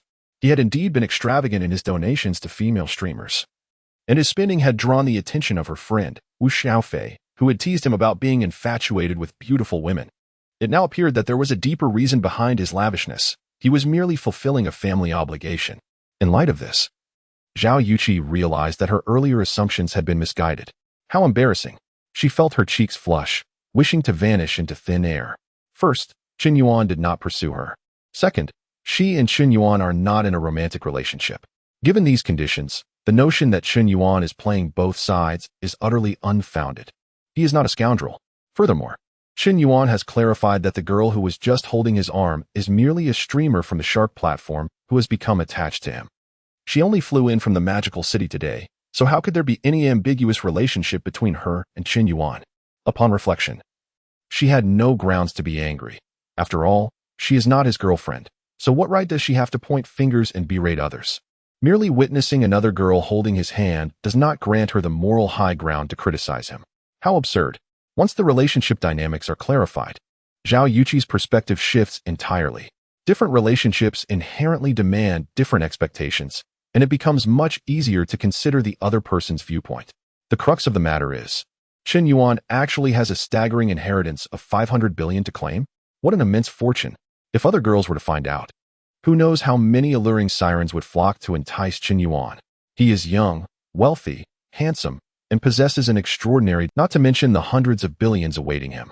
Such a prime catch, a modern-day Prince Charming, may not necessarily be someone Zhao Yuqi is worthy of. I apologize. Chen Yuan, I misunderstood you earlier and shouldn't have scolded you in front of so many people. Zhao Yuqi murmured, lowering her head. It's all right. Your understanding is enough for me. However, if my actions during this time have led to any misunderstandings on your part, I genuinely apologize. Perhaps I should have clarified things sooner. After what happened with Lin Shetong, I have no desire for romance in the short term. I just want to complete my tasks and inherit my family's fortune. Chen Yuan spoke with deep affection, reminiscing. It seems that after experiencing heartbreak, one may hesitate to embark on a new relationship, which is a form of respect for past feelings. Of course, Chen Yuan only uttered these words as a precaution. He might still continue to reward other female streamers and engage in flirtations without needing to find excuses. How perfect. Chapter 068, A Stunning Turnaround, Zhao Yuqi, Favorability Level 5. Zhao Yuqi, Favorability Level 5. Zhao Yuqi, Favorability Level 1. Current favorability, 91 points. This wave of Chen Yuan's persuasive charm not only restored Zhao Yuqi's previously diminished favorability, but even increased it slightly. Although it was just a small increment, raising favorability becomes increasingly challenging, particularly after reaching 90 points. Each additional point is hard-earned. In truth, after Chen Yuan's explanation, Zhao Yuqi felt a pang of discomfort within her. She realized that Chen Yuan had never truly liked her from the beginning, nor had he pursued her. He was merely focused on completing the task of inheriting his fortune. Yet, even as she felt this discomfort, her admiration for Chen Yuan's character only grew. This revealed that Chen Yuan is not a capricious man, capable of seamlessly transitioning from one romantic interest to the next immediately after a breakup. Such a seamless transition is indeed the hallmark of a scoundrel. Previously, Zhao Yuqi had been somewhat reserved in her attitude towards Chen Yuan because he had pursued her while simultaneously bestowing gifts upon other female streamers. To claim she felt no jealousy or harbored no doubts about his character would be disingenuous.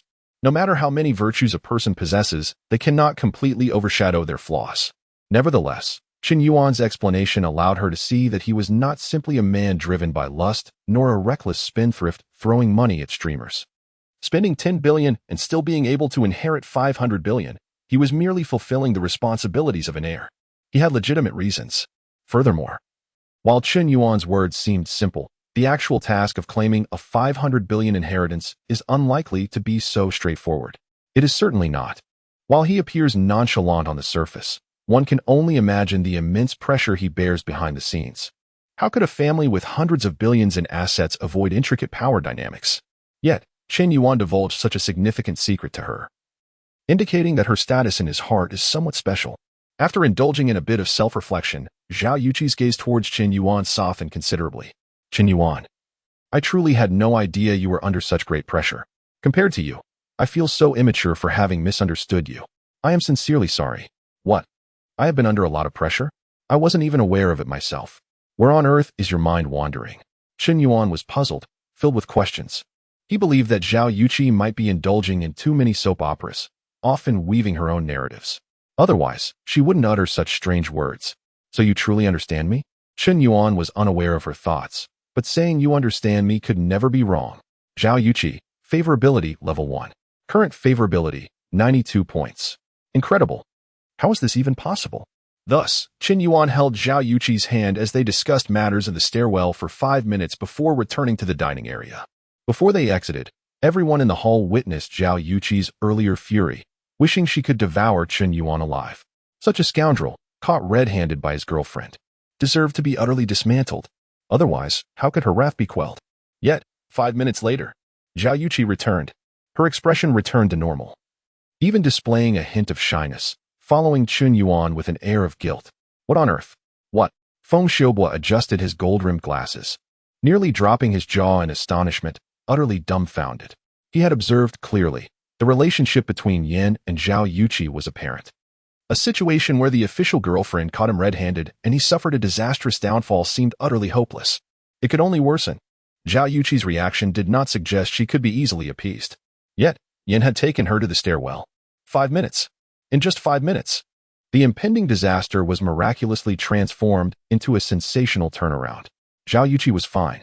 Not only was she entirely all right, but she also bore an expression of guilt, as if it were she who had erred rather than Yin. Incredible. This is truly astonishing. Such supernatural seduction techniques were enough to make one's scalp tingle. Was he possessed by the spirit of a love guru? A seemingly disastrous situation could be perfectly resolved? Unscientific. Truly unscientific. At 36, Feng Xiaobo felt an overwhelming urge to seek mentorship. If he possessed Yan's skills in seduction, his wife would have long been tamed to his liking. Why must he feel like a thief every time he stepped out? I apologize for my earlier mood affecting everyone's dining experience. Zhao Yuqi first extended her apologies to the other diners, then turned to Feng Xiaobo and Su Yihan, saying graciously, "You are Qin Yuan's friends, right? Since you are his friends, you are my friends too. Today's meal is on me." No, Miss Zhao, I insisted on treating today. Feng Xiaobo immediately offered a polite protest. It's all right. Qin Yuan's friends are my friends. This is all from our family restaurant. Please, don't be shy. Zhao Yuqi's words, though directed at Feng Xiaobo, conveyed a deeper meaning. Her relationship with Qin Yuan was not ordinary. They were allies, not someone who could be easily swayed by others. If one wished to seduce a man, they ought to consider whose territory they were encroaching upon. Su Yihan clearly grasped Zhao Yuqi's implication, yet she remained unfazed. A figure as remarkable as Yin must surely have several confidants by his side, with 4 or 5 female streamers receiving substantial gifts from him. She had never bemoaned any of it. Observing Zhao Yuqi's demeanor, it seemed she was not Yan's official girlfriend. Otherwise, how could she be so easily appeased in mere moments? Since none of them were Yan's official girlfriends, what was there to boast about? Everyone could compete fairly. And everyone had a chance. When encountering an exceptional man, one should take the initiative to seize the opportunity and win him over. Those who are overlooked by women are not worth her attention. Happiness must be pursued through one's own efforts. Su Yihan has toiled in the live streaming industry for 3 years, rising from an inconspicuous small streamer to her current status. She deeply comprehends this truth. If you do not strive, if you do not seize the moment, the only one who suffers will be you. Come, let us sit down for a meal. We have all been hungry all day. Qin Yuan waved his hand and found a spot in a restaurant to sit down. Zhao Yuqi immediately followed suit, unhesitatingly taking a seat on his left. Su Yihan, not to be outdone, settled on Qin Yuan's right. The atmosphere was inexplicably tense, charged with an undercurrent of rivalry. Mr. Yin, I truly wish to clarify the events from this afternoon. 2 years ago, I was just a small streamer, and I dated a boyfriend who was the top supporter in my live streaming room, generous with his spending. When we finally met, I discovered he was not only witty and humorous but also quite handsome, a mature gentleman who knew how to care for others, and so we became a couple. I loved him dearly for a year, investing nearly all my heart into the relationship, only to find that he ended up with my best friend and deceived me of my money. My hard-earned salary from a year of streaming was borrowed under the pretense of business, and due to a loophole in the contract, I could not retrieve my funds. Since that incident, I have become sensitive towards friends who ask to borrow money, which explains my extreme reaction at the airport. I assure you, it was not intentional. Su Yihan's eyes glistened with unshed tears, her tone imbued with sincerity. She seemed genuinely haunted by the painful memories of the past. Qin Yuan felt somewhat exasperated. Had it been anyone else, they might have been swayed by Su Yihan's heartfelt narrative, completely overlooking previous discomforts. Her excuse was perfectly crafted to elicit sympathy, making it easier to understand her materialistic tendencies. However, Qin Yuan had just witnessed Zhao Yuqi being similarly manipulated by her. Did she expect to use the same tactic on him? Was she jesting? The tale she spun was even more melodramatic than his own, and after an hour of contemplation, this was what she came up with. Qin Yuan scoffed internally, but outwardly he feigned sympathy. So, you have endured such painful experiences. Alas, we are both lost souls in this vast world. I too have encountered similar trials. I understand you.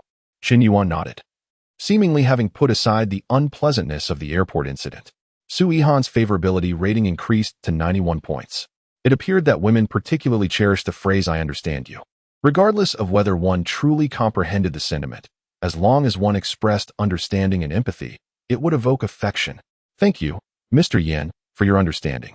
By the way, I still do not know your real name. My name is Qin Yuan. So, it is Brother Qin Yuan.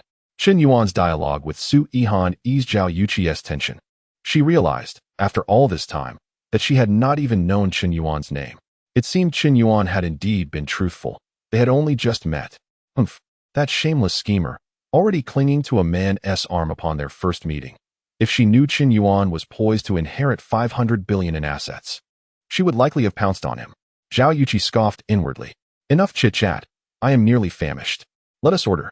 Qin Yuan picked up the menu to shift the conversation.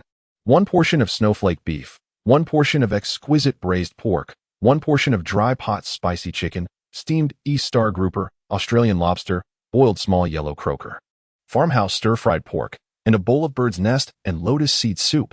Let us have one of each. Qin Yuan glanced at the menu and casually ordered 7 or 8 dishes.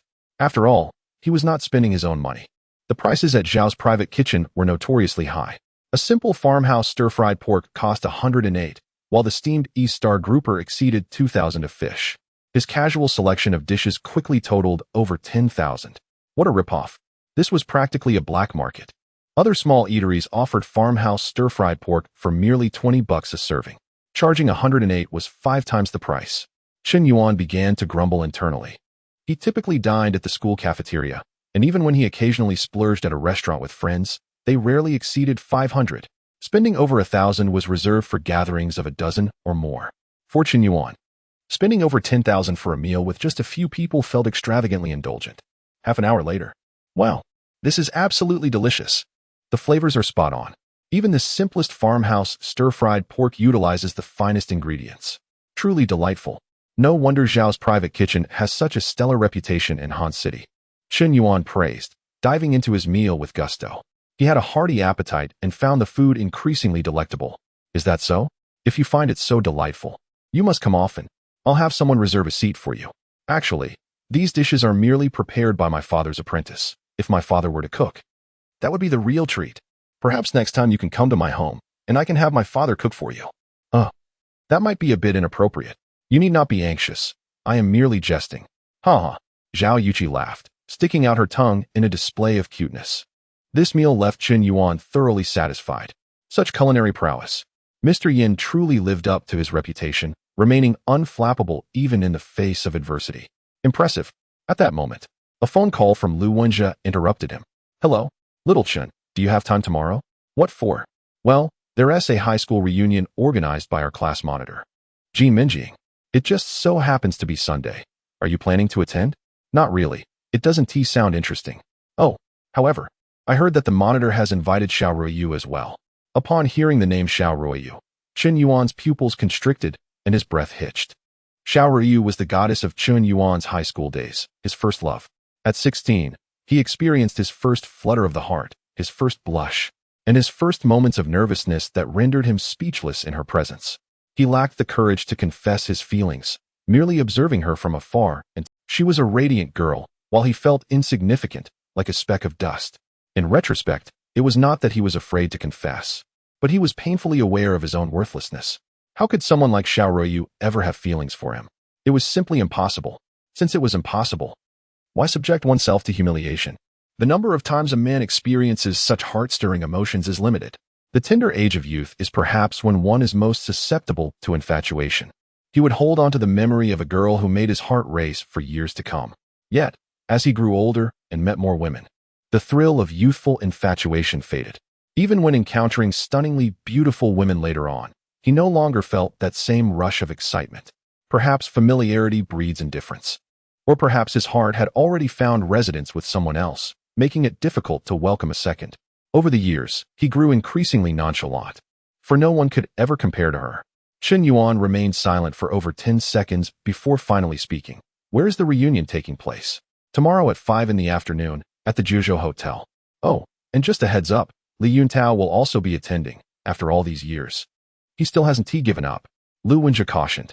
Li Yuntao had been an exemplary student in high school, a leader in the class, and later, he enrolled in Huaxia University of Geosciences, a prestigious 985 university. His family background was also quite affluent. My father is a leader in the education bureau. After the college entrance examination concluded, Li Yuntao publicly confessed his feelings to Xiao Ruiyu. Although he was subsequently rejected, he still undertook many actions that most boys would dream of but dare not attempt. It's all right. I have time tomorrow. Qin Yuan hung up the phone, feeling an indescribable complexity in his heart. At that moment, Su Yihan sent him another message on WeChat. Brother Yin, I'm going live late. Will you tune into my stream? Of course, Qin Yuan replied absent-mindedly. In truth, he had already decided to refrain from showering Su Yihan with gifts anymore. However, upon reflection, he realized that her affinity for him was merely 4 points shy of a successful turnaround. Thus, by gifting more, the returns in dog money would multiply swiftly. There was no need to be at odds with money. It was time to solidify the reputation of the affluent yin in the Shark platform. Qin Yuan opened the system interface to check Su Yihan's progress.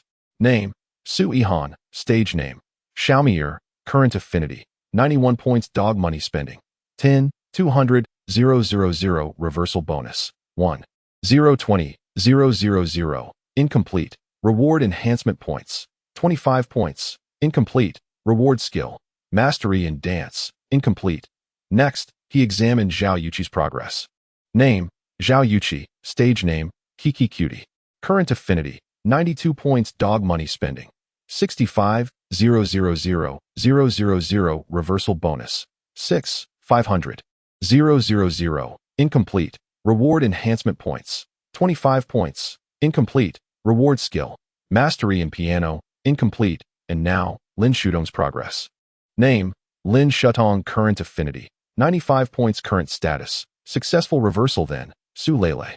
Name, Su Lele. Current affinity, 96 points. Current status, successful reversal. Lastly, Hijing. Name, Hijing. Current affinity, 76 points. Dog money spending, 0. Reversal bonus, 0. Incomplete. Reward enhancement points, 22 points. Incomplete. Reward skill, mastery in dance, incomplete. Currently, he had 5 girls bound to him. Among them, Lin Shutong and Su Lele had successfully reversed their standings, granting him substantial rewards.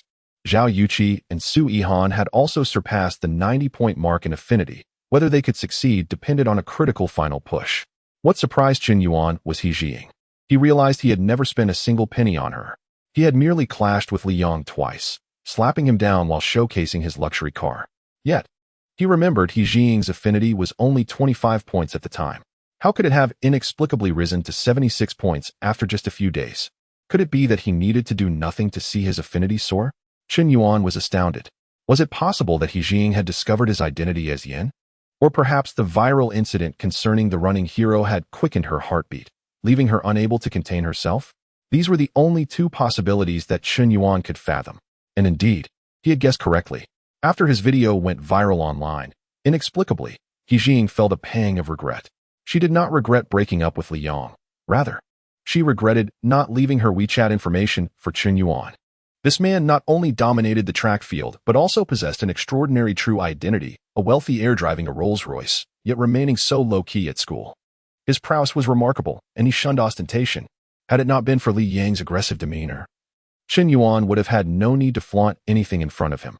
Reflecting on this, Qin Yuan seemed to outshine Li Yang by several magnitudes. Moreover, Li Yang had a notoriously foul temper.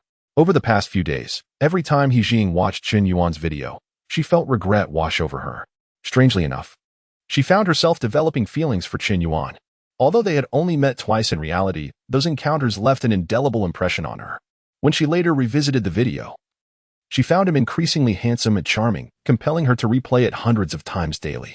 In dormitory 708 of Hunan University, Hijing's roommate, Zhou Qing, asked Xiying, "It's Saturday. Aren't you going out with your boyfriend? You've watched the Running Heroes videos hundreds of times already. Aren't you tired of it? I've broken up with Li Yang. He's just a scumbag. I've decided that the Running Hero will be my next boyfriend." Hijing declared resolutely. "You can't be serious. Do you even know who the Running Hero is?" Zhou Qing retorted. "Of course I do. This story is a bit lengthy. I was watching a race on the school playground when a very handsome boy suddenly approached me and asked for my WeChat. I didn't give it to him, and he must have been disappointed. Later, to prove himself, he dashed onto the racetrack.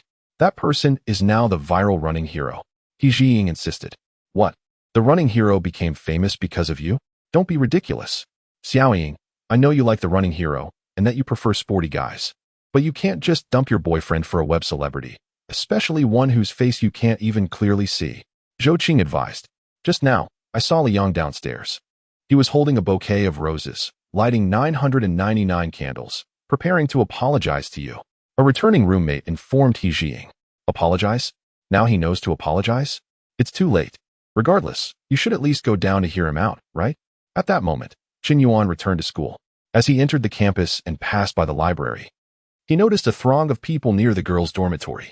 Many were taking photos and cheering. Driven by curiosity, Qin Yuan approached the crowd. Wow, is that the track team captain Li Yang? He's rather handsome. Not only is Li Yang the captain of the track team, but his family also runs a company with assets in the millions. Look at that BMW 7 Series beside him. How many junior students can afford a BMW? Li Yang is so exceptional. What is He Jiying thinking, breaking up with such a boyfriend? She thinks her beauty, ample bosom, and long legs make her special. What's so remarkable about that? A few girls in the crowd expressed jealousy, seemingly fond of Li Yang.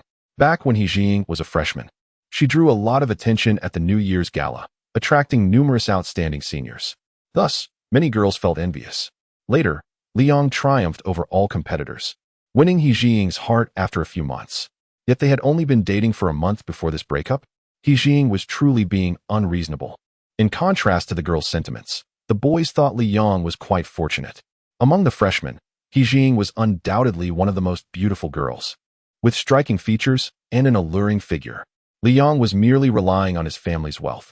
How else could he pursue such a captivating girl? She's coming down. He Jiying is coming down. As Qin Yuan got closer, he realized that it was indeed Li Yang apologizing to He Jiying. He was downstairs at the girls' dormitory, arranging candles into a giant heart shape, holding 99 roses while kneeling on one knee. Beside him was a BMW 7 Series. Luxury cars, flowers, candles, love, and a gathering crowd. It was a scene brimming with sincerity. Under normal circumstances, He Jiying should have forgiven him. After all, this was not a confession but an apology. Li Yang's thoughtful display of effort should have demonstrated his sincerity and offered He Jiying ample face. Yet, the outcome was often unpredictable. As soon as He Jiying descended the stairs, she immediately spotted Qin Yuan amidst the crowd. Sakura, I apologize for losing my temper at you that day. I realized my mistake. Please forgive me. Li Yang approached He Jiying, extending a bouquet with sincerity in his tone. Go away. He Jiying did not accept his flowers but instead hurried over to Qin Yuan. I'm sorry. That day, actually, How about we exchange WeChat? He Jiying spoke hesitantly, her cheeks flushed with shyness. To everyone's astonishment, she had taken the initiative to ask Qin Yuan for his WeChat. In that moment, the crowd was left dumbfounded. Li Yang's face turned pale, as though a green had been placed upon him, nearly driving him to rage. Wasn't He Jiying Li Yang's girlfriend? What was she doing flirting with another man in front of him? Isn't that the notorious Qin Yuan? The campus gossip had labeled him as a scoundrel. Even Lin Shetong, Su Lele, and Zhao Yuqi, 3 beautiful girls, had brought him breakfast. Now, even Li Yang's girlfriend was being swayed by him? How could he, with such a tarnished reputation, still attract women? Was He Jiying deliberately trying to provoke Li Yang? Or did she genuinely wish to break up with him? Overwhelmed by the murmurs and whispers of the onlookers, Li Yang felt utterly humiliated. For a man, nothing is more disgraceful than being publicly undermined. Anger surged within him, igniting a flame that obliterated his rationality. Damn you, Qin Yuan.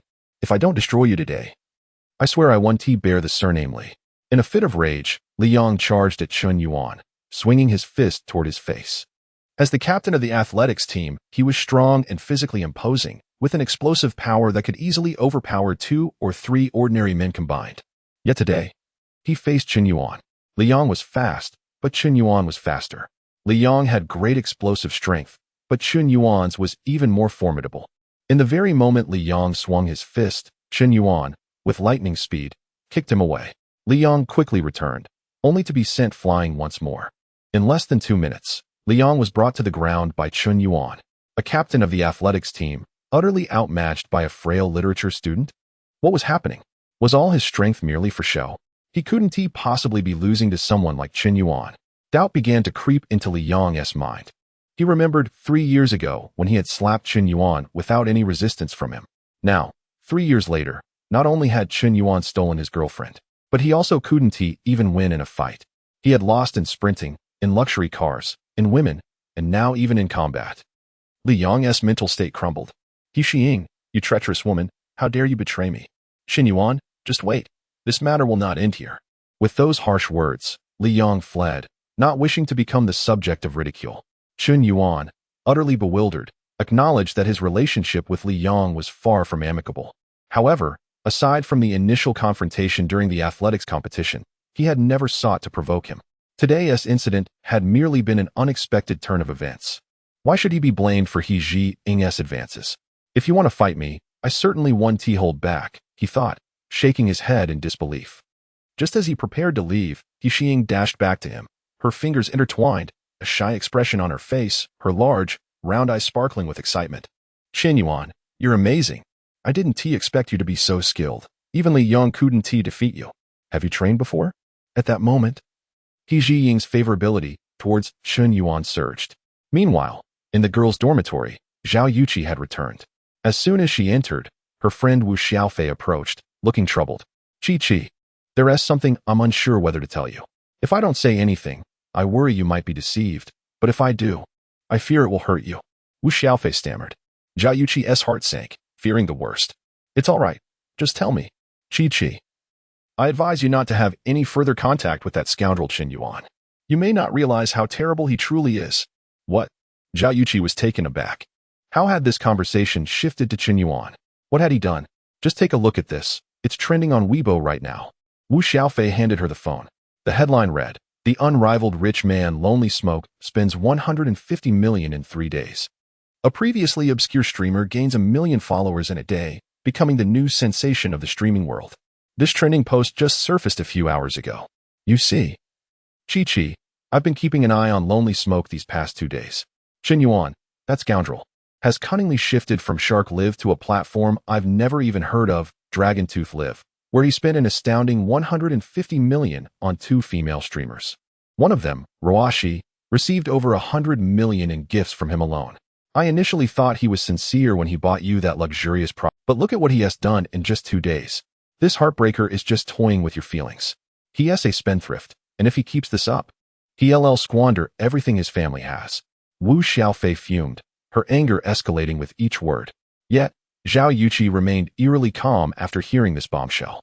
Xiaofei, please don't speak ill of Qin Yuan in front of me. You truly don't understand him. And yes, I am aware of his gifts to the female streamers. What? Wu Xiaofei was stunned. She couldn't comprehend Zhao Yuqi's reaction. If you know that Qin Yuan is giving gifts to other female streamers, and that they are substantial gifts, why aren't you angry? Have you been brainwashed? Any woman would be furious to learn such a thing. Chi, what is wrong with you? Have you truly lost your mind over that scoundrel? Qin Yuan is not a good man. Why won't you heed my warning? Wu Xiaofei pleaded earnestly. Xiaofei, if you continue to speak like this, I shall truly be angered. I am well aware of who Qin Yuan is. His generosity towards female streamers is driven by ulterior motives, and you must cease your slander against him. Do you understand? Zhao Yuqi's expression darkened as she earnestly addressed Wu Xiaofei. She appeared genuinely disturbed by her friend's disparagement of Qin Yuan. You've lost your mind. Are you truly insane? Wu Xiaofei exclaimed, her disbelief evident. She had never anticipated that her well-intentioned efforts to expose a scoundrel on behalf of her friend would yield such a reaction. Rather than appreciating her support, Zhao Yuqi was adamantly defending Qin Yuan. Was she under some sort of enchantment? Despite the irrefutable evidence, she remained obstinately devoted to him. Had her intellect been compromised? This disagreement between Zhao Yuqi and Wu Xiaofei escalated into a heated argument.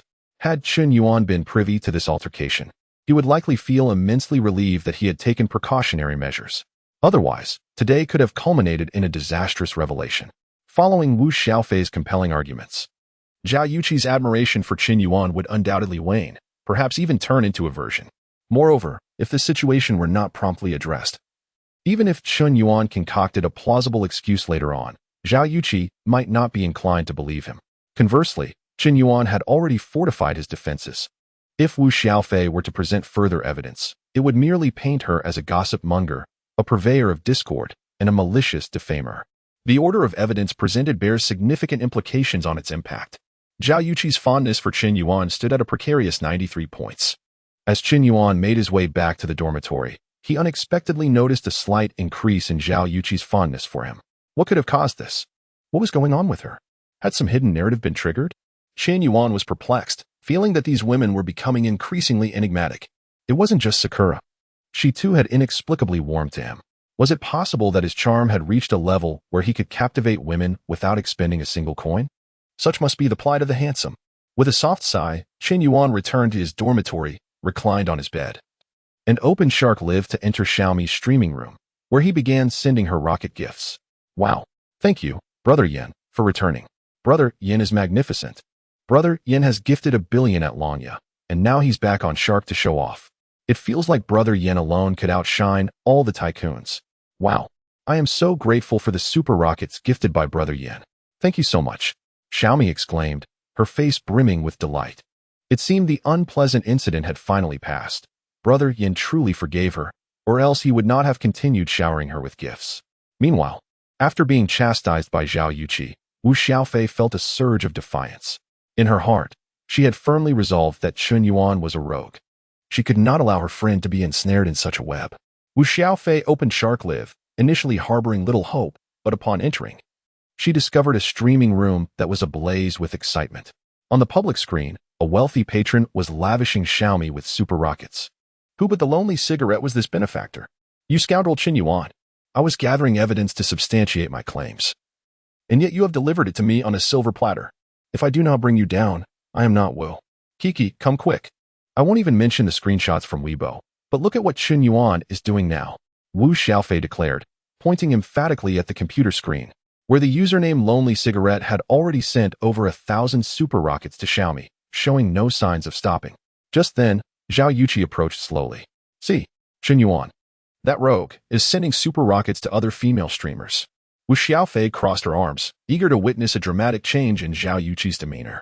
Yet, to her astonishment, Zhao Yuqi remained unfazed, even upon witnessing Chen Yuan's actions with her own eyes. I know this streamer. I had dinner with her today. She was attempting to entice Chen Yuan, Zhao Yuqi remarked with distaste. Together? Yes, the three of us, her, me, and Chen Yuan, Zhao Yuqi confirmed with a nod.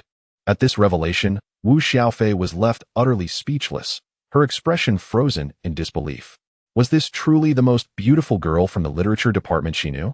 Had the proud campus flower of Hunan University truly diminished to the point of being indifferent to other women's presence because of Chen Yuan? My heavens! She was a campus flower. How had she transformed into an ardent admirer? Do not overthink it. Chen Yuan is not the person you perceive him to be. His gifts to the female streamer are for reasons beyond your understanding, which I cannot disclose at this moment. In any case, I will not abandon Chen Yuan. To retreat now would only grant those vile women an opportunity. Wu Xiaofei nearly choked on her disbelief at Zhao Yuqi's reasoning. What justification could possibly allow her to overlook Chen Yuan's gifts to other women? Was there truly such a magnanimous woman in existence? Impossible. Unthinkable. Could it be that Zhao Yuqi did not genuinely care for Chen Yuan but merely saw him as an ATM, thus remaining unfazed? Yet, that did not align with her evident affection for him. The situation was far too convoluted. I feel as if my worldview is collapsing. Kiki, you must consider your own well-being. Despite the evidence laid bare, you still defend Chen Yuan? Observing Wu Xiaofei's exasperation, Zhao Yuqi felt equally perplexed. You are my dearest friend. Why must you persist in opposing Chen Yuan? Has he wronged you? Moreover, you are only judging the surface of the situation. Do you not think that is rather hasty? Zhao Yuqi refrained from elaborating further, for she understood Wu Xiaofei's nature. Her friend was a notorious gossip, incapable of keeping a secret. Should she learn that Chen Yuan possessed an inheritance of 500 billion, it would not be long before the entire school was aware, attracting countless opportunistic women eager to seduce him. Was this not inviting unnecessary enemies? While Zhao Yuqi held confidence in herself, there was still the looming presence of Qin Bingxue. What if, an hour later, Chen Yuan had sent a staggering 10,000 super rockets to Xiaomi? By this time, the audience and streamers on Shark Live were utterly desensitized. The first time they witnessed Brother Yin showering gifts, they were nearly rendered speechless. But as they grew accustomed to it, their capacity for shock seemed to expand. It appeared that several million was no longer a substantial sum, after all. Brother Yin had once gifted 1 billion at Longya, and now merely 200 million was a sign of restraint. Enough. My hands are cramping from all this gifting. I shall cease and take a bath before retiring for the night. Chen Yuan mused, contemplating whether he should hire someone solely to send him gifts, offering a monthly salary of 10,000. However, upon further reflection, he dismissed the idea. His current identity was not suitable for public exposure. The system's funds were exclusively for his use. Such thoughts were merely whimsical. After showering, Qin Yuan went to bed. That night, the stars twinkled, the clouds dispersed, and the crescent moon hung in the sky, casting a gentle glow upon the earth, seemingly heralding a promising day ahead. The following morning, the morning light was bright and golden sunlight streamed through the glass window, casting a warm glow on the desk in the dormitory. Indeed, it was a splendid day. Qin Yuan did not rise until 10 o'clock. After getting out of bed, he washed his face, brushed his teeth, and took a shower, even washing his hair, which was contrary to his usual habit of washing it only every 2 days. He had washed it just yesterday, so technically, he did not need to wash it again today. However, there was a classmate gathering planned for today, and Xiao Ryu would be attending. It was imperative that he washed his hair. Without doing so, he felt a lack of confidence. Boys often find themselves inexplicably concerned about their hairstyles. After finishing his shower, Qin Yuan changed his clothes and headed to the cafeteria for a meal. After eating, he glanced at the time. Was it really only 12 o'clock? For some reason, Qin Yuan felt that time was dragging on unusually slowly today. Usually, he felt that time flew by. A few rounds of games could easily consume half the day. But today, he simply lacked the motivation to play games. He paced back and forth in the dormitory, which began to irritate his roommates. "Hey, what's up with you today?" One of them, Lao Si, asked suddenly. "You seemed a bit distracted while eating just now. Come on, stop dawdling and get online. The special forces are ready," urged Xiong Tao. "You guys go ahead. Sun Rui just messaged me, saying that all 4 girls in her dorm are very bored this afternoon and want to join us for a karaoke session, perfectly balanced with 4 boys and 4 girls. Are you interested?" Zhou Haikuan suddenly exclaimed with great excitement. Upon hearing this, Lao Xiong and Lao Chao shared in the enthusiasm. "Wow, the girls are taking the initiative for a meetup. This is a rare opportunity.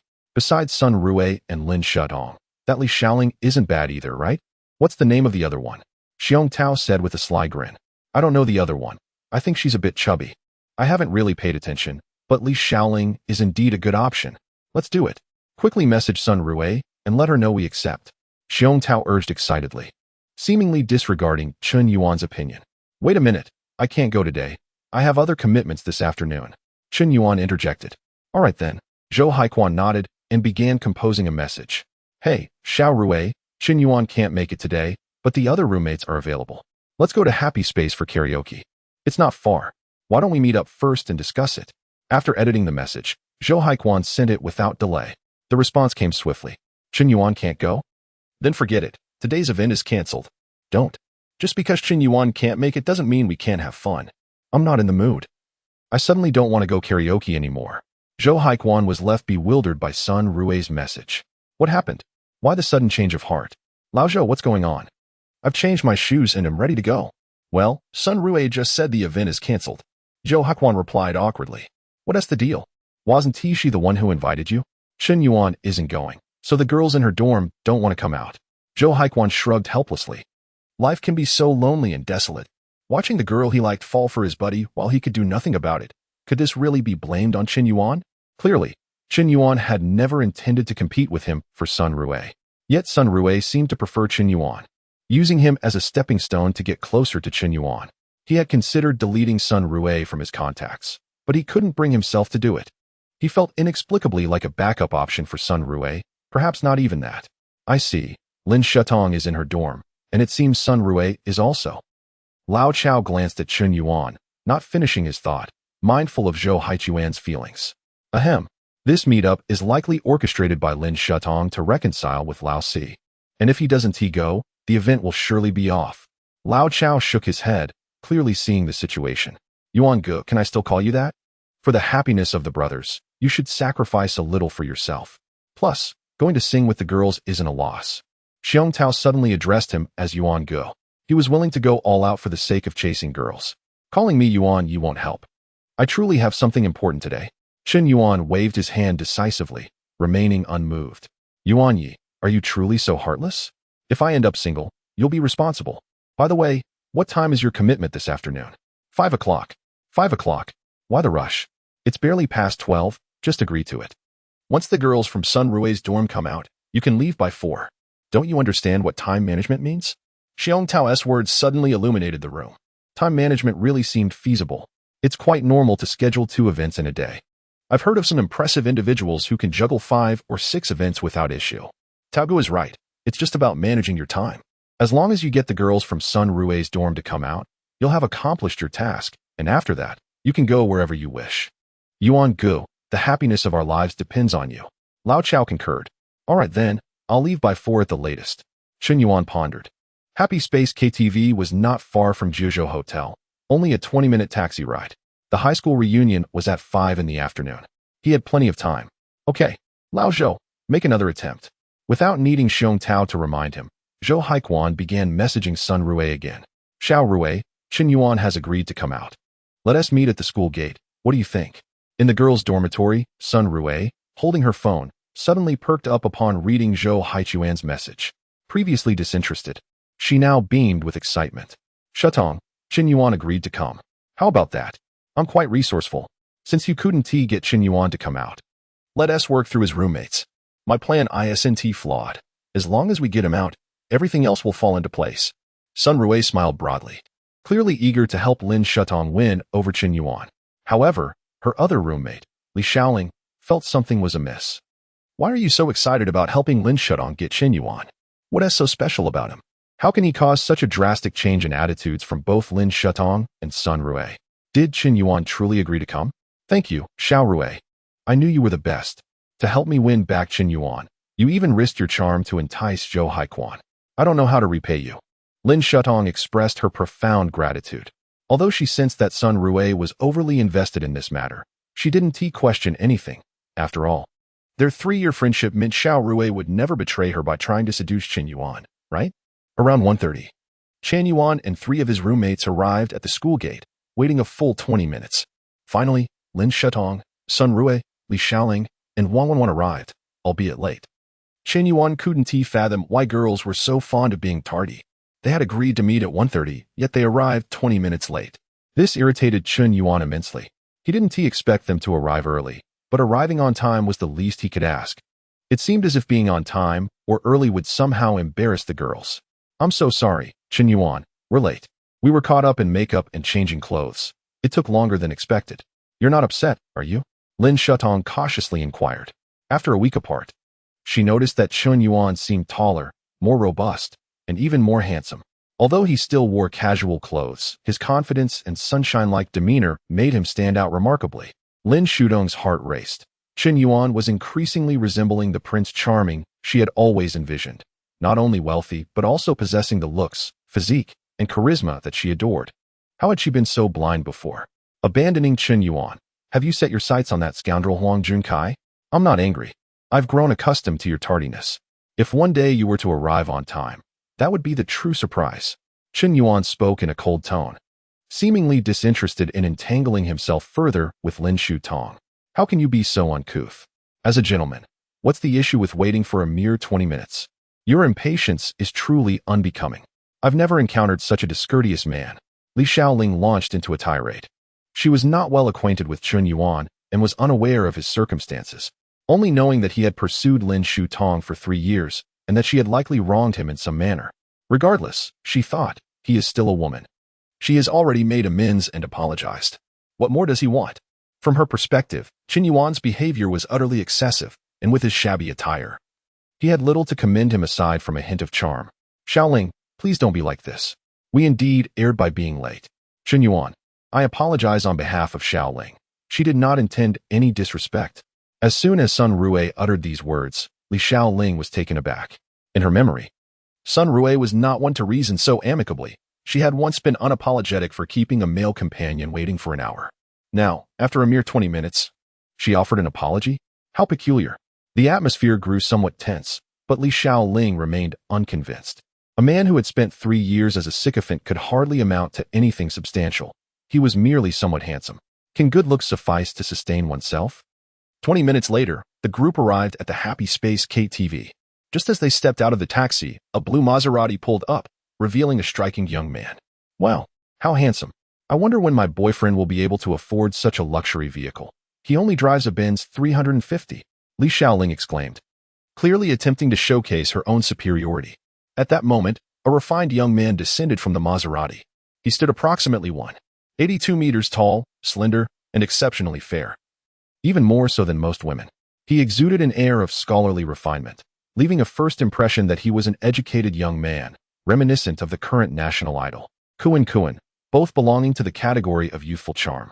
Upon spotting Chen Yuan, the young man paused for a moment, seemingly taken aback, before striding over. Chen Yuan, I didn't expect to run into you here. It's been about 3 years, hasn't it? What? Li Xiaoling was bewildered. Chen Yuan actually knew a wealthy heir who drove a Maserati. Moreover, this individual possessed such charisma and good looks, akin to a Korean heartthrob. This was the epitome of her ideal Prince Charming. Li Yuntao? Chen Yuan inquired uncertainly. Yes, that's me. Li Yuntao nodded. Chen Yuan was surprised to encounter Li Yuntao before the high school reunion had even commenced. This fellow, while appearing refined and clean-cut, was reputed to harbor a rather wild side. It was said that due to his father's position as an education bureau leader and his mother as the founder of an educational institution, he had been raised in a rather strict environment and had never dared to date in high school. He too had harbored a crush on Xiao Ruoyu for 3 years, yet had mustered the courage to confess his feelings before the entire school at graduation. Chen Yuan, on the other hand, had never even found the courage to confess. Rumor had it that after enduring strict parental control throughout high school, Li Yuntao fully liberated himself upon entering university, frequently indulging in the pleasures of life. Of course, it was also possible that after being rejected by Xiao Ruoyu, he had succumbed to self-indulgence. Chen Yuan was unaware of the specifics, but he knew that this fellow loved to flaunt his achievements while maintaining a facade of humility. Who was this handsome gentleman? An old high school classmate, Li Yuntao. He was the vice class leader of my senior class and is currently attending Huaxia University, a top-tier institution. His mother founded an English training institution, and their family's assets are nearly 100 million. Chen Yuan provided a detailed account of Li Yuntao's background, satisfying his penchant for boasting. No, Chen Yuan, you exaggerate. My family only owns 5 houses, 2 villas, and 4 cars. My mother simply enjoys teaching. Altogether, our assets barely amount to 50 million. You're overstating things. Li Yuntao waved his hand in a display of false modesty. Yet his every word dripped with blatant self-aggrandizement. Boasting is acceptable, but one must at least possess the qualifications to do so. He is undeniably a genuine wealthy heir, unlike the phony rich kids Lin Shutong and Liao Jia encountered previously. Li Yuntao's background is authentic. As expected, upon hearing this, the eyes of Li Xiaoling, Sun Rui, Wang Wenwan, and Lin Shutong all brightened. Their gazes towards Li Yuntao were markedly different from how they regarded Chen Yuan's 3 companions. However, Lin Shutong quickly regained her composure. Although Li Yuntao was impressive, he could not compare to Chen Yuan, who was capable of showering millions of gifts in the online streaming world. With Li Yuntao's family assets totaling only 50 million, he was simply not in the same league. She could no longer afford to waver, otherwise Chen Yuan would never forgive her. In contrast to Lin Shutong's thoughts, Sun Rui was quite intrigued by Li Yuntao. Unable to connect with Chen Yuan, Li Yuntao was a commendable alternative. After all, he was a top-tier university student, handsome, refined, and from a good family. Driving a Maserati, was he not 100 times better than that impoverished loser, Zhou Haiquan? Women, like men, have the right to choose. Why not seize the opportunity presented by a gentleman of such caliber? Li Yuntao, I'm Sun Rui. May I add you on WeChat? It would be convenient for us to hang out together in the future, Sun Rui proactively suggested. Upon hearing this, Zhou Haiquan exhibited a look of utter disbelief. He was baffled. The girl he had always viewed as reserved, adorable, and innocent would boldly seek a man's contact information? What sorcery was this? His mind was in turmoil. Just because this pretty boy drove a luxury car, she felt entitled to approach him? After all, I was the one who invited you out. How could you disregard my feelings so blatantly in front of me? Zhou Haiquan fumed internally. Yet, he could never voice his thoughts, as he was merely a backup option. When Sun Rui found a better choice, she would unhesitatingly discard him. Throughout, he had simply been a tool for her convenience. Li Yuntao wore a slight smile, feeling a surge of satisfaction. The audacity of Chen Yuan, who had arranged for this girl, was laughable. How could he possibly compete with someone of such privilege? This may be a bit inappropriate. Would Chen Yuan be upset if I add you on WeChat? After all, we are old classmates. I understand the principle of not taking advantage of a friend as partner. Oh, we aren't in a relationship. We're just ordinary classmates, Sun Rui replied. All right then, You can scan my code. Li Yuntao hesitated for a few seconds before pulling out his phone and opening the WeChat QR code. Ding. The scan was successful. Sun Rui had just added Li Yuntao as a friend. To everyone's surprise, Li Xiaoling also approached. Let me scan as well, handsome. Do you mind? Not at all. We are all classmates and friends. This classmate can add me too. Li Yuntao suddenly pointed at Lin Shatong, as among the 4 girls. She seemed the most attractive. Li Yuntao was now thoroughly inflated with confidence. The way he looked at Qin Yuan was akin to gazing at a fool. This isn't quite right. Lin Shatong hesitated. In the past, she would have added Li Yuntao without a second thought. However, now, she glanced at Qin Yuan several times. Clearly too intimidated to flirt with other men in his presence. This attitude was a stark contrast to her previous demeanor. Well then, you all enjoy yourselves. I have things to attend to. Li Yuntao nonchalantly tucked his phone into his pocket. Although Lin Shatong was quite pretty, she was by no means top tier. His focus today was on the one who had captivated his heart, the unforgettable first love from high school, Xiaoruyu. A woman he met casually on the street was simply that, casual. While there was some allure, he had no intention of pursuing her seriously. He could still differentiate between what was important and what was not. The highlight was that he had put on quite a show in front of Qin Yuan. How delightful it was to act so cool.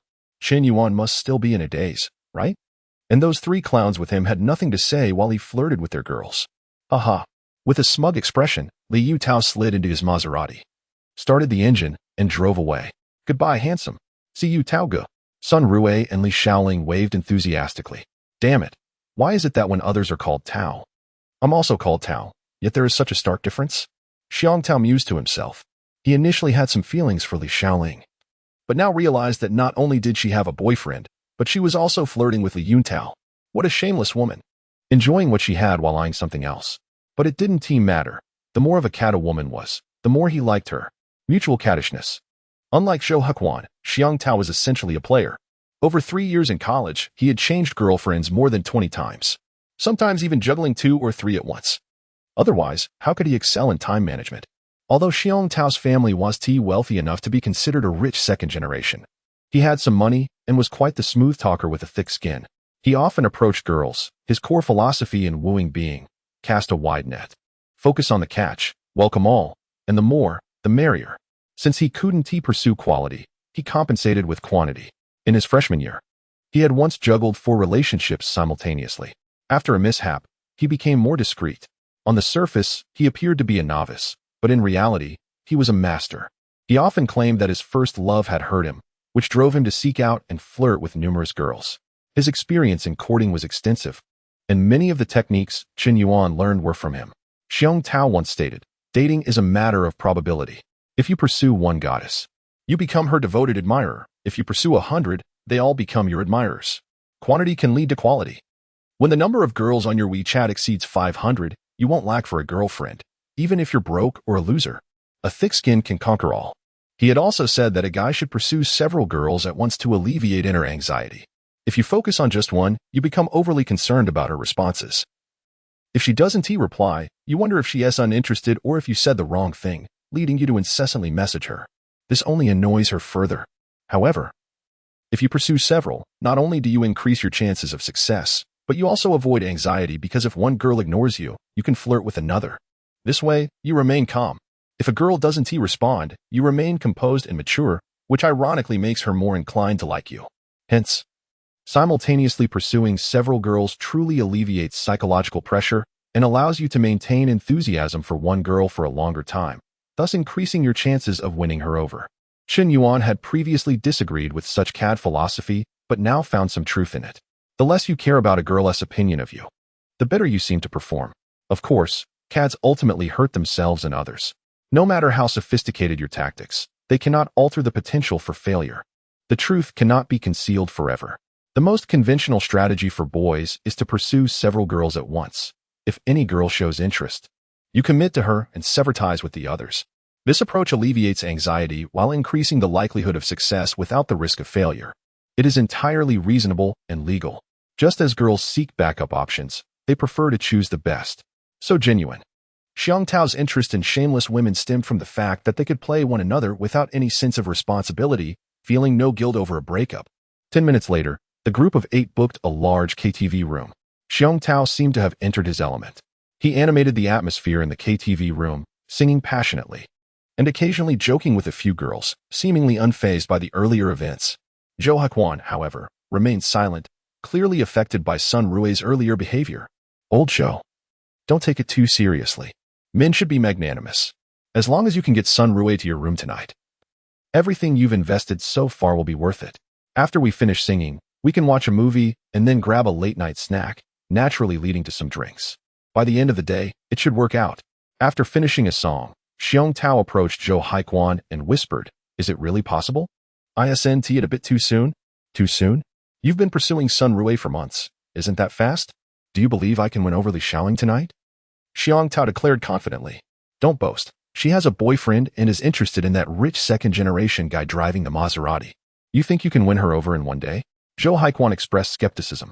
Even if Xiong Tao had some glorious past, it had been nearly a year since he had a mishap. Could he still possess the same prowess? "Let us make a bet.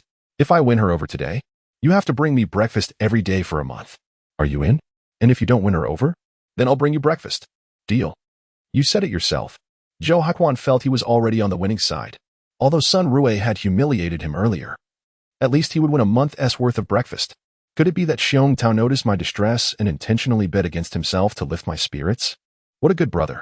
Zhou Haikuan felt deeply moved, but soon he noticed Xiong Tao telling jokes to Li Xiaoling, including some risky ones. Li Xiaoling was completely charmed, and they even began to sing a duet. An hour later, Xiong Tao had his arms around Li Xiaoling. This maneuver left Zhou Haikuan utterly speechless. Li Xiaoling did not resist Xiong Tao's advances at all. She didn't push him away. "What on earth?" Qin Yuan replied in a calm tone. "Are you the extravagant Yinzong? I have seen your WeChat profile picture and name before. You are indeed lonely as cigarette, that you have since changed your WeChat name." As these words left his lips, the previously boisterous KTV room fell into a profound silence, the atmosphere thick with tension. All eyes turned to Qin Yuan. A collective gaze of disbelief. Sun Rui had previously speculated that Qin Yuan was Yinzong, but lacked definitive proof, as he had never openly admitted it. Lin Shutong shared a similar curiosity. In recent days, the unparalleled wealthy figure known as Lonely as Cigarette had been showering gifts across various live-streaming platforms, amassing over 2 billion in contributions, a staggering feat that left them questioning their assumptions. Even if Qin Yuan concealed his identity, could he truly be a wealthy scion capable of such extravagant spending? This seemed far-fetched. Li Xiaoling, Wang Wenwan, and their roommates, Chao Jinyan, Xiong Tao, and Zhou Haikuan, were equally bewildered, their expressions mirroring a mixture of confusion and contemplation. Suddenly, Xiong Tao's face lit up with realization. No wonder so many girls have been expressing interest in our fourth brother lately. Even the campus belle Zhao Yuqi has been getting close to him. It turns out his true identity is... His astonishment was palpable. "Incredible. Are you really Yinzong, fourth brother? Yinzong is my idol. To think such an extraordinary figure is my roommate." Chao also looked shocked, finally understanding where he had fallen short. "If you are indeed Yinzong, then I concede defeat wholeheartedly." Zhou Haikuan sighed, having noticed Qin Yuan's recent unusual behavior. "Yinzong? The one who gifted 1 billion to a female streamer trending on Weibo? How is that even possible?" Li Xiaoling pushed Xiong Tao's hand away, which had carelessly rested on her shoulder, equally astounded as she regarded Qin Yuan. 7 pairs of eyes fixated on him. As Sun Rui's inquiry aimed to compel Qin Yuan to reveal the truth, Lin Shutong yearned for a direct acknowledgement, having been deceived by Huang Junkai once before. She wished to avoid a repeat. At first, Qin Yuan maintained a calm demeanor, but suddenly displayed a look of shock. "What? Are you all out of your minds? How could you suspect I am Yinzong? Do I seem like someone who could shower a streamer with 2 billion? If I had that much money, wouldn't it be more appealing to buy luxury cars and villas for myself rather than squander it on gifts? What am I, insane? Just to hear a good job, buddy?" Qin Yuan rolled his eyes, outright denying the truth of being Yinzong, aware that such an identity was sensitive. If his roommates discovered his wealth, their interactions would inevitably change, and he couldn't afford to treat them to meals every day. He feared they might think him extravagant with online streamers, yet stingy with his friends, potentially questioning his character. Qin Yuan's immediate rejection left Lin Shutong in a state of disbelief. "You're not Yinzong? You truly aren't Yinzong?"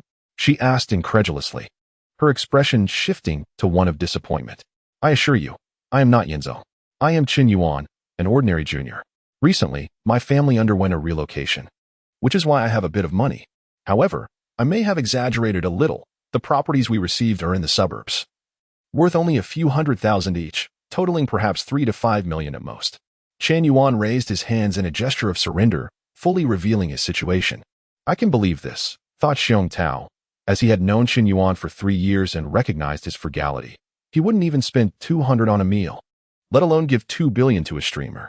Ah, so that's why you suddenly have money for brand name clothes. Your family must have struck it rich with the relocation. The three roommates bantered lightheartedly, yet Lin Shutong and Sun Rui felt a chill at the disparity between a billionaire and a mere few million from a relocation. The gap was insurmountable, leading to a swift and profound disappointment. Lin Shutong's favorability rating toward Chen Yuan began to plummet within mere minutes, dropping to 70 points, with a continuing downward trend. Ding! The object of the host's affection, Lin Shutong, has seen a decline in favorability to 70 points. If it falls to 0, the binding will automatically dissolve, allowing for rebinding or no binding at all. Such a mechanism exists? Chen Yuan was taken aback. The possibility of severing the bond with the target of his affections was bewildering, as was the notion of a second chance. This felt like a cruel cycle of disappointment and resurgence. Lin Shutong's reaction was profoundly disappointing for him. Previously, despite Chen Yuan's cold demeanor, her favorability hadn't wavered. But upon realizing he was not Yinzong, her attitude shifted dramatically. Was a person's status truly that significant? Chen Yuan pondered whether Lin Shutong believed herself worthy of such a status, and if the wealthy truly adhered to notions of social standing. Shutong, I have noticed your sincere change lately. You mentioned wanting to pursue me for 3 years, and that genuinely moved me. I think. Before he could finish, Lin Shutong interrupted. Chen Yuan, I'm still sorting through my thoughts. I need some time, all right? Chapter 078. The supercar you ordered has arrived. Lin Shutong's favorability. 1. Lin Shutong's favorability. 1. Lin Shutong's favorability. 1. Current favorability, 62 points. A self-deprecating smile flickered on Chen Yuan's lips. His previous words had merely been a test, yet Lin Shutong's response confirmed her unwavering realism. Indeed, one's core values and character are not easily altered. Having previously felt a twinge of pity for her, he now dismissed any lingering sentiments. To hell with love. You sought a second chance, but I have already offered it, and you failed to cherish it. Do not claim I never provided an opportunity. Chen Yuan scoffed, rising to leave, shutting the KTV room door behind him, leaving only the silhouette of his solitude. Lin Shutong, Sun Rui, Li Shaoling, Wang Wenwan, Chao Jinyin, Zhou Haiquan, and Xiong Tao exchanged glances, the atmosphere growing increasingly cold. Did I just make a mistake? Sun Rui pondered, recalling how hard she fought to bring Chen Yuan out today. I truly didn't mean to say that. My heart feels so confused. Lin Shutong lamented, grappling with her internal contradictions. In the past, every conceivable effort was made to salvage the situation. Yet when the opportunity finally presented itself, she hesitated. This is rather perplexing, isn't it? It's as if she is undermining her own resolve. Shutong, you have done nothing wrong. Fortunately, I sought clarity today. Otherwise, you would have truly ensnared yourself. Reflect on this. During this period, your thoughts have been consumed by Chen Yuan. You text him, yet he does not respond. You call him, and he does not answer. You even brought him breakfast, behaving like a devoted admirer, circling around him. You have lost your sense of self, rendered pitifully devoid of dignity. This is not the Lin Shutong I know. Where has your pride vanished? How did you come to play the part of a sycophant to Chen Yuan? Sun Rui bombarded her with questions, each one unsettling Lin Shutong further. The mere thought of Chen Yuan's indifference, after she had lowered herself and relinquished the modesty of a woman to please him, only to be met with disdain, felt utterly intolerable. Anger surged within her. Little Rui, you are absolutely right. It is Chen Yuan who fails to appreciate the value of others, assuming that a mere windfall allows him to look down upon others. If he does not value me, then I shall not value him. Just because his family received a compensation of several million, does he truly believe himself to be a scion of wealth? Lin Shutong exclaimed with indignation. I'm glad you understand. This is the Shutong I know. Little Rui, thank you for clarifying Chen Yuan's true situation. Otherwise, I would still be blissfully unaware. Lin Shutong expressed her gratitude, feeling that while men may be despicable, the bonds of sisterhood are indeed reliable. Unbeknownst to her, Sun Rui was not inquiring on her behalf, but rather for her own sake, as she too wished to ascertain whether the affluent figure known as Yin Zong was indeed Chen Yuan. If confirmed, who would care about sisterly bonds? She would stop at nothing to claim Qin Yuan for herself. Their friendship was but a fade, a mere illusion. Who genuinely considers your feelings? Surely you must be jesting. Do you truly believe that just because you possess a modicum of beauty, the world should revolve around you? After leaving the KTV, Qin Yuan noticed the gradual decline in Lin Shudong's regard for him. Although the descent was slow, it was consistent, diminishing a little every few minutes. At this rate, her 60 points of favor would not endure much longer. However, he was indifferent. The object of his previous affections, once successfully wooed, would not have their reward rescinded, even if all favor was lost. Since there was no punishment, he was free to let it dwindle. Once her favor reached below 0, he would block her completely and never see her again. This time, Qin Yuan's resolve was unwavering. He would not allow even a shred of sympathy for Lin Shutong to resurface. Upon exiting the KTV, he checked his phone and noted the time. It was already 4 o'clock. At that moment, Xiong Tao sent him a message. Yuan Go, are you alright? Don't dwell on it. Lin Shutong rejecting you is no matter. There's still Su Lele and Zhao Yuqi, right? A man should have a broad perspective. How can one forsake an entire forest for a single tree? Everything is fine. I happen to be heading to a high school reunion today, so there is no need for any excuses to leave. Qin Yuan replied, having just sent the message. Just as he finished, a voice message from Che Huang arrived, who had not been in touch for several days. Yin Zong, your ordered Ferrari LaFerrari has been transported and has just exited the highway. It will arrive in Han City in 2 hours. Qin Yuan was momentarily taken aback. He had not anticipated such efficiency from Che Huang. Within just a few days, a supercar valued at over 20 million was already on its way. Originally, he had intended to gift this supercar to Zhao Yuqi for her birthday. But with the date approaching, if she did not accept it, to whom would it go? Plans often falter in the face of change. Without the designated admirer to receive the gift, he could not utilize the funds from being an admirer. Yet, with Yin Zong's stature, a few days' delay in payment should pose no issue, right? Alright then, have it delivered, and I will send you my location shortly. Qin Yuan composed his message and sent it to Che Huang. Okay, I will provide you with the transporter's phone number. Feel free to convey any instructions directly. Che Huang replied promptly, making no mention of payment. The luxury supercar had not required a single penny as a deposit when ordered by Yin Zong. Yet, Yin Zong's reputation alone exceeded $1 billion. How could he possibly be concerned about such trivial sums? Therefore, there was no urgency on his part. After all, if one could spend 200 million on gifts for a female streamer, what was purchasing a 20 million luxury vehicle? For such a wealthy mogul, the highest level of service was expected. Leaving a favorable impression was paramount. With Yin Zong's identity, he would not be buying just one car. Luxury vehicles were akin to toys for him. Cultivating good relations would ensure an endless stream of business in the future. A developmental mindset is the key to success. While Qin Yuan sent messages to Che Huang, he casually hailed a taxi. Driver, to Jojo Restaurant. Sure, please fasten your seatbelt. Today's traffic in the city is quite poor. The usual 20-minute ride from Happy Space KTV to Jojo Restaurant will take about 40 to 50 minutes due to congestion. At that moment, Lu Wenjia called Qin Yuan. Hello, Xiaochen, have you arrived? I'm already at Jojo Restaurant. I'll be there shortly. I just got out of the car. Chapter 79, Class Reunion. Qin Yuan hung up and stepped out of the taxi. At that moment, a striking blue Maserati parked flamboyantly at the entrance of Jojo Restaurant. A clean-cut young man casually tossed his car keys to the security guard. Please park it, and here's a tip. Li Yuntao tossed the keys and handed over 100 yuan bill. The security guard beamed with delight upon receiving it. What a generous boss. Li Yuntao exuded confidence. Just then, he spotted a familiar face and seized the opportunity to show off. Lu Wenjia, why are you still standing at the entrance? I've reserved a table. Just follow the front desk staff to room 520. Li Yuntao spoke with familiarity. I'm waiting for Qin Yuan. He should be arriving soon. Lu Wenjia replied in a neutral tone. If this were earlier, he would have envied Li Yuntao driving a Maserati. However, now, having driven a 26 million Koenigsegg, he found the Maserati, worth around 1.4 million, rather unimpressive, ordinary, unremarkable, and unworthy of admiration. Qin Yuan? Mentioning him caused Li Yuntao to chuckle. This loser remained as ineffectual as ever.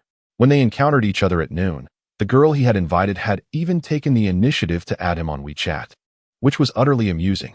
A loser will always be a loser, failing to recognize his own limitations while dreaming of pursuing high-caliber women. How absurd. If he does not play the sycophant, who will? Wow, Tao Gu, you're actually driving a Maserati. That's incredible. A girl who had also taken a taxi exclaimed in shock. Wang Xiaowei, is that you? It's been a year. You seem to have become more beautiful. Beauty is merely a matter of makeup.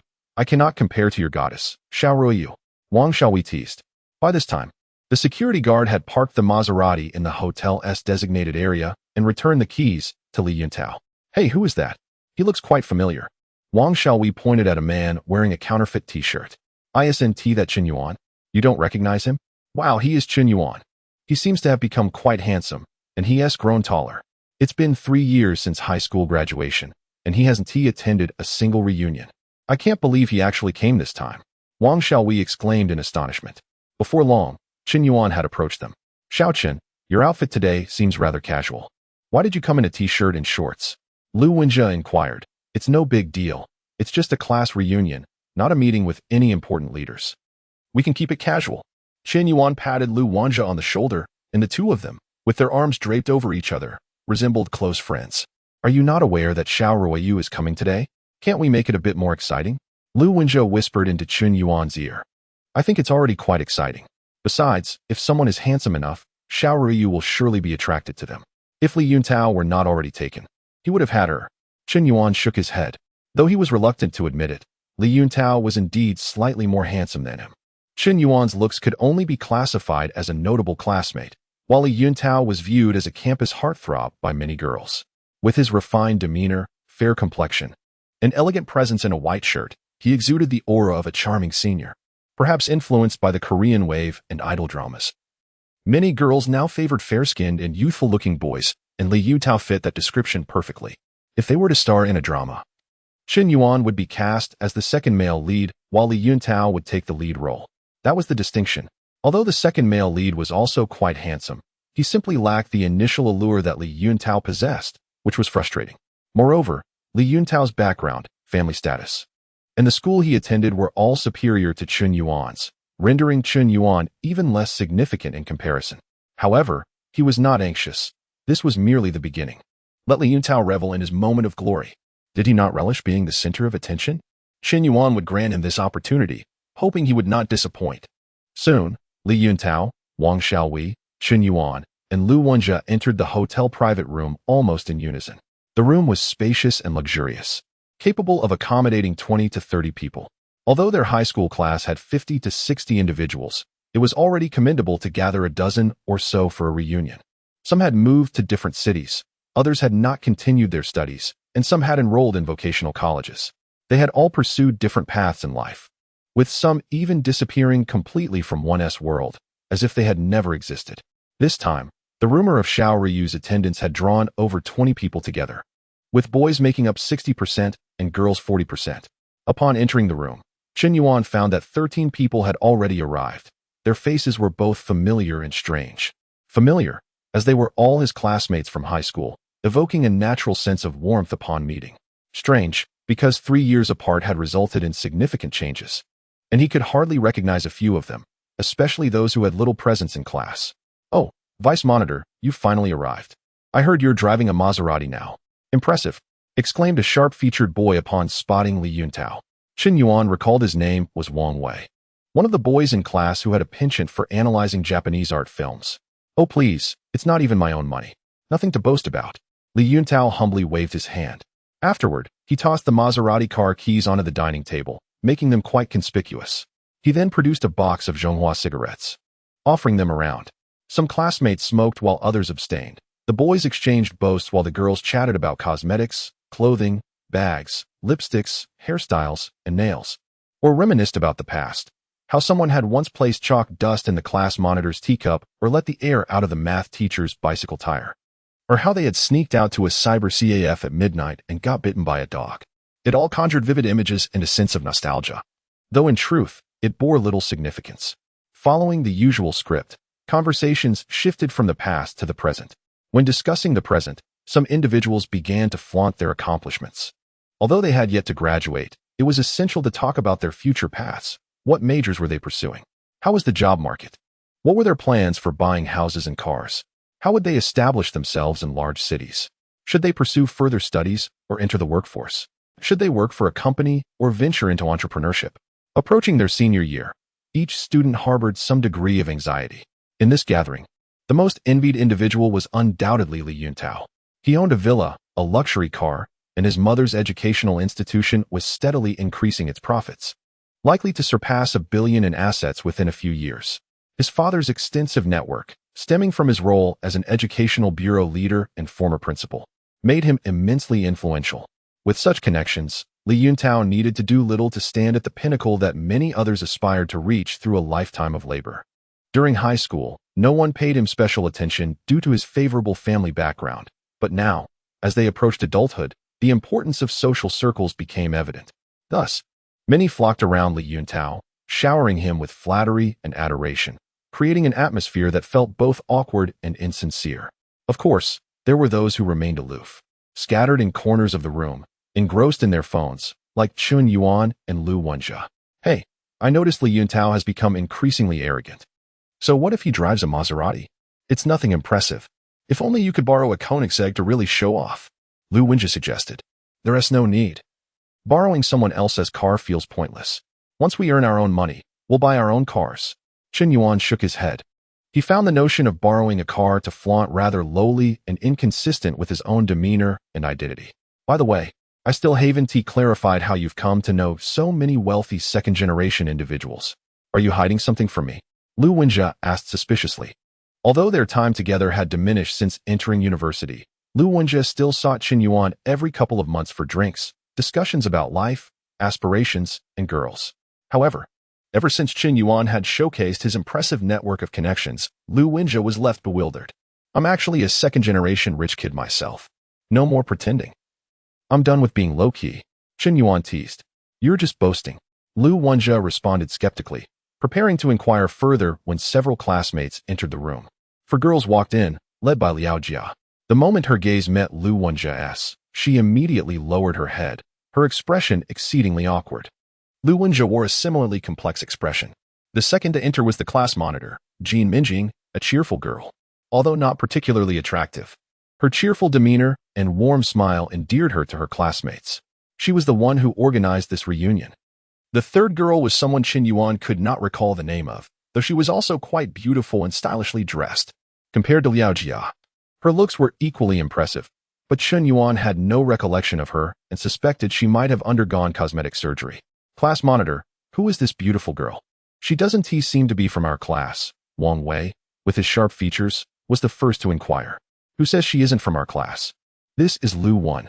Don't you all recognize her? What? Lu Wen? She was a 200-pound girl, right? No way. You're really Lu Wen? The tank has transformed into a beautiful girl? My titanium alloy eyes must be deceiving me. The boys in the room gasped in astonishment, their eyes nearly popping out. Even the other girls looked utterly bewildered. No one had expected that the once most despised overweight girl in class, Lu Wen, would emerge as a beauty after her weight loss, her looks now reaching an impressive level. This transformation was truly shocking, even to Chun Yuan. At that moment, the last girl finally entered room 520. The instant she appeared, all the boys in the class held their breath. The atmosphere inexplicably grew tense. Originally, Liao Jia and Lu Wen could be considered beauties. Yet, before this girl, they seemed to pale in comparison. She possessed brows like distant mountains, ethereal and refined, as if she had stepped out of an ancient legend, a celestial being. Her eyes sparkled like autumn waters, exuding a graceful presence, embodying both intelligence and beauty. Unlike the typical influencer faces, her first glance left an indelible impression.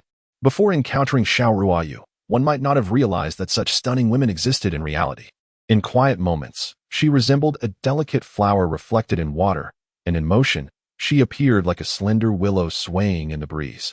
Akin to light clouds veiling the moon, drifting like snowflakes in the wind. Perhaps only such poetic expressions could encapsulate Xiao Ruoyu's aura. Chun Yuan had never awarded a score above 9 to any woman, even for the school belle Zhao Yuqi or the popular streamer Sui Han. He only rated them in the 8s. Yet, Xiao Ruoyu truly deserved a score exceeding 9. It was no exaggeration to say that among the 30 boys in their high school class, it seemed 29 harbored secret affections for Xiao Ruoyu. The remaining one might have questionable inclinations. Even back then, Xiao Ruoyu was breathtaking, able to captivate the entire school without makeup or adornment. And now, she appeared even more radiant. Upon her entrance, she eclipsed everyone. All the girls present felt ordinary under Xiao Ruiyu's blazing aura, as if a lone swan had entered a gaggle of ugly ducklings. Without comparison, there is no injury. Ruoyu, you have finally arrived. After so many years, you have grown even more beautiful. The ever-confident and graceful Li Yuntao, the esteemed young master, displayed a rare hint of nervousness the moment Xiao Ruiyu appeared. Yes, my previous QQ account was hacked, and I regret not having everyone's contact information. Xiao Ruiyu replied courteously. At that moment, Qin Yuan, who had gone unnoticed in the crowd, unexpectedly stood up. With unwavering steps, he approached Xiao Ruiyu. Xiao Ruiyu, it's been 3 years since we last met, and I almost lost contact completely. Let us add each other on WeChat, so we don't lose touch again. Qin Yuan boldly requested her contact information, seemingly indifferent to Li Yuntao's presence. Ding. The pursuit begins. Name, Xiao Ruiyu. Age, 21. Height, 166 centimeters. Weight, 46 kilograms. Attractiveness, 9, 2 points. The girl's affection level toward the host, 0 points. Once the girl's affection level exceeds 95 points, a reversal will succeed, transforming their identities, and she shall become the host's admirer. Upon completion of the reversal, a reward of 10 of the admirer's funds will be granted, along with 35 enhancement points, which can be used to bolster the host's physical attributes, including constitution, strength, agility, and spirit. Reward skills: English, French, Russian, Korean, for languages. Ding. System binding successful. Prior to the system binding, Qin Yuan harbored a flicker of hope within. He yearned for Xiao Ruiyu to harbor some affection toward him. Although he never confessed back then, he had at least made efforts. He had fought for her and secretly followed her home, protecting her along the way. To be honest, he deeply wished for Xiao Ruiyu to notice his efforts. Yet, the harsh reality struck. The look in Xiao Ruiyu's eyes suggested he was merely a stranger to her. In the eyes of the goddess, he was nothing more than an inconsequential passerby. How painfully real. Chapter 081. Accusations from Liao Jia. Who are you, classmate? Qin Yuan. Don't you remember? I used to sit behind you. Ah, Qin Yuan, it's you. I remember now. Xiao Ruiyu's face lit up with a semblance of realization. It seemed she genuinely recalled Qin Yuan, but the authenticity of that memory remained uncertain. Qin Yuan felt a twinge of discomfort, a bittersweet pang. At that moment, he realized that in Xiao Ruiyu's mind, he had never existed. Despite his silent efforts, what did they mean to her? An exceptionally outstanding girl had no reason to care about an ordinary boy. Countless classmates had pursued her, harbored crushes, and written her love letters. What was Qin Yuan in comparison? Having come to terms with this reality, Qin Yuan quickly adjusted his mindset. Once an invisible presence, he resolved to become the most striking figure in the crowd. Scan me. Qin Yuan unceremoniously pulled out his phone and opened the WeChat QR code. All right. Xiao Ruiyu nodded, took out her phone, and scanned it. She did not refuse, as it would be unreasonable to deny adding a high school classmate. Li Yuntao, witnessing Xiao Ruiyu genuinely adding Qin Yuan, felt a surge of displeasure. You, a mere passerby, a pathetic admirer. Why do you seek to assert your existence before the goddess? He cursed inwardly, though his demeanor remained genteel and poised. Qin Yuan, please call the waiter to bring the dishes, and while you're at it, buy a few decks of playing cards outside. The guys are feeling bored. Li Yuntao commanded, gesturing as if ordering a subordinate. Aren't there playing cards on the table? Qin Yuan pointed to a pristine deck. If I say buy, then buy. What else with the hesitation? With so many people, how can one deck suffice? We didn't come here to play cards. Qin Yuan remained unfazed. You really think of yourself as someone important? How dare you instruct me? Li Yuntao's arrogance was palpable. Qin Yuan, why are you becoming such a contrarian? Tao wants you to buy a couple of decks. Just do it. Are you short on cash? I can lend you 20. Wang Wei interjected suddenly. Oh, so you're Qin Yuan. I didn't recognize you at first. I heard from a friend at Hu University that you have some notoriety there. Is Qin Yuan really that impressive? Haha, he is merely infamous for being a devoted admirer. You may not know, but he has been pursuing a girl since freshman year, for 3 years without success, to buy her an Apple phone or designer bags. He often borrowed money from Lu Wenjia. Because of this, Lu Wenjia and I have quarreled countless times. Without Qin Yuan, perhaps Wenjia and I wouldn't have split. Liao Jia suddenly said, her eyes turning red. Having been deceived by vanity, she had taken the initiative to break up, but now she dared not blame Lu Wenjia, instead directing her ire at Qin Yuan. What the hell? Sister, can you be reasonable? Your breakup with Lu Wenjia has nothing to do with me borrowing money from him. Besides, when did I borrow frequently? It's only been 3 times. Chen Yuan was utterly bewildered. Liao Jia's words stirred a significant commotion. All the former classmates exchanged glances, and whether male or female, their gazes toward Chen Yuan dripped with disdain. Xiao Ruoyu, affection level 5. Xiao Ruoyu, affection level 5. Current affection level, 10 points. Liao Jia, what are you doing? Why speak ill of Chen Yuan? He hasn't wronged you. Our breakup is our own issue. Stop blaming others, all right? Are you not aware of your own actions? Lu Wenjia immediately stood up to explain. Yet, it appeared others were unwilling to listen, especially the girls. Lu Wenjia, how have you changed? I remember when you pursued Jia Jia, you were so attentive and caring. Now that you've broken up, your attitude has shifted. Are all men like this, taking for granted what they have? You must be a scoundrel. A girl in a floral dress scolded on the spot. Uffed. Lu Wenjia nearly spat blood upon hearing this. I have been betrayed, and Liao Jia proposed a breakup. Is this truly my fault? CC. Please do not speak ill of Wenjia. In truth, Wenjia has treated me quite well. It is my own inadequacies that have led to his heartache. Last month, Chen Yuan asked Wenjia to lend him money, and I argued with him about it because I refused to agree. Liao Jia spoke only partially, leaving much unsaid. She genuinely believes that this entire situation is Chen Yuan's fault. If he had not sought to borrow money from Lu Wenjia, there would have been no quarrel. Had there been no quarrel, she would not have hastily considered breaking up with him, and if such thoughts had not crossed her mind, she would not have encountered that scoundrel Ma Kai. Thus, Lu Wenjia would continue to be utterly devoted to her. Ultimately, the blame rests with Chen Yuan. Lu Wenjia merely chose his friends poorly. Liao Jia's words only deepened the misunderstandings. Chen Yuan, I understand that you share a good relationship with Lu Wenjia, but you must not allow that bond to interfere with his romantic relationship, remarked Wang Wei. I have little respect for those who borrow from their brothers to pursue women, and yet fail to succeed.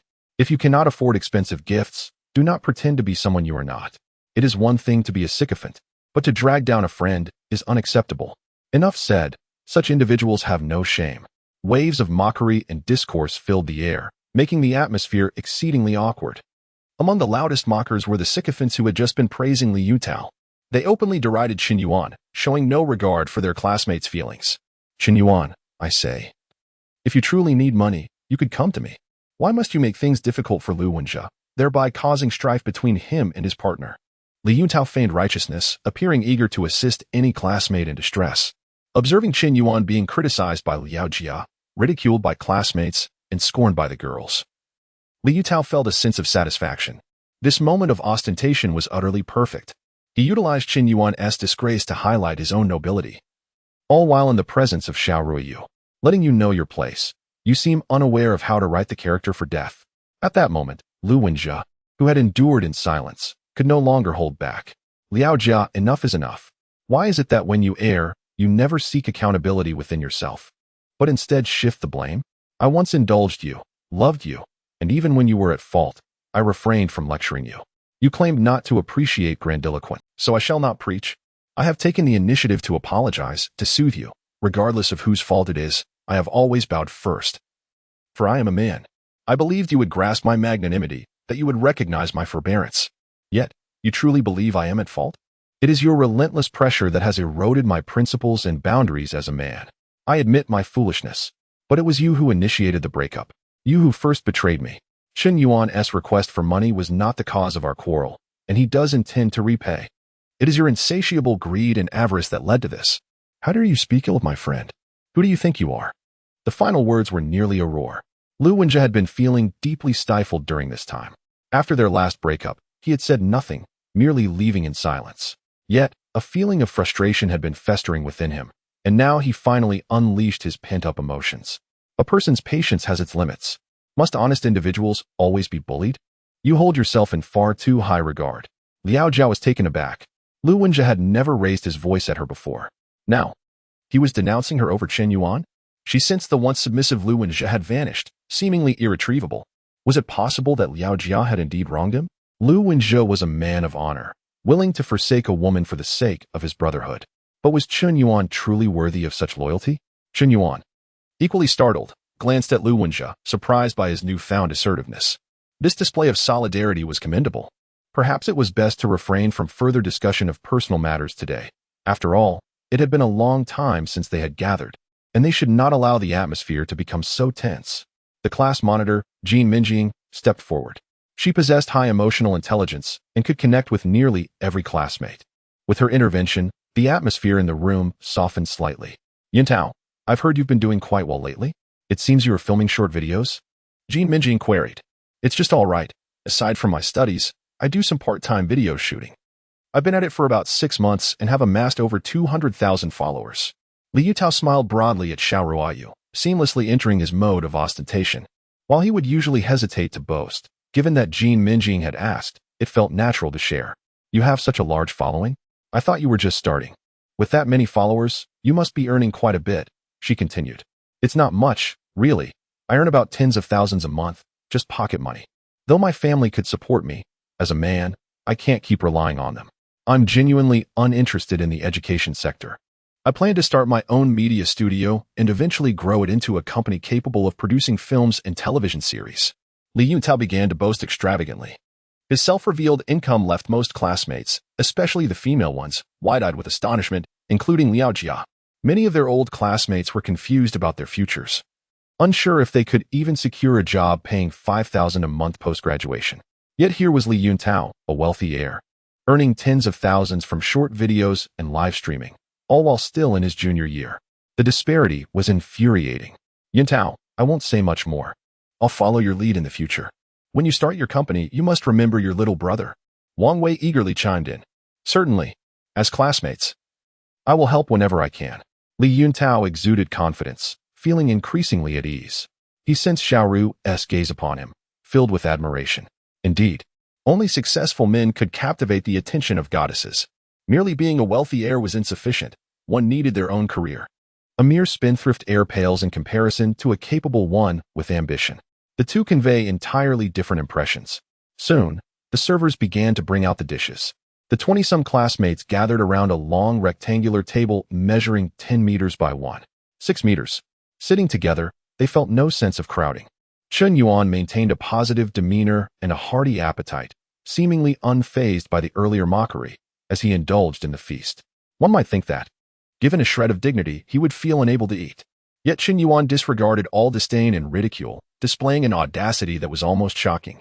Xiaochen, are you all right? If you feel unwell, we can leave, Lu Wenjie quietly inquired. I'm fine. Let me just send a message. Chen Yuan waved his hand, opening the Han City second-generation group chat. It seemed that in recent days, many new members had joined the group, brought in by friends. The group has now expanded to 34 members.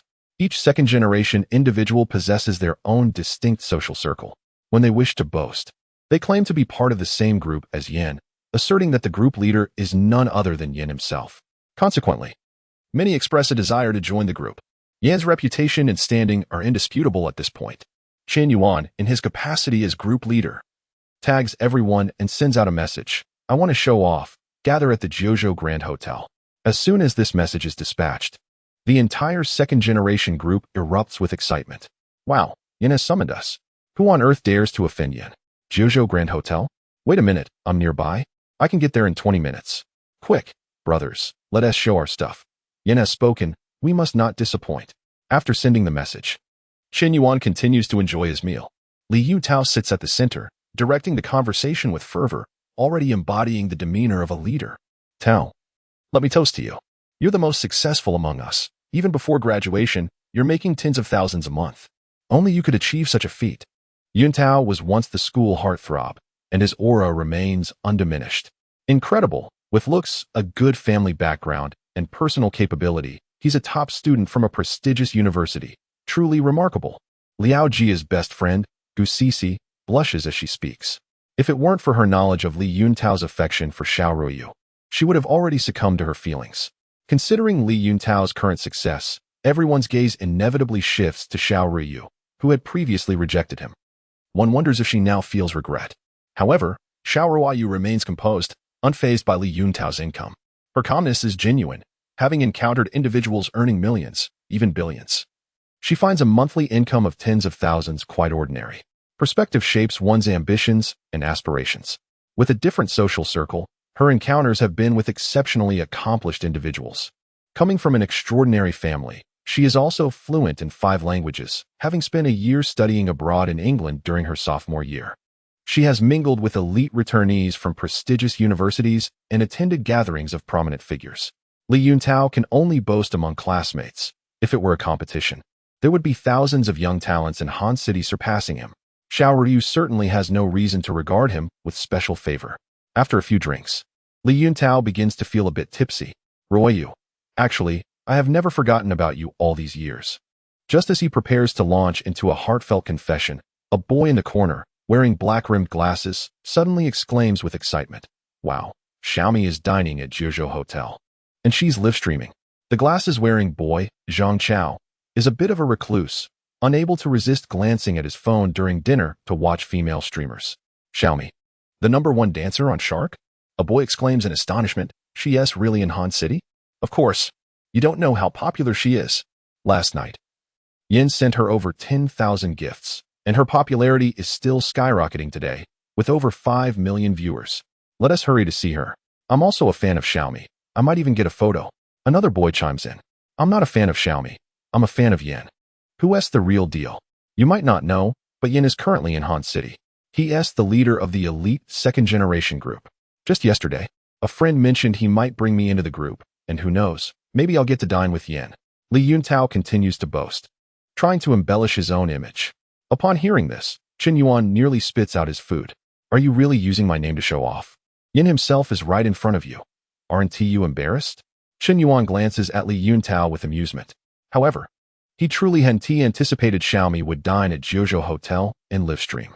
Tao is impressive. If you really get to dine with Yin, you'll have entered the realm of the wealthy. Wang Wei remarks enviously. Yin's ability to shower billions of gifts on various live streaming platforms suggests his worth is at least in the hundreds of billions.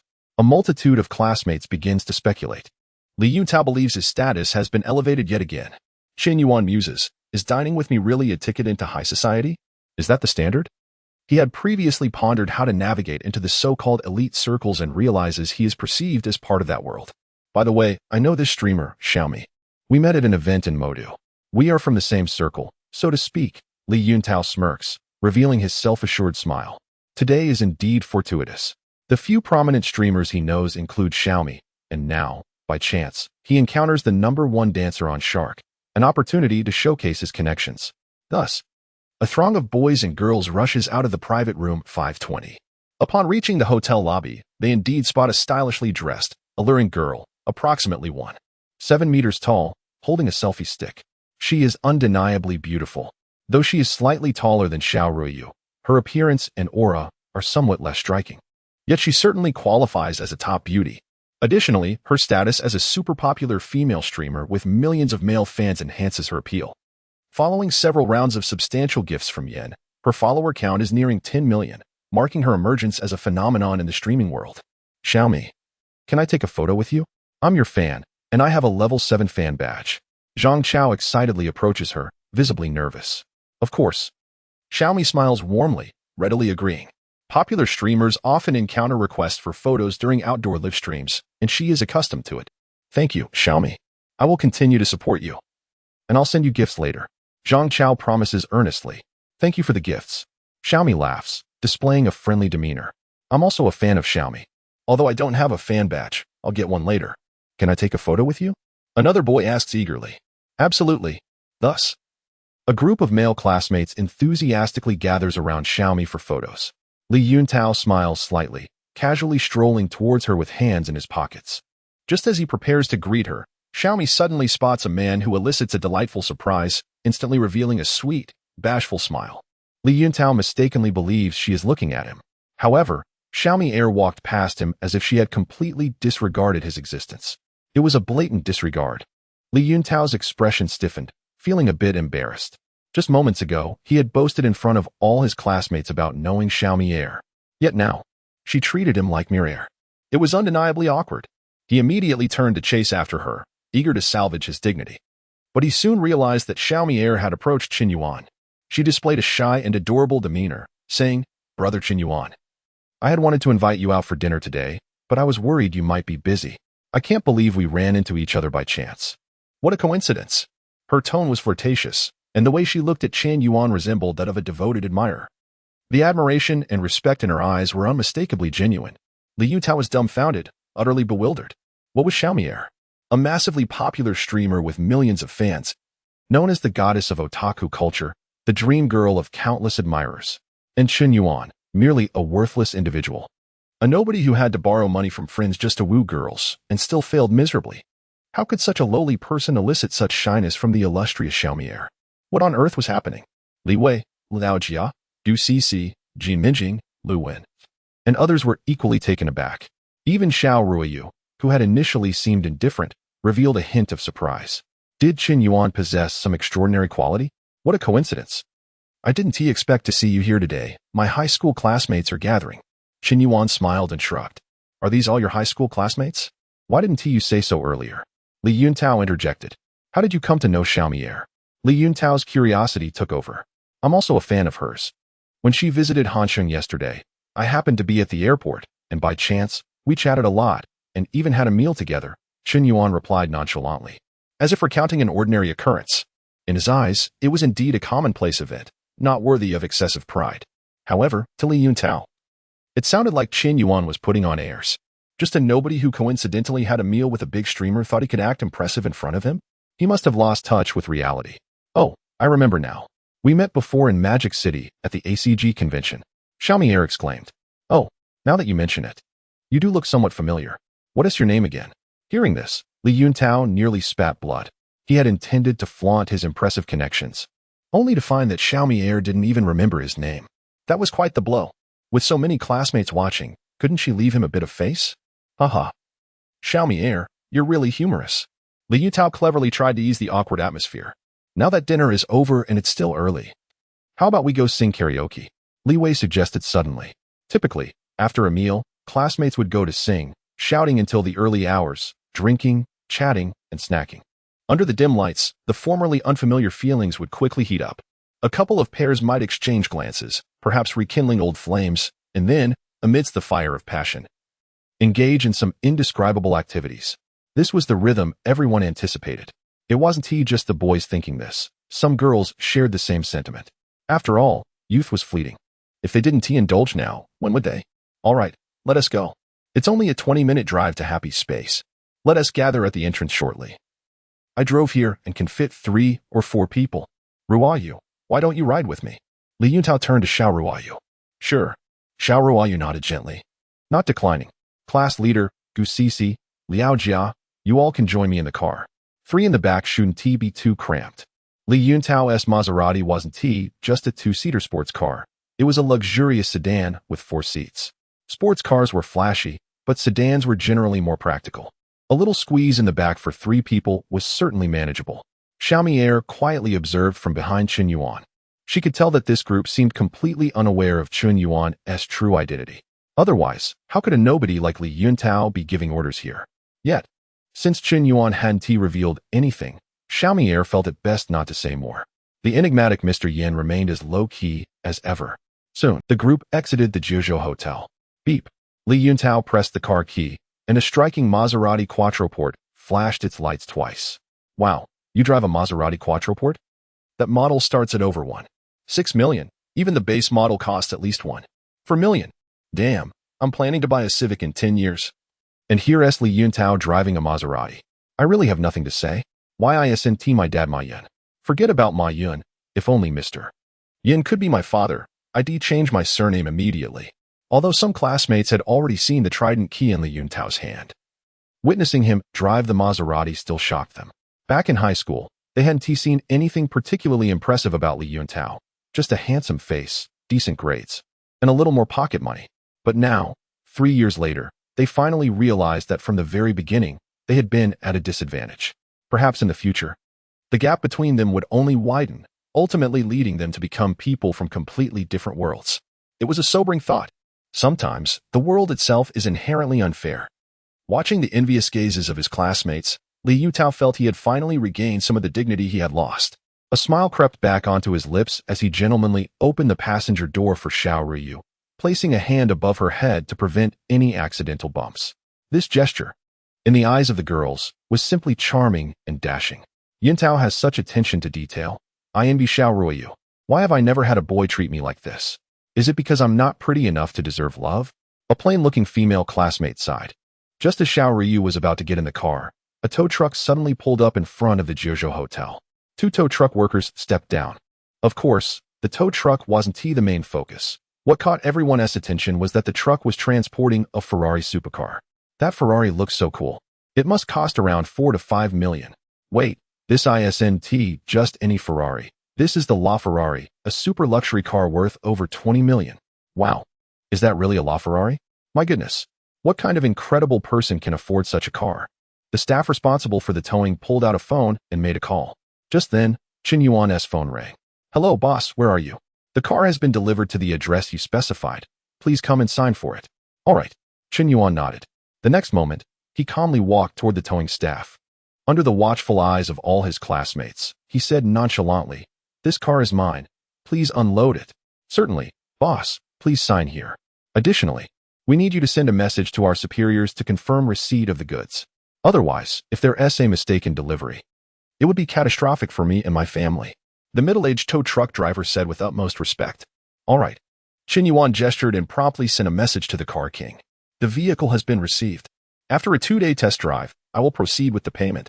Feel free to test it, Mr. Yin. If there are any quality issues, do not hesitate to contact me. The car king replied almost immediately. Soon, within 10 seconds, the phone of the tow truck staff rang. Hello? Yes, Mr. Yin. Yes, Mr. Yin. Rest assured, I will ensure everything follows this gentleman's instructions. After hanging up, the two tow truck drivers looked at Qin Yuan with increasing reverence, and then they began unloading the vehicle. How is this possible? Did Qin Yuan actually buy the Ferrari LaFerrari worth over 20 million? A girl wearing glasses exclaimed, and the crowd fell into stunned silence. 20 or so classmates stood frozen, their mouths agape as if they could fit an ostrich egg inside. No one could fathom that Qin Yuan, the so-called loser, could afford such an extravagant supercar. What kind of absurdity was this? How could Qin Yuan possibly buy a supercar? Qin Yuan? Despite the multitude of questions swirling in their minds, the reality before them appeared undeniable. Hadn't the staff already confirmed Qin Yuan's identity?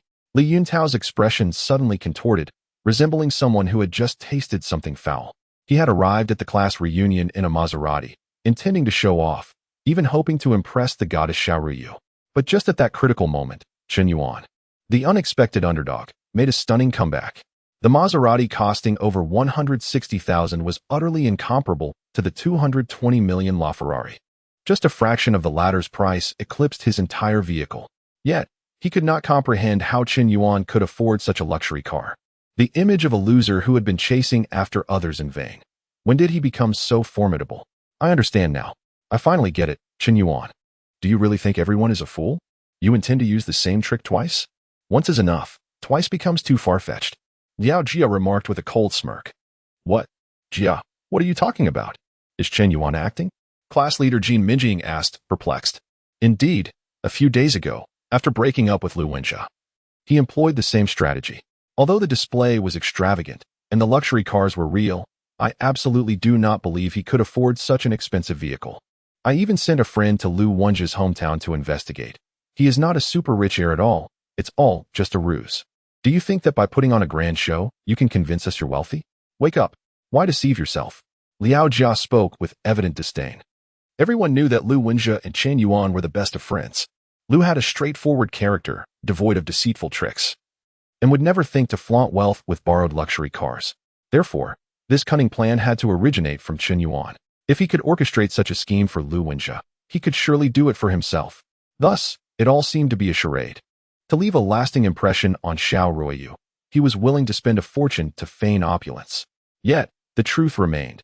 Deception is ultimately transparent and cannot withstand scrutiny. Once exposed, how is he different from a morally bankrupt fraud? It's disgraceful. So that was it. I almost fell for this trick. Renting a luxury car worth over 20 million must cost a fortune for just a day. Perhaps Qin Yuan had resorted to high-interest loans? This foolish individual must have lost his mind. In an instant, the crowd shifted from shock to disdain. Liao Jia's words resonated with the majority of the classmates, as they had always viewed Qin Yuan as a loser. Knowing him for years, they believed he had never changed. It might be understandable for someone to pretend for a month or two, but for 5 or 6 years, that was absurd. Compared to Chun Yuan's astonishing claim of affording a 20 million luxury car, they were more willing to accept Liao Jia's assertions. People prefer to believe that a bandit is named Zhang Muji rather than Zhang Matzi. Lu Wenjia, did you really borrow a luxury car to show off the other day? Liao Jia's friend, Gu Sisi, suddenly inquired. Yes, I admit that Dachin helped me borrow a luxury car, but all right, I get it. No need to explain. It seems Qin Yuan has played this trick more than once, and thankfully Jia exposed him. Now that the act has been revealed, why continue? A supercar worth over 20 million, and if it gets damaged during unloading, you won't be able to afford the repairs. Such foolishness. If you're going to show off, at least come up with something fresh. Borrowing luxury cars every time is an old trick. As events unfolded, Qin Yuan became the target of ridicule. Li Yuntao was nearly in stitches from laughter. He could hardly believe that Qin Yuan could stoop so low. His failed attempt at flaunting wealth had backfired spectacularly. He was even exposed on the spot, with Lu Wenjia admitting the truth. There was no way to salvage his reputation. Indeed, showing off requires genuine capability. Those without it can only embarrass themselves. Let us all tone it down a bit. After all, we're old classmates. Let us give each other some face. It's better to strike softly than to hit hard. Qin Yuan's efforts were not easy, huh? Li Yuntao suddenly turned to praise Qin Yuan. However, whether this was genuine praise or mockery was evident to all. Xiao Ruoyu. Affection level 5 Xiao Ruoyu. Affection level 5 current affection level, 20 points. Qin Yuan noticed the affection level above Xiao Ruoyu's head had dropped by 10 points, and he shook his head helplessly. It seemed even the goddess was swayed by public opinion. She was just an ordinary person, not as clever as he had imagined. Just then, a cacophony of roaring engines echoed down the street. The first to emerge was a Lamborghini Aventador, followed closely by a Lamborghini Huracan. Next came a Porsche 911, a Ferrari 488, an Aston Martin, a Maybach, a McLaren, a Bentley, and a Rolls-Royce Phantom, among other luxury vehicles. Even a Koenigsegg made an appearance. All these luxury cars headed towards the Jiuzhou Grand Hotel with great swagger, a formidable sight. Passers-by could not help but marvel. Upon a glance, there were over 30 luxury cars, each one rivaling Li Yuntao's Maserati. The spectacle was absolutely breathtaking. The atmosphere was suffocating, and the entire staff of the Jiuzhou Grand Hotel trembled with awe. This display was terrifying. Before long, all 30 luxury cars parked at the entrance of the hotel. Surrounding the parking lot, a young man wearing sunglasses was the first to step out of the Koenigsegg, followed by a white-haired man exiting the Lamborghini Aventador. Behind them, a group of wealthy heirs alighted from their vehicles, all striding purposefully towards Qin Yuan. Ah, it's the same group of people, just a different FAAD. It's so kitsch. That young man with sunglasses and a toothpick. I've seen him before. He was the one who lent Lu Wenjia the Koenigsegg. Liao Jia continued to mock, her face filled with contempt. Though she had never seen such grandeur before, she had already convinced herself that this was merely a performance. And no matter how extravagant the display, it was all a FAAD. Shut your mouth, you foolish creature. Do you even realize what you are saying? That is Zhang Haoyan, the young master of the Zhang family, and Longjiang real estate is his family business. Li Yuntao instantly turned hostile, reprimanding Liao Jia with fervor. This is the young master of the Zhang family. He dreams of climbing the social ladder to enter the elite circle of wealthy second-generation individuals. Unfortunately, he is never included in their gatherings. And then there is Bai Qilin, another prominent figure. His father is a shareholder of Dami Mobile. Absolutely astonishing. What status does young Master Zhang possess? Can an actor possibly exude such an imposing presence? Are you completely devoid of sense? Longjiang real estate. Liao Jia was left dumbfounded. Who in Han City is unaware of Longjiang real estate's reputation? Not just in Han City, but across the entire province. It is a renowned enterprise. Naturally, Liao Jia had heard of Longjiang real estate. She even imagined that once she earned enough money, she would purchase a house under its banner. But now, Li Yuntao was telling her that this man in sunglasses was actually the young heir of Longjiang real estate? What on earth? Liao Jia was completely stunned. Li Yuntao had no reason to deceive her. This meant that these individuals were not actors. But why would such elite young masters lend their car to Lu Wenjia? Did Lu Wenjia qualify to enter such circles? As Liao Jia stood there in a daze, her mind in disarray, the legendary young master of the Zhang family approached Qin Yuan with the deference of a subordinate, respectfully calling out, "Young Master Yuan, greetings." Young Master Yuan, greetings. At this moment, over 30 wealthy second-generation individuals echoed the greeting. The entire venue fell into a state of shock. Everyone held their breath, almost gasping in disbelief. The atmosphere felt as though it had solidified. Li Yutao was astonished. Gu Cixi was astonished. Jin Minjing was astonished. All their old classmates were collectively taken aback. Even the onlookers at Jiuzhou restaurant trembled in disbelief. It was outrageous. Over 30 wealthy second-generation individuals, including the young heir of Longzhong Real Estate and the son of a Dami shareholder, along with various other remarkable figures, collectively greeted Qin Yuan. This was utterly surreal. At this moment, even the typically composed Xiao Ryu displayed a flicker of astonishment. She had encountered the young heir of Longzhong Real Estate once at an upscale cocktail party, and his notorious arrogance was well known. Such a top-tier young master was not someone she felt confident enough to associate with. Moreover, Zhang Haoyan already had a girlfriend, the daughter of Xianghua Group, which boasted a market value nearing 10 billion. They were indeed a match in social standing. For such an elite young master, known for his bad temper, to greet Qin Yuan? What could Qin Yuan's true identity be? The thought was unfathomable. Young Master Yuan? Qin Yuan was indeed this impressive? Class monitor Jin Minjing spoke with a trembling voice. Those classmates who had previously mocked Qin Yuan, like Li Wei and others, now wished they could find a hole to hide in. How embarrassing. They had just belittled Qin Yuan as a worthless sycophant. If he qualified as a sycophant, then what were they? Li Yuntao's face turned green. He truly had not anticipated that Qin Yuan possessed such power, enough to earn the respect of the young master of the Zhang family. Reflecting on how he had boasted about earning tens of thousands a month in front of Qin Yuan just moments ago left him feeling utterly awkward. He had pretended to be impressive, but now he realized he was merely a fool in comparison. Liao Jia, what is wrong with you? Why did you persistently slander Qin Yuan, leading us to misunderstand him? Her close friend Gu Cixi exclaimed indignantly, her eyes wide with disbelief. Gu Cixi now realized that the most remarkable person among their high school classmates was, in fact, Qin Yuan. The strength that Qin Yuan exhibited surpassed Li Yuntao's by 100-fold. Had it not been for Liao Jia's misleading comments, they might have developed a relationship that transcended mere friendship without crossing into romantic territory. At the very least, they could have leveraged their old classmate connection to secure good job opportunities or meet other wealthy second-generation individuals. But now, that connection was likely severed. The loss was immeasurable. How could this be my fault? I had no idea. How can you say that to me, Cixi? Liao Jia replied, feeling wronged. Qin Yuan merely waved and smiled at the greetings from the wealthy second-generation individuals. Thank you all for such high regard today. I shall remember this kindness. Haha. The group leader has summoned us. How could we dare not come? You're too kind. Yanda, I am indeed your fan. This group of wealthy second-generation individuals lowered their postures significantly before Qin Yuan. Just then, Li Yuntao suddenly recognized someone familiar. Among this group of wealthy second-generation individuals was a young man named Yang Huanyu, who had a good relationship with Li Yuntao. Previously, Li Yuntao had boasted at the dinner table about knowing someone impressive who could introduce him to the top young masters of Han City, and that the group leader was the renowned online tycoon, Yanda.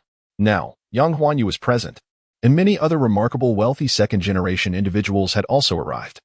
As he watched Qin Yuan basking in their admiration, Li Yutao suddenly harbored a troubling suspicion. Could it be that he had unwittingly flaunted himself before the true Yanda? Upon discovering Yang Huanyu, Li Yuntao's expression turned grave. Yang Huanyu, a wealthy second-generation individual driving a Porsche 911, had assets exceeding 100 million, allowing him to barely fit into the upper echelons of the second-generation circle. Among the 30-plus wealthy second-generation individuals, only 3 or 5 could truly be considered exceptional, such as Zhang Haotian and Bai Qilin, who were top-tier figures in the circle.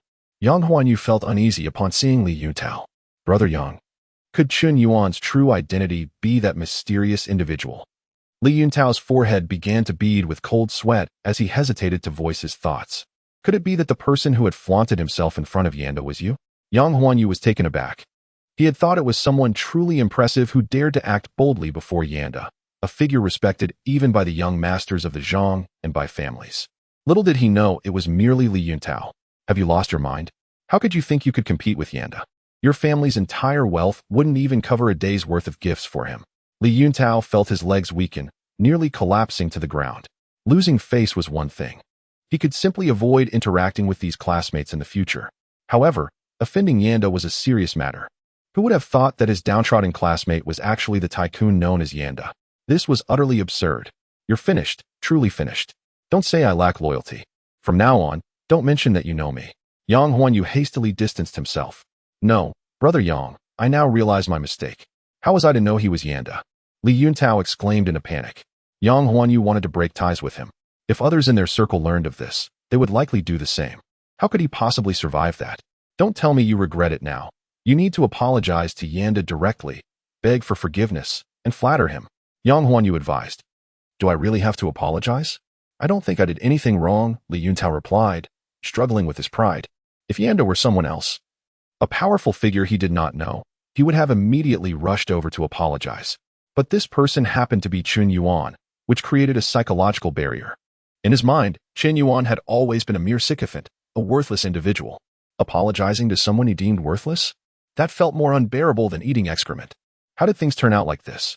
Xiao Ruyu was still watching from the side.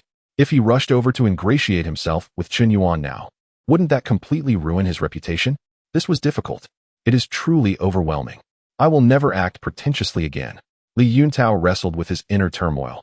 With the status of Yin Zong, it was indeed impossible for him to navigate life in Han City. Yet, he could not accept the thought of bowing and scraping before Chen Yuan in front of Xiao Ruyu. He found himself caught in a dilemma.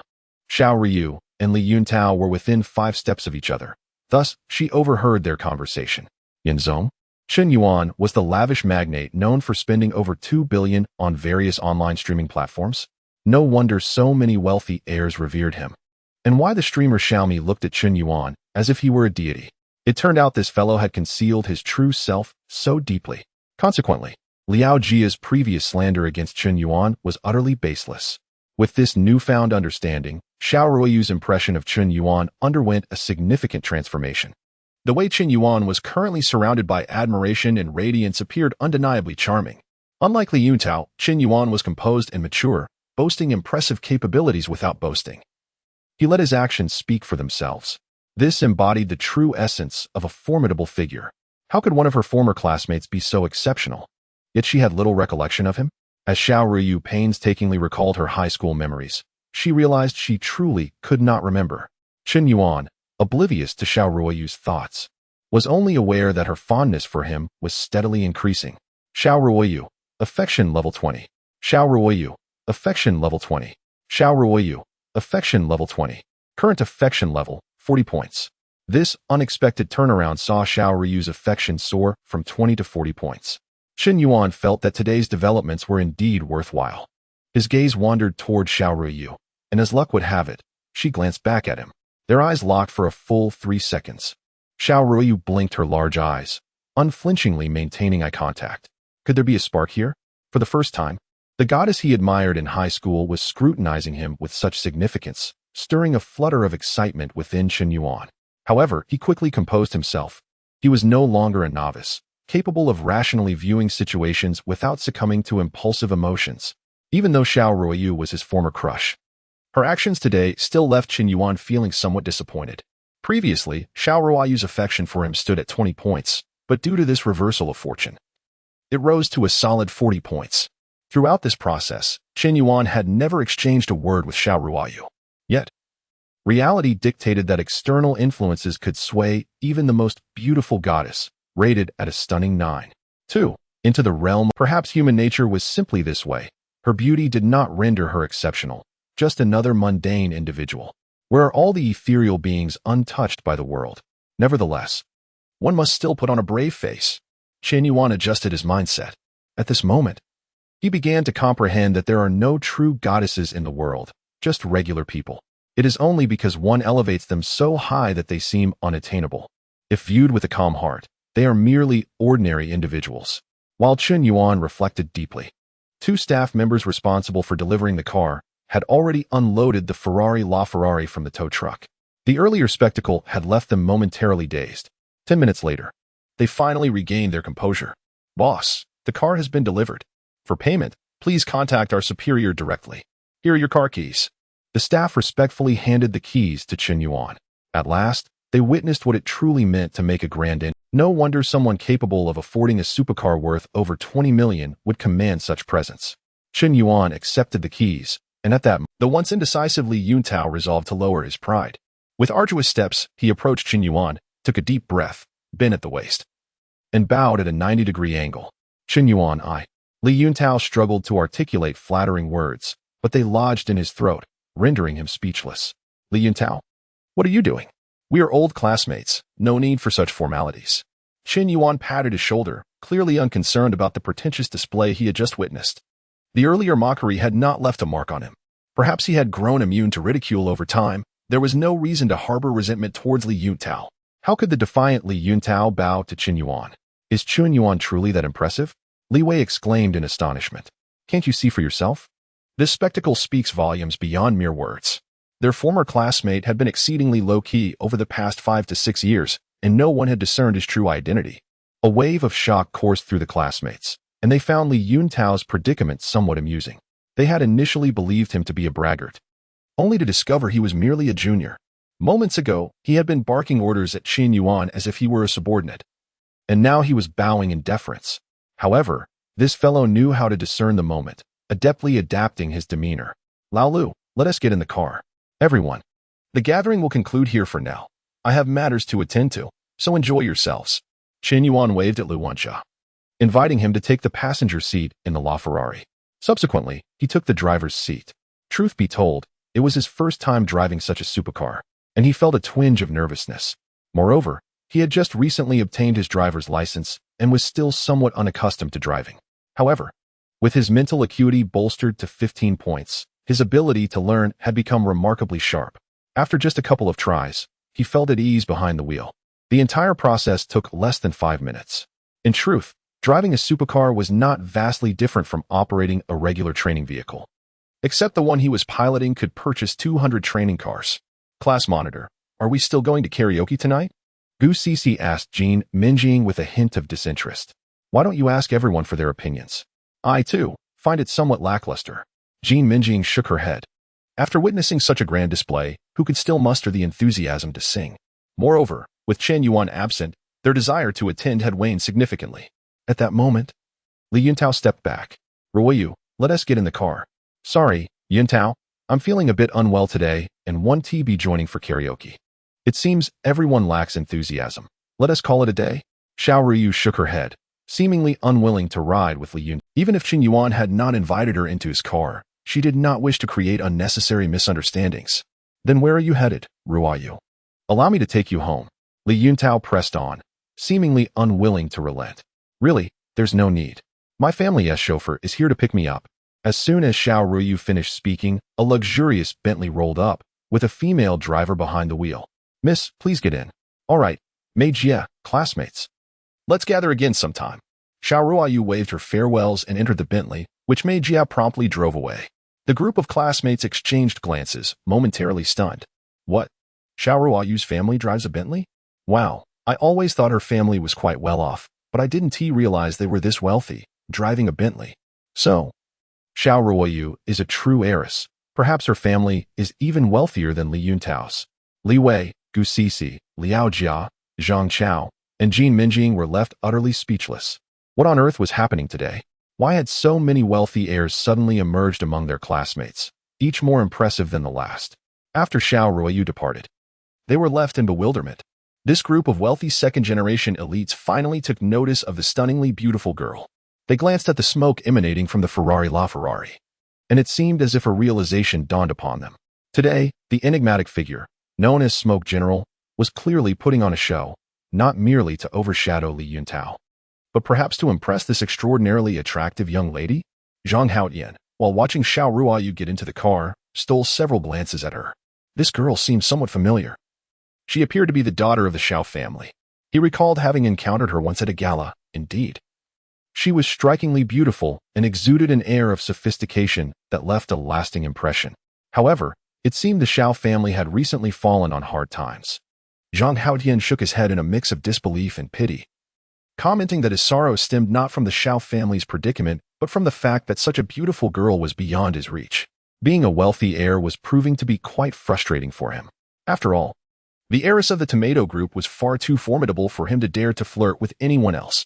Unbeknownst to him, Qin Yuan, who had overheard Zhang Haotian discussing the Xiao family's troubles, suddenly became interested. He leaned closer to the car window and asked, "What difficulties is the Xiao family facing? Do you know what business they are in? I do not, Chen Yuan replied, shaking his head. They are involved in import and export trade. Upon hearing this, Chen Yuan understood the nature of their troubles without needing further explanation. Import and export trade is typically a lucrative industry. But the global pandemic that swept the world last year had severely impacted economies, leading many countries to adopt isolationist policies. Various sectors, including tourism, hospitality, and internet cafes, suffered unprecedented blows. The import and export sector was one of the hardest hit, experiencing a total collapse. Given that the Xiao family was engaged in this trade, the outcome was all too predictable. The recent calamities and misfortunes were likely to drive many affluent families to bankruptcy. Zhang Haotian continued. I don't know much about the Xiao family's situation, but I heard that they stockpiled a large amount of goods just before the end of last year. And now they cannot move the inventory. They are stuck with it. Their bank loans are also due. And I have heard they are preparing to sell their house and car to settle debts. Moreover, Xiao Hanjun has been desperately seeking alliances with other prominent families, attempting to promote his daughter. However, everyone knows this is a bottomless pit. With the current market conditions, who would have that kind of money to invest? Zhang Haotian shook his head again. You can't say it like that, Tiangu. I hadn't met Xiao Ruoyu before, but having seen her now, I must say she is genuinely beautiful. If Smoke General hadn't already made his move, I might not have been able to restrain myself. Bai Mao teased. Their conversation left Chen Yuan deep in thought. Perhaps this was an opportunity. Chen Yuan's gaze remained fixated on Xiao Ruoyu, seemingly forgetting about another individual, the streamer, Xiaomi. Throughout the entire spectacle, she had been quietly observing, even live-streaming the event. Though it was already past 7 and the sky was darkening, she was positioned several meters away from Chen Yuan, and the footage was not particularly clear. Nevertheless, she captured the stunning scene of over 30 luxury cars arriving with a bang. Millions of fans were collectively captivated. Wow, the wealthy second-generation elites are putting on quite a show. The dramatic effect is explosive. Xiaomi, was that person just now Smoke General? He is so young and handsome. Smoke General's presence is astonishing. He is incredible. Streamer, can you zoom in a bit? We can't see what Smoke General looks like. Xiaomi, we want to see Smoke General, hurry. The chat exploded with comments, yet Xiaomi paid no mind to the barrage of messages. Her gaze was entranced by Chen Yuan, who held the Ferrari steering wheel with one hand, her heart racing. It turned out that a man who could drive a Ferrari with such ease was undeniably charming. Smoke General was simply outstanding, his aura commanding, and he exuded an irresistible charm. Xiaomi displayed a smitten expression. Sometimes, a person's charisma is accentuated by their surroundings.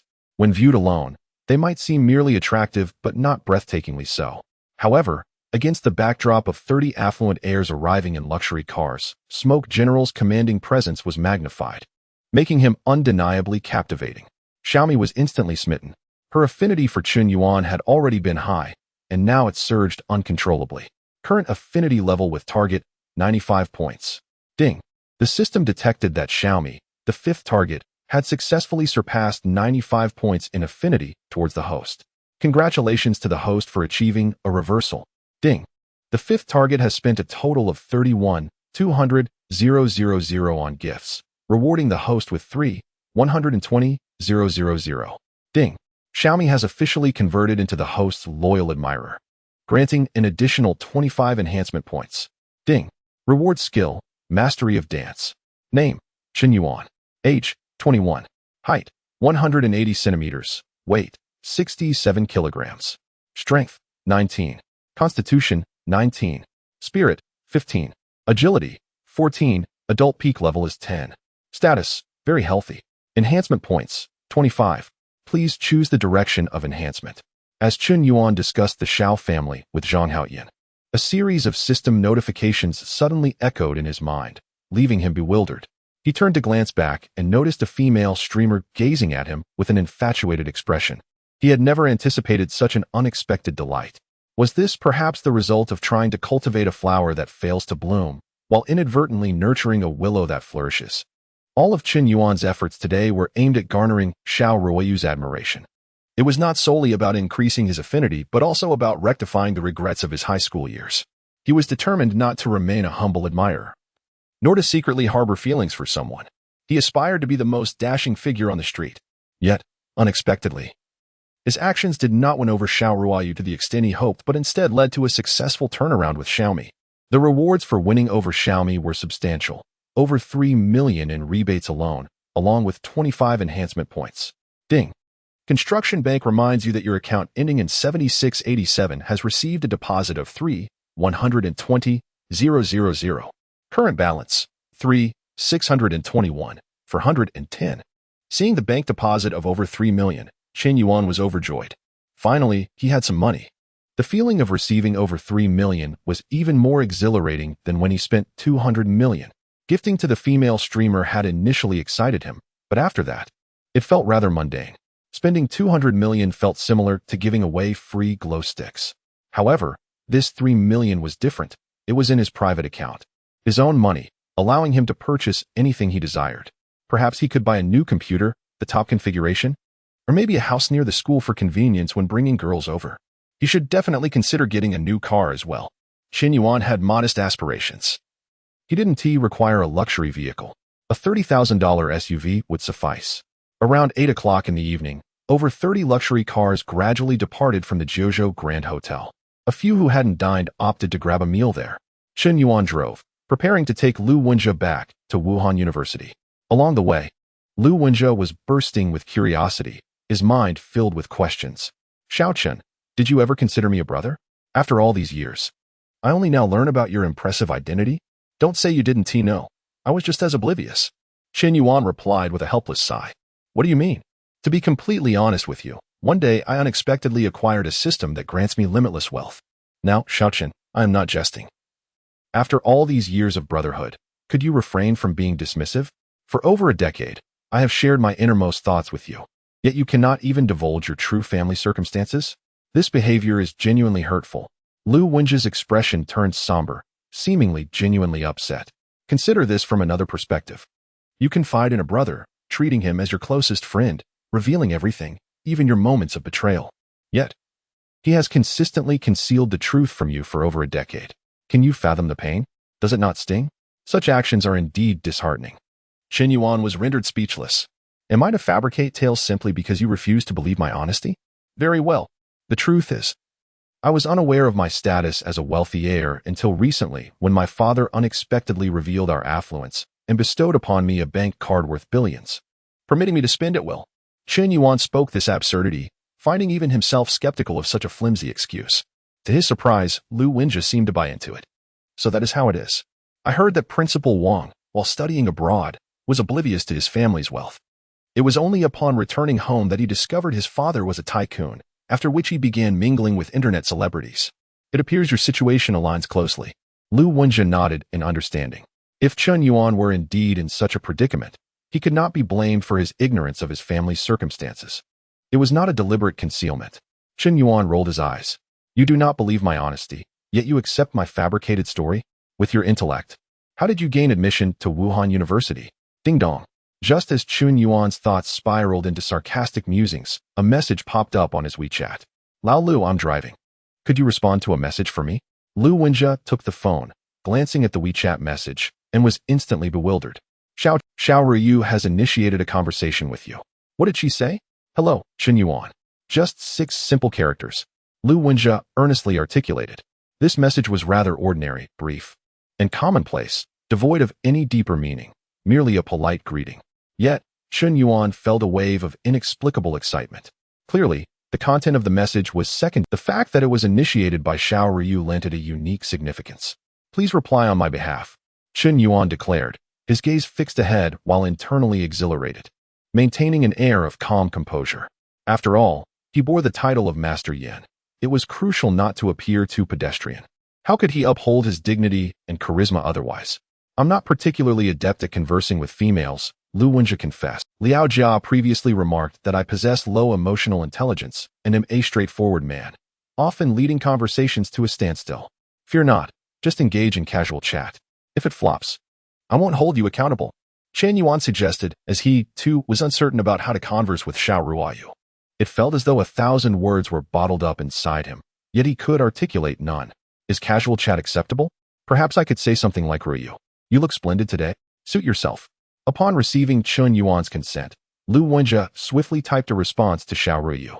Almost instantly, within 10 seconds, she replied, "Have I ever been unattractive? Who claimed that? You have always been beautiful. It's just that each day you grow even more radiant. I can only wonder what transgression you committed in your past life to be cast down among mortals." Lu Wenjia typed, muttering under his breath, "Wow, you're quite the charmer. Why did Liao Jia label you a straightforward man?" Chen Yuan exclaimed in astonishment. "The cheesy lines I learned online. But Liao Jia finds them somewhat nauseating and claims they make her want to vomit." "Very well, perhaps it depends on the individual." Chen Yuan nodded. As soon as he finished speaking, ding dong, another message appeared on the screen. "Chen Yuan, are you flirting with me?" "Indeed." Thus, Lu Wenjia engaged in conversation, relishing the freedom to chat without the weight of personal consequence. He effortlessly conjured various anecdotes, seamlessly weaving through the rich tapestry of Wuhan University's history and notable alumni. Impressively knowledgeable and articulate, in no time, Xiao Ruiyu's perception of Chen Yuan transformed.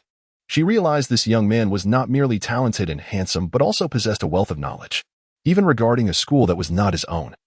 He exhibited remarkable familiarity, perhaps even more than she herself. This was undoubtedly a testament to his diligence.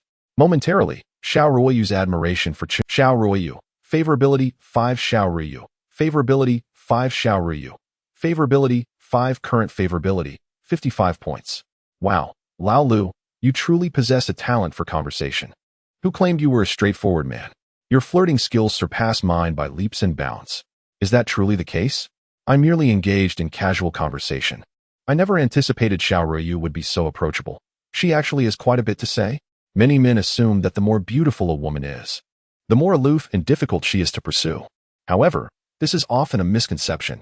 Many attractive women are surprisingly easy to engage with and respond promptly to messages. When pursuing a woman, men often prefer those who are somewhat attractive but not extraordinarily so, as they feel more confident in their chances. They need not worry that an exceptionally beautiful woman will attract too many suitors. Ironically, those with striking beauty may find themselves pursued by fewer individuals.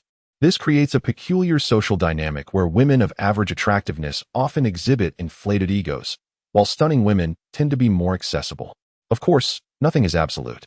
One cannot solely rely on appearance to gauge a woman's approachability.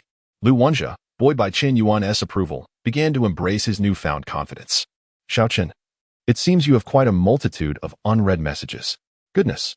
Su Lele has sent you over 10. Lin Shutong has sent you 3. Zhao Yuqi has sent 5. Yu Jiying has sent 2. Streamer Xiaomi has sent 6. Streamer Shalala has sent 4. Streamer Ruashi has sent 7. 1, 2, 3, 4, 5, 6, 7, 8. And with Xiao Ruiyu included, that's 9 girls who have actively messaged you. Have you become a bit of a flirt recently? I can't help but feel you've turned into a rogue," Lu Wenjia remarked, his tone laced with skepticism but his eyes betraying envy. Indeed, wealthy men lead an entirely different existence. Without delving into their phones, one would never realize how proactive women can be. The mere thought of him ardently pursuing Liao Jia while she scarcely acknowledged his messages was disheartening, especially when faced with the sheer volume of attention Chen Yuan was receiving from various women. "How can I be labeled a rogue? Just because I possess good looks and attract female attention, does that make me a rogue?" Chen Yuan retorted. "Perhaps I should not unleash this uncontainable allure. Get lost." Lu Wenjia rolled his eyes, having never encountered someone so infuriatingly oblivious. Although he had confronted the issue, seeing so many unread messages from various girls on Chen Yuan's phone made him feel a twinge of discomfort. After all, he was a person prone to obsessive-compulsive tendencies. Lu Wenjia, upon noticing the unread messages, felt a sense of unease and decided to respond on Chen Yuan's behalf. He had become accustomed to playing the role of the devoted admirer. Each time he messaged Liao Jia, he insisted that the conversation ended only when the man had sent the last reply. If the girl sent a message and the boy did not respond, he instinctively worried whether she felt neglected or disappointed. He was highly attuned to the feelings of women, perhaps overly sensitive. Yet, he never pondered why it was expected for women to leave messages unanswered while men could not reciprocate the silence. After all, they were all experiencing life for the first time. Why should he concede to her? Chen Yuan paid no heed to Lu Wenjia and focused intently on driving. To be candid, this was his inaugural venture on the road since obtaining his driver's license. As a novice behind the wheel, especially in a LaFerrari worth over 20 million, he dared not allow his attention to waver, let alone engage with his phone while driving. New drivers tend to be cautious and fully concentrated, fearful of making mistakes.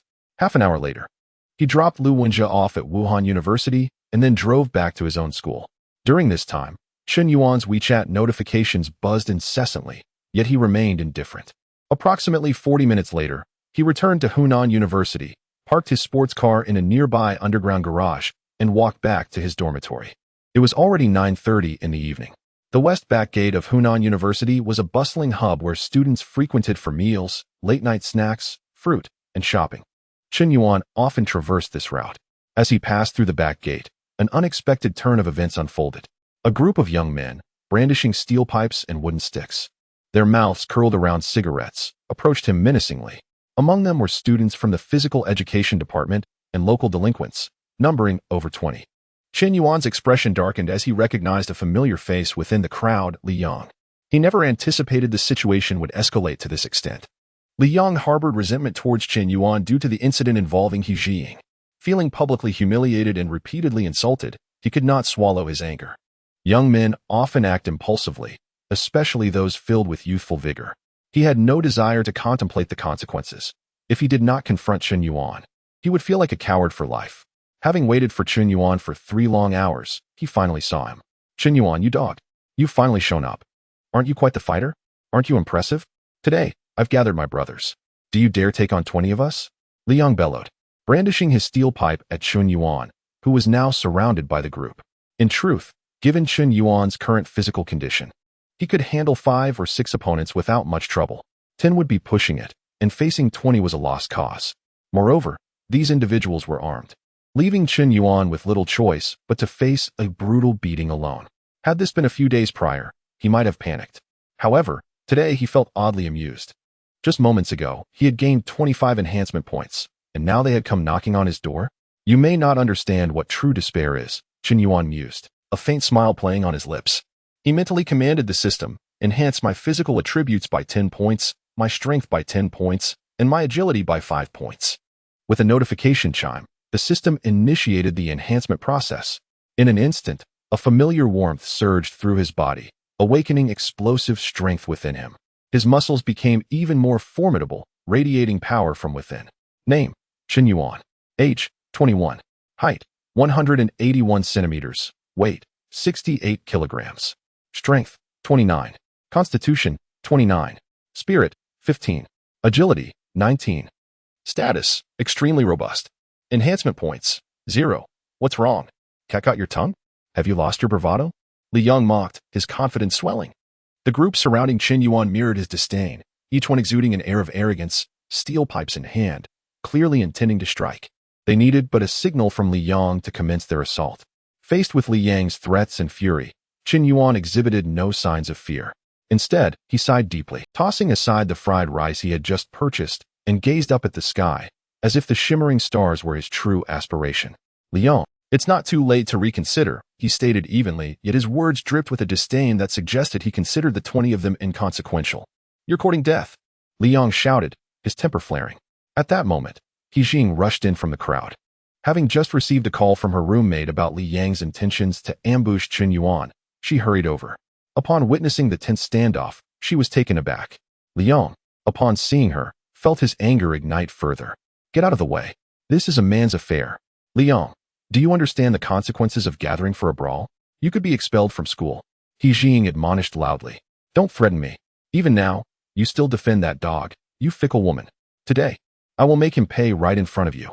Li Yang growled, his face twisted with malice as he swung the steel pipe towards Chen Yuan. In an instant, Chen Yuan evaded the strike with remarkable agility and retaliated with a powerful kick that sent Li Yang. The force of the blow was so tremendous that Li Yang nearly lost consciousness. Had he not been in peak physical condition, he might have suffered broken ribs. How dare you strike back? A question often posed by those who assumed that a lone individual would not dare to retaliate against a group. Feeling their pride wounded, the 20 men surged forward, brandishing their weapons and shouting in unison, "Let's take him down." Thus began the clash, with Chen Yuan, undeterred, charging headlong, ready to face the overwhelming odds with unwavering courage. He resembled Zhao Yun from Chang'an Slope, charging in and out with an unstoppable force, fierce and unparalleled, sweeping everything in his path. This was not a mere 20 against 1. It was evidently 1 against 20. 10 minutes later, several young men lay sprawled on the ground, each groaning in pain. A few, utterly terrified, fled the scene. At that moment, Chen Yuan picked up the ruined fried rice from the ground and casually tossed it into the trash bin, appearing quite cultured. He seemed like a model citizen, one who values civility and refrains from littering. All the onlooking students stood dumbfounded, as if petrified, witnessing something extraordinary. They had never seen anyone capable of single-handedly taking on 20 opponents. Was this truly Chen Yuan, the notorious Chen Yuan?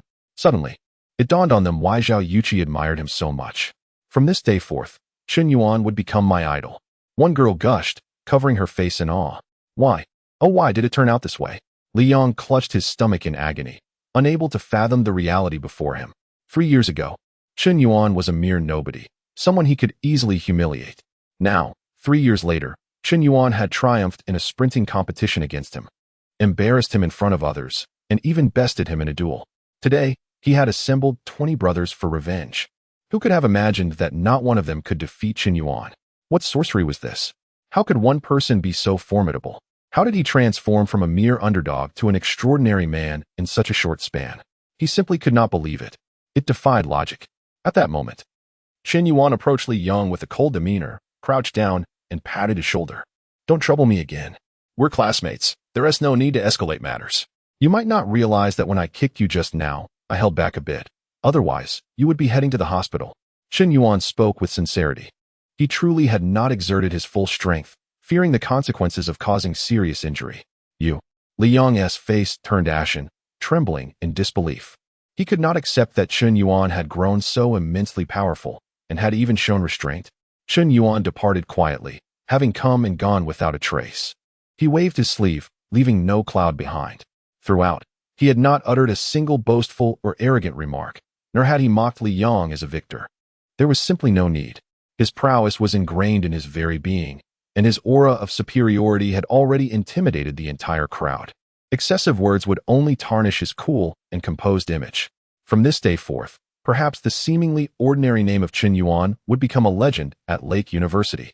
He Jiying gazed dazedly at Chen Yuan's retreating figure, her eyes filled with longing and desire. She felt as though her heart had been stolen by this carefree and unrestrained man. From now on, it seemed she would never be able to forget his presence. Who could have predicted such an outcome? She had rushed in to mediate, but instead witnessed a scene so profoundly moving. This man was far more impressive than she had ever imagined. Could it be that one could truly take on 20? So stunning. Truly stunning. He Jiying. Favorability 1 He Jiying. Favorability 1 He Jiying. Favorability 1 Current favorability 94 points. Just as Chen Yuan left the back gate of Lake University, he noticed that He Jiying's favorability had surged to a level nearly on the verge of a breakthrough. Chen Yuan finally began to regard her with importance. Had it truly reached 94 points? This tool was but a step away from a reversal, yet thus far it appeared he had spent not a single cent on her. A reversal without any reward seemed rather unwise. Perhaps he should seek an opportunity to impress her or present a valuable gift. Chen Yuan contemplated the Ferrari LaFerrari. Gifting this car to Xiao Ruoyu would be inappropriate, as their relationship had yet to reach such a stage. Bestowing such an extravagant gift could potentially backfire. Sometimes, a gift need not be the most expensive. It must be suitable for the occasion and moment. After all, Xiao Ruoyu was not celebrating a birthday. Nor was it the Qixi festival. There seemed to be no fitting excuse. Gifting Zhao Yuqi might also be an option, but he had already presented her with a villa, albeit temporarily entrusted to her. If a woman truly harbors feelings for a man, the more expensive the gift, the less likely she is to accept it. After all, she desires to maintain a favorable image in his eyes, hoping to earn his affection. Zhao Yuqi currently held a high favorability toward Chen Yuan. She might genuinely decline. He Xiying appeared to be a decent choice as well. Regardless of to whom the sports car was gifted, as long as it could be given, it sufficed. Upon returning to the dormitory, Chen Yuan discovered that all 3 of his roommates had yet to return. It was already 10 at night. Were they still engaged in their social activities? Never mind, he thought. It was time to shower and sleep. Chen Yuan felt somewhat fatigued, having gone through quite a lot. It was not physical exhaustion, but rather emotional fatigue. He had begun preparing at 10 in the morning, and due to unforeseen circumstances, he had participated in a social gathering with 4 girls from Lin Shudong's dormitory. However, Lin Shudong had left him disappointed, and he likely had disappointed her as well.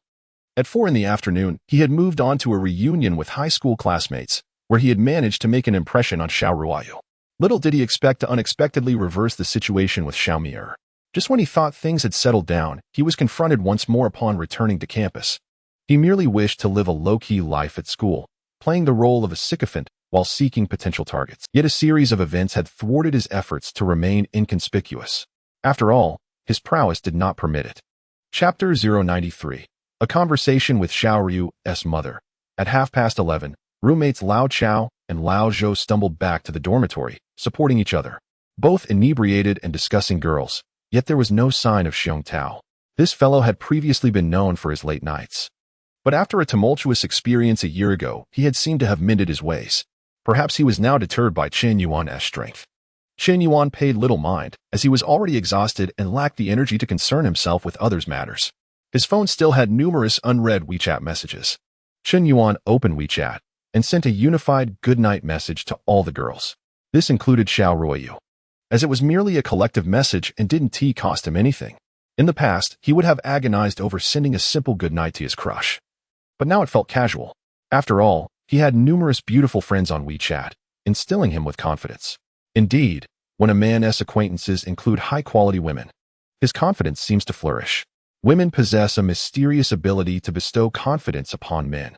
Meanwhile, in the Water's Edge International Villa community, within a pink room reminiscent of a girl's sanctuary, Xiao Ryu gazed at the goodnight message from Chen Yuan on her phone, lost in profound thought. At that moment, her mother, Yu Fangxia, entered the room. A woman in her 40s, Yu Fangxia had aged gracefully, though her beauty had slightly diminished over time. Yet, the contours of her face suggested she had once been a renowned beauty. Like mother, like daughter, a beautiful mother gives rise to an even more beautiful daughter. Yu Fangxia was gentle and gracious, but possessed strong opinions, a trait Xiao Ryu inherited. Mom, why are you still awake at this hour? I came to see you. You rarely return home in a month, and since you are here today, can we have a heart-to-heart talk? Yu Fangxia inquired with a gentle demeanor. Although she was speaking to her own daughter, she never employed an authoritative tone, but rather sought her daughter's opinion. Sure, Mom. Xiao Ruoyu nodded. I heard you attended a class reunion today. How was it? Did you enjoy yourself? In truth, it wasn't that she had an overwhelming sense of joy. Rather, one classmate surprised her, someone she felt she had never truly understood before. Xiao Ruoyu recalled Chen Yuan, who, surrounded by the offspring of the affluent, shone brightly, exuding charm and depth of knowledge. This young man appeared genuinely intriguing. Oh, if he could surprise my daughter, that must mean he is indeed quite exceptional. Mom, do you have something you wish to discuss with me? Please, just say it. Xiao Ryu sensed her mother's underlying motive for the conversation and thus prompted her directly. Well, there's no hiding anything from you. As you know, your father has been facing setbacks in his career. Our family's company, Yuanhang Trading Group, is now on the brink of bankruptcy. It has been over half a year since we've had any business dealings. The substantial funds we invested previously cannot be recovered, and the company is shrinking rapidly. Employees are anxious. Many have already resigned, including several mid and senior-level staff. Presently, Yuanhang is merely maintaining appearances, ensuring employees are paid. But our accounts are nearly empty. We may not even be able to pay salaries next month, and the bank loan is due soon. If we fail to repay it, we might lose our home. Upon reaching this point, Yu Fangxia was overcome with tears. The once glorious days had become mere memories. A person accustomed to a life of opulence would find it unbearable to return to poverty. Xiao Ryu was aware of the challenges facing the Xiao family, but had not anticipated their severity. Mom, is Yuanhang really in such dire straits? It is more serious than you think. Your father has lost much of his hair worrying about the company. Who could foresee such calamities? However, crises can also present opportunities. The domestic situation has stabilized, and I believe it won't be long before the international pandemic is also under control. At that time, the economy will need revitalization, and the government will certainly support related industries.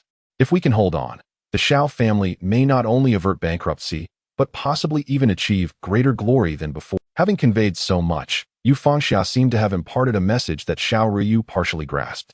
Her mother's words implied that the crux of the discussion was indeed about her. Could she save Yuanhang Trading Group? Naturally, it seemed implausible, unless... She began to sense something, but was reluctant to fully believe it. Mom, has Dad thought of any solutions? Xiao Ryu asked with a calm demeanor. Indeed. Our only hope now rests upon your shoulders. Me? Currently, in Han City, the only family capable and willing to invest in Yuan Hang was the Han family. Their sole heir, Han Xiaojing, whom you should have met, seems quite fond of you. I believe you two could explore a relationship. Yu Fangxiao's words were delicately phrased. Yet it was clear that Xiao Ryu understood her implication. The notion of exploring a relationship was merely a euphemism for an arranged marriage. The Han family would provide the funds, while the Xiao family would offer their daughter. If it were merely a casual acquaintance, the Han family would not invest such a substantial amount. After all, they were not naive. Only with a firm commitment would such funds be made available. Upon hearing this, Xiao Ruoyu's complexion paled. She had never imagined that her typically open-minded mother would utter such words. She was certainly aware of Han Xiaojing's reputation, having been embroiled in scandalous affairs that had landed him in police custody before being swiftly bailed out. Such gossip had circulated widely in the circles of the wealthy in Han City.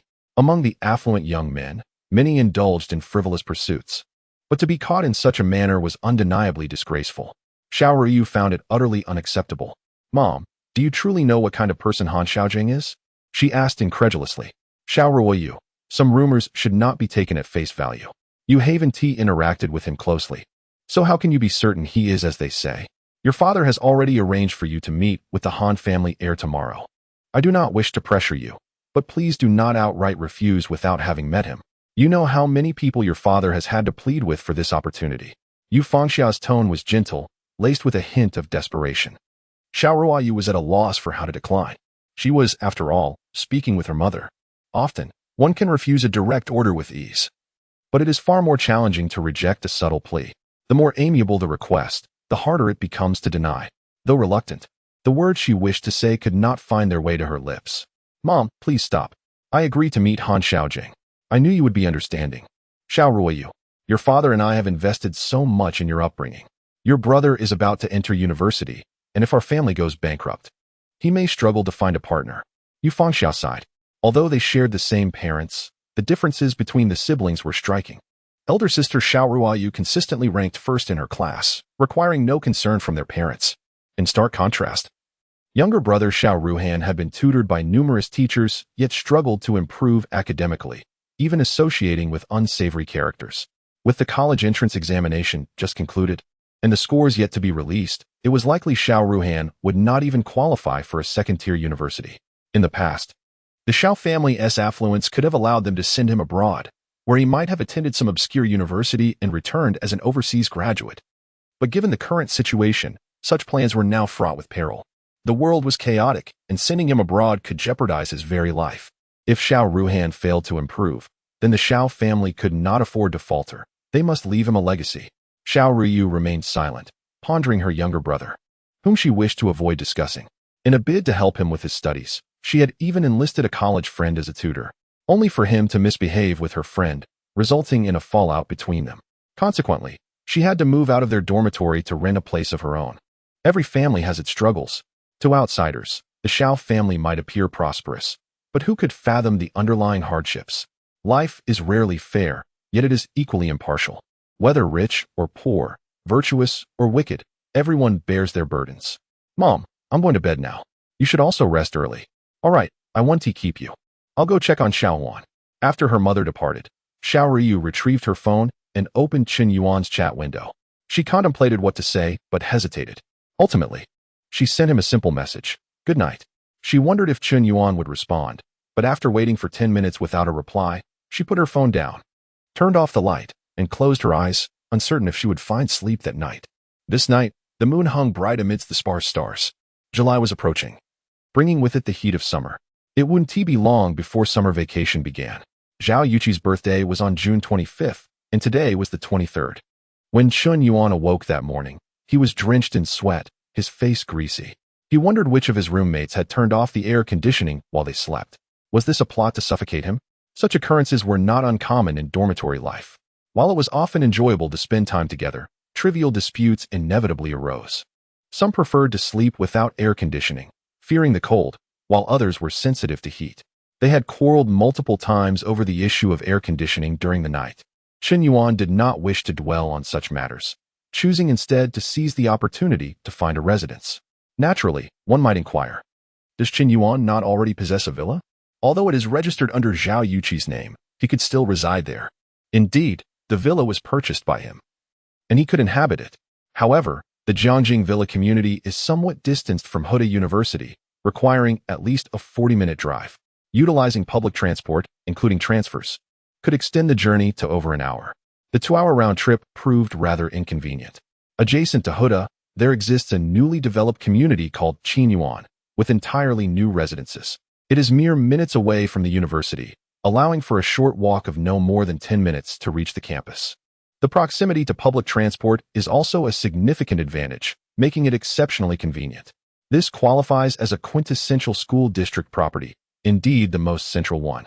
Should he manage to acquire a property here, Qinyuan believed it would be quite advantageous. He had previously researched the prices near the school, averaging around 30,000 yuan per square meter. The prices in Qinyuan might escalate to between 32,000 and 35,000 yuan. Most of the units within the community had already been sold as new properties, likely snatched up shortly after the development was completed. Currently, the market consisted predominantly of secondary transactions. The market for second-hand homes in China is significantly larger than that for new properties, as second-hand homes typically appreciate rather than depreciate. A house purchased for 500,000 yuan a decade ago could now be valued at 1 million or even 2 million yuan. In prime locations, new properties are never a concern to sell. Some developments are sold out even before completion.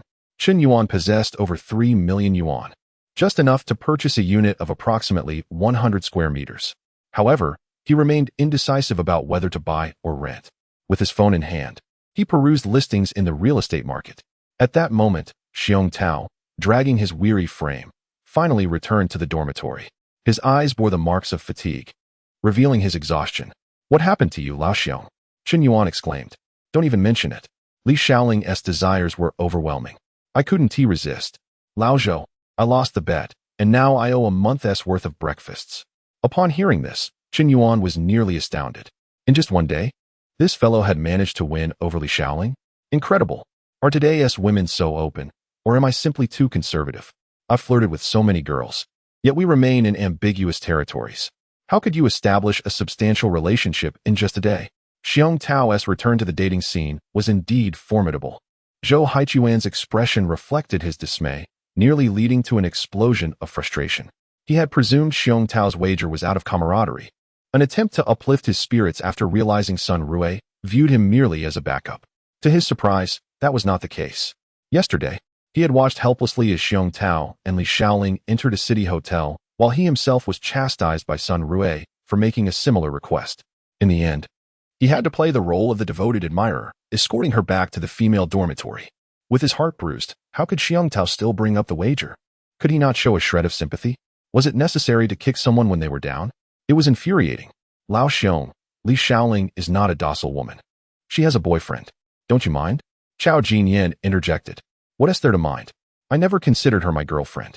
We simply connected well yesterday and sought a quiet place to discuss life and ideals, testing each other's depths. Our relationship is purely platonic friendship. Xiong Tao replied earnestly. Come on, you beast. The other three in the dormitory collectively raised their middle fingers in response. Zhou Haiquan's existential crisis deepened. Taozi, I just don't understand. Yesterday, I confessed to Sun Rui, vowing to cherish her for a lifetime, yet she refused to be with me. But you, a scoundrel, merely wished to toy with Li Shaoling, who was aware of your intentions, yet you succeeded while I failed. What do you know? Do you think women today still believe in such unreliable verbal promises? Even if you genuinely meant it, they may not care for it. What lifetime commitment? Nonsense. Do you think only men desire to play around? Women crave novelty too. They have their own needs. Life requires a sprinkle of excitement. As long as there is mutual understanding, discussing life occasionally is entirely acceptable. Xiong Tao asserted defiantly. Damn you. You scoundrel. You're mistaken. It's not being a scoundrel. It's mutual consent. Haiquan, you should realize that Sun Rui and Li Shaoling are quite alike. They both yearn for a thrilling existence while you wish to offer them a mundane life. Clearly, that is not what they desire. Besides, let us be honest. Pursuing girls today requires more than mere chasing. You must elevate yourself. Xiong Tao's words held considerable wisdom. Qinyuan nodded in agreement, recognizing the truth. For a young man to win a woman's favor, self-improvement is paramount. If one's qualities are lacking, No amount of clever tactics will suffice. When one blossoms, the gentle breeze will naturally follow. Chen Yuan stood as a prime example, yet he still struggled to embody Xiong Tao's carefree and unconstrained nature. His heart remained somewhat tender, holding on to a sense of responsibility, believing that any girl he engaged with would require him to be accountable. Little did he realize that the girl might not even desire such responsibility. It seemed he was daydreaming. Enjoying one moment of pleasure did not guarantee a perpetual state of bliss. Chen Yuan's deeply ingrained traditional views on relationships could not be altered in a mere fortnight. He required further experiences. After washing his face and brushing his teeth, Chen Yuan dressed casually in slippers, shorts, and a tank top, preparing to head to the school cafeteria for breakfast. Along the way, numerous students pointed and whispered, "Wait, is that Chen Yuan? My idol. So handsome, truly handsome." Even in shorts and a tank top, his confidence and poise shine through. His physique is remarkable, muscled yet not bulky. He is precisely my type. Is that really Chen Yuan? I heard he single-handedly took down 20 people at the school's back gate last night. Is that true? Lately, there seems to be a lot of chatter about him. First, rumors of school beauty Zhao Yuqi bringing him breakfast, then claims he has stolen Li Yang's girlfriend. And now this. It's becoming increasingly unbelievable. Is he just a social media sensation? Chen Yuan was baffled by the attention he received as he stepped outside. It felt as though everyone on campus recognized him. Just then, a stylish woman, appearing to be in her late 20s, standing around 172 meters tall, with an air of sophistication, suddenly blocked his path. She had arrived in a luxury vehicle and was accompanied by a personal assistant. "Hello, are you Chen Yuan?" she inquired. "Yes, I am. May I ask who you are?" Chen Yuan replied, slightly bewildered, as he had not experienced such an approach from a stranger, especially not from a woman of her caliber. "Allow me to introduce myself. I am Shen Shui, the founder of Dream Media under the Xianghua Collective.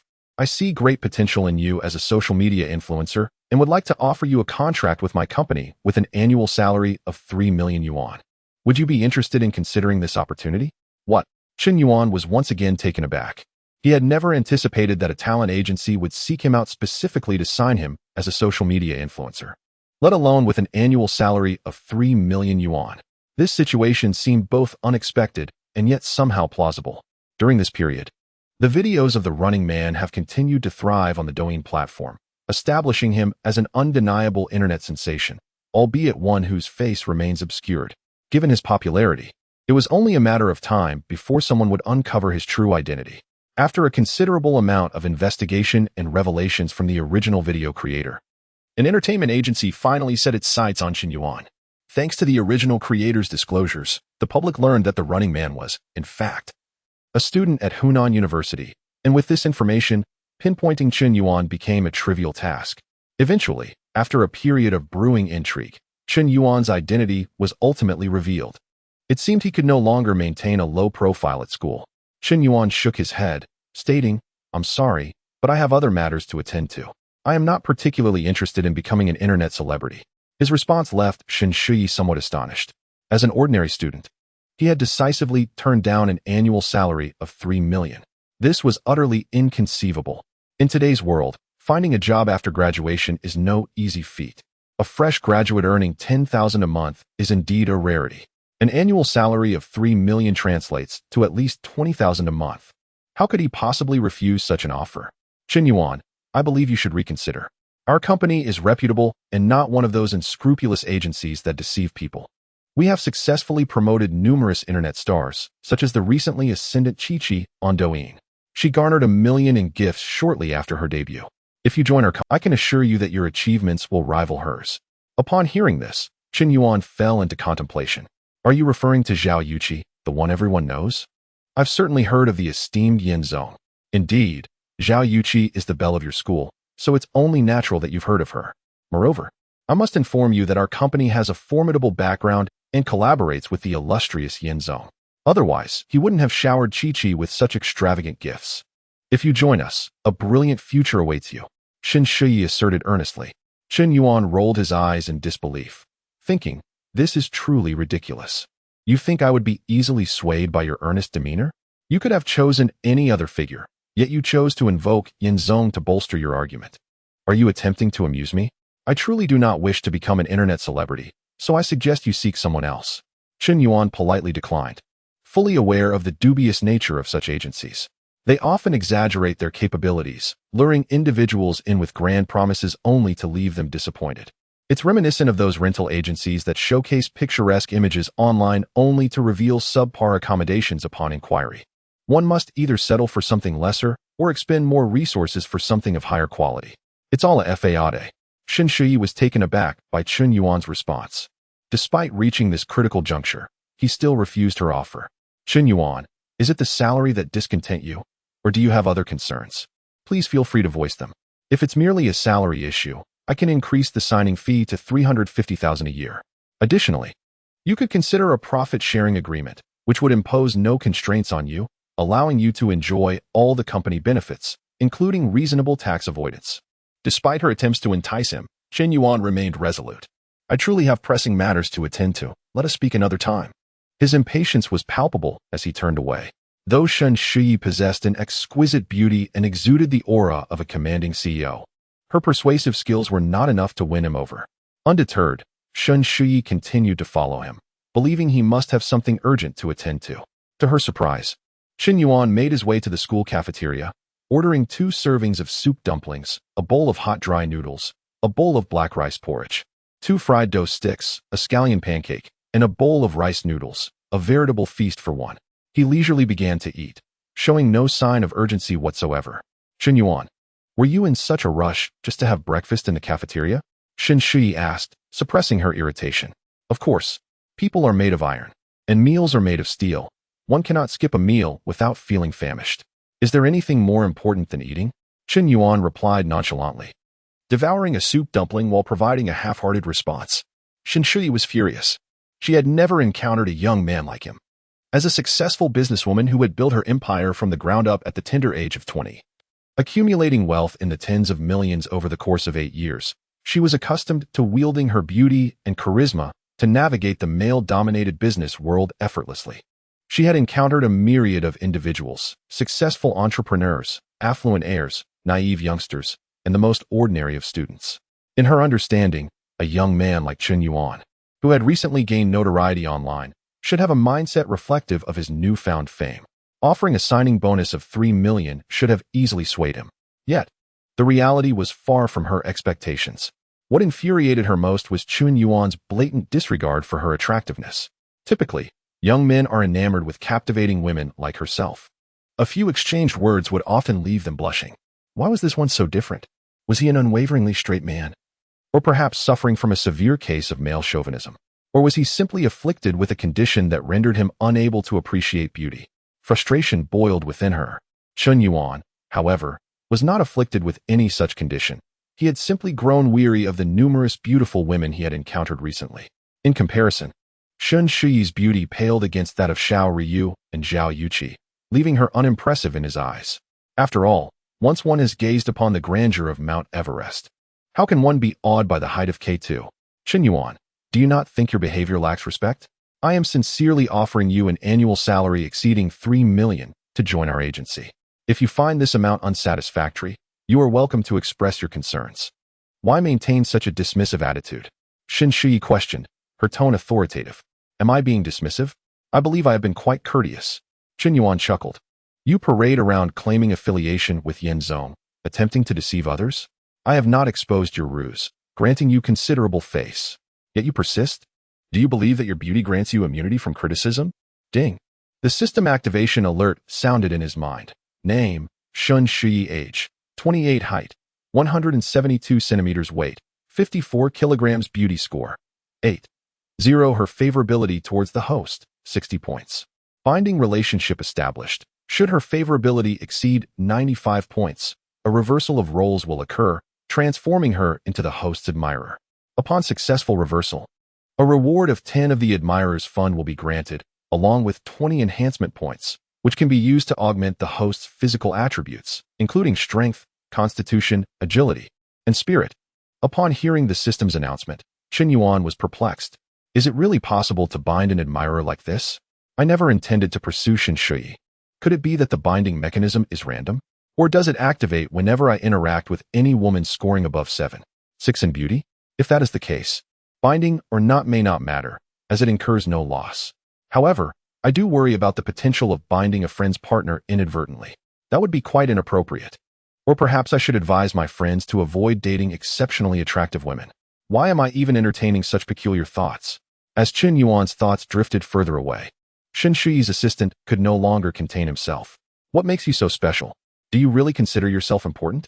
Do you believe that, given your current popularity, without the backing of your company, you'd still be relevant a month from now? Our general manager Shin personally came to scout you as a courtesy. Don't overstep your bounds. This assistant, a young man in his 20s, stood approximately 6 feet tall, exuding an air of refinement. He had harbored a long-standing crush on his beautiful boss and greatly admired Shin Shuyi's eloquence and capabilities. Although she often spoke in a manner that could be seen as deceptive, in their industry, who wasn't he? Deception was essential for profit. Forget about this insignificant matter. We're leaving, he declared. You're finished. You probably have no idea about the connections and influence our general manager Shin possesses. Even the top mogul Yin would have to show her some respect. How dare you be so ungrateful? A mere word from her could lead to your downfall. Chapter 097. Face the storm. Qian Xin spoke arrogantly. Chen Yuan chuckled. Excellent. Your pretentiousness has successfully captured my attention. Your company is called Dream Building Media, isn't it? Shall I make a call? Without a flicker of emotion, Chen Yuan retrieved his phone and dialed Zhang Haoyin, whose girlfriend happened to be the heiress of Xianghua Group. Dream Building Media was merely a subsidiary of Xianghua Group's cooperative ventures. Hello, Yin, I was just about to call you. I didn't expect you to reach out first. Zhang Haoyin exclaimed. What's the matter? Today, Han Xiaojing has been boasting about his plans to win over Xiao Ruyu. I thought, isn't she someone you have your eye on? I wanted to inform you. Han Xiaojing. Chen Yuan frowned, taken aback by the information. A feeling of having his ground undermined washed over him. Indeed, the Han family is one of Han City's prominent families, not much different from the Zhang family. They are also in real estate, thus our competitors. I've never liked that guy, and I heard today that the Xiao and Han families have arranged a matchmaking meeting, with both sets of parents in attendance. It's labeled as matchmaking, but in reality, it's an engagement. Zhang Haoyin seemed to either be acting out of loyalty or intentionally revealing this information. Regardless, Chen Yuan felt increasingly displeased. How dare he attempt to undermine my standing? He must be looking to end his career. Even if Zhang Haoyin was indeed trying to provoke him, Chen Yuan could not remain passive. By the way, Yin, why did you call me? Oh, it's nothing significant. A manager from Dream Building Media mentioned they intend to blacklist me, and I heard it's under Xianghua Group. I see. I have no involvement in Xianghua Group's affairs, as my family is not in the new media industry. However, you could reach out to Long Huang. He is an executive at Xianghua Group's board. Whether in traditional film or internet streaming, Long Huang holds considerable influence. Understood. Chen Yuan nodded and ended the call. He then opened WeChat and initiated a voice call to Long Huang. Watching Chen Yuan make phone calls left Shen Shuyi and Qian Xin barely able to suppress their laughter. This fellow genuinely believed himself to be a big shot. After all, who couldn't he make a phone call? Such theatrics were nothing new to them. In the conference room of Xianghua's executive office, a middle-aged man in his 40s was in the middle of a meeting when his phone rang. Normally, he wouldn't answer during meetings, but upon seeing the caller ID read Yin, he hesitated briefly before stepping aside to answer. Hello, Yin. How does a busy person like you have time to call me? Long Huang. Today, a management representative from Dream Building Media stated they intend to blacklist me. And I'm feeling a bit anxious. I wanted to inquire about how formidable this company truly is. Long Huang's expression stiffened. Yan's tone implied an inquiry that was neither casual nor business-related, but rather a summons for accountability. Through their interactions, Long Huang had come to regard Yan as an equal, if not superior.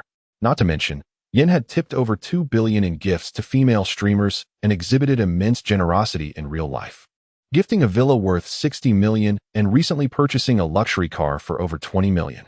This was only the surface of what he had observed. How much more remained unseen? Yin was a figure of profound depth, a mere glimpse revealing much. Such a wealthy and influential individual required strategic alliances. One never knew when a lucrative opportunity might arise. In the Emperor Group, Yin was indeed a pivotal figure, his presence attracting several other prominent members. Now, Yin was seeking answers, and Long Huang was incensed. Which fool decided to act cocky before Yin, and to think it's under Xianghua Group? Rest assured, I will investigate this matter immediately. After hanging up, Long Huang's expression darkened as he addressed the room. Does anyone know about Dream Building Media? I do. A 30-something man with glasses stood up. Dream Building Media has been collaborating with Xianghua Group for 2 years. While not particularly large, it is somewhat respectable. With over 200 streamers, though most are relatively unknown, only 2 or 3 have decent popularity. From this day forward, this agency is to be placed on Xianghua Group's blacklist, and an announcement is to be made across the internet. Long Huang's words sent shockwaves through the conference room. The executives were baffled. What had prompted such a furious reaction from their leader? Long, is that truly wise? Dream Building Media has been our partner for 2 years. Suddenly blacklisting them may provoke discontent among other collaborators. Dare I offend a nameless agency? When the call I just received was from Yin himself. The room fell silent. Meanwhile, Shen Shui and Qian Xin observed as Chun Yuan concluded his calls and resumed breakfast. Shun found the situation amusing, while Qian's expression was one of disdain. What's wrong? No more calls. Have you figured out our Dream Building Media's standing? If you regret it now, it's not too late. General Manager Shun is magnanimous. She may not hold this against you. If you admit your mistake and sign the contract, you could still earn a 3 million annual salary. After our company's branding, you might even become more famous than you are now. Imagine earning 100,000 a month. On one hand, you have success, and on the other, total banishment. The choice is yours. Qian Xin looked down at Chun Yuan as if from a divine perspective, mocking him. How absurd.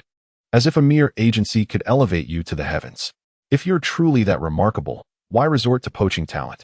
Just then, Shen Shui's phone rang.